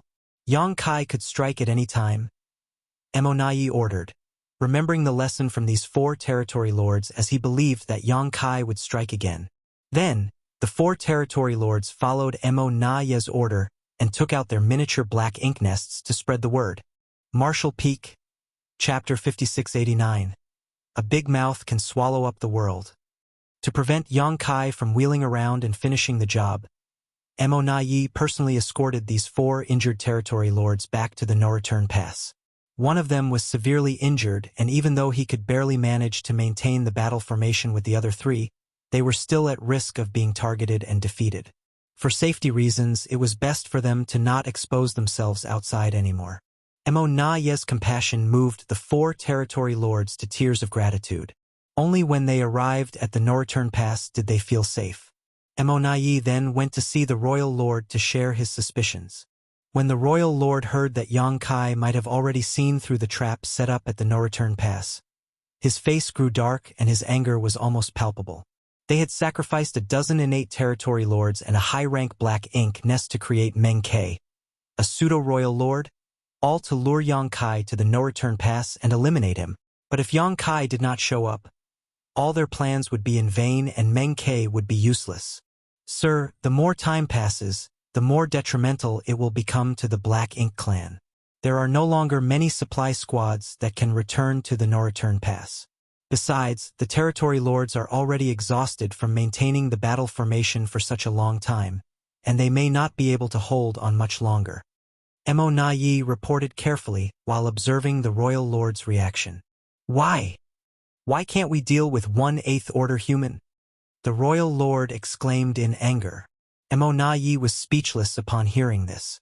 If they had a way to deal with Yang Kai, the Black Ink clan wouldn't be in such a difficult spot in the first place. This human was not someone they could defeat with brute strength alone. After some contemplation, Mo Na Ye said, Sir Royal Lord, please be prepared. This time, our Black Ink clan may really have to make sacrifices to quell the situation. The royal lord turned to him and glared.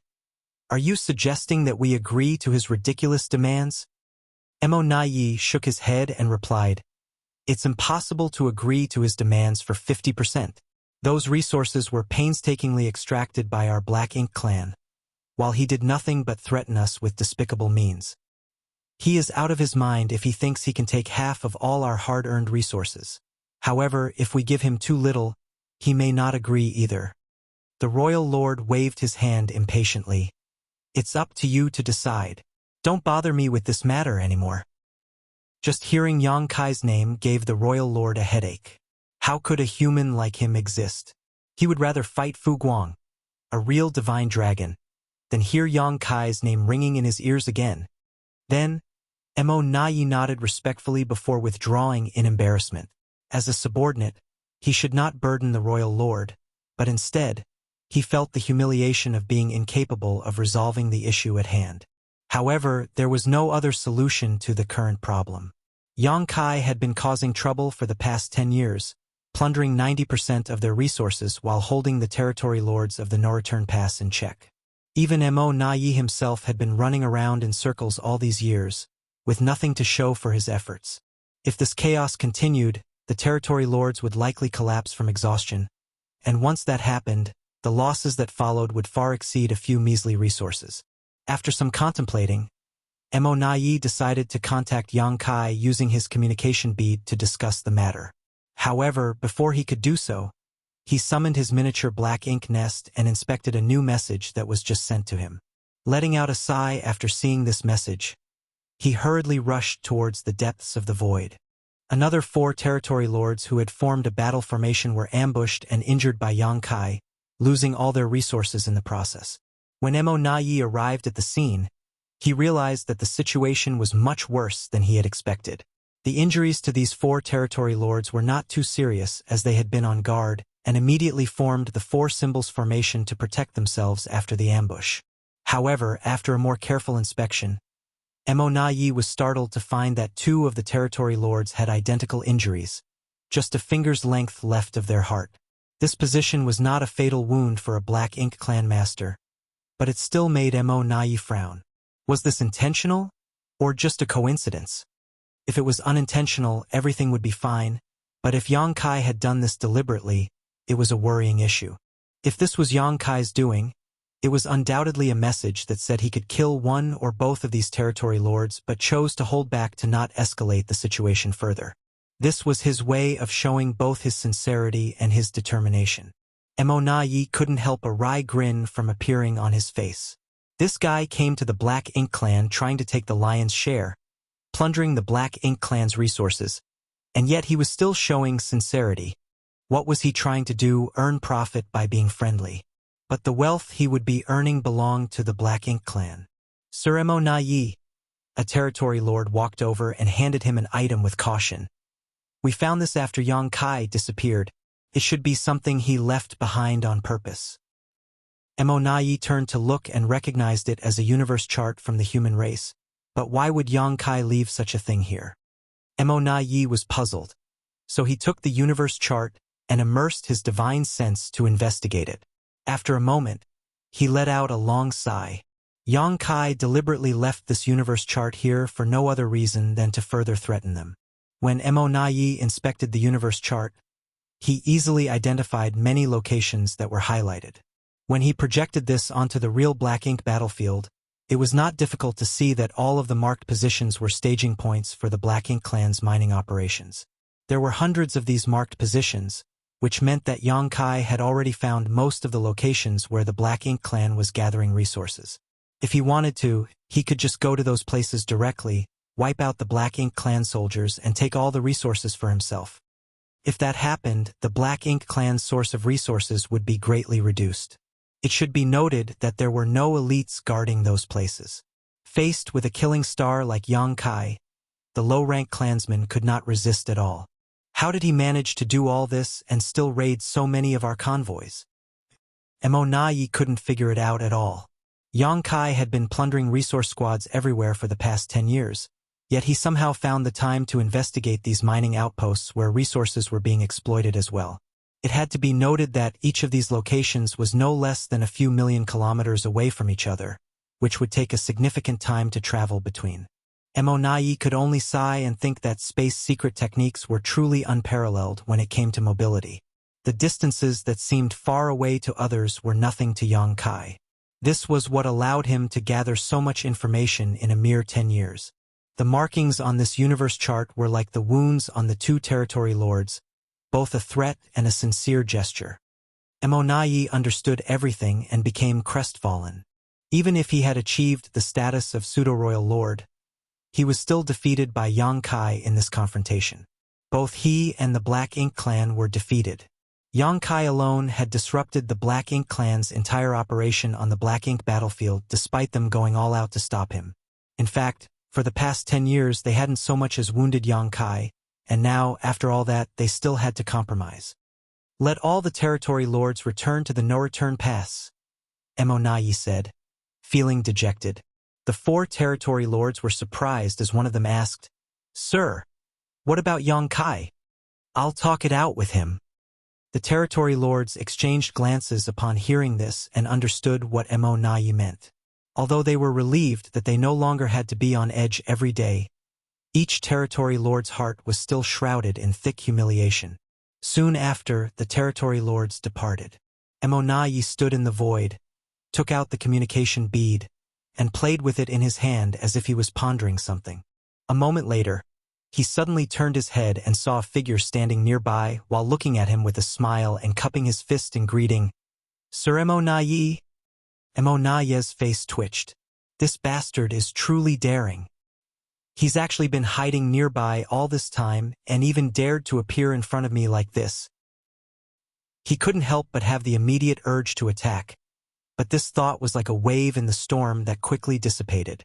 There was no way Mo Nai could kill Yang Kai here, and if he tried, it would only worsen his position. "Sir Yang, your skills are truly impressive." Mo Nai saluted him, unsure whether he was being sarcastic or sincere. Yang Kai shrugged it off while smiling. "From the looks of it, you have made a decision, yes?" Mo Nai lowered his brow and muttered, "The matter of resources has been fully entrusted to me by Sir Royal Lord." "Very good," Yang Kai smiled and declared. "My proposal from last time is still valid." Mo Nai immediately shook his head vigorously like a rattledrum. "Sir Yang?" He paused, then continued. "We've known each other for many years now, and as you humans say, you don't truly know someone until you've fought them. Although we're on different sides, I admire you greatly, and calling you sir seems a bit formal. How about I call you Brother Yang?" "What should I call you then? Brother Mo? Those from the Black Ink clan don't have surnames, right?" Mo Nai said solemnly. "Only the Royal Lord has the qualification to use Mo as a surname. For example, our current king is Mou. Those beneath the Royal Lord may use their own names and surnames. Brother Yang can just call me by my name." Yang Kai nodded lightly as he felt like he had heard a piece of news of some importance. The human race had never figured out the name or surname of the royal lord and didn't know how to address him. Fortunately, there was only one true royal lord in the Black Ink clan right now, so they always addressed him as the royal lord. Unexpectedly, Yang Kai learned this bit of information from Mo Nai today, though it wasn't of much use. Mo Nai continued, "Brother Yang, 50% is impossible. All the resources are extracted by my Black Ink clan and transported by us. You haven't put in any effort yet, you want to take away half? Aren't you being a bit too greedy?" Yang Kai grinned, the corners of his mouth almost reaching his ears. There's an old saying among us humans, a big mouth can swallow up the world. Saying so, he even pointed at his face, as if to say, "Look at how big my mouth is." Mo Nai rubbed his temple, looking a bit headache-ridden. "Brother Yang, I am sincerely discussing this matter with you today. Please don't joke around." Yang Kai spat disdainfully and also adjusted his expression as he said, "In that case, I want to know how much the Black Ink clan can offer." Mo Nai held up a finger, but then curved it and calmly said, 5%. Yang Kai couldn't help but laugh. Mo Nai, you would make an excellent salesman. If it's only 5%, why bother discussing the matter at all? I might as well rob your Black Ink clan's supply teams and take 90%. Wouldn't that be simpler? Marshall Peak, Chapter 5690. Agreed. Mo Nai shook his head and said, "Brother Yang, why play dumb? Although you have been able to take away 90% of our resources over the past decade, that's only because we haven't changed our resource exploitation strategy. But if this continues, we will likely completely give up on the Black Ink battlefield resource extraction. What will you gain then? If this were to happen, it would be a disastrous outcome for both sides. The Black Ink clan would stop extracting resources from the Black Ink battlefield, and Yang Kai would naturally not be able to plunder anything. However, such a situation was impossible.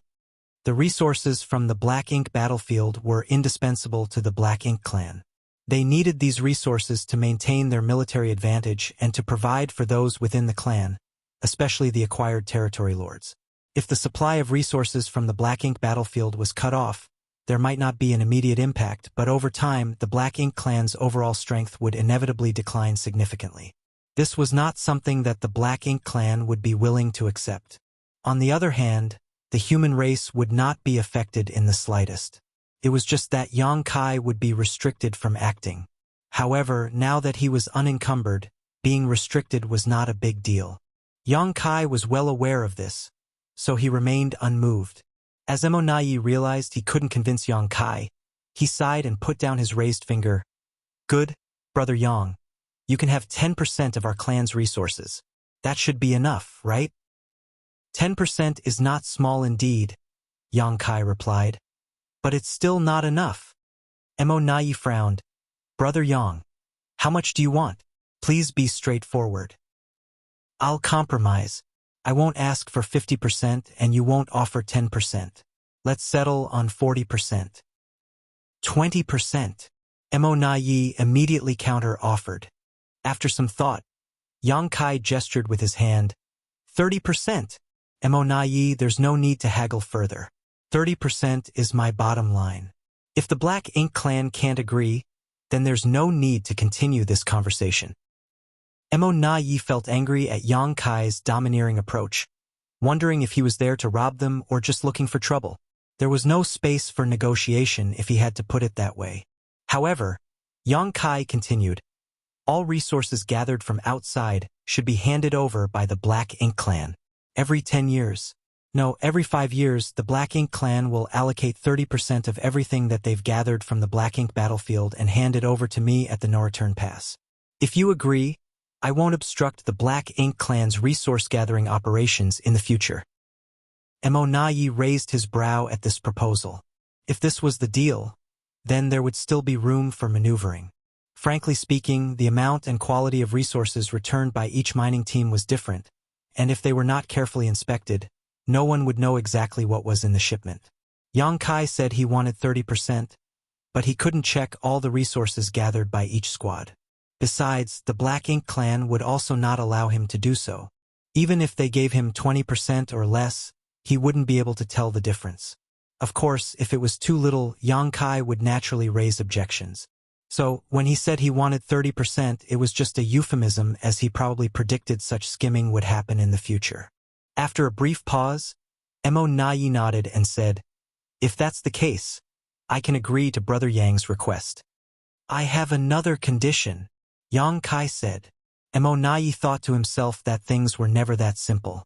After dealing with Yang Kai for such a long time, he knew he wasn't a person to settle for less. "Please speak, Brother Yang."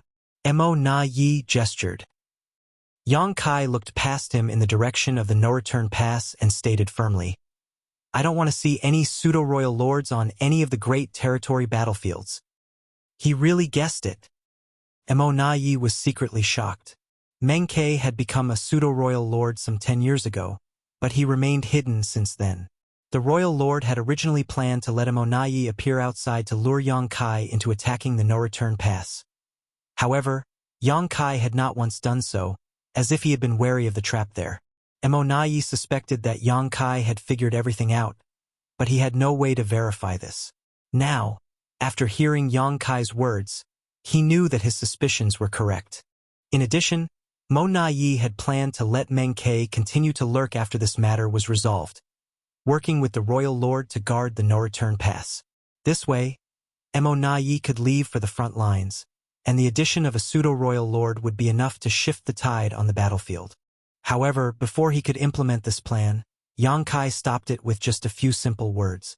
This should not have been something that could be agreed to easily, but Mo Nai did not hesitate at all and said with a smile, "Rest assured, Brother Yang, I have been stationed at the no-return pass for many years. Sir Royal Lord has put me in charge of all battlefield affairs. I do not have the spare time or capacity to head to the front lines." The implication here was that there was only one pseudo-royal lord in the Black Ink clan, which was not the case. Yang Kai didn't point this out, nor did he have any thoughts of verifying it. The sense of crisis he had felt during the few times he approached the no-return pass over the past 10 years was enough to convince him that the Black Ink clan had another pseudo-royal lord besides Mo Nai. "In that case, is this matter settled?" Yang Kai asked while smiling. After some thought, Mo Nai replied, "Yes, it is." In response, Yang Kai laughed and casually grabbed something from the void and threw it towards Mo Nai. Mo Nai looked wary, but Yang Kai responded, "I said last time that I would buy you a drink when I come to the no-return pass again. This bottle of wine will serve as an appreciation gift for our cooperation." Mo Nai reached out and caught the bottle, only to find that it was not an artifact or a secret technique, just a simple container. At the same time, space principles fluctuated, and Yang Kai had already disappeared without a trace when Mo Nai looked up. Although he was constantly monitoring Yang Kai's movements, he could only vaguely sense the direction in which he left. The exact location was impossible to determine unless he actively chased after him. This secretly shocked Mo Nai. This bastard's mastery over the Tao of space is becoming more and more mysterious. If this continues, who among the Black Ink clan will ever be able to restrain him? Yang Kai's voice then resounded in his ears. "Today marks the beginning. I will notify you of the location for the exchange of resources in 5 years. In addition, I have received a lot of resources from your side over the past 10 years and know exactly how much your clan can collect. When it's time to make the delivery, you better not go too far, or I will find a way to make up the difference myself." Mo Nai narrowed his eyes and shattered the wine bottle in his hand, causing it to splash out across the void. With a cold snort, he turned and flew towards the no-return pass. Although the royal lord had entrusted him with this matter, he still needed to report what had transpired. The royal lord would definitely be furious, but at this point, if the Black Ink clan wanted to continue to obtain resources from the Black Ink battlefield, they could only let Yang Kai take advantage of them. In addition, Mo Nai had to put his own plan to head to the battlefield on hold for now. As for Meng Ke, he would just continue to stay hidden, and perhaps one day he could play a role. After dealing with the Black Ink clan's affairs, Yang Kai fell silent. The Black Ink clan knew he was hiding somewhere outside the no-return pass, but they had no way of knowing his precise location. Fortunately, he did not appear again to plunder the squads transporting resources, which gave the ordinary soldiers of the Black Ink clan some peace of mind. In the depths of the void, Yang Kai concealed his aura and hid his figure. This battle of wits with Mo Nai had ended with his victory. His only regret was that he did not kill a few territory lords. In fact, he had the opportunity to kill some of them, but he refrained from doing so as that would only completely enrage the Black Ink clan and be detrimental to his future plans. Setting a 5-year period was also because there would be too many variables if the time frame was too long. However, if he contacted the Black Ink clan too frequently, it would also pose a certain risk to him. If possible, Yang Kai wanted to take inventory of every shipment of resources from each Black Ink clan mining team that returned to the no-return pass and take 30% directly from them, but if he really did that, it would only give the Black Ink clan many chances to set up their heaven-sealing Earth-Locking's grand array. The reason why he could act arrogantly in front of the many territory lords and treat Mo Nai, a pseudo-royal lord, as an equal today was because of his mastery of the Tao of space. But if he lost this reliance, Yang Kai would only be a slightly stronger 8th Order master. The grand array that could isolate space was his ultimate nemesis, so how could he give the Black Ink clan so many chances to set it up? In the desolate and undisturbed void, Yang Kai restrained his mind and silently contemplated the grand Tao of space within his body as he allowed time to pass. When it was time to receive the resources 5 years later, he sent a message to Mo Nai, giving him a random location and then waited silently. Within half a day, an aura rapidly approached. Yang Kai turned his head to look only to realize that it was not Mo Nai, but rather a feudal lord who arrived. At a distance, the feudal lord stopped, shaking in fear as he gazed at Yang Kai. It was as if the one standing in front of him was not a human, but an ominous beast that could strike and devour him at any moment. This couldn't be helped, as Yang Kai's name was too intimidating among the Black Ink clan. Dozens of innate territory lords had already died at his hands, so how could this feudal lord dare to face this killing star head-on? The feudal lord cupped his fist and his voice trembled as he said, I am here on behalf of Sir Mo Nai. To deliver the resources to Sir. Please accept them. Saying so, he threw out a space ring. Yang Kai nodded lightly and grabbed the space ring, pouring his divine sense into it to inspect the contents. There were quite a few supplies, but according to Yang Kai's estimation, it should be less than the 30% which was agreed upon. It was certain that they had withheld some as the Black Ink clan would not be so obedient to hand over the full 30% of resources as agreed upon. However, the amount withheld was not excessive, there was still probably around 25%, so Yang Kai pretended not to notice as he had already anticipated this would happen. After waiting for a moment and seeing that Yang Kai had no further reaction, the feudal lord hurriedly said, If there are no problems, I shall report back now. After stumbling over his words, he immediately turned around to flee, not wanting to stay here a moment longer. Marshall Peak, Chapter 5691. Every 5 years. Wait! Yang Kai called out suddenly.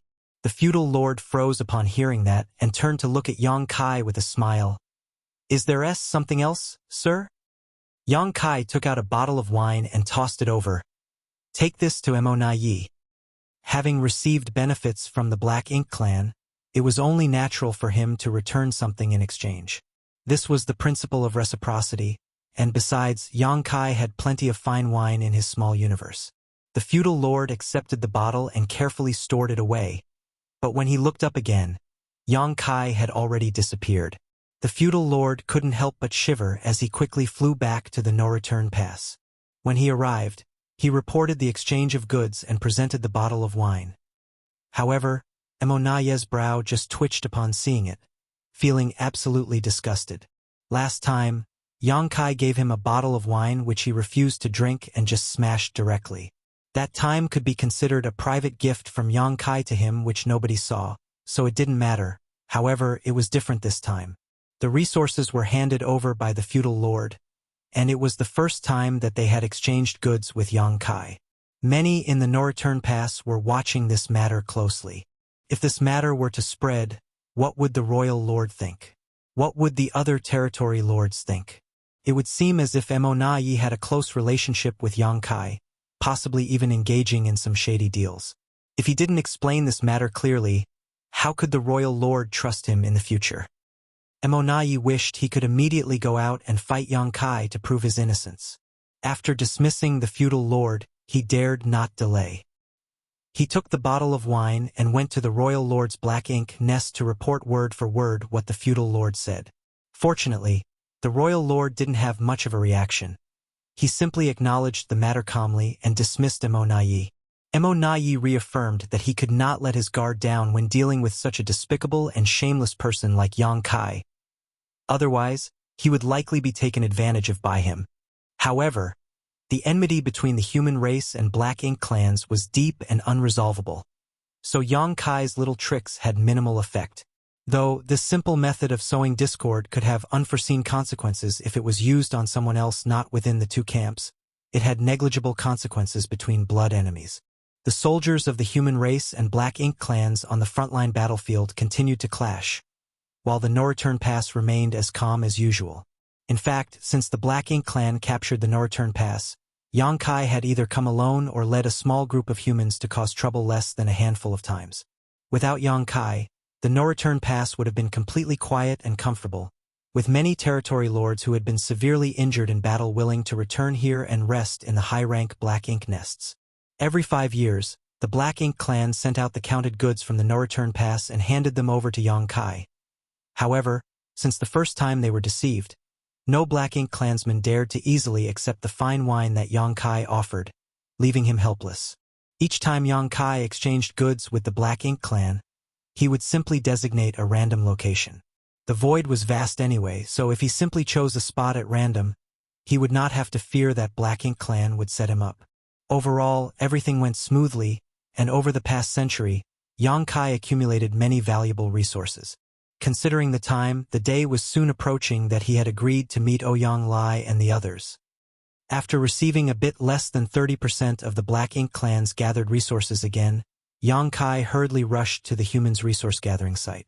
Before this, he had left space beacons along the way, so it was not difficult to cross this route and search for Ouyang Lai and the others. As expected, Ouyang Lai vented his pent-up anger on Yang Kai as soon as he arrived. He roared about how Yang Kai and Big Head Me were wasting his talents by sending him here. He also wanted Yang Kai to go back to the Supreme Headquarters and request Big Head Me to transfer him back to the front lines of the battlefield. Only when Yang Kai agreed to make the request did Ouyang Lai stop complaining.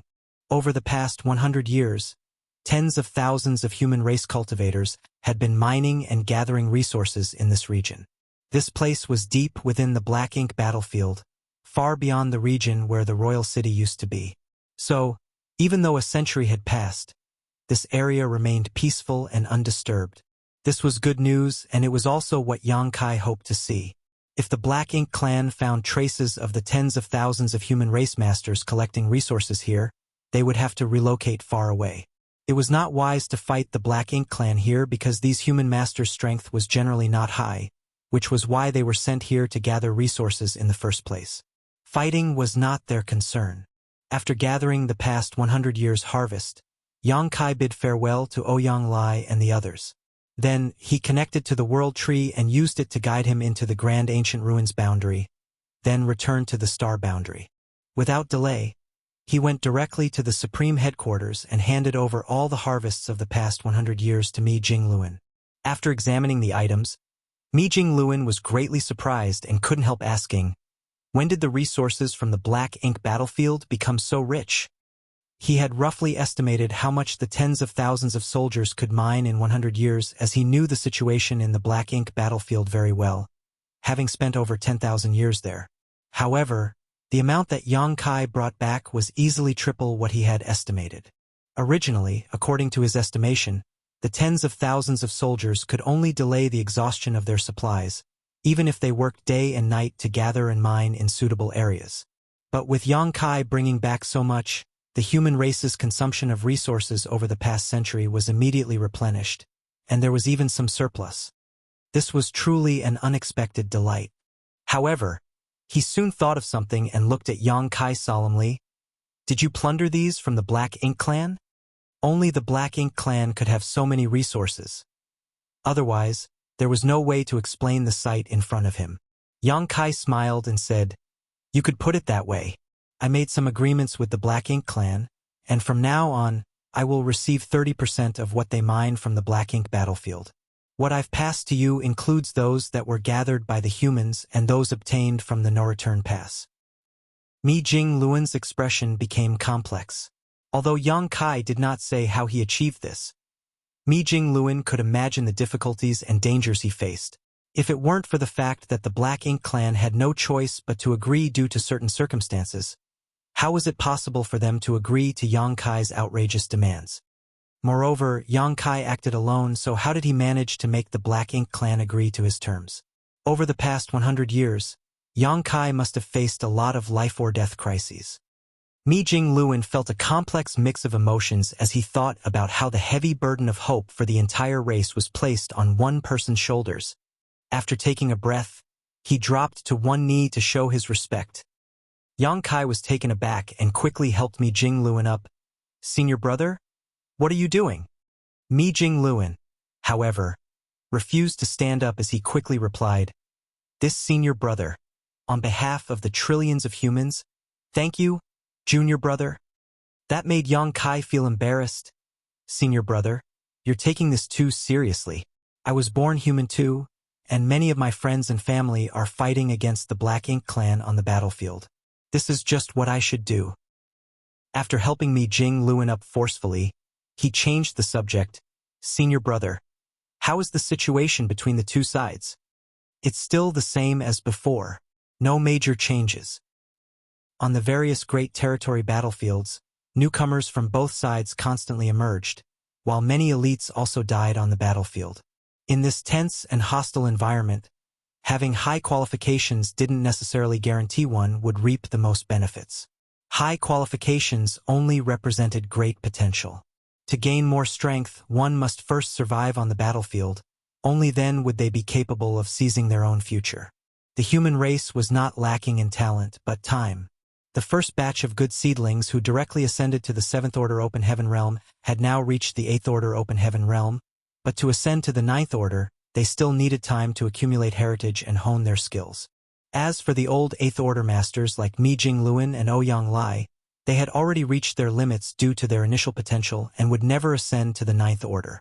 On the other hand, Xiang Shan and Wei Junyang, who were a few of the eligible veterans to advance to the 9th Order Open Heaven Realm, were still in retreat, and no one knew how they were doing or if everything was going smoothly. Breakthroughs were matters that outsiders could not help with. They could only rely on themselves. Yang Kai silently prayed that someday when he returned, he would be able to receive good news. Without staying long at the Supreme Headquarters after his brief exchange with Mi Jing Luan, confirming that the situation between the two sides would not worsen in the short term, Yang Kai set out again, heading to Black Territory to use the secret passageway and rush back to the Black Ink battlefield. Every 5 years, the No-Return Pass sent out a batch of resources, while Ouyang Lai and others worked for 100 years before delivering their harvest. Over the long years, Yang Kai shuttled back and forth through the void alone, bringing one batch of resources after another from the Black Ink battlefield to the human race to use for their cultivation. With Yang Kai's efforts, the Supreme Headquarters no longer had to worry about resources as the amount he brought back every 100 years was enough to fulfill their needs. During this period, Yang Kai also took the time to go to the Primordial Heaven's Source Grand Restriction to investigate the situation. The battle there was extremely intense, but thanks to Wu Kuang's cooperation with the suppressing Black Ink army, the gap in the Primordial Heaven's Source Grand Restriction had never expanded. Those from Black Ink clan that could rush through the gap were greatly suppressed in both quantity and quality. As a result, the 6,000 soldiers of the suppressing Black Ink army, coupled with the various arrangements of the suppressing Black Ink fortress and Divine Dragon Fu Guang who was assuming command, were able to maintain the status quo. However, even after so many years of slaughter, there was no sign of decline among the Black Ink clan within the Primordial Heaven's Source Grand Restriction.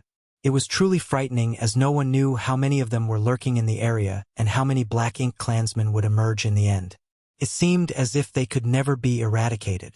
Now, the entire outside of the Primordial Heaven's Source Grand Restriction was covered by the Black Ink clouds formed by the Black Ink clansmen after their deaths. If it weren't for the suppressing Black Ink Fortress having its own protection against the invasion of Black Ink strength, even just dealing with that dense Black Ink strength would be enough to give the suppressing Black Ink army a headache. Yang Kai also learned from Fu Guang that a few royal lords inside the Primordial Heaven's Source Grand Restriction had attempted to break out, but most had failed. The few royal lords who had successfully emerged all suffered serious injuries in the process, making them no match for a divine dragon that was lying in ambush for them. Over the years, an impressive 8 royal lords had died by Fu Guang's claws. Martial Peak, Chapter 5692, Joyous News. When it came to who killed the most royal lords over the past thousands of years, it would undoubtedly be Fu Guang. There were precedents where Ninth Order old ancestors had successfully killed royal lords on the Black Ink battlefield, but no Ninth Order old ancestor had ever killed as many royal lords cumulatively. It was just that Fu Guang's impressive battle record was due to special circumstances, so his achievements could not be replicated. Under Wu Kuang's full control, the gap that was opened in the Primordial Heaven's Source Grand Restriction could only allow territory lords to pass through safely. The same could not be said for the royal lords. The only consequence of forcing their way through the gap was being injured by the Grand Restriction as well as suffering bombardment from the suppressing Black Ink army. Accordingly, none of the royal lords who charged out of the Primordial Heaven's Source Grand Restriction came out intact.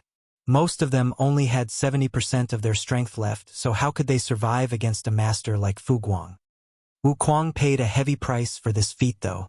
Although he was now a Ninth Order Open Heaven Realm Master, he needed to exert all his strength to control the Primordial Heaven's Source Grand Restriction. For that reason, even his cultivation had been set aside. When Yang Kai came to ask him about the situation, he only spared a few words before cutting off their contact, apparently worried that he might make a mistake that would lead to irreparable damage.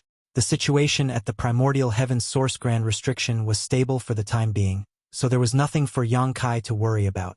In reality, there was nothing he could do either. He even took the time to travel to the chaotic dead territory and delivered a generous amount of 5 elements materials to Zhang Ruoxi. Although he left some for her last time, that was only enough to last 1,000 years. Now that several hundred years had passed, she had probably exhausted most of them already. Having not seen Ruoxi for so many years, the increase in her strength was very obvious. Compared to when she first advanced to the Eighth Order Open Heaven realm, her aura had undoubtedly become several times more substantial.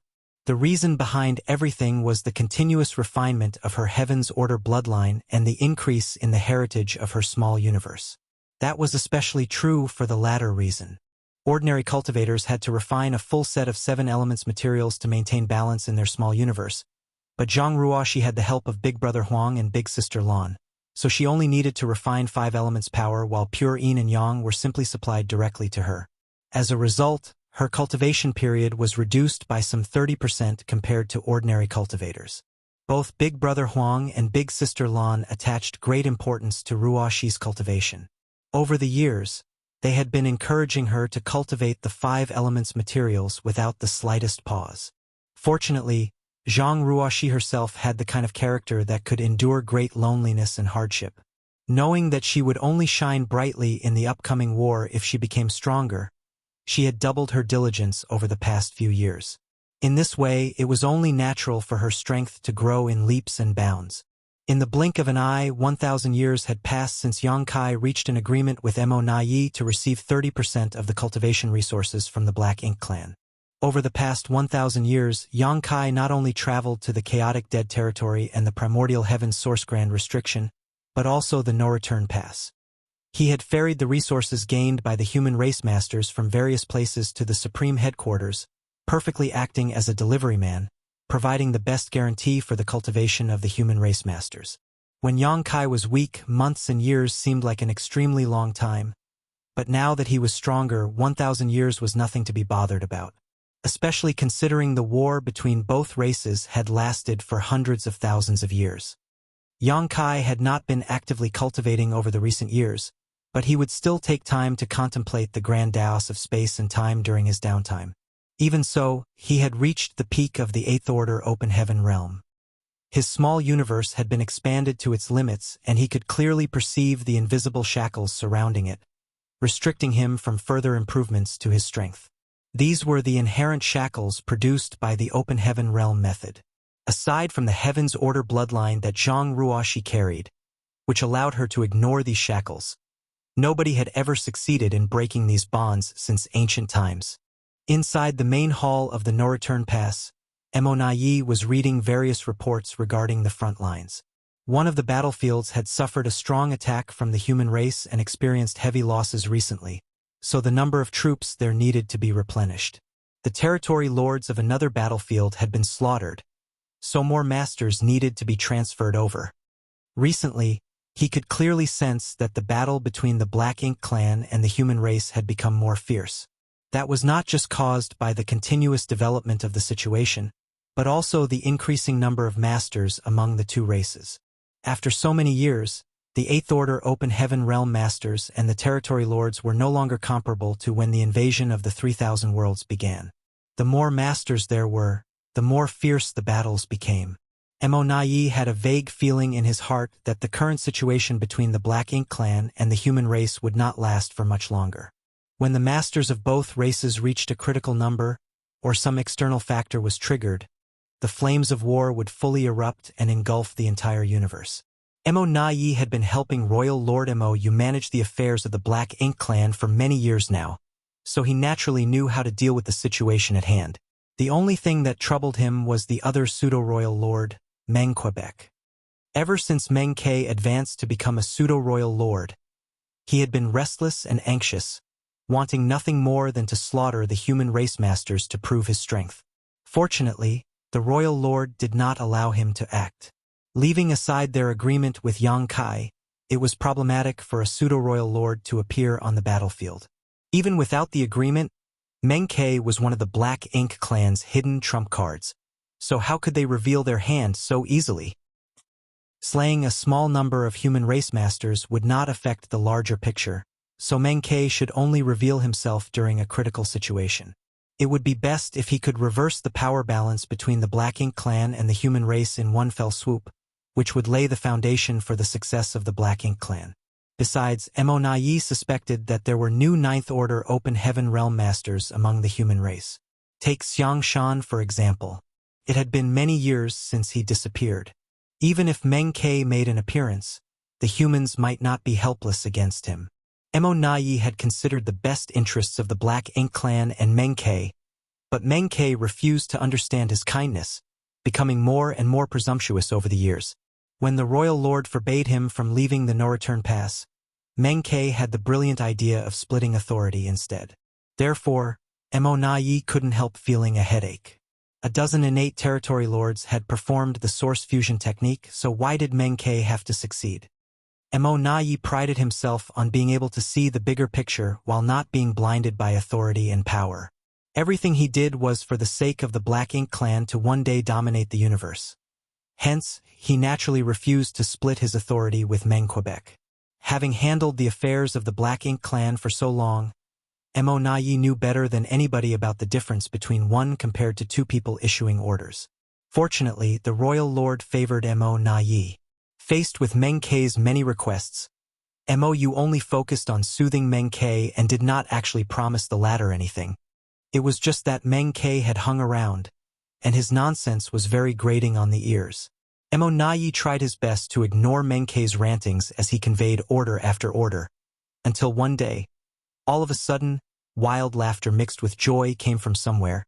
Inside the main hall, Mo, who was processing various reports, and Meng Ke, who was chattering away endlessly, couldn't help glancing at each other. They both saw the doubts in each other's eyes. If their guess was correct, the laughter belonged to the royal lord. Moreover, the source of the laughter was the Black Ink nest where the royal lord was currently inhabiting. Mo hurriedly stood up and rushed outside. Not to be outdone, Meng Ke hurriedly followed. The laughter was very hearty, lasting for quite a while.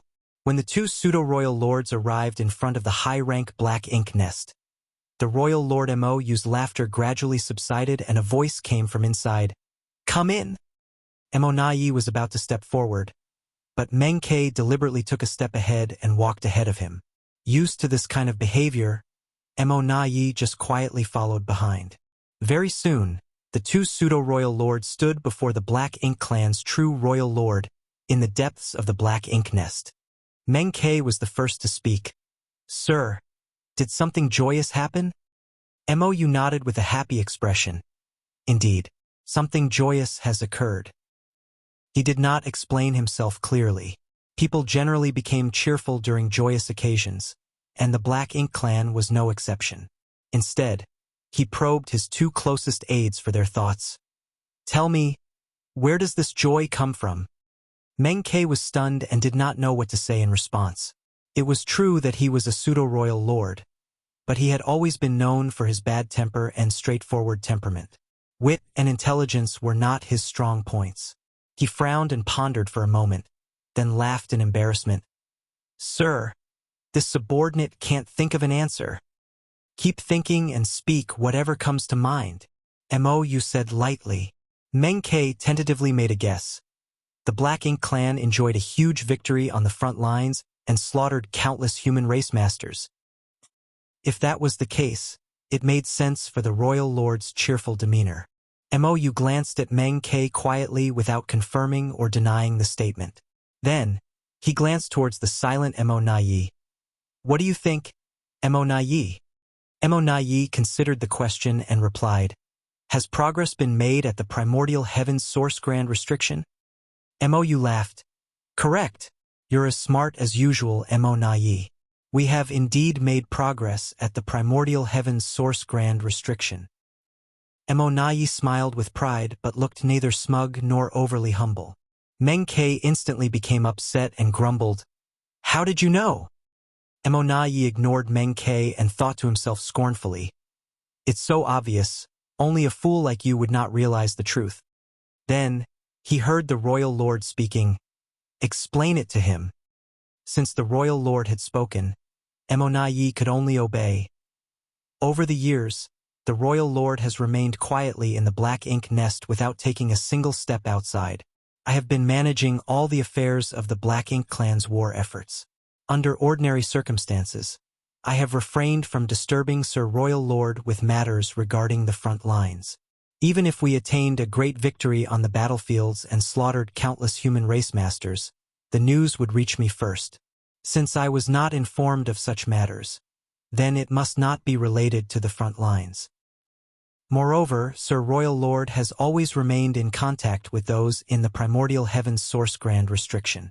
1,000 years ago, Sir once mentioned that our clansmen were trying to find another gap in the grand restriction. Hence, the reason for Sir's joy must be thanks to good news from the primordial heaven's source grand restriction." Meng Ke frowned at the explanation.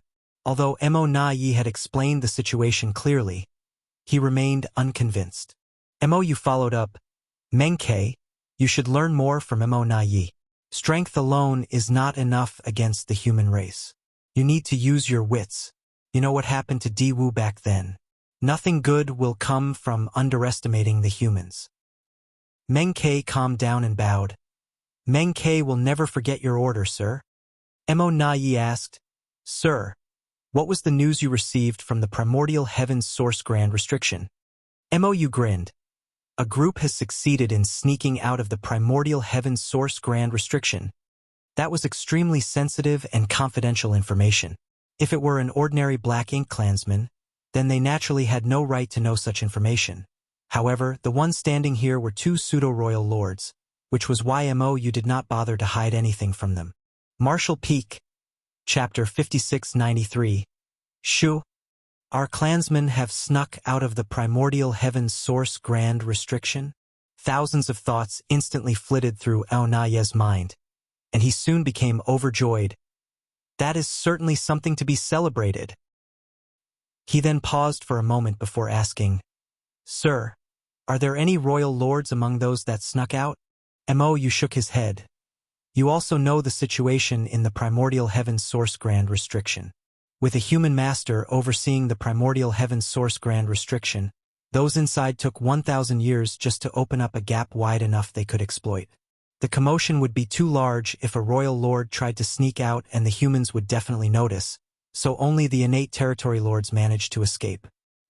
Mo Nai instantly understood the situation. Sneaking out of the primordial heaven's source grand restriction had to be done stealthily so they did not expose their actions. Otherwise, the human race master guarding the grand restriction might take action and turn their clansmen's 1,000-year effort into a waste of time. There were many territory lords at present, but the number of surviving innate territory lords was far from their initial numbers back then. After years of fighting, countless innate territory lords had lost their lives on the battlefield. At the moment, less than 10% of the innate territory lords remained compared to their peak. On the other hand, there was no shortage of innate territory lords inside the primordial heaven source grand restriction. If they could sneak out, then they would be a huge boost for the current Black Ink clan. The number that came out is not great, but more and more will soon leave the primordial heaven source grand restriction. Mo added. Mo was a little curious and asked, "Sir, a human master is guarding the primordial heaven source grand restriction. How did our clansmen avoid detection and discovery of the gap?" He did not doubt the ability of his clansmen in the primordial heaven source grand restriction. Rather, he was worried that all of this might be part of a trap set up by the human race. If the human master knew that Black Ink clansmen were sneaking out of the primordial heaven source grand restriction, he might have simply allowed it to happen after setting up some kind of ambush or counterplan. After fighting the human race for so long, Mo had gotten used to considering all possible situations. Mo glanced at Mo approvingly, obviously aware of what the latter was worried about. He thus explained, "As I told you before, the strength of that human master is inferior to Tsong's. He is roughly at the level of an ordinary Ninth Order master at most. With his strength, he will never be as good as Tsong when it comes to monitoring and controlling the primordial heaven source grand restriction." Back then, this human was foolish enough to open a gap in the grand restriction to cooperate with the human race army and that divine dragon to intercept and kill all those who rushed out of the opening. Over the past 1,000 years, that battle has never ceased, but that was intentional.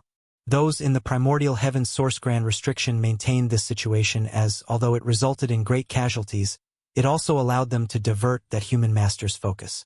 Several royal lords were even sacrificed to ensure that the enemy remained unaware of our actions.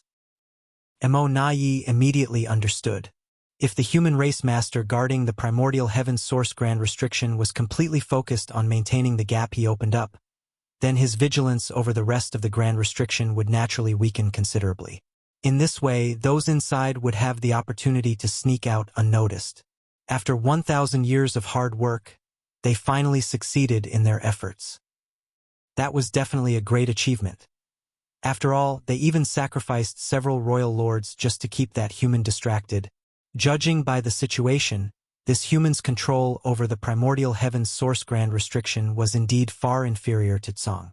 The humans should have no knowledge of those who had snuck out of the primordial heaven's source grand restriction. Mo immediately felt relieved.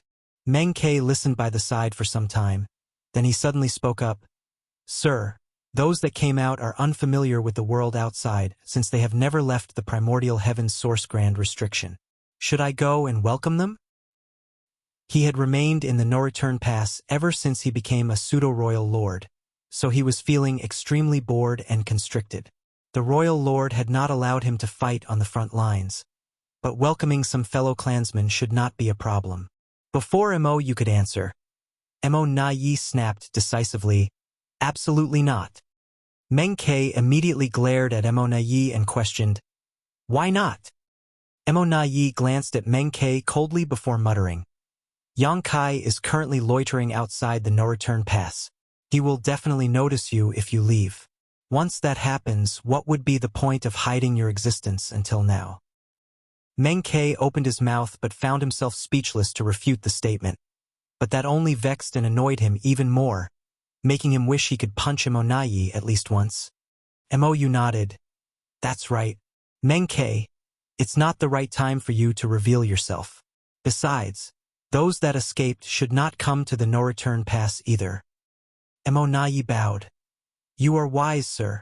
If Yang Kai notices this kind of movement, he will easily realize that something has gone wrong at the primordial heaven source grand restriction.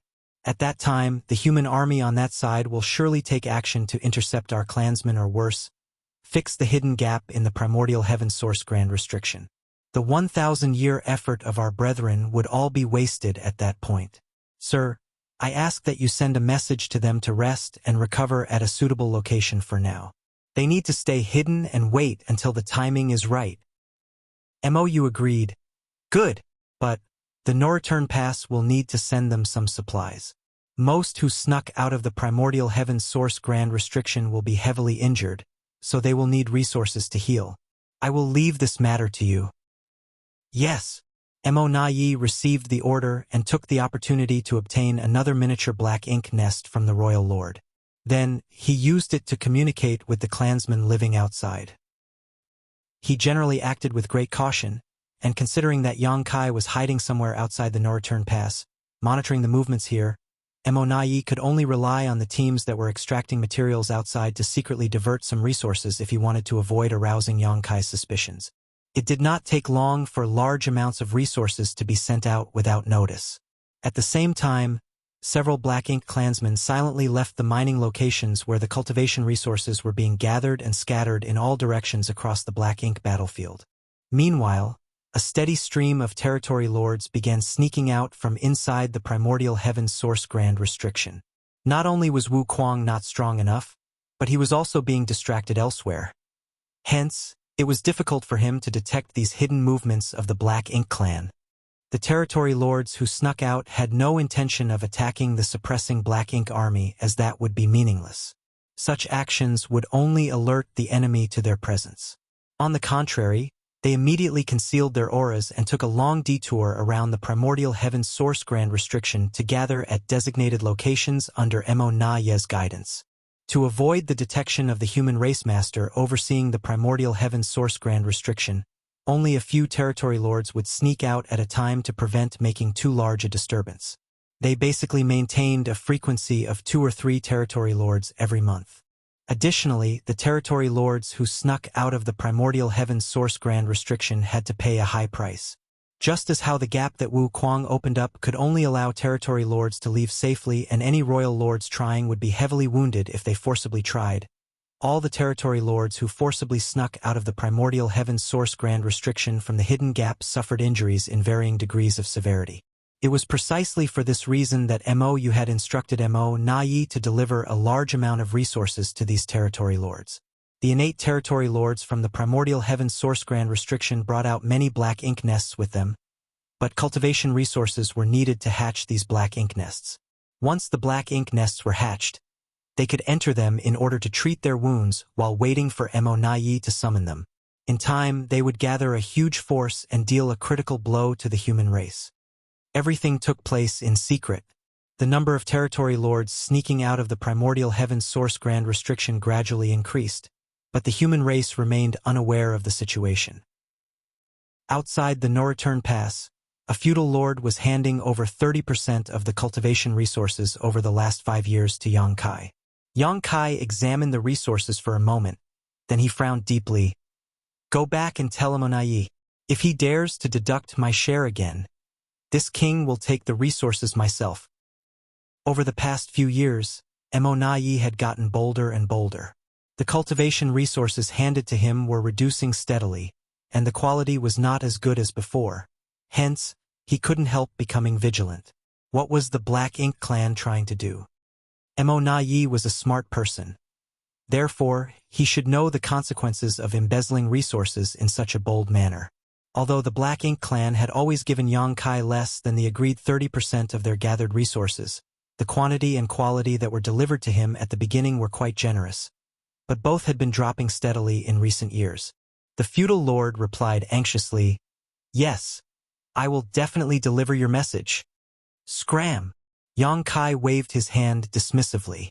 The feudal lord immediately transformed into a Black Ink cloud and flew off without delay. Looking in the direction of the no-return pass for a moment, Yang Kai frowned slightly. What was the meaning behind Nayi's actions? He did not believe that the total amount gathered by the Black Ink clan would decrease over the years. The vast Black Ink battlefield was an enormous treasure trove, so as long as the Black Ink clan remained diligent, they would not lack cultivation resources. If the same thing happens again, I will personally take action to retrieve my rightful share. Turning around, Yang Kai traveled towards the depths of the void. It was already time for the 100-year meeting with Ouyang Lai and the others. Over the past 1,000 years, tens of thousands of human race cultivators had been gathering resources in the depths of the Black Ink battlefield. It was thanks to their diligent efforts that the troops on the front lines had sufficient supplies to cultivate, treat their wounds, and kill the Black Ink clan. Yang Kai repeatedly delivered the resources that were either obtained from the Black Ink clan or gathered by the human race cultivators to the supreme headquarters. Although traveling back and forth was tiring, he was willing to make the effort. After all, he was the only person with the ability to perform this task. Speeding towards the place where Ouyang Lai and the others had been operating over the last 100 years, Yang Kai constantly checked for their location with his space beacons. After a few days, he realized that Ouyang Lai and the others were no longer at the same location as 100 years ago.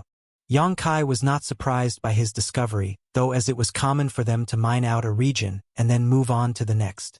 Over the past 1,000 years, the tens of thousands of cultivators had already relocated several times under Ouyang Lai and the other veteran 8th Order Masters' leadership. For Yang Kai, he could easily figure out their location as long as Ouyang Lai and the others carried space beacons on them. It was not as though he could not find them. Manipulating space principles, Yang Kai took a step forward. The world turned upside down, and he appeared next to Ouyang Lai. Before Yang Kai had time to greet Ouyang Lai, he heard a voice in his ears. "Shoo!" He instinctively concealed his aura and turned to look around himself. Then Yang Kai immediately became more confused. There was no sign of other people in the area, much less the lively scene he expected where tens of thousands of cultivators were scattered nearby to diligently mine or gather cultivation resources. Ouyang Lai seemed to be the only person here. Nevertheless, he was acting extremely cautiously, as though he was guarding against some kind of danger. Ouyang Lai was currently located on a small universe fragment, one that was barely the size of a small mountain. Similar universe fragments could be found everywhere on the Black Ink battlefield. Moreover, he was sticking close to a pit so that his body sank inside completely. Once his aura was concealed, he would not be found unless someone probed this universe fragment very carefully. What is he doing? Martial Peak, Chapter 5694. So fierce. Look over there. Standing next to Yang Kai, Ouyang Lai sent a divine sense message while pointing in a certain direction. Yang Kai turned to look where he was directed, and what entered his vision at a glance was a dead universe world. He could not tell how long the universe world had been dead, with its world force long gone. Even the universe world's grand Tao had collapsed and withered away for who knows how many years. An abundance of universe worlds in similar conditions could be found scattered across the Black Ink battlefield. In the distant past, these universe worlds might have either been prosperous or contained countless living creatures. Unfortunately, they were dead and lifeless now. For both the human race and the Black Ink clan, the only value left in these universe worlds was the opportunity to obtain various resources that remained in them. Needless to say, what Ouyang Lai wanted to point out to Yang Kai was not the universe world itself, but something that could be found in the universe world instead. It turned out to be a special existence that resembled a small mountain surrounded by dense Black Ink strength, towering several thousand meters high into the sky. The structure seemed deeply rooted in the world, almost as though integrated with the universe world itself. A Black Ink nest? Yang Kai's eyes shrank at the sight. What stood in the middle of the dead universe world was none other than a Black Ink nest here. Moreover, judging by the size of the Black Ink nest and the density of the surrounding Black Ink strength, it was at least a mid-rank Black Ink nest, but more likely a high-rank Black Ink nest. Why is there a Black Ink nest here? Yang Kai couldn't help wondering as great confusion inadvertently flooded his heart. Ouyang Lai's voice rang in his ears again. After our most recent migration, several 8th Order Masters and I were investigating the surrounding vicinity when we accidentally came across this Black Ink nest 10 years ago. Not knowing how many Black Ink clansmen were hidden inside the Black Ink nest, Ouyang Lai and the others did not dare to expose themselves. Hence, they simply decided to monitor the situation for the time being. Ouyang Lai was tasked with waiting for Yang Kai's arrival at this spot while the other veterans brought the resource-gathering team away from this region to continue sourcing materials from other sites. The wait lasted 10 years. After all, It had always been Yang Kai who took the initiative to approach them, while Ouyang Lai and others had no means to communicate with Yang Kai. For that reason, Ouyang Lai had been anxiously counting the passing days. It was truly fortunate that Yang Kai had shown up on time. After observing the black ink nest intently, Yang Kai discovered that it was most likely a high-rank black ink nest. In all likelihood, the black ink nest lacked the magnificence of a true high-rank nest because it was not fully hatched. Furthermore, the black ink strength produced by this black ink nest did not radiate into the surroundings but remained condensed around it as much as possible to prevent any unnecessary waste. Yang Kai then sent a divine sense message to inquire about the situation. "Senior brother, has the black ink nest been in this condition since you first discovered it?" Ouyang Lai gently nodded. "There have been no changes so far. Did you see any black ink clansmen entering or leaving?" He shook his head. "No." This was very strange. Why was a suspected high-rank black ink nest located in such a remote area? Not to mention, there were no signs of black ink clansmen entering or leaving the premises. Had the black ink nest been abandoned by the black ink clan in the past? That did not make sense either. Black ink nests were special existences with extremely strong connections with each other. Even if this high-rank black ink nest had been abandoned in the past due to some unknown circumstances, the black ink clan would have no trouble finding and retrieving it after so many years. However, Ouyang Lai had never seen a single black ink clansman entering or leaving the black ink nest over the past 10 years. In other words, the black ink clan was aware of this black ink nest's existence but had chosen to ignore it. It was generally impossible for black ink nests to be empty. There were bound to be some black ink clansmen nearby, either to guard the black ink nest or to gather resources nearby. Contrary to expectations, the black ink nest before them seemed to be completely empty. There was not a single soldier to be seen anywhere. "Junior brother, should I investigate the situation inside?" Ouyang Lai inquired. He had long since wanted to take action, but he had not dared to act recklessly since he did not know what was lurking in this black ink nest. Now that Yang Kai was here, he should have no difficulty investigating the situation inside with Yang Kai's support. Yang Kai shook his head slowly. "I'll go." Seeing as the current situation remained uncertain, they had to prepare themselves for the worst. If there was a royal lord inside this black ink nest, Ouyang Lai would only be courting death if he recklessly rushed forward. On the other hand, Yang Kai had enough confidence to escape even if he accidentally ran into a royal lord. Ouyang Lai nodded at those words. "In that case, I will stand by to provide support, junior brother." "Be careful, senior brother," Yang Kai warned. Looking in the direction of the black ink nest, he took a step forward and his figure disappeared into the void. Regardless of the circumstances, it was a given that they had to understand the situation inside the black ink nest. Since the decision was made, then there was no need for further hesitation. In the next moment, Yang Kai's figure suddenly appeared above the black ink nest under Ouyang Lai's watch. A huge and dazzling great sun suddenly leapt into the sky, illuminating the surrounding void in all directions. Despite standing 1,000,000 kilometers away, Ouyang Lai could clearly feel the power behind this attack. Following the appearance of the great sun, the sound of a golden crow reverberated. The attack landed directly upon the black ink nest, causing a burst of light to erupt throughout the void, illuminating it like the first rays of morning.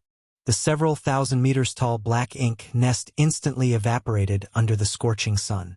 At the same time, Ouyang Lai sensed more than a dozen powerful auras flickering into existence from the ruins. He immediately calmed down after he determined the strength of those auras. Although the situation was bad, it was not completely helpless. More than a dozen territory lords were hidden inside the black ink nest, but there were no royal lords. With Yang Kai here, there would be no issues so long as there were no royal lords.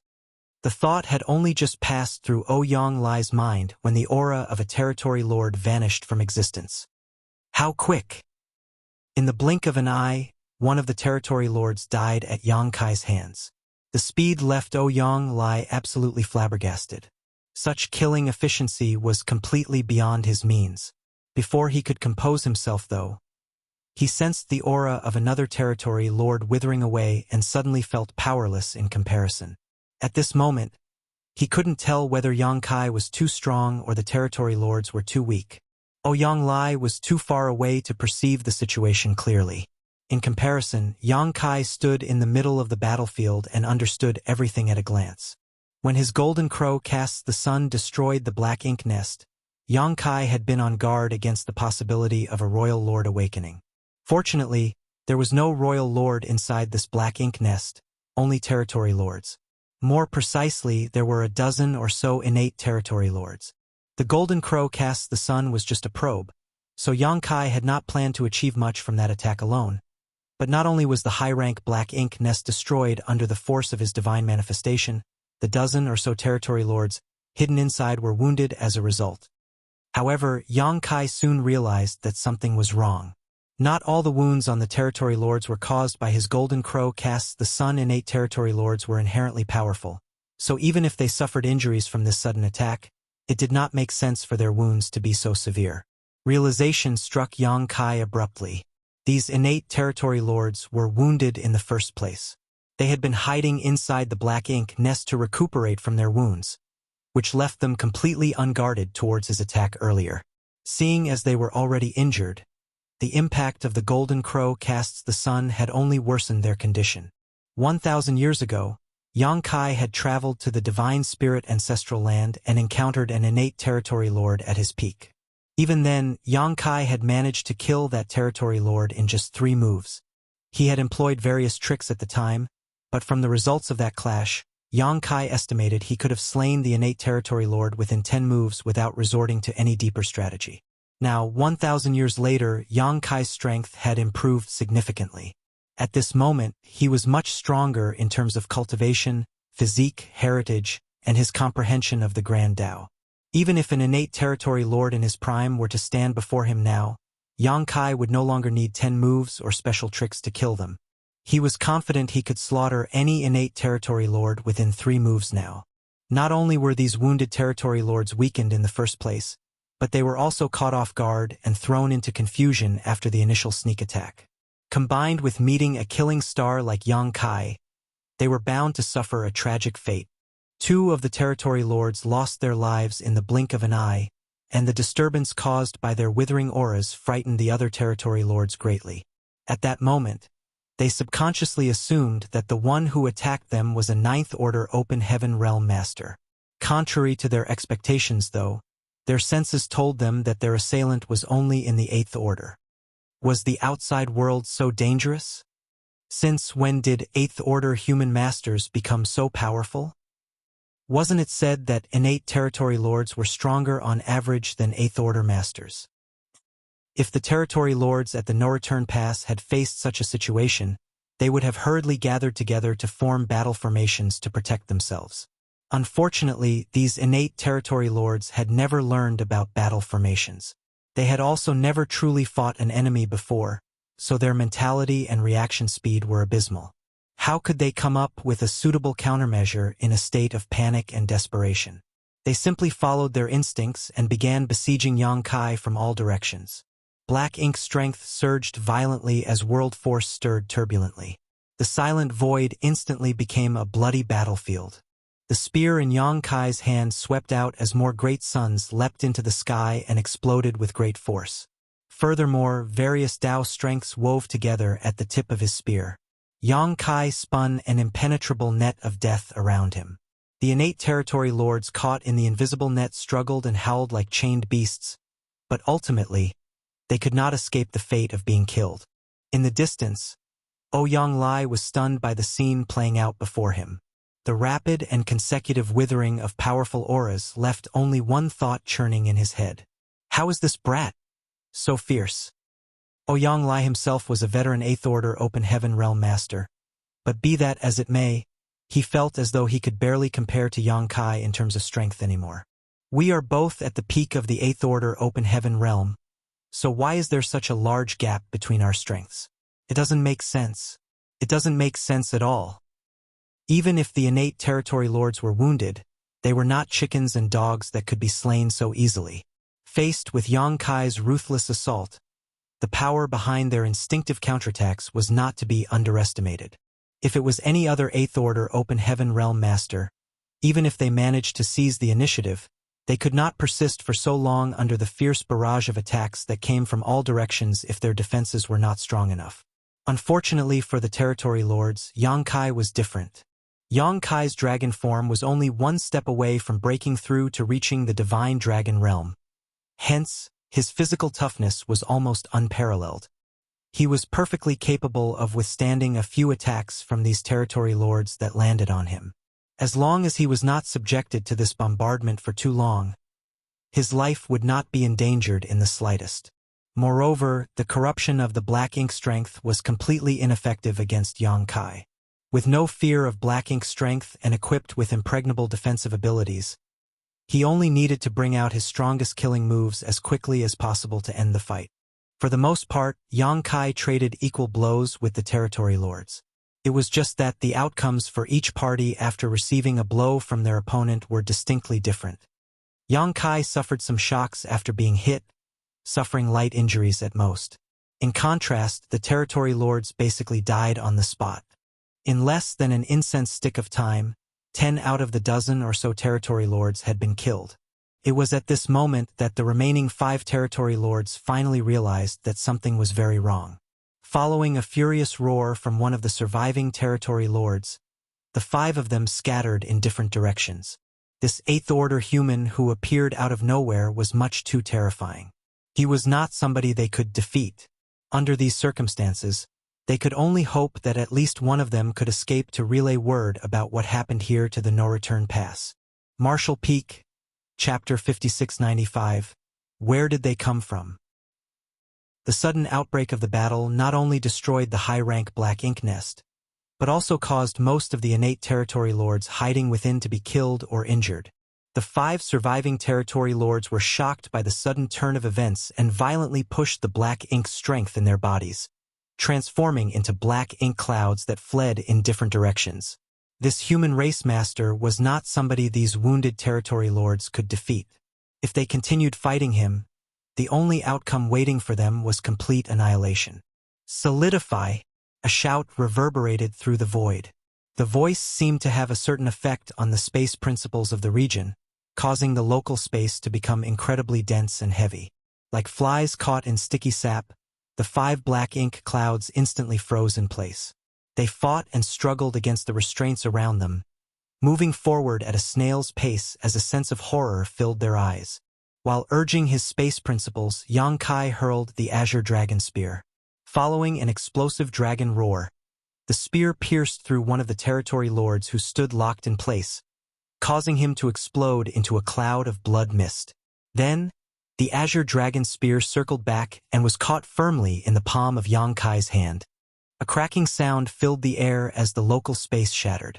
Having realized how dire the situation was, the 4 remaining Territory Lords had desperately stimulated their power and broken free from Yang Kai's space solidification technique.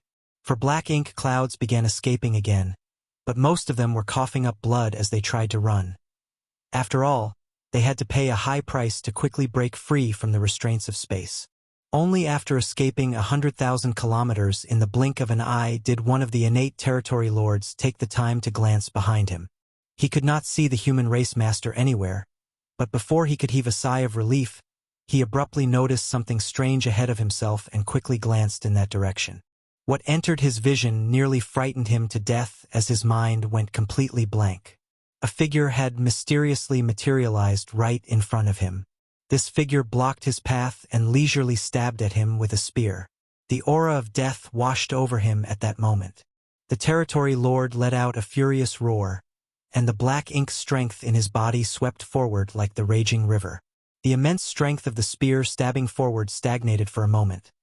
However, the stalemate lasted less than a breath before various mysterious Tao strengths manifested along the length of the spear, causing the already dense murderous intent to explode violently. The defenses formed from the black ink strength that the Territory Lord desperately mobilized were as vulnerable as paper against this attack. The spear thrust forward before swiftly being retracted as the burst of black ink strength dissipated into nothingness. The human race master was no longer standing in front of him, But the territory lord knew that the human had simply gone to hunt down the rest of his clansmen. The territory lord stood quietly in the void with a look of complete disbelief on his face. How can a human master like that exist?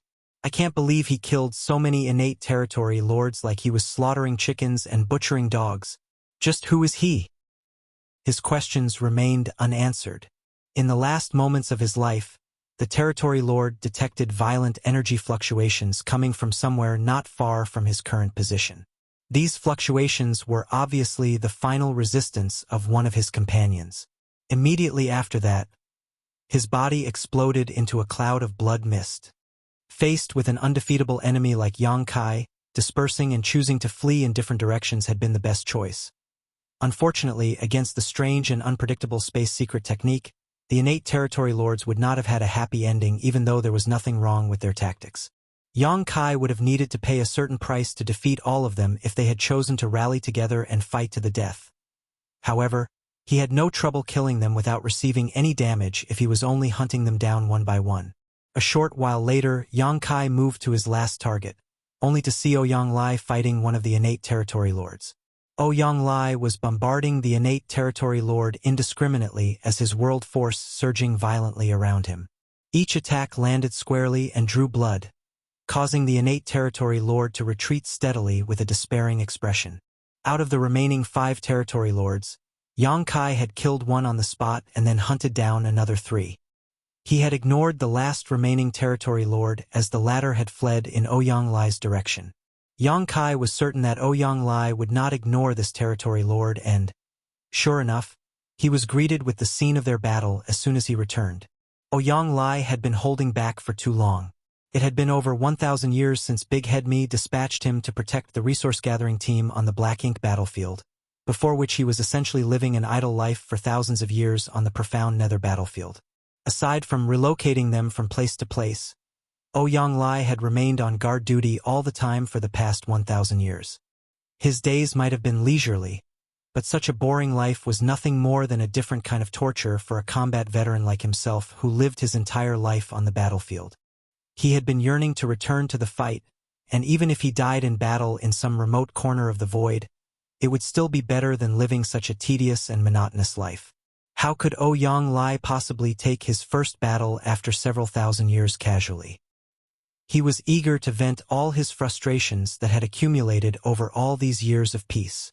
Not to mention, his opponent was an innate territory lord. Ouyang Lai had often suffered at the hands of innate territory lords when the war was still raging in profound Nether territory. Every battle would leave him covered in wounds, some of which were even life-threatening.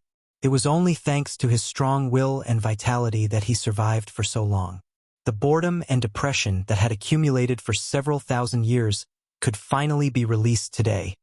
Yang Kai did not step forward to provide support, but simply chose to watch quietly from the side. Under Yang Kai's gaze, Ouyang Lai pushed the innate territory lord to the brink of despair until he turned to flee in panic, his black blood gushing out of his wounds. At that moment, Ouyang Lai summoned his divine manifestation. It was his way of paying tribute to his formidable opponent by unleashing the most ferocious move in his arsenal. The aura of the innate territory lord weakened rapidly until it eventually faded into nothingness.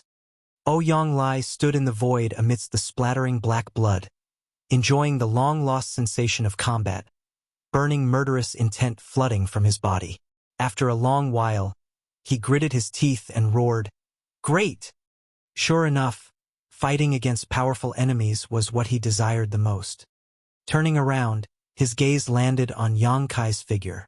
The fighting spirit that threatened to explode from within his body gradually subsided, and he finally raised the question that had been bugging him for some time. Junior brother? Were they already injured beforehand? If the innate territory lord had been at his peak, Ouyang Lai knew that he could not have killed his opponent with his own strength alone. During the battle, he noticed that the strength displayed by the innate territory lord was seriously compromised. It was far weaker than the other innate territory lords he had encountered in profound Nether territory. Thinking back to the battle record Yang Kai displayed earlier, it was only natural for him to come to this conclusion. Yang Kai nodded solemnly. They were all severely wounded. Yonglai had trouble understanding the situation. How did they get hurt? Who hurt them? Besides, why were they hiding and recuperating in this random place? Yang Kai shook his head slowly. Although he had deliberated deeply over the matter, there were simply too many questions about this matter. Leaving aside who had harmed these innate territory lords, the most important question was why they were hiding and recuperating here. Innate territory lords generally preferred sleeping and recuperating from their injuries at the no-return pass. Not only were there many high-rank black ink nests at the no-return pass, but Royal Lord Mou was also overseeing that place. Hence, the security at the no-return pass was incomparable to this random stretch of the void. This incident was a good example. Yonglai had accidentally discovered the high-rank black ink nest, and Yang Kai had happened to appear by his side thanks to their agreed 100-year meeting. As a consequence, 15 innate territory lords and a high-rank black ink nest were destroyed. Such a loss was not small even for the Black Ink clan. The Black Ink clan couldn't be so careless, especially since the affairs of the Black Ink clan were currently being managed by Mo Na Yi, who was by no means a fool. Even ignoring all of these strange points, why would 15 injured innate territory lords squeeze themselves into a single half-hatched high-rank Black Ink nest to recuperate from their wounds? This kind of arrangement was extremely detrimental to their recovery speed. The benefits they could obtain would be severely reduced when there were so many of them in one place after all. Has there been a schism in the Black Ink clan? Is that pseudo-royal lord called Mo Na Yi trying to establish his own force? Yonglai suddenly wondered out loud. If that was the case, then it could just barely explain why these innate territory lords had been hiding here. Yang Kai shook his head. Mo Na Yi probably has no such intentions or the ability, for that matter. Mo Na Yi was just a pseudo-royal lord with a true royal lord like Mou above him. Even if Mo Na Yi had the intention of establishing his own force, the other innate territory lords would never obey him. From Yang Kai's long years of experience with the Black Ink clan, it was undeniable that power struggles existed and some Black Ink clansmen had their own agendas. However, the Black Ink clan as a whole was extremely united against external forces. It was impossible for Mo Na Yi to do something stupid like setting up his own force. What puzzled Yang Kai even more was the origin of these innate territory lords. Where did they come from? For the last 1,000 years, Yang Kai had more or less remained on guard outside the no-return pass because the Black Ink clan was supposed to hand over part of their supplies to him at regular 5-year intervals. Seeing as he generally had nothing more important to do, Yang Kai would generally use his spare time to monitor the movements of the Black Ink clan at the no-return pass. The only times Yang Kai left his position was when he had to meet with Yonglai and the others, and he was never gone for long. Most of the time, Yang Kai left for half a month or so. The longest he was away did not exceed 1 month. Once the supplies were delivered to the Supreme Headquarters, he would return immediately. During this period, Yang Kai had never detected any innate territory lords leaving the no-return pass and venturing deep into the Black Ink battlefield. It was too far-fetched to believe that these territory lords had left the no-return pass during his brief absences and came here to treat their wounds. The Black Ink clan should not have the ability to monitor his movements in the first place, so they had no way of knowing when he wasn't lurking about. More importantly, the Black Ink clan had no reason to do something like this. There were many high-rank Black Ink nests at the no-return pass, so why would these 15 territory lords need to hatch a new high-rank Black Ink nest in such a remote place? Why would they need to huddle together in such a cramped space? Could it be that these territory lords did not come from the no-return pass? Yang Kai suddenly turned around and flew towards the dead universe world. Yonglai did not understand the reason for Yang Kai's actions, but he hurriedly followed along. It did not take long before the two of them came to the location where the Black Ink nest originally stood. The area had been transformed into a large crater when Yang Kai previously unleashed the full strength of his golden crow casts the sun, disintegrating the several thousand-meter-tall Black Ink nest and blasting away the land around it. Floating above the crater, Yang Kai's divine sense poured out like the surging tide, and he soon made a discovery. With a flash of his figure, he landed at a certain spot and picked something up from the ground. Standing beside Yang Kai, Yonglai took a look over his shoulder and made a soft exclamation. A 7th order wood element material. The quality is pretty good. There are more here. While speaking, he reached out and grabbed a stone that was the size of a head. The stone glittered with a golden light, and metal element energy surged from within. It was evident that the stone was not an ordinary object. A sixth-order metal element material. He frowned at the sight. Yang Kai and Ouyang Lai found numerous cultivation materials of different elements in the vicinity. Moreover, the quality of these materials was very high. It was clear that these cultivation materials had not come from this universe world. On the contrary, they had been scattered from the destroyed black ink nest. These materials had probably been accumulated in the black ink nest. It was just that Yang Kai had arrived before these territory lords had the opportunity to utilize these materials. When the black ink nest was destroyed, these materials were naturally scattered in all directions. Martial Peak, Chapter 5696. The calculations of man cannot compare to those of heaven. Yang Kai and Ouyang Lai searched the vicinity at random, but in less than half an hour, they found thousands of cultivation materials of good quality and different attributes. It had to be said that these were simply the ones that could be found in plain sight, and there were bound to be more which had either been depleted or buried nearby. Standing in the void, Yang Kai held an earth element material in his hand with a deep frown on his face. How did these territory lords accumulate so many cultivation resources? The dozen or so innate territory lords hiding here to treat their wounds did not have any Black Ink clan troops under their command. In that case, who brought them these materials? He then suddenly recalled an incident that had caught his attention recently. The Black Ink clan had been increasingly excessive in their embezzlement of cultivation resources during their delivery of supplies. In all likelihood, the No Return Pass knew about the existence of this high-rank Black Ink nest and the 15 innate territory lords here and diverted resources to this place, cutting into his share. What if the No Return Pass was not embezzling the resources? What if the number of cultivation resources in their possession was simply that limited? If they were secretly transporting large amounts of cultivation resources away from the No Return Pass and delivering them to the innate territory lords hiding outside, so that they could hatch a high-rank Black Ink nest and treat their wounds. Combined with the dubious origins of these innate territory lords, a certain thought caused a sudden jolt of horror in Yang Kai's heart.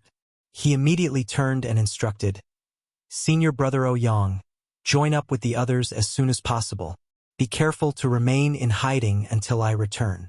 More importantly, don't act rashly even if you encounter something abnormal." "What did you discover?" Ouyang Lai asked. Although he had not considered the matter as deeply as Yang Kai, he could instinctively sense that something was very wrong. Yang Kai replied, "I'm not sure yet, but I have to investigate further." After saying so, he vanished from sight with a ripple of space principles. On the other hand, Ouyang Lai was left with his mouth hanging open. Swallowing the words he had not been in time to speak, he turned around and went to join the other 8th Order veterans on guard duty. Meanwhile, Yang Kai flew forward at a rapid pace. There was no particular target destination in his mind. He was simply carrying out a careful and sweeping search of the general area. If his guess was correct, then the innate territory lords he encountered were not the only ones hiding outside the No Return Pass. There were likely more of them in other remote places. The Black Ink clan was essentially under Mo Na Ye's command at the moment, and for that reason, Yang Kai and Mo Na Ye had interacted with each other on several occasions. While Yang Kai did not dare to claim that he had a thorough understanding of Mo Na Ye, he was not completely unfamiliar with his enemy either. Therefore, he placed himself in Mo Na Ye's shoes and considered the matter from the latter's perspective. If the truth was as Yang Kai speculated, then the question was simple: what arrangements would he make for the innate territory lords living outside? The answer came to him quickly. He would never allow them to return to the No Return Pass. That was because Yang Kai was always standing guard outside the No Return Pass. If these territory lords headed to the No Return Pass, their whereabouts would definitely be exposed. These territory lords with unknown origins were most likely Mo Na Ye's hidden trump card.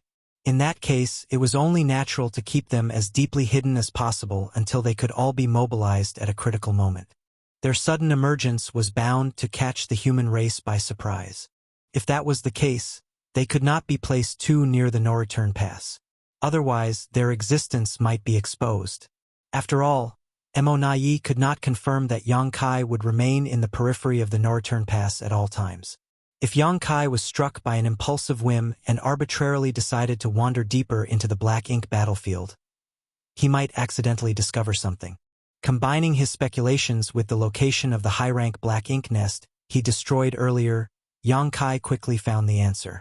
The ruins of the royal city of the major theaters were located quite far from the no-return pass, far enough that even if he wanted to take a random walk, Yang Kai would not venture this far.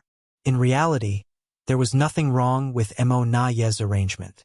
What he never expected was that the human race had a team of tens of thousands of cultivators mining for resources in the depths of the black ink battlefield, much less that Yang Kai's considerations would coincide with his own.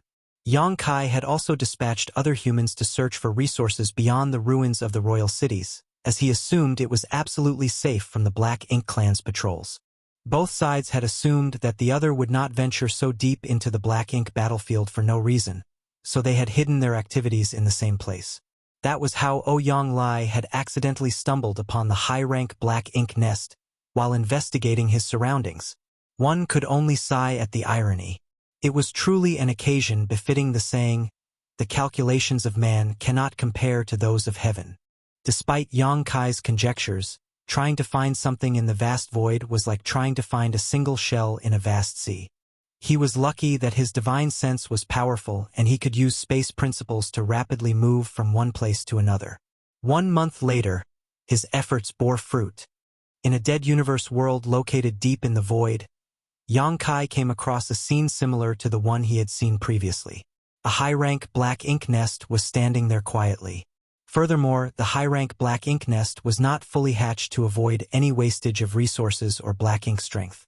All the black ink strength was condensed around the black ink nest with no sign of it spreading into the surroundings. That was part of the countermeasures to conceal the existence of the black ink nest.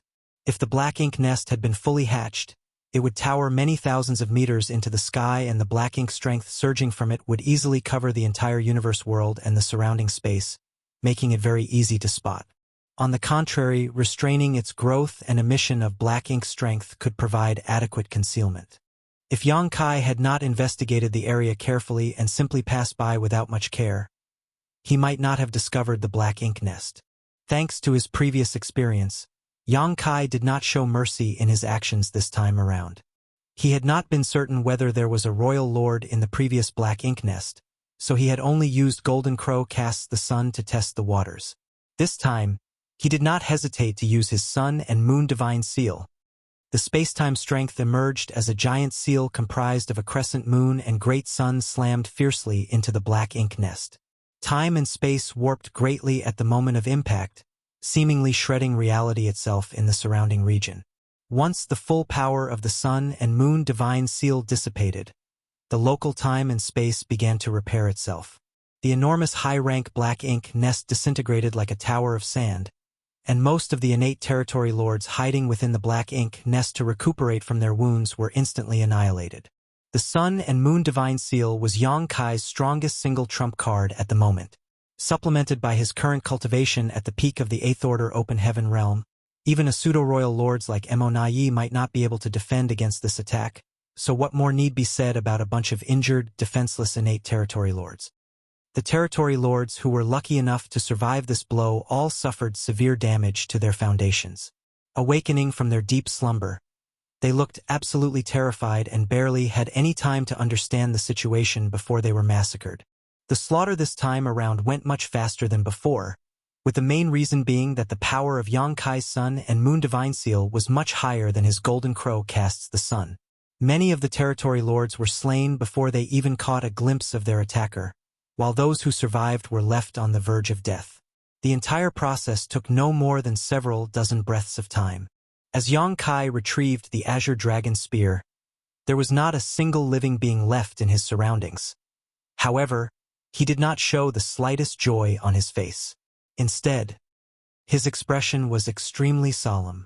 Compared to finding another high-rank black ink nest after just 1 month, he would rather have spent several years searching with no results. If that were the case, then it would have meant that his speculations were wrong and the situation faced by the human race would not worsen much further. Unfortunately, Looking at the current situation, everything seemed to be heading in the worst direction.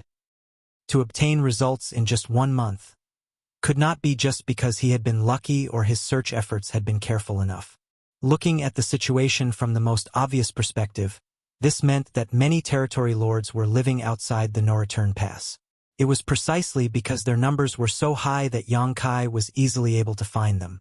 If he continued his search, Yang Kai was certain he would find even more black ink nests filled with territory lords. We're in big trouble. It turned out that Wu Kuang was unreliable after all. However, it was not entirely his fault either. Although Wu Kuang was the reincarnation of Shi, who had the qualifications to control the primordial heaven's source grand restriction, his cultivation was limited. It was only natural that Wu Kuang could not control the primordial heaven's source grand restriction as well as Tsang. Yang Kai pondered for a while before activating space principles and returning along the same route he came with the help of the space beacons that he had hidden. It had taken him a month to arrive at this spot, but it only took him a few hours to return and successfully meet up with Ouyang Lai and the others. Faced with the inquiring gazes of the Eighth Order Open Heaven Realm Masters, Yang Kai did not know how to explain the situation. Thus, he decided not to say anything. He simply opened his mouth and declared, "Senior Brother Ouyang, please accompany me back to the Supreme Headquarters." Ouyang Lai was startled, but he quickly responded, "Good." Yang Kai glanced at the other veteran Eighth Order Open Heaven Realm Masters and spoke to them urgently. Be sure to remain hidden as much as possible during this period. Many territory lords are wandering around, though most of them should be recuperating in deep slumber. As long as you remain cautious, you should be safe. The rest of the veteran Eighth Order Open Heaven Realm Masters nodded in response. They could not deny that the safest solution at the moment was to send the mining teams back to safety. However, the human race needed supplies to maintain the war effort. If the cultivators here were sent back now, then there would be one less channel for the human race to obtain supplies in the future. It might not affect them in the short term, but it would be very unfavorable to them in the long term. After all, the resources mined by this team here on the Black Ink battlefield made up a considerable fraction of the human race's consumption over the past 1,000 years. Therefore, Yang Kai could only leave them in place despite knowing that it was dangerous. He could only hope that they were careful enough to prevent being discovered by the innate territory lords. Otherwise, not many of the tens of thousands of cultivators here would survive the ordeal. After issuing these instructions, Yang Kai immediately wrapped his power around Ouyang Lai and connected his mind to the world tree. The whole world turned upside down, and their field of vision shifted. Under the guidance of a mysterious power, the pair arrived at the Grand Ancient Ruins boundary. It was Ouyang Lai's first time visiting the Grand Ancient Ruins boundary, but he was in no mood to be curious about his surroundings. He only spared a quick glance at the old tree before him in amazement before he questioned solemnly, "Junior brother, what happened?" Yang Kai explained, "Something has probably gone wrong at the primordial heaven's source grand restriction. Many innate territory lords have somehow managed to escape." Ouyang Lai's expression changed drastically. "Are you referring to the ones we encountered previously?" Yang Kai nodded. Ouyang Lai finally understood the situation. No wonder they did not head to the no-return pass. They were afraid of being discovered by you. If Yang Kai had not been lurking around the no-return pass, then these wounded innate territory lords would not have remained drifting outside. More than a dozen territory lords couldn't remain crowded in a high-rank black ink nest. Do you have any idea how many more territory lords are out there? Ouyang Lai probed further. Yang Kai shook his head. It's hard to say for certain, but their numbers are definitely low. Ouyang Lai had discovered the first high-rank black ink nest 10 years ago. Considering the effort required for the territory lords to sneak out of the primordial heaven source grand restriction, it was most likely that the problems at the primordial heaven source grand restriction started many decades ago. Who knew how many innate territory lords had escaped from the primordial heaven source grand restriction over a period of decades? There was a reason why Yang Kai had associated the presence of the territory lords with a problem at the primordial heaven source grand restriction. When Yang Kai had previously sent the suppressing Black Ink army to the primordial heaven source grand restriction, he had personally witnessed a royal lord breaking through the gap opened by Wu Kuang. Fortunately, the gap opened by Wu Kuang only allowed territory lords to enter and exit freely, while a royal lord would need to pay a high price to force their way through the gap. Consequently, the royal lord had been covered in wounds even though he managed to emerge from the primordial heaven's source grand restriction. That royal lord's strength had been greatly reduced as a result, allowing Fu Guang to swiftly defeat and execute him. The innate territory lords whom they encountered previously had all been seriously injured, which was certainly thought-provoking. Their conditions were exactly the same as the royal lord whom Yang Kai had met in the past, allowing him to make the association.